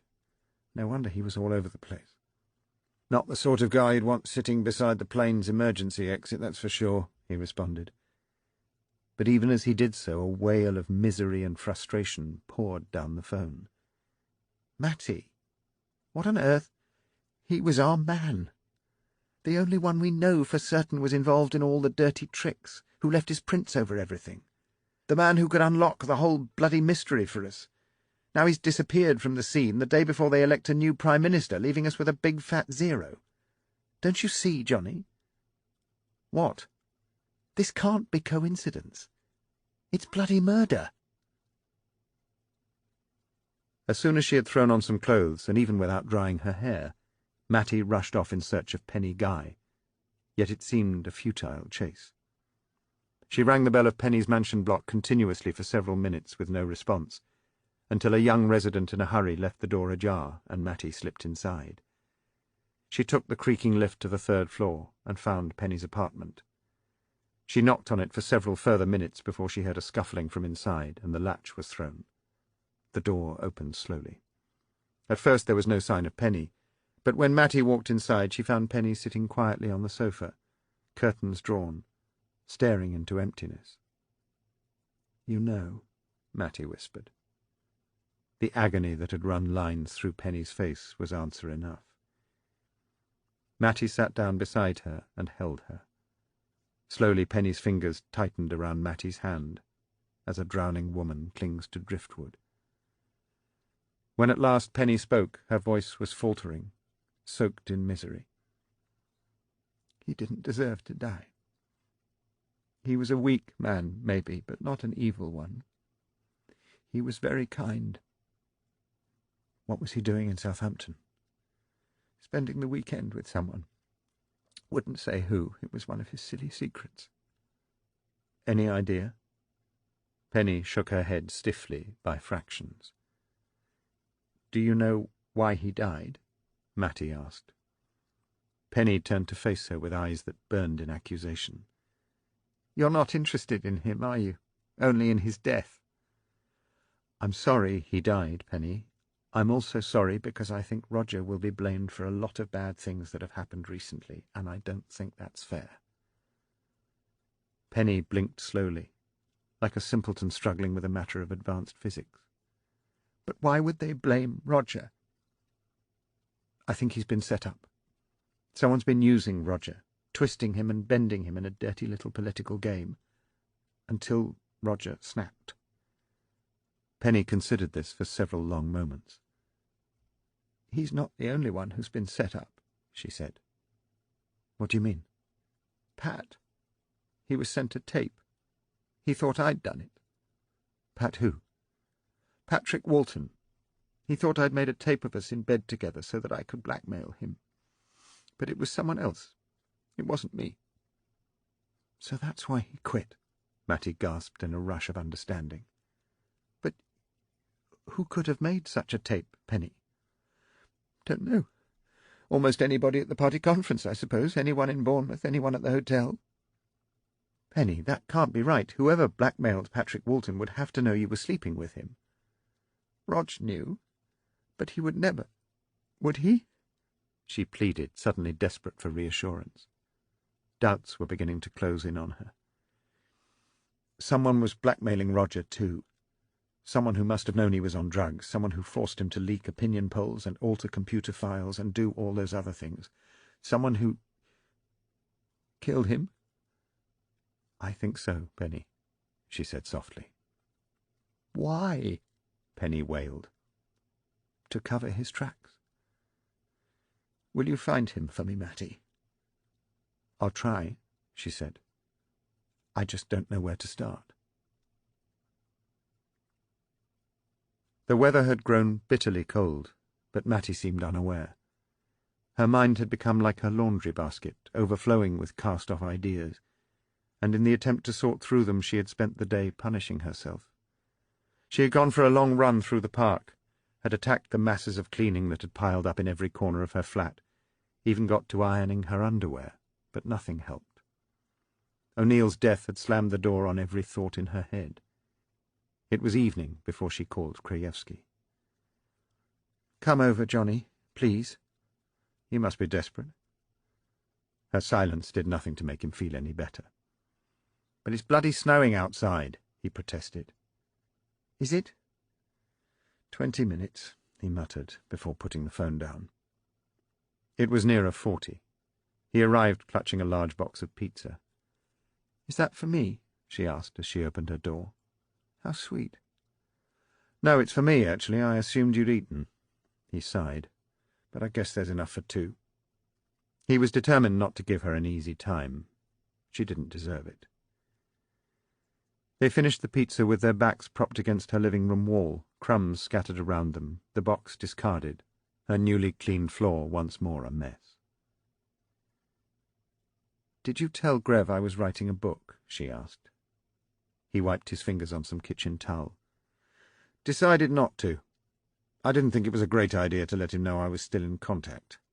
You're not exactly flavour of the month at the Chronicle, Mattie. Anyway," he added, the touch of sourness back in his voice, "everyone would assume I was shagging you." "I've hurt you, haven't I?" "Yep." "Sorry. There's always a chance I might make a footnote in that bloody book, I suppose. The story just gets bigger and bigger, Johnny, but I haven't got the ending, the missing piece." "Which is?" "Who killed O'Neill?" "What?" he spluttered in alarm. "It's the only thing that makes sense," she said, earnest and animated once more. "None of what's been going on was coincidence. I found out that Walton was deliberately blackmailed out of the leadership race. Somebody got rid of him, just as they got rid of Collingridge and Mackenzie and Earl, I suspect, and O'Neill." "Do you have any idea what you're saying? The stupid sod overdosed. This isn't the KGB we're dealing with." "As far as O'Neill is concerned, it might just as well have been." "Jesus." "Johnny, there is someone out there who will stop at nothing." "But who? Why?" "That's the bloody trouble. I don't know. Everything leads back to O'Neill, and now he's gone." She kicked the empty pizza box in frustration. "Look, isn't it much easier to suppose that any nonsense was down to O'Neill himself? But why would he have got involved? I don't know, blackmail, money for his drugs, maybe? Perhaps a power thing? Addicts never know when to stop. He got too deeply involved and got scared, lost control and killed himself. Who kills themselves in a public lavatory? She said scornfully. His mind was blown. And whoever killed him took advantage of that. They were both panting in frustration, shoulder to shoulder, yet a world apart. Back to basics, Krajewski said doggedly, trying once more. All the leaks. Let's play motive and opportunity. Money wasn't the motive. There's no sign of that. So it must be some dirty little power game. Agreed, which means O'Neill wasn't the man behind it. He had the opportunity, though. Not for all the leaks. Some of them were from government, not from the party. Highly confidential stuff that wouldn't have been available even to every member of the cabinet, let alone a party official. Not even Teddy Williams? He would scarcely need to burgle his own files, would he? Least of all files that dropped his chum Samuel into the sewage system. So? Government. It has to be someone in government. Krajewski found a morsel of pizza stuck in his cheek and moved it around with his tongue while he thought. You got a list of cabinet ministers? In a drawer somewhere. Then get off that sensational arse of yours and find it. After a little rummaging that exposed the profound limitations of her efforts to clean up, she discovered the list amongst a pile of papers and handed it to him. He went to her work table and with his arm swept the piles of books and assorted debris to one side, exposing the smooth laminated white work surface. The whiteness of the desk was like an open notepad waiting to be filled. He grabbed an artist's pen and began scrawling down all 22 names. Okay, who could have been responsible for the leaks? Come on, Matty, think. She paced the room as she concentrated, trying to find her way through the bureaucratic maze. There were 2 leaks which could only have come from inside the cabinet, she said at last. The Territorial Army cuts and the Renox drug approval. And at a guess, I think we can add the cancellation of the hospital program. I never bought into the idea that O'Neill and the party were deeply involved. So who in government would have known about those? Whoever was on the relevant cabinet committee. Ready to play when you are, he said, pen poised. Slowly she began reciting the members of the various ministerial groups that would have had early knowledge of the decisions. Right, the TA cuts, she began. There's the Defence Secretary, the Financial Secretary, the Chancellor, possibly. The membership of cabinet committees was supposed to be confidential, but was the subject of informed gossip amongst everyone in the lobby. And, of course, the Prime Minister. She was counting off on her fingers. Then there's the Employment Secretary and the Foreign Secretary too. He ticked the names on the list. The hospital scheme would have been an entirely different committee. Health Secretary, Treasury Ministers, Trade and Industry, Education, Environment. I think that's it. More ticks. But the Renox drug approval. Damn it, Johnny, that wouldn't have gone to any cabinet committee. It was a departmental thing, would have been handled by the Health Secretary and his ministers. The Prime Minister's office would have heard about it, of course. I can't think of anyone else. Now she was at his side, both leaning over the table, staring at his handiwork. As she searched the list, her shoulders sagged. We seem to have screwed up, Krajewski muttered quietly. There was only one name with 3 ticks beside it. One man with access to all 3 bits of leaked information. One man who they could pronounce guilty. Henry Collingridge. The man who had been the victim of these leaks. Their efforts had led them to the most absurd conclusion of all. "Fuck!" she exclaimed bitterly, and turned away, kicking the battered pizza box yet again and sending more crumbs flying. Then her frustration turned to quiet tears that began sliding down her cheek and onto her breast. He put his arms around her. "Sorry, Matty," he whispered. "I guess it was just Roger all along." He kissed her cheeks, tasting the salt. Then he kissed her lips, in a manner that was intended to take her far away from her sorrows. She pulled back sharply. "What's wrong, Matty?" he asked, hurt. "Sometimes we're so close, and then—" She wouldn't answer, shed more tears. He decided to give it one more chance. Can I stay the night? She shook her head. On the sofa? Another shake. It's snowing like bloody Alaska outside, he pleaded. She raised her eyes, whispered, I'm sorry, Johnny. There is someone else, isn't there? Again, no answer. He slammed the door behind him with such force that more papers scattered around the floor. Chapter 48. Westminster is a zoo.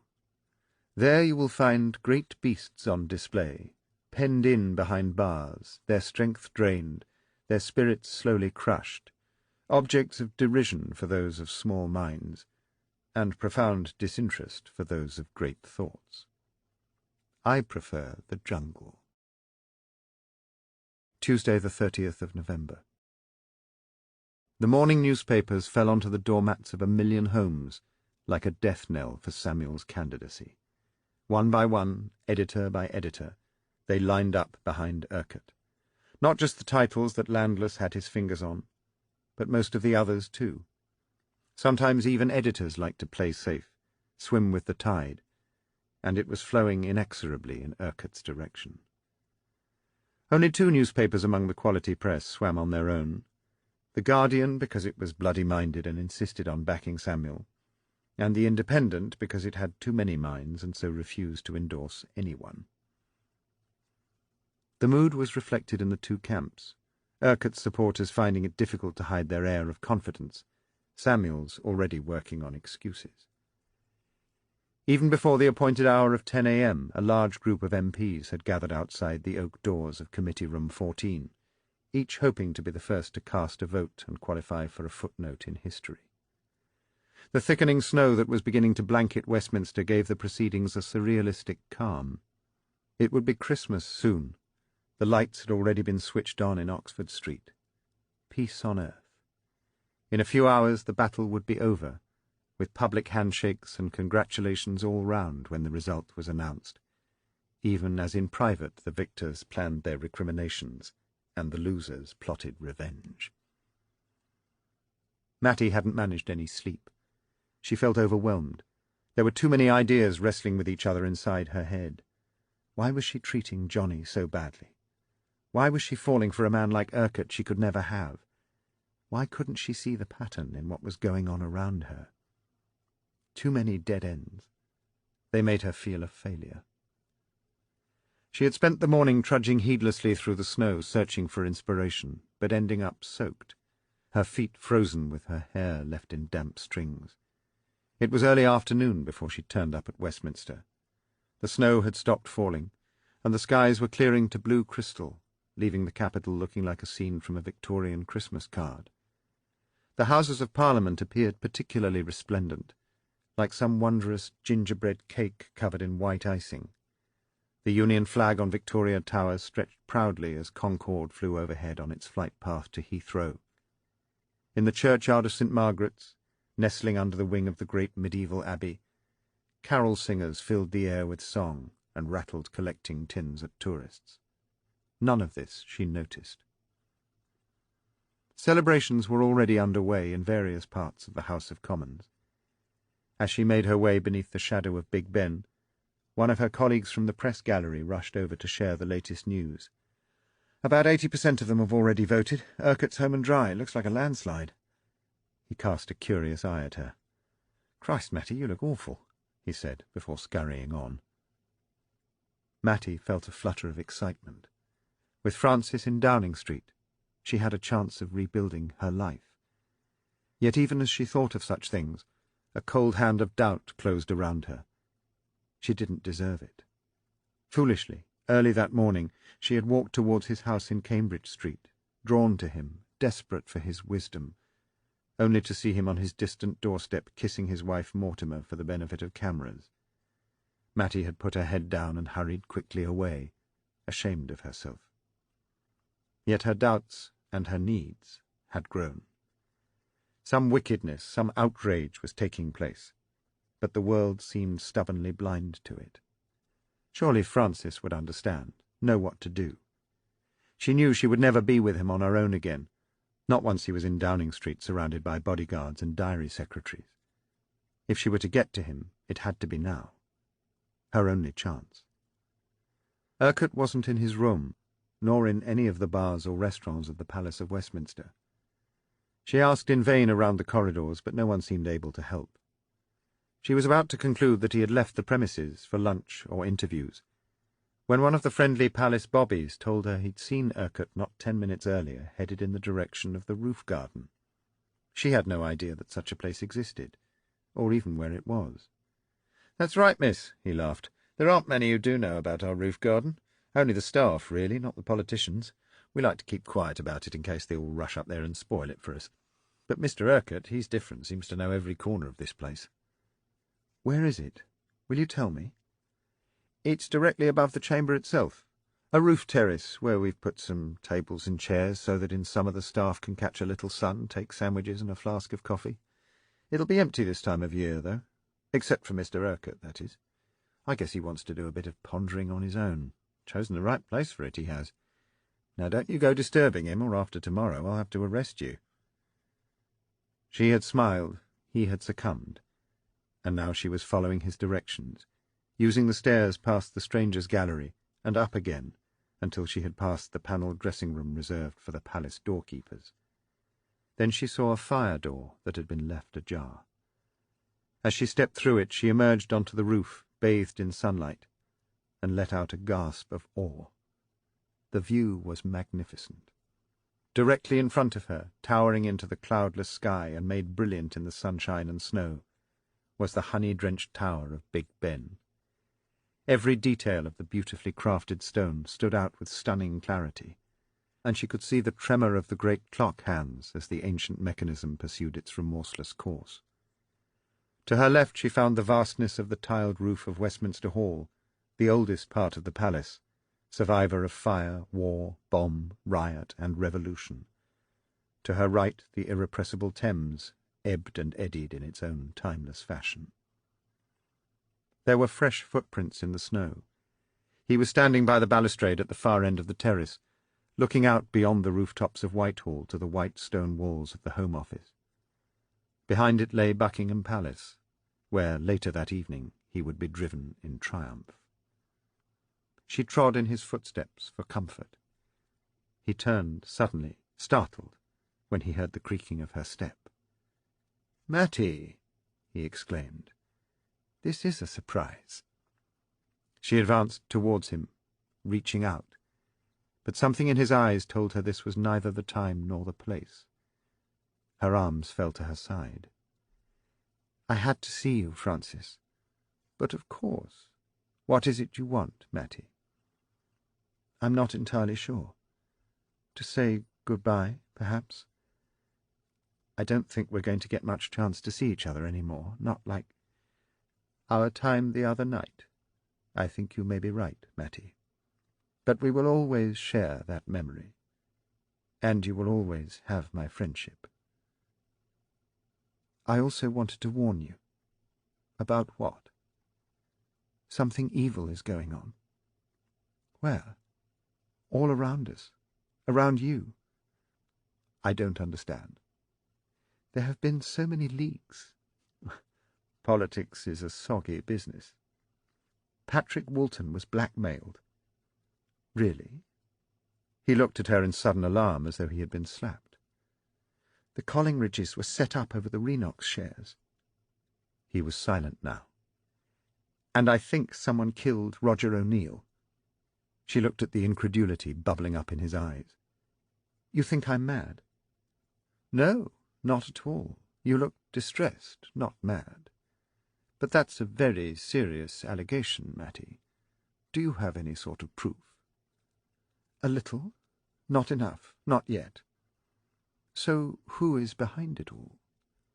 "I don't know. For a while I thought it might be Teddy Williams. It might still be, but I can't do this on my own, Francis.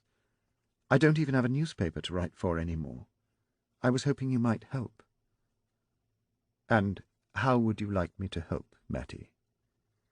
"I believe one man was behind it all. He used Roger O'Neill, then got rid of him. If we can find one link in the chain, just one, perhaps the shares, then it will lead to the others, and everything will come out. It always does, and we can—" She was babbling as it all tumbled forth. He stepped towards her and held her arms, squeezing them gently, forcing her to stop. "You look tired, Mattie. You're very upset." "You don't believe me?" "Far from it. You may have stepped upon the greatest story you will ever write. Westminster is a dark and sometimes dirty corner, where men trade their principles for a few years in power. It's a very old game, but it's also a dangerous game. You must be very careful, Mattie. If you're right, and someone has been responsible for Roger O'Neill's death, that places you in the line of fire, too." "What should I do, Francis?" "Will you allow me to take charge of this for you, for a little while? With luck, by tomorrow I shall be in a position to ask all sorts of questions, put a few ferrets down the rabbit holes. Let's see what comes up." "Would you?" "For you, I'd do just about anything, Mattie. Surely you must know that." Her head fell forward onto his chest in gratitude and release. "You are a very special man, Francis. Better than all the rest." "You might say that, Mattie." "There are many people who are saying that. But you know, I couldn't possibly comment." He smiled, their faces only inches apart. "You must trust me completely on this, Mattie. Will you? Not a word to anyone else." "Of course." "And one weekend, very soon, during the Christmas break, perhaps you can come to my country house. I'll make some excuse about needing to clear some papers from it. My wife will be listening to Wagner in some corner of the continent. You and I can be alone again. Sort this out." "Are you sure? The New Forest can be beautiful at that time of the year." "You live in the New Forest?" "Near Lyndhurst." "Just off the M27? "That's right." "But that's where Roger O'Neill died." "Is it?" "Probably no more than 6 miles." He was looking at her strangely now. She stepped away from him, feeling weak, dizzy, leant against the balustrade for support, and the pieces of the jigsaw moved about in her mind and suddenly fitted precisely together. "Your name wasn't on the list," she whispered. "What list?" "Of cabinet members, because the chief whip isn't a full member of the cabinet. But because you're responsible for discipline in the party, they'd be bound to consult you about cancelling the hospital programme and the TA cuts, so that you can— what is it you say? Put a bit of stick about? This is very silly of you, Mattie. And every government department has a junior whip attached to it to make sure there's proper coordination, fingers on the pulse, ears to the ground, all that sort of thing. You're men, Francis, who report back to you. And because you are the chief whip, you know all about their little foibles, who is off his head with cocaine, who is sleeping with who, where to put the tape recorder. His face had gone pale, the glow in his cheeks drained like an alabaster mask, except for the eyes. Opportunity and motive, she whispered, aghast. From nowhere to Prime Minister in just a couple of months. How on earth did I miss it? She shook her head in self-mockery. I missed it because I think I love you, Francis. Which doesn't make you particularly objective. As you said, Mattie, you don't have a single shred of proof. But I will get it, Francis. Is there any joy in the pursuit of such truth, Mattie? A solitary snowflake fell from the sky. As he watched it, he remembered something an old embittered colleague had told him when he had first entered the House, that a life in politics was as pointless as nailing your ambition to a snowflake. A thing of beauty, then it was gone. "How did you kill Roger?" she asked. A fire had taken hold of her. a flame of understanding that glowed fierce. He knew there was no point in prevarication. I didn't kill him. He killed himself. I did no more than hand him the pistol. A little rat poison mixed with his cocaine. He was an addict, driven to self-destruction. Such a weak man.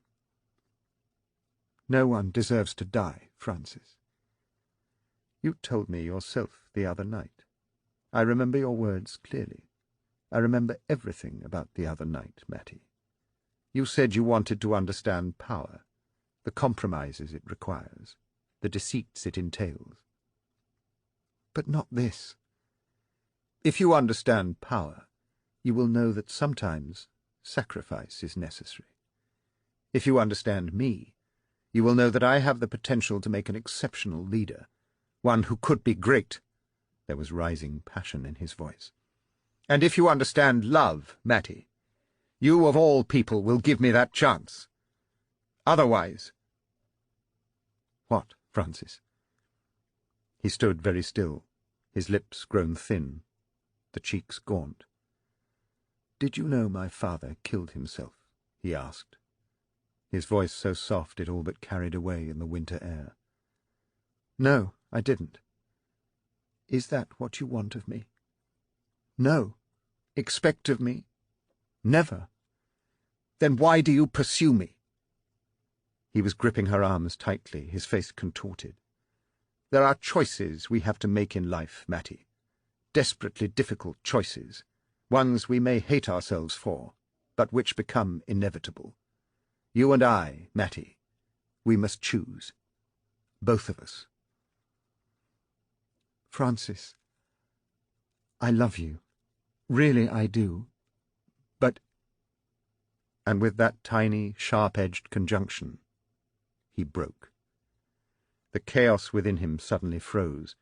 His eyes stared at her, melting in sorrow like the flake of snow that had fallen from the crystal Westminster sky. He let forth a desperate sob of despair, an animal in unbearable pain. Then he lifted her and threw her over the balustrade. She cried as she fell, more in surprise than alarm. The cries stopped as she hit the cobbles below and lay still. She was a strange girl. I think she was infatuated with me. That sometimes happens, sadly, to people in public positions. She turned up on my doorstep once, late at night, completely out of the blue. Disturbed? Well, you might say that, but it's not for me to comment, although I do know she had recently left her job at the Chronicle and had been unable to find new employment. I can't tell you whether she resigned or was fired. She lived on her own, apparently. A sad case.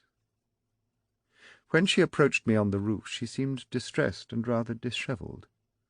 A number of people, including a newspaper colleague and one of our policemen at the palace, can attest to that. She asked me for a job. I told her that wouldn't be possible, but she persisted, pestered, grew hysterical. I tried to calm her, but she only grew worse. We were standing by the balustrade, and she threatened to throw herself off. I moved to grab her, but she seemed to slip on the ice. The conditions were quite treacherous, and before I knew it or could stop her, she had disappeared. Was it deliberate on her part? I hope not. Such a tragic waste of a young life. It's not the best way to start a premiership, of course it's not. I wondered for a while if I should step aside rather than carry this burden forward. Instead, I intend to take a close interest in the issue of mental illness amongst the young. We must do more. I will never forget the sadness of that moment on the rooftop. It may sound strange, but I believe that young lady's suffering will give me strength, something to live up to. You understand that, don't you? I start my time in Downing Street with a renewed determination to bring our people together, to put an end to the constant drip of cynicism that has eroded so much of our national life, and to devote myself to our country's cause. I shall make sure that Miss Storrin's death will not have been in vain. And now, if you will excuse me, I have work to do. That was House of Cards by Michael Dobbs, read by Samuel West. This program was produced by ID Audio, a HarperCollins audiobook. Text copyright Michael Dobbs, 1989-2014. Production copyright 2018 by HarperCollins Publishers. All rights reserved. Michael Dobbs asserts the moral right to be identified as the author of this work. Thank you for listening.